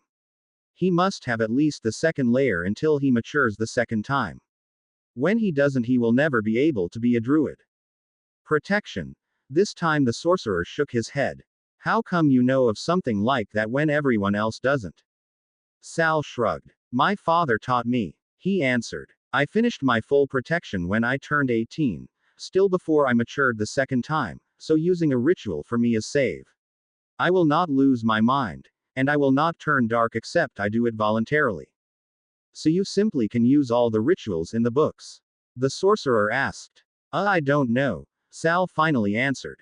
I have some books from my father and mother, but the most rituals I know I have never written down, and I also don't think father has ever thought of it. So these rituals just exist in your head? The sorcerer asked, astonished. Well, I can hardly check the books every time I need to use them. Sometimes there are life-threatening situations like yours. You would have died if I would have had to check books first. Sal answered, not sure what was so unbelievable. But some of the rituals are really complicated. How can you remember all that? Now it was Sal staring at him. How would you know that? I have some texts at Gringotts, he answered finally. They are family heirlooms, but my sister and I decided to put them away so that no one would consider using them. Now Sal was really interested. You have a vault at Gringotts? He asked. He knew that the Goblin Bank did not deal with sorcerers, so how? Yes, something to do with family, the sorcerer answered nervously, cautiously. I know, sorcerers normally doesn't, but well, my family is the only one allowed something to do with how did the goblins put it after we aided them and got permission for a vault? Our clan leader. Clan leader. Of course Sal knew what a clan leader was. It was the leader of a goblin family, similar to the lord and head of house in sorcerer families. But normally a head of house was not accepted as a clan leader by the goblins. And sorcerers did not get vaults unless you're a LaFey, Sal said, understanding. He was the clan leader of the LaFey family in the eyes of the goblins. He himself had a vault, and of course no goblin would make a fuss when a family member of a clan leader also wanted one. Yes, the sorcerer answered. Godric LaFey, you're in your family's service. Also, even if I don't understand what my last name has to do with a Gringotts vault. Everything, Sal answered. You're a member of Morganath's family, as such you belong to the clans. And all members of the clans are allowed to have a vault in Gringotts. A member of Morganath's family? Godric asked. Who, by Myrddin, is Morganath? Sal stared at Godric. By Myrddin. They were using his father's name to swear. It was odd, absolutely odd. Of course, Sal also once had said, by Merlin, but that was long ago. Hearing it again, even if his father's name was still Myrddin, was definitely strange for him. Well, Sal did not really know what he should answer to Godric's question. Should he simply say, I am Morganath? Morganath, that's the goblin name of your clan leader. He finally said. Who? But isn't the clan leader something like a head of the house? Godric asked. Yes. So shouldn't the head of the house be the clan leader? Well, that's complicated, Sal finally said. He is Morgana's heir, but he isn't yet the head of the house. I know that, Godric answered and showed Sal a ring he had just once seen before. Look, I am the head of the house, so there is no way he could be. Sal stared at the ring. So you are not only a member of the family, you're the head, he stated, still looking at the ring. So this was one of his ancestors. Yes, Godric said, and his death green eyes met Sal's. But you still haven't said who you are. Sal blushed. Forgive me, he said, fighting the blush. I was just stunned that you're a Lefay, and I forgot. I am Salvajahar Emrys, at your service. Salazar Emrys, as in Merthin Emrys? Godric asked, astonished and now eyeing Sal critically. Yes, Sal finally said. He is he stopped. He could not say father, because Godric would not believe him, but he also could not say ancestor, because it simply felt wrong. I mean he was a relative, he finally changed his sentence. Relative? Godric asked, grinning. The right word would be ancestor, my friend. When you think so, Sal answered, shrugging. And my name is Salvajahar, not Salazar. Godric just waved at the correction. In that moment the old healer reached them. So you are awake, she said to Sal. Sal nodded and said, it was tiresome to rescue him, while he pointed at Godric. So I believe, the old woman answered, looking Sal over critically. When I was young I once saw a young man just like you. He rescued my sister after she was wounded by a bear. It was by chance that he came by to rescue her. He came from a battlefield, his clothes ripped, he himself bloody and tired. But as soon as he found my sister he did all he could to rescue her. She told them. Did he do it? Godric asked, interested. Yes, the old woman said. And he was the first who taught me about healing. And with that she looked back at Sal, who blushed again. He could remember the incident, even if he would have never combined the old healer with the scared little girl from that time. When he blushed, she smiled and Sal knew he was busted. He shook his head and glanced at Godric. She also glanced at him and nodded shortly. I was never able to thank him for rescuing her, though, she continued, still staring at Sal. He smiled. I am sure he knows how you feel, he answered. And I am sure he appreciates what you are doing for me. I did nothing for you, the old woman said, still smiling. Oh, you did, Sal answered. You stopped a dunderhead from standing up while I was unconscious. That's definitely help enough. Well, I remembered that he did not let my sister stand up for another day, and the wounds of my sister were less life-threatening than Godric's. And with that she stared Godric down, who got as red as a tomato. You know, I was on my way to my sister and my fiancé, he said with puppy dog eyes. I promised them to reach them this week. I had not planned to get to be Viking prey on the way there. You were not Viking prey, as you put it, the old woman said fondly. You had left us already when the Viking arrived.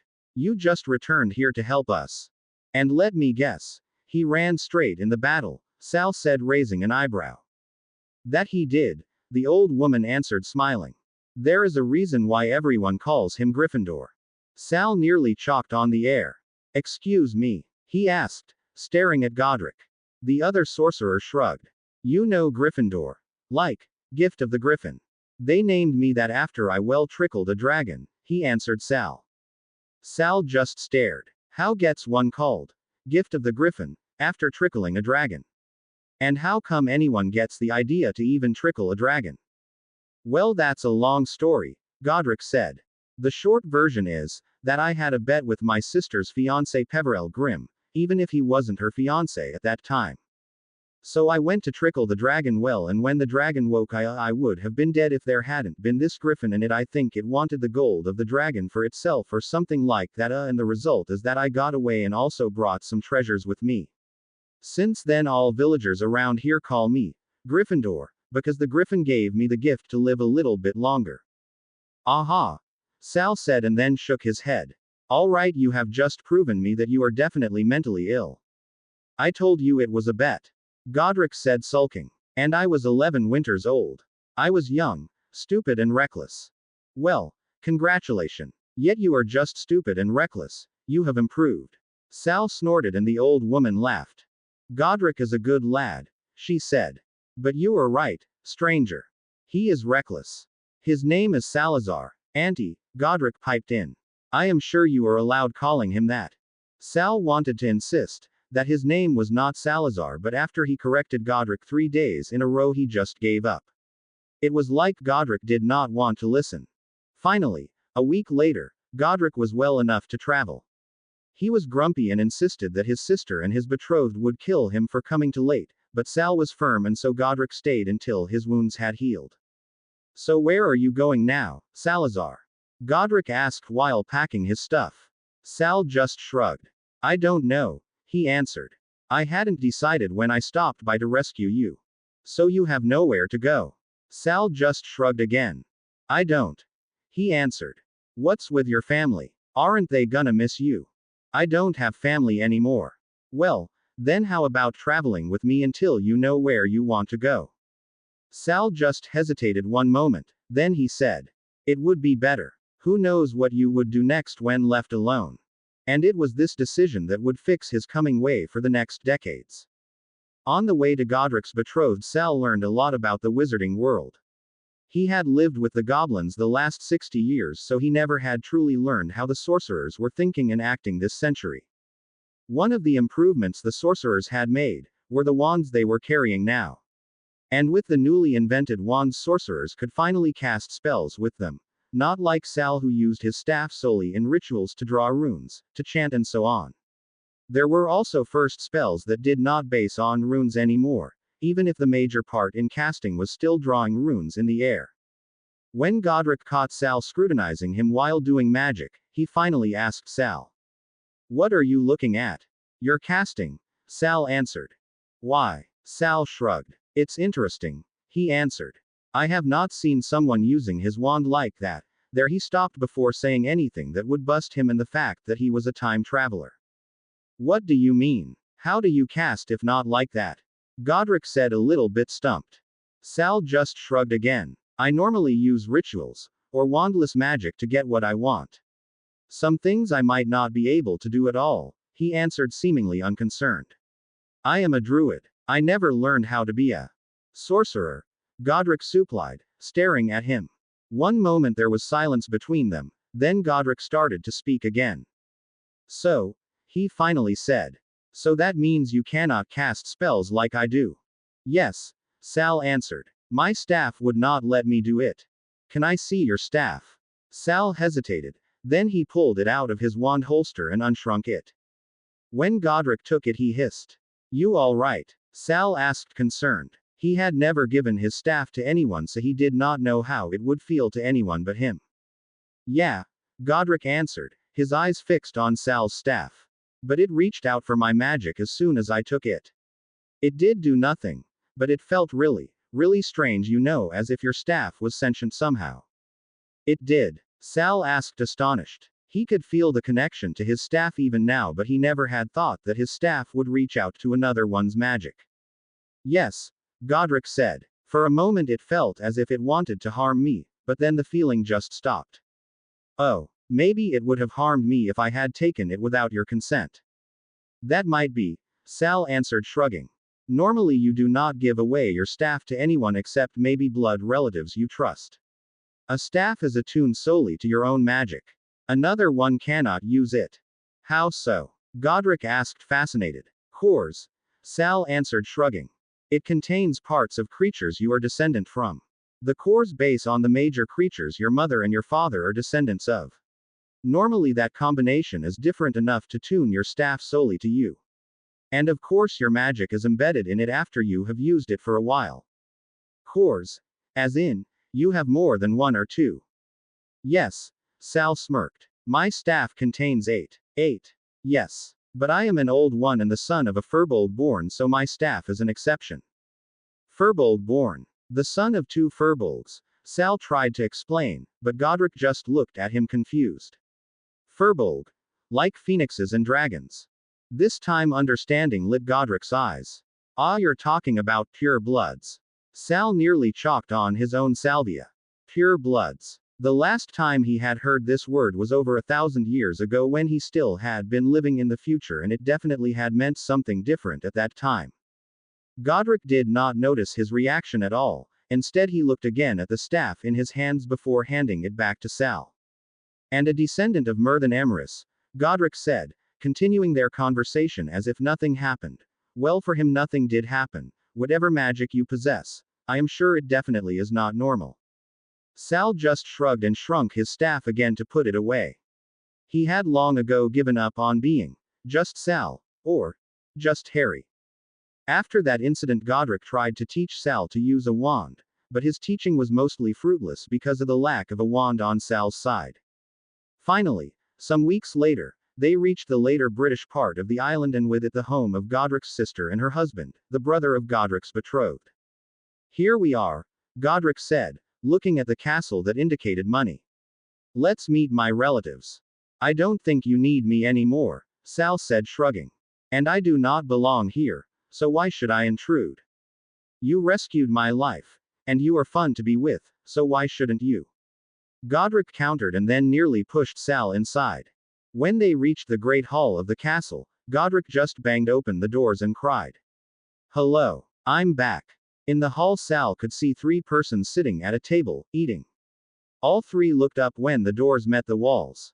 Their gaze first locked with Godric's, then turned to Sal. And you have brought someone with you, a young man with raven black, unruly hair and warm brown eyes finally commended. Did you pick him up? Or did he pick you up? Oh well, Peverell, it might have been me that needed picking up, Godric answered and shoved Sal forward. But that doesn't matter. I can repay him for rescuing my life. Rescuing your life? What have you been doing, Godric Medrod Harry James? Sal nearly cringed himself when he heard the outraged voice of the tall female with long black hair and dark, nearly black eyes. She had a few striking, parallel scars at her left hand, which looked like a bird of prey had hit her with its claws. Her voice was cool and somehow embedded a slightly frightening tone. That she used a part of Sal's own name did not help at all. Well, at least I now know that my name was in my family long before I was born, he thought sarcastically. And I even have the honor to be named after the founder of my house in Hogwarts. Nothing, my dear, nothing, Godric tried to soothe the woman. Nothing, the other woman in the room asked. She had striking red hair and brilliant blue eyes.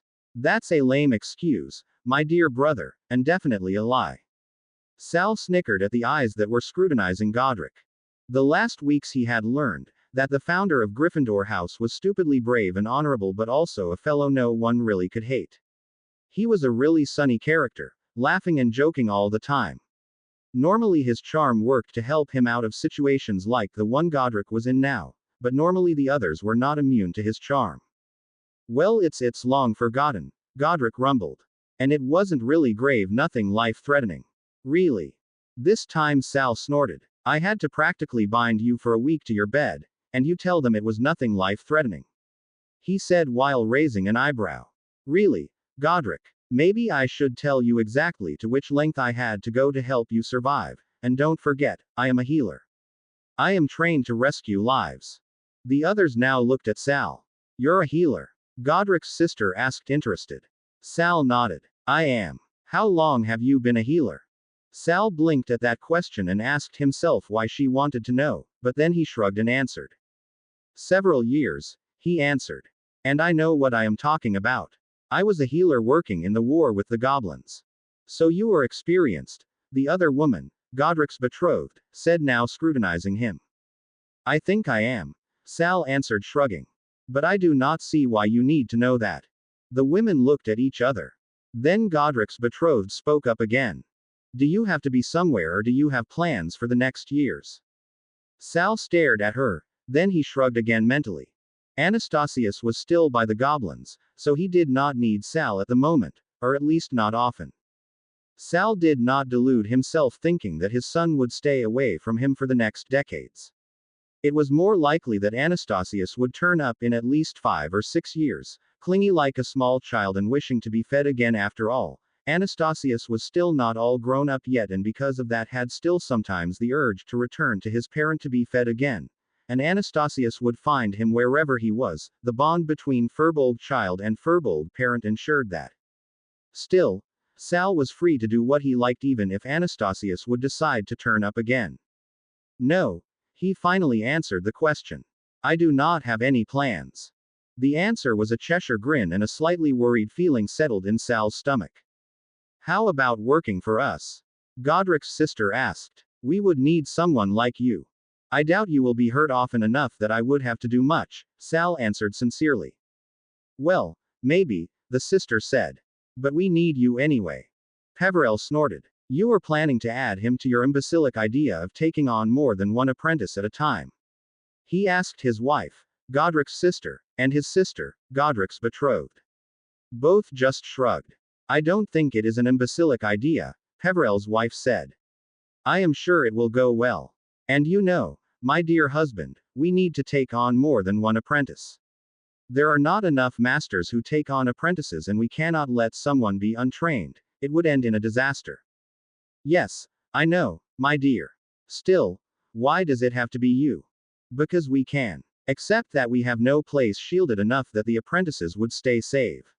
This castle might be good for some apprentices, but it's not good for the extent you are planning. And think about the gathering of the lords. Do you really think that they would grant you the right to train their children? I am Lord Lefay, Godric answered, shrugging. And you are Lord Grim. We should have enough influence to turn the tides to our liking. I should have known my sister Rena has recruited you for her plans, Peverell sighed. Of course I have, Peverell, Rena, Godric's betrothed said. He will be my husband soon, so it is best if he is also helping us.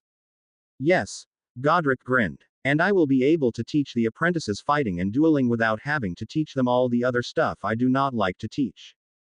Figures that she would rope you in like that, Peverell said, sighing. May I ask what you are talking about? Sal cautiously asked. We plan to open a place where we can teach a lot of apprentices at the same time, Godric's sister answered. And by the way, I am Helga Grimm. Oh, excuse me. I should have done that before even trying to recruit you. I am Rowena Grimm, soon Lefay, and that's my brother Peverell Grimm, Rena said.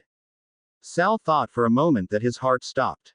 Rowena, Helga, and Godric Gryffindor. He did not stumble over the founders, did he? A pleasure to meet you, Sal said. I am Salvajahar Emrys.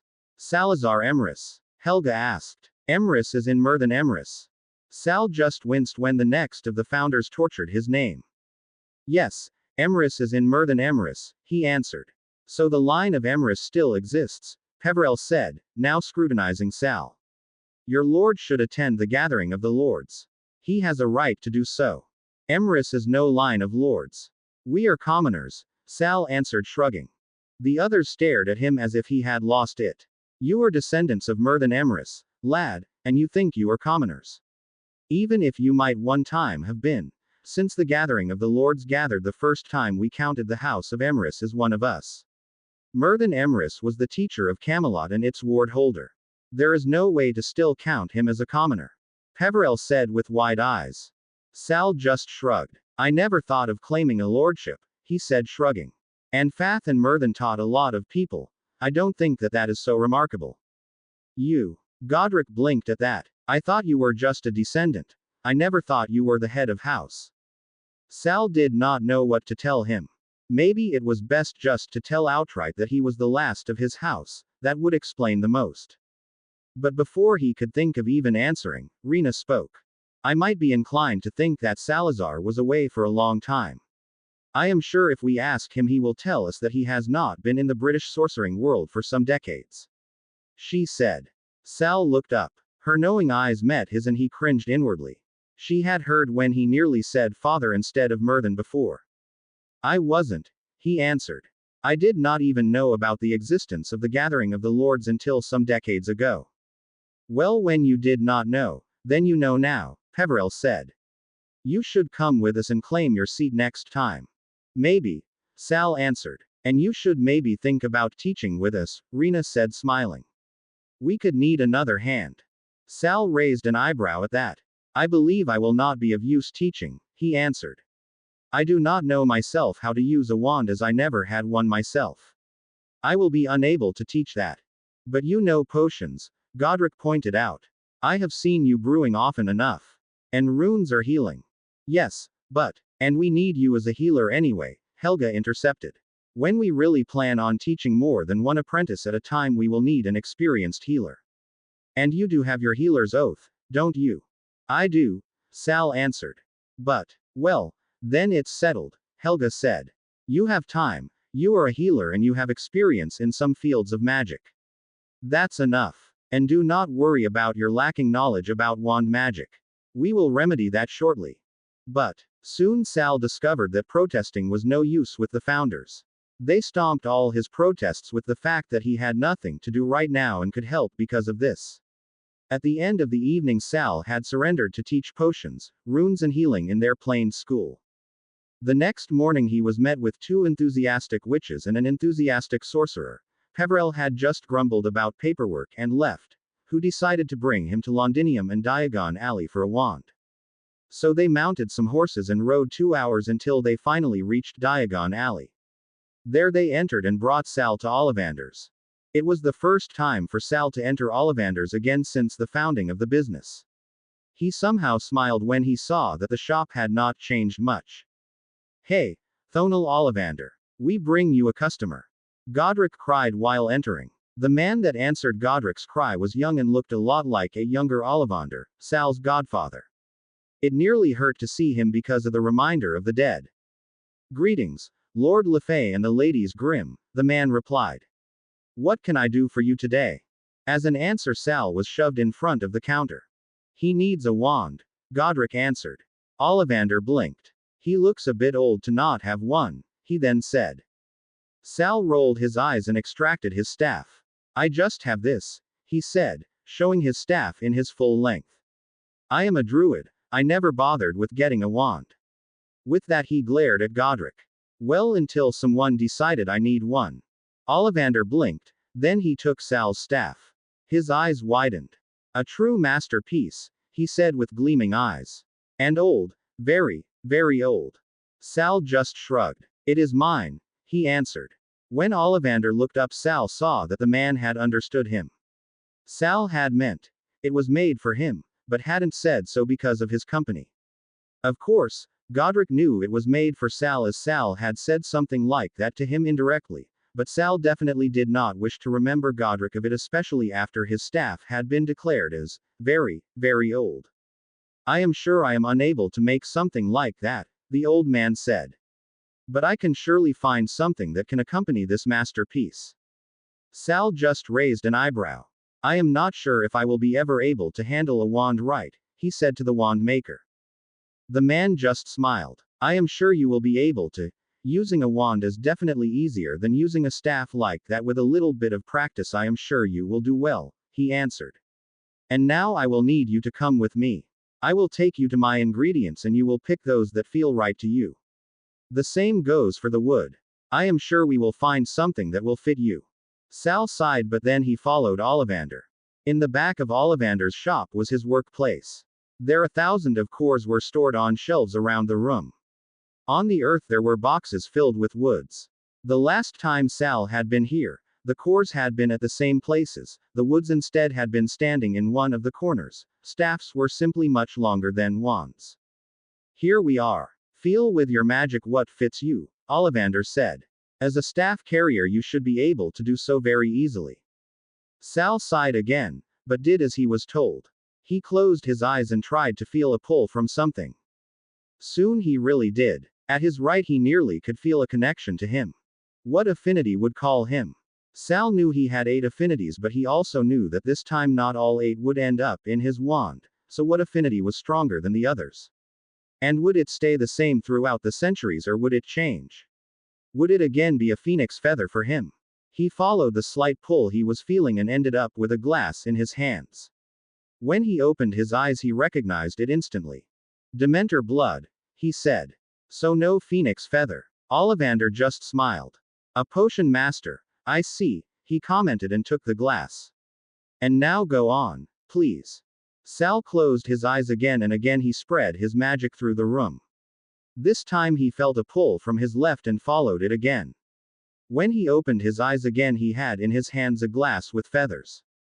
Thunderbird feather, he said, giving up the glass to the wand maker. A curious combination, the wand maker commented. Very deadly and very dark. Nothing a light sorcerer could use at all. Sal pressed his lips together. He knew he wasn't dark, but he also knew he definitely wasn't light. He had killed and maimed in battle to protect the innocent, and he had not regretted it at all. He had learned the dark arts, even if he was a healer. No, this wand was definitely nothing a light sorcerer would have. This wand wasn't something a healer would have, but Sal never had been a normal healer. You seem to worry, the wand maker said in that moment. Sal just shrugged. I am a healer, he said as an explanation. The wand maker blinked and looked at the ingredients in his hands. You are? He asked, astonished. I would never have guessed that with these a healer should not even be able to have those. I also am a protector, Sal answered, sighing. Ollivander stared at him. How? Your oath should prevent you from killing. My oath is worded differently, Sal answered. It is a variant of the healer's oath. I am able to kill, but I will carry the consequences if I kill the wrong one. Ah, a guardian healer, the wand maker said, understanding. I heard about them, but I never thought that I would meet one of them. And then you are also old. It would be better if you would not tell my company about my age or. I understand, Ollivander answered, smiling slightly. Just one question. Who are you? Sal hesitated for just a moment, contemplating on his course of action. How much truth should he give? How much trust to a man he didn't know? But then, the man in front of him was a wand maker. He would not tell. So Sal answered with a variation of the truth. I am Merthin Emrys, son, he said, and the wand maker blinked again, his mouth hanging slightly open. A few minutes silence reigned the air, then the wand maker shook his head to clear it, closed his mouth, opened it again just to close it a second time. Well, we should continue, Ollivander finally managed to say, and then instructed. Put your hand in the box there. Wait if a wood flies into your hand. If it doesn't, try it with the next box. Sal nodded and kneeled. He did as he was told, and finally after the fifth box a wood zoomed in his open hand. He pulled it out. Maple, he said. And there is the connection between the light arts of healing and the dark arts of the protector, Ollivander said. Your wand will be able to heal and to protect, even if its dark cores will make it better as a protector than as a healer. Maybe you have to protect more this time than to heal, Merthin's son. Maybe, Sal answered. Now go out to your friends. It will take a few days until I have crafted it. Sal nodded and left. How did it go? Godric asked. Sal rolled his eyes. I closed my eyes and let my magic guide me to the ingredients. How did you think it would go? Godric just huffed. You know I did not mean it like that, Salazar. But Sal just ignored him. Instead he and the women left the shop. Godric followed them instantly. A few days later Sal returned and paid for his wand. After that his training began. Rowena, Helga and even Godric seemed to think of him as a test subject in teaching. With Sal's memory and their guiding, it did not take long for him until he was able to use his wand like them. Just a few days later, Godric and Peverell left to Londinium again for the next gathering of the Lords. Sal originally did not want to come along, but soon found out that he had no choice in that matter. Godric and even Peverell were insistent. When they reached Londinium, the other two lords took Sal to a cave that contained the hall for the gathering of the lords. The day before in the morning Sal had decided to brush up his etiquette lessons. Don't worry, Godric had told him at that time, when Sal asked how he should behave in front of the other lords. No one will judge you for not knowing the etiquette. Just behave as you usually would. Peverell and I will do the rest. Sal had not been happy with this answer, but stayed silent. He had guessed that Godric had wanted to soothe him because the other thought Salvajahar never had any formal training, and Sal could not fault him for that. Still, he would have preferred a short overview over the common etiquette, just to see if his knowledge still matched with the current time. In the end, however, he decided not to ask again. If his knowledge didn't match anymore, there was no way he would be able to learn it all until he met the other lords, and if it still matched, then he did not need the help of the other two. So he stayed silent. The next morning, however, he searched his meager possessions for the official court robes he normally had worn on Arthur's court. Then he combed his long, black hair and started to braid it in the way he had been taught by Gawain. Simple green and silver ribbons, the same color his official robes had, now adorned the braided parts of his hair, and a simple hair piece, which looked like a silver three-angled spider web, completed the headdress. Over his robes he simply wore his travel cloak with the hood concealing his hair.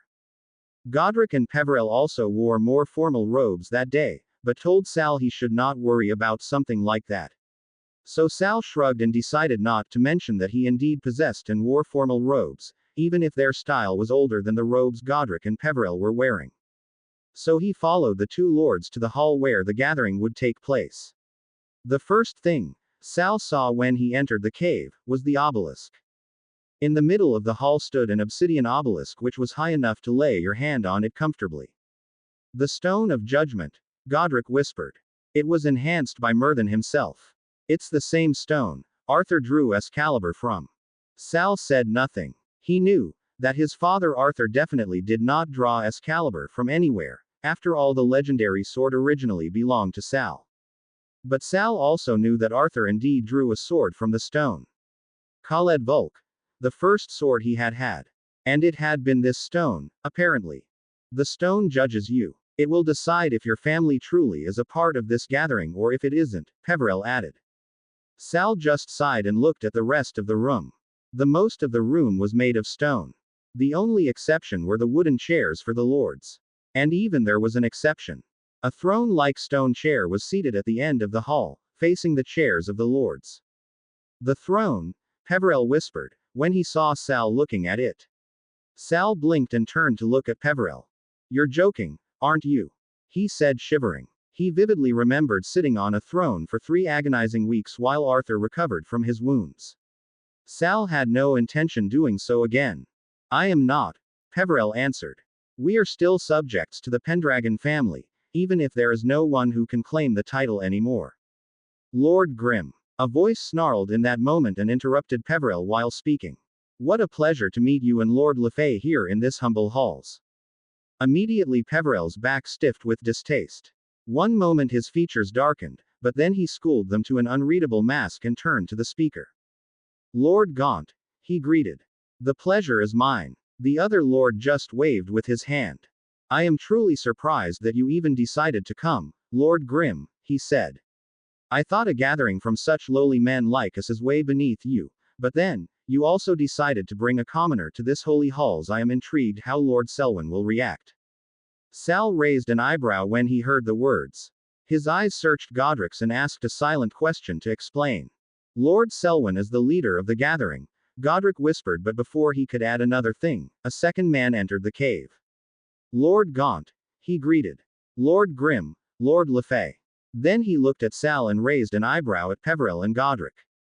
"I hope you have a good explanation for disrespecting our traditions and bringing a commoner to this place," he said. "There is a very good explanation, Lord Selwyn," Peverell said. "Just hear us out before. I told you that the Lords Le Fay and Grim still think themselves superior to us," Lord Gaunt interrupted him. "They even think that they have the right to bring a commoner in the halls of the gathering. This behavior is outrageous, Lord Selwyn." Sal saw that other lords had entered the cave while they were speaking. The most of them nodding when Lord Gaunt spoke. "Throw him out and punish these 2 children. Even if it is the first time, we cannot let them do everything they want just because they are old ones." Gaunt finished and Sal snapped. He had grown up, again, on Arthur's court and had been taught how to behave as the son of Arthur. Throwing a person out of a lordly hall after this person was invited by other lords was one of the foulest things you could do. And not asking for a person's name before throwing them out was an even greater break in etiquette.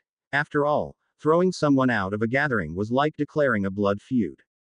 It was especially foolish to declare a blood feud with a family that could have more influence than your own. Of course, it could have changed over time, but the rules Arthur, Gawain and Lancelot had taught him were rooted deeply in his mind, and Sal could not stop himself from reacting like he would have reacted if he had been on Arthur's court. Salvajahar threw back his hood and stared at them with emotionless eyes and a face like a mask, in his green eyes hidden the blasting of the phoenix's eternal flames. "I thought this hall was built out of stone to last for eternity," he reprimanded the lord softly, still displaying no emotions at all. "Now I see I was mistaken." The stone seems to be here to shadow your eyes from the world around you, my dear lords. And truly, this chamber works wonders. There even is a shadow on your names as you have not named yourself and also not asked for mine until now. Lord Gaunt blinked and stared at him. What are you implying, boy? Lord Selwyn asked in Lord Gaunt's stead. I am merely inquiring why the Lord asks for strife between our families by looking down on his own breeding and everything his parents might have taught him since the day he was born, Sal said softly. I am quite sure a lord of his caliber would not fall so low to forget his own education in our ways. Lord Selwyn simply gawked at him and Sal started to ask himself if the etiquette he had been taught had changed so much since the last time he had to use it, that they did not recognize the faux pas they had committed. It was another, very old-looking man who broke the sudden silence with his laughter. Then he stepped up to them and bowed to Sal. I am Alistair Connor Declan McGonagall, Lord of the Glen Gal in Pictia, he said formally. I am intrigued who you are, dear child. I have never seen someone chastising a lord with so much elegance like you did today. Sal raised an eyebrow when the old lord answered. So I take it that the conduct in a formal gathering has changed since the days of my father. He asked the old lord softly. The man, Lord McGonagall, simply shook his head. It hasn't, young child, he answered. They simply are not used to anyone who knows better how to behave than them themselves. It has been a long time since I last encountered someone who knew our ways as good as you seem to do. I am honored by your words, Lord McGonagall, even if I am sure that you are exaggerating, Sal said, a little bit surprised that the other lords seemed not to have been as harshly reprimanded for behaving wrongly in their youth than he had been. For my name, I am Salvajahar Sarandu Harry James Emrys, Lord of Emrys and ward holder of my ancestral home in Pictia. I am pleased to meet a neighbor of my realm. Sal also answered the bow of Lord McGonagall, but kept his bow not as deep as the lord had bowed before. He did it automatically and stiffened, when he stood straight again and recognized his slip. A lord to another one bowed equally low, a prince or king instead, like Sal had been trained, bowed less than a lord. And the lord in front of him definitely had seen his slip and was calculating its meaning.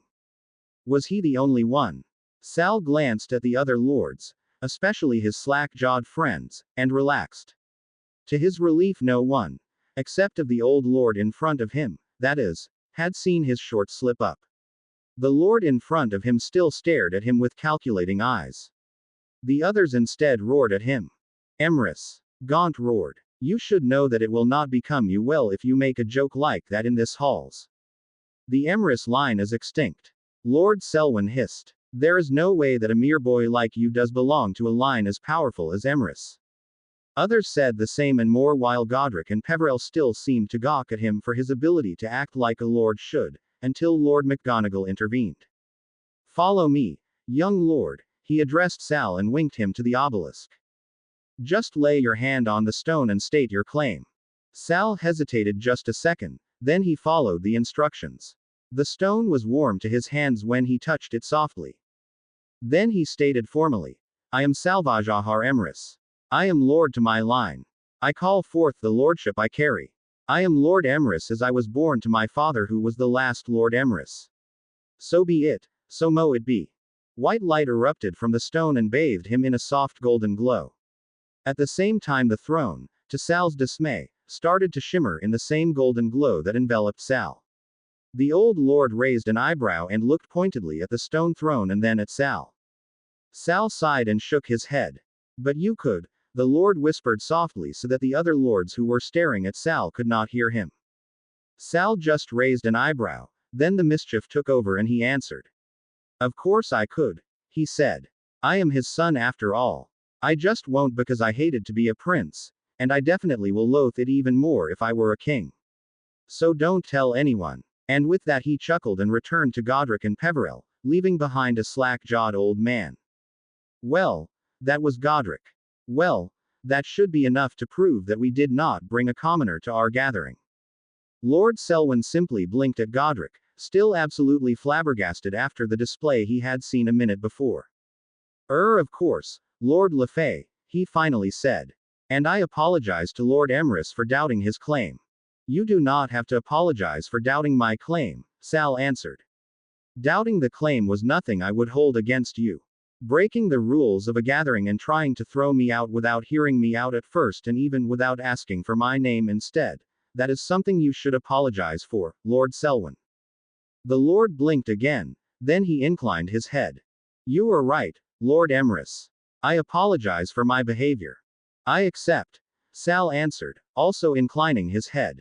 But do not forget, I will not accept another breach in etiquette against myself as easily as now next time it happens. You are a harsh lord, Lord Emrys, Lord Selwyn said softly. Sal just shrugged.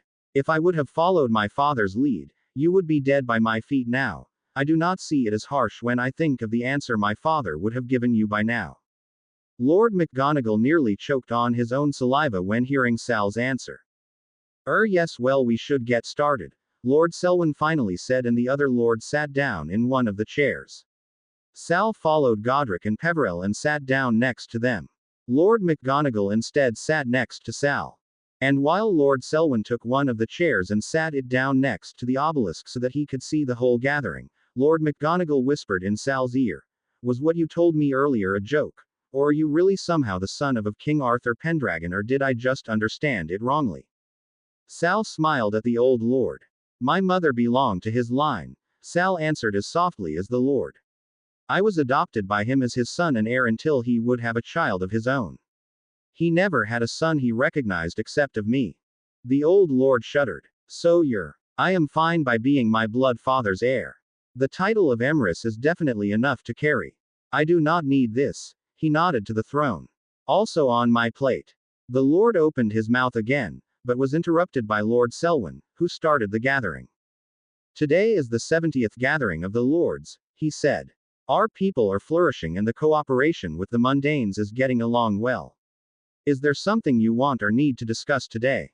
There is, my lord, a lord in the background said and stood up. The gathering recognizes Lord Arthur Bones, Lord Selwyn said, and Lord Bones continued. My clan is flourishing well, but there aren't enough teachers for our youth, Lord Bones said gravely. We need some masters to teach our ways and our magic to them, but there is no one in my clan that hasn't an apprentice or that has the ability to teach an apprentice. I came today to ask for places to send our youths to so that they learn to control their magic. When he ended, 6 other lords also stood up.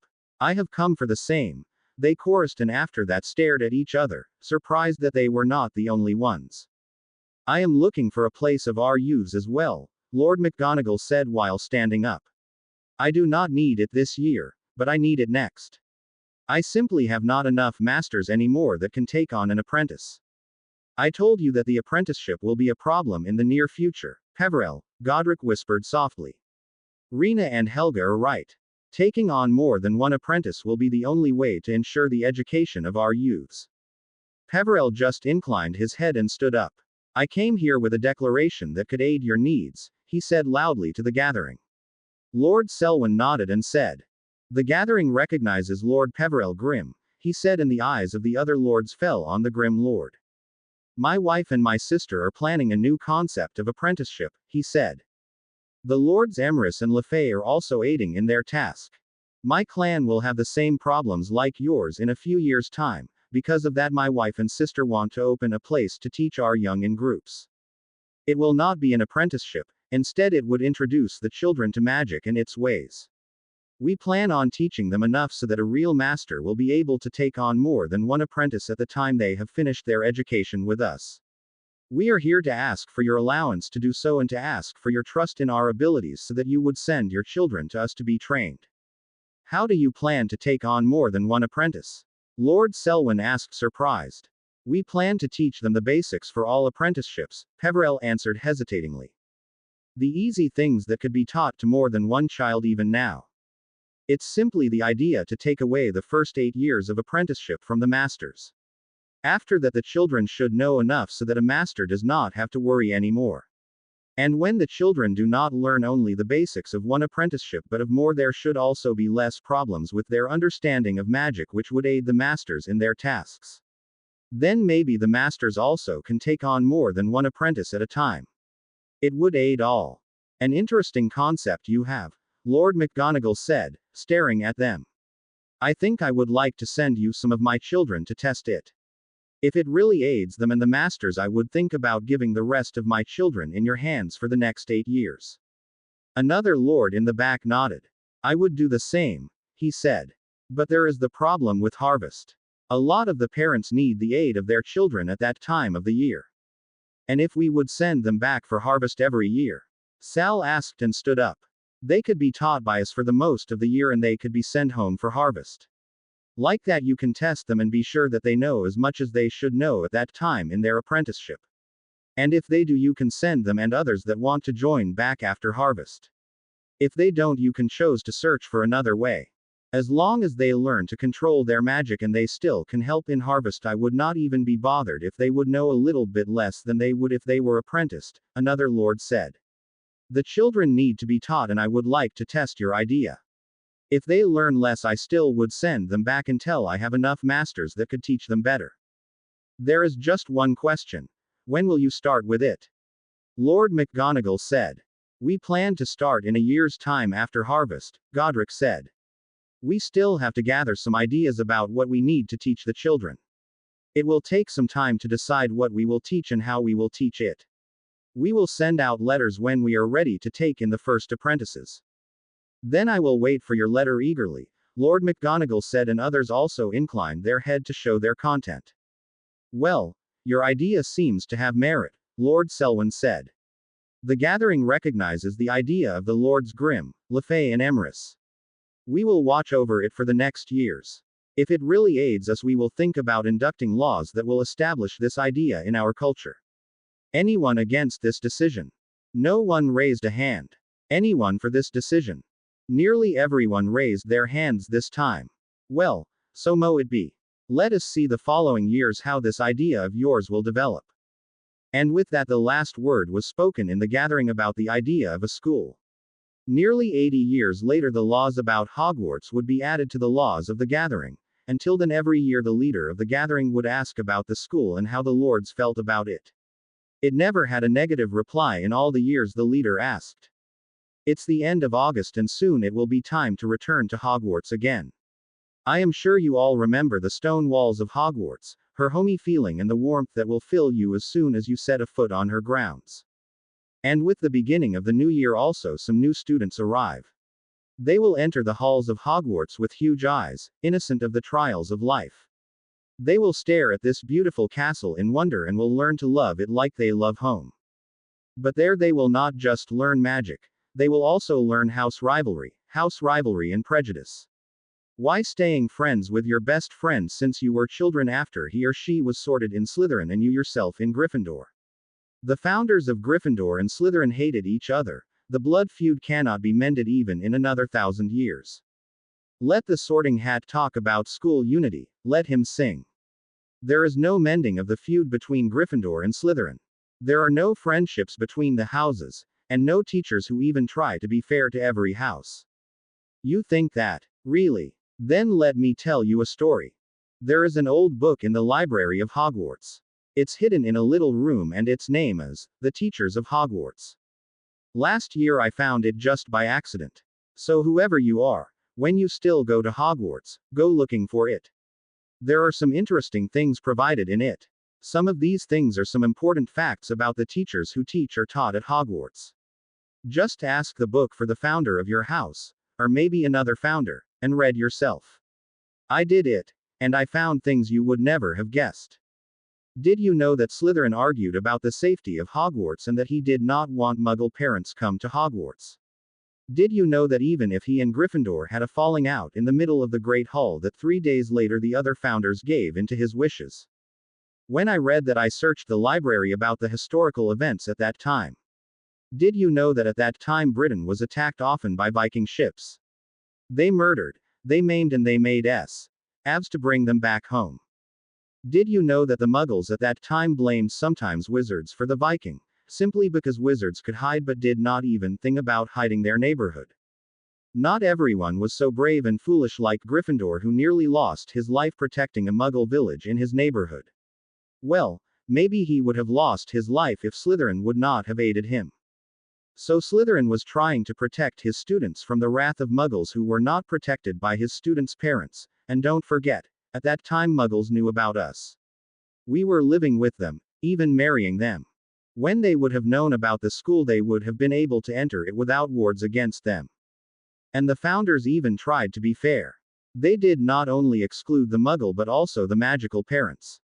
Or why do you think no parent ever entered Hogwarts except if their child was mortally wounded? And even then they had to be brought in and could not come by themselves. But back to history. We know, Slytherin left. Well, I cannot argue that statement. Slytherin left. Rowena died, then Helga, then Godric, and finally Slytherin left. Who? You might think. Isn't that the wrong order? Just check the dates. Even if Slytherin has no date of death, he has a date when he finally left Hogwarts, and that's more than 20 years after Godric Gryffindor's death. So when the Sorting Hat tells you that the unity shattered after Slytherin left, it simply tells you that the founders were a unity until the most of them had died. So back to our first years. Back to Hogwarts. Think about it this way. When the founders could be united until they died, don't you think you can do it, too? Forget house rivalry, forget biased teachers and self-named heirs of Slytherin. Look at your classmates. They are not different than you. They are nervous, they are able to love, to hate, to be sad, to be happy. Even if they love to learn, even if they are living in the dungeons, they are still humans like you. You can still be friends. Just forget the red, the blue, the yellow, and the green on their uniforms. Their uniforms are all black. They all have classes. They all eat in the Great Hall. So how about trying a little green for today or a little red? And when you want to protest, think about this. The Sorting Hat gives you a choice. So how can you really be sure that the red, blue, yellow, or green on your opponent's black uniform is earned? Maybe you are a Gryffindor and have shared a dorm with a Slytherin all along. Oliver Twist. SSSS's. Thanks, Harry said, handing back the Quibbler to the blonde girl in front of him. She had lent him her newspaper after he had asked her. After all, he could hardly take out his own copy and read that one when he officially not even knew about the development with Oliver Twist. I don't mind. The girl, Luna Lovegood, Ginny had called her, said and took the newspaper. It's always good to know the more important things in the wizarding world. Ginny snorted while Neville nearly choked on his own saliva. Sure, Harry said. Ginny just rolled her eyes at his reply and Neville whispered in his ear, the Quibbler is known for its more eccentric view on the world. All right, Harry replied, then he contemplated a bit before he added. Well, the article about Hogwarts didn't seem too eccentric in my opinion. There were some details I never knew in it, but all in all it seemed to be the truth. And that's more than the Prophet is writing at the moment. Neville stared at him, then he turned and asked Luna if he could borrow her newspaper for a bit. He opened the Quibbler and began to read while Ginny was looking over his shoulder, also reading. Well, Harry asked when they finished. Do you think it's telling the truth? Neville asked wide-eyed. Of course it is, Luna said. Daddy is always printing the truth. And since Oliver Twist is writing for him, there are finally a lot more people interested in it. He's now thinking about hiring a few people because he has started to have trouble printing all the subscriptions he has. All right, Neville said, clearly unsure what to think about that. Before he could add something else, the compartment door opened and Ron and Hermione entered. And while Ron instantly hunted down the food they had, Hermione plucked the Quibbler out of Neville's hands. You're reading Twist's article, aren't you? She asked. Who? How do you? I heard the adults talking about the boy who was writing letters to the Quibbler, Hermione answered. Mrs. Weasley thinks that a young boy like him should think about school and not about listening to rumors, but C. Snuffles thinks it's brilliant.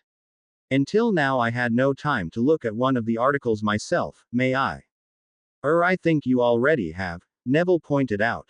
But sure, I guess not, that it's my newspaper. It belongs to Luna over there. Hermione did not even listen. Instead she started to read out loud. Harry just rolled his eyes at his best friend. As if he couldn't read the article himself. Slytherins in Gryffindor. Ron blurted out when Hermione ended. That's a joke, isn't it? What are you talking about, Weasley? Another voice said. This time coming from the compartment door. Malfoy was standing in the door, sneering at Ron. This article from Oliver Twist, Heir Malfoy, Harry answered, plucking the newspaper out of Hermione's hands and handing it to Malfoy. It talks about choices, and about Slytherins in Gryffindor. Malfoy looked at Harry oddly before he snorted, hesitated, but finally he took the article nevertheless and looked it over.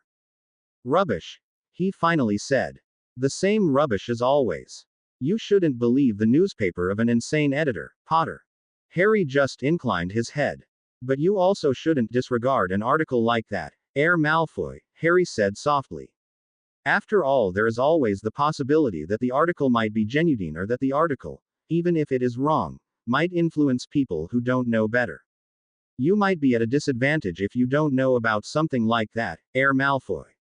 Ron stared at Harry with an open mouth. Hermione frowned and Neville looked back and forth between Harry and Malfoy as if he was following a jewel. Malfoy just sneered. Why so formal, Potter?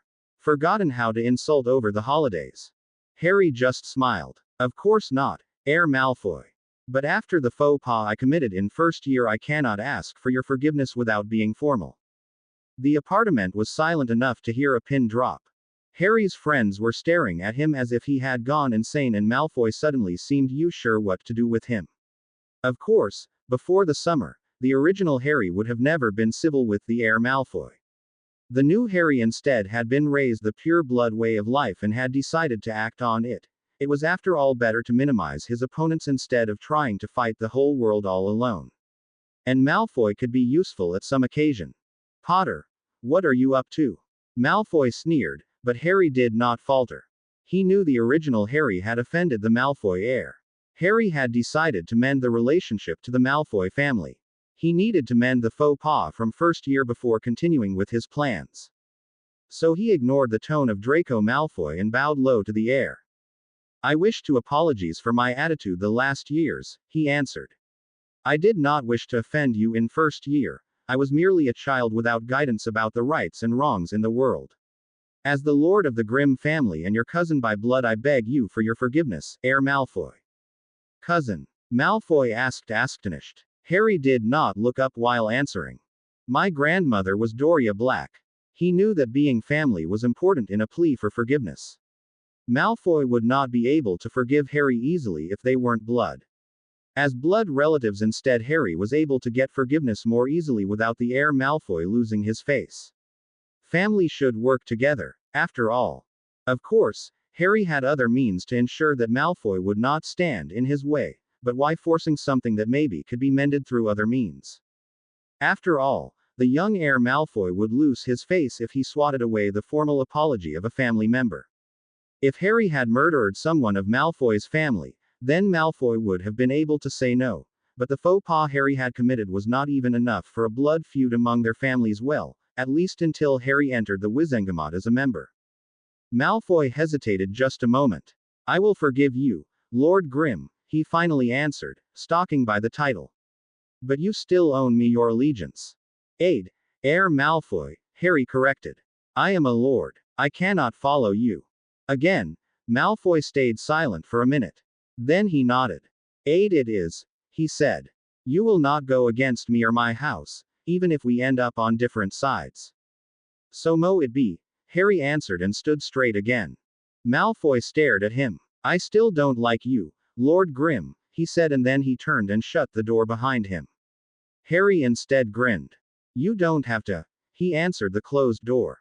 Harry, what? Why? Ginny asked with huge eyes.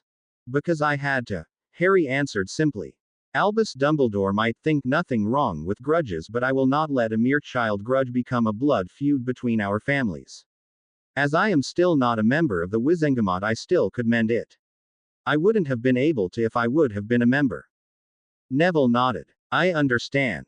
Grams told me often enough not to offend someone because it would do me no good if I had an enemy in the Wizengamot. And it definitely wouldn't be good if that enemy would be family, Harry confirmed. Definitely, Neville answered. The others just gawked at him. But that was Malfoy. Ron finally stuttered. Malfoy. Harry. Harry snorted. I know, Ron, he answered. But I cannot go around and insult him just because I do not like him. I am a lord, Ron. A lord? Do you understand what that means? Ron just gawked. Harry, that was Hermione. I don't understand. What do you mean with, I am a lord? You cannot be a lord, I mean how? This time Harry sighed and then frowned. It's simple, Hermione. My father was a lord, and because he is dead and I am 15, I am the lord now. Your father, but how do you know that?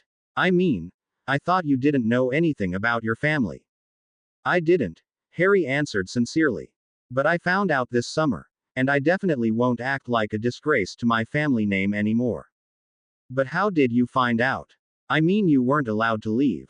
We should change our clothes, Harry said, stopping her mid-sentence. We will be at Hogwarts in 10 minutes. You cannot just end. Hermione started, this time looking determined. Harry sighed. I know, Hermione. It's just something I cannot. He stopped, then he shook his head. Snuffles told me, he finally said. Oh. Hermione blushed. I should have guessed it myself. Harry just left the compartment so that the girls could change. He felt a little bit guilty for lying. But then, it wasn't the first time he had lied to someone, and it definitely wouldn't be the last. He just hoped that Hermione would not ask Sirius why he hadn't told Harry about his place in the world before this summer. When they finally reached Hogsmeade, Harry had gone silent. His friends were talking about the holidays, the new school year, and guessed what kind of defense professor they would have this year. Harry instead had taken to looking out in the dark. In his mind he could feel the heavy feeling of magic humming at him. He closed his eyes, listening to the humming of the magic that was filling the air. He felt sick by just listening. The more he listened, the more nauseated he felt by what he heard. Harry, are you all right? Harry startled and looked at Hermione, who watched him with a worried expression on her face. Yes. I am fine, Hermione, he answered. You sure? Ron asked. You look a little bit queasy. Just nervous, Harry answered. You know, I'm not sure if I should look forward to this year. Why? Hermione asked, surprised. Harry just snorted. 4 words, Hermione. Quirrell, Basilisk, Dementors and Tournament. Oh yeah, well, maybe this year will be nothing. Ron said, now with understanding in his voice. In that moment they hit the wards of Hogwarts, and Harry had to bite his cheek so that he would not cry out because of the pain he felt as soon as the wards settled on his shoulders. Like a rock the wards fell on his shoulders, nearly breaking him with their weight. The nausea sparked and his head started to ache as if someone had hit it with a war hammer. Blood filled Harry's mouth when he refused to cry for pain. He turned his head and looked outside so that no one in the carriage could see the agony that was displayed on his face and the tears that threatened to fall. I don't think that this year will be a quiet year, Ron, Harry replied, proud of himself that his voice was nearly tremor-free while he still felt as if his head had exploded with pain. I definitely know now what I have to do first, he thought to himself. I will go mad if I have to feel this strain for the whole year I am here. In that moment a soothing sensation softly caressed his mind and the strain eased. Again tears threatened to fall, but he held them back. He could not cry. The others mustn't know. Well, you can at least hope for a quiet year, Ron said in that moment. Harry shrugged, still refusing to look at the others. I will think about it as soon as I know that the defense professor is no one who wants me dead, he answered. Touché. Ron snorted. Well then, let's stop hoping until after the feast. Exactly. With that Harry turned and closed his eyes. The soothing sensation still caressed his mind and eased his unease. It was this warm feeling that finally reminded Harry why he loved Hogwarts so much. Why he considered Hogwarts his home. And why he had decided to come here in the middle of the lion's den to kill of the pride that was hunting him. A maybe foolish step to do, but a step he would not change even if he would think about it again. Even if he had to destroy the school and everything it stood for, he would have come here for his revenge and he never would regret it. And then a familiar whisper filled his head, its origin in the soothing feeling that caressed his mind. Welcome home, it said. Welcome home, child. Welcome home, child of my child. Harry, are you truly all right? Hermione asked him in that moment again. Ron was also looking at him with a funny expression on his face. Oh, I am, Hermione, I am, he answered, bathing in the warm embrace that aided him with swatting away the pain he felt. Why shouldn't I be all right? I'm not sure. You just suddenly looked as if you were far away, you know, Hermione answered. Harry just smiled. Don't worry, Hermione, he said. I am really fine. I am just happy to be back, you know. And I thought you worried, Ron said. Harry shrugged. I still do. But I am back at Hogwarts, and whatever comes comes even with Voldemort. I cannot change it even if I wanted to. Ron snorted. And a minute before you looked as if you wanted to balk. Harry shrugged. No, Harry answered sincerely. I might worry about what will happen this year, but Hogwarts is home, you know, mate. Ron blinked, then he shrugged. If you think so, mate, he answered, and Harry let it go. He knew Ron would never understand his feelings. Harry was not even sure if anyone else would. Hogwarts was home, but not like it had been home for thousands of orphans and unlucky ones. No, for Harry Hogwarts meant more, even more than it had meant for the previous Harry who had been an unlucky orphan. But that was something Harry Surly would not discuss with any of his friends. When the Sorting Hat started to sing, Harry was startled. He knew that the latest Oliver Twist text in the Quibbler was about the founders, but he was still surprised that the Sorting Hat had decided to sing about their history this year. Even if the history the hat was singing about was slightly wrong. Harry cited when the hat exclaimed that Slytherin had said, "We'll teach just those whose ancestry is purest." He knew that history got that one wrong. There had never been any talk about purity like they knew today from the proud man that had been Slytherin, but that was something long lost in time. So Harry bit his lip and kept quiet. Instead, he took the time to scrutinize the woman who would be his new defense against the dark arts teacher. He was sure that they would learn nothing in her classes, and after she started talking he just got more convinced that his prediction would hold true. He sighed inwardly. I will check the wards, he thought to himself. Not only do they feel as if they want to kill me by just being there, but the choice of defense professors is also unbelievable. There must be a curse on the defense position. No one can have this much bad luck in choosing their teachers. Well, except it was a part of the plan. Harry wouldn't put it past the headmaster to explicitly hire bad professors when it somehow would fit in his plans.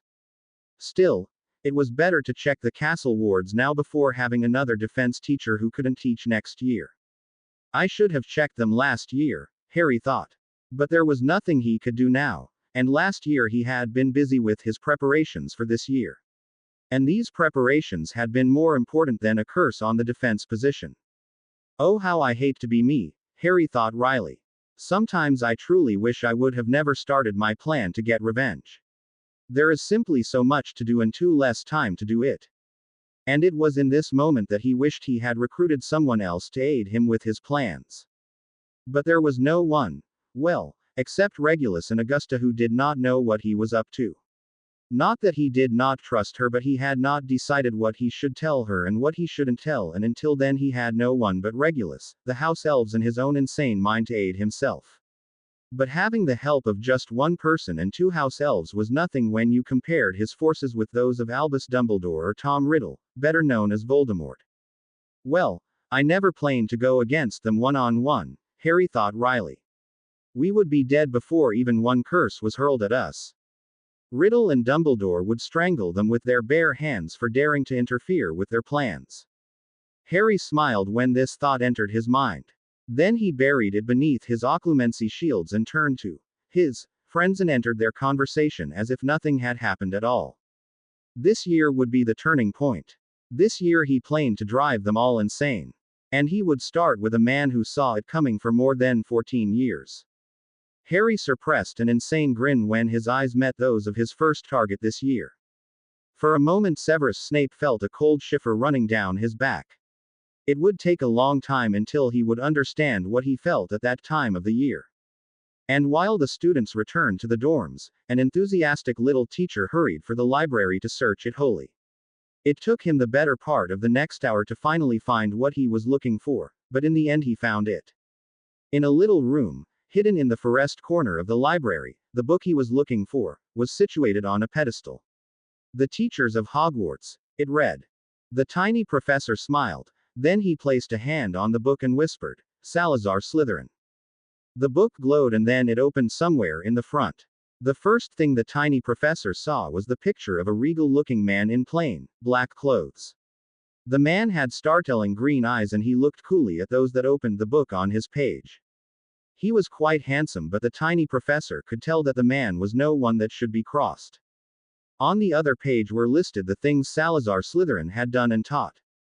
The tiny professor also found a date that showed when Salazar Slytherin had left Hogwarts. There was no date of death and neither a date of birth, but there were a lot of other interesting information.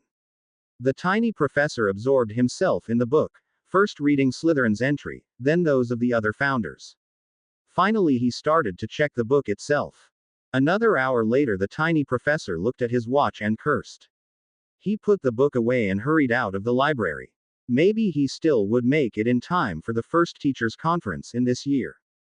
Welcome to the first teachers' conference in the new year, Albus Dumbledore said, looking at the teachers' faces around him. There are some points I have to discuss with everyone. Like the story the Quibbler has been printing. Minerva McGonagall asked sharply. I cannot understand how Xenophilius could print such rubbish.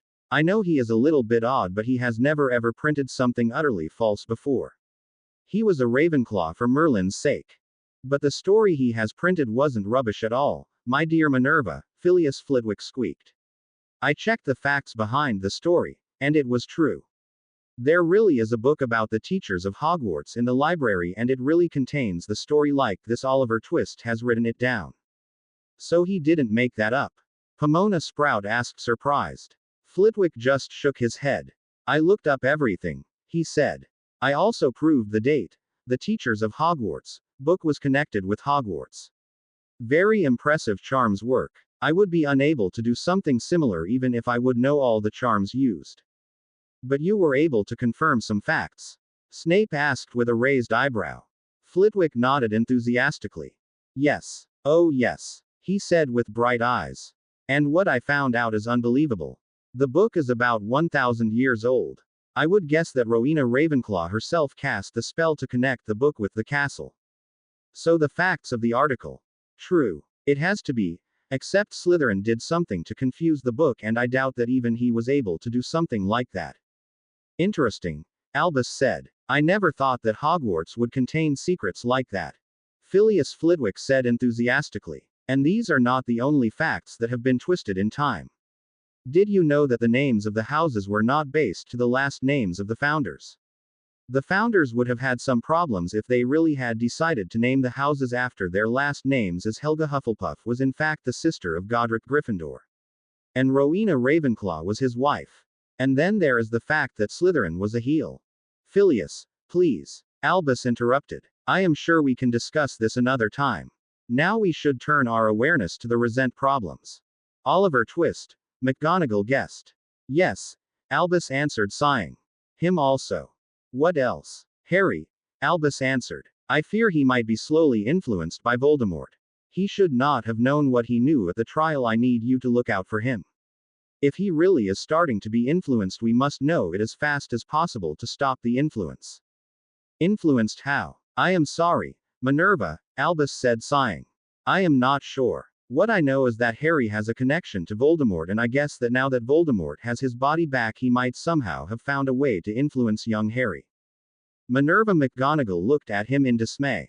What should we do? Watch him. If he displays an atypical behavior, come to me instantly. It might save Harry's life if you do. We understand, Minerva said, nodding. The other teachers also nodded their content. Thank you. Now, and what will we do about this Twist fellow? Minerva McGonagall interrupted Albus. Albus just shrugged. Until now he did nothing that is worrisome. We should read his articles and act when it changes, but I would let him be until he does something more than questioning the Ministry and the Daily Prophet. But his last article was about Hogwarts. Minerva McGonagall said worriedly. What if he starts to criticize us? He is after all a student at Hogwarts, and Xenophilius Lovegood has shown him that he can write what he wants and that no one will reprimand him for it. I do not believe he will start to criticize us badly, Albus answered confidentially. He might have written an article about Hogwarts, but there was nothing bad in it. And it was definitely based on the truth, Phileas Flitwick added. I am quite sure that the young man will soon stop writing again, After all, he will have classes to attend, and then there are his homework and his friends. I am sure whoever it is will soon have no time anymore to write. Minerva McGonagall just pressed her lips together but said nothing anymore. There was no arguing with Albus. If he wanted to be blind, he was until it was too late. That Twist had already started his doings at Hogwarts with his last article. Albus would not see until it was shoved into his face. So they turned to the more important tasks for the next school year. Albus had forgotten all about the article Oliver Twist had written when the meeting finally ended. He had other things in his mind. Like the weapon that might be turning into a weapon for Voldemort. Albus would have to look closely at the boy, and he would have to decide on the next step he had to take.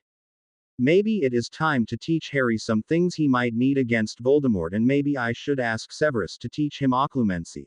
Albus thought and returned to his study, not seeing the little shadow of a house elf popping out of existence after hearing everything they had discussed in the meeting today, not knowing that somewhere in the castle the boy he was thinking about was briefed on everything that had been discussed in the meeting today. I see, the boy said after hearing everything. Well, let's show the almighty Albus Dumbledore that Twist is not taken lightly. Let the war begin. The boy knew that whoever would have the longer breath would finally win. But it did not matter at all. The boy had strings he could pull the old man wasn't even aware of. Harry was sure that in the end he would win this little war he had started against the headmaster of the renowned School of Magic, even if it might cost Harry everything he had to bring the old man down to his feet. To be continued. I hope you enjoyed this story. Also remember to subscribe and like this video. See you in the next video.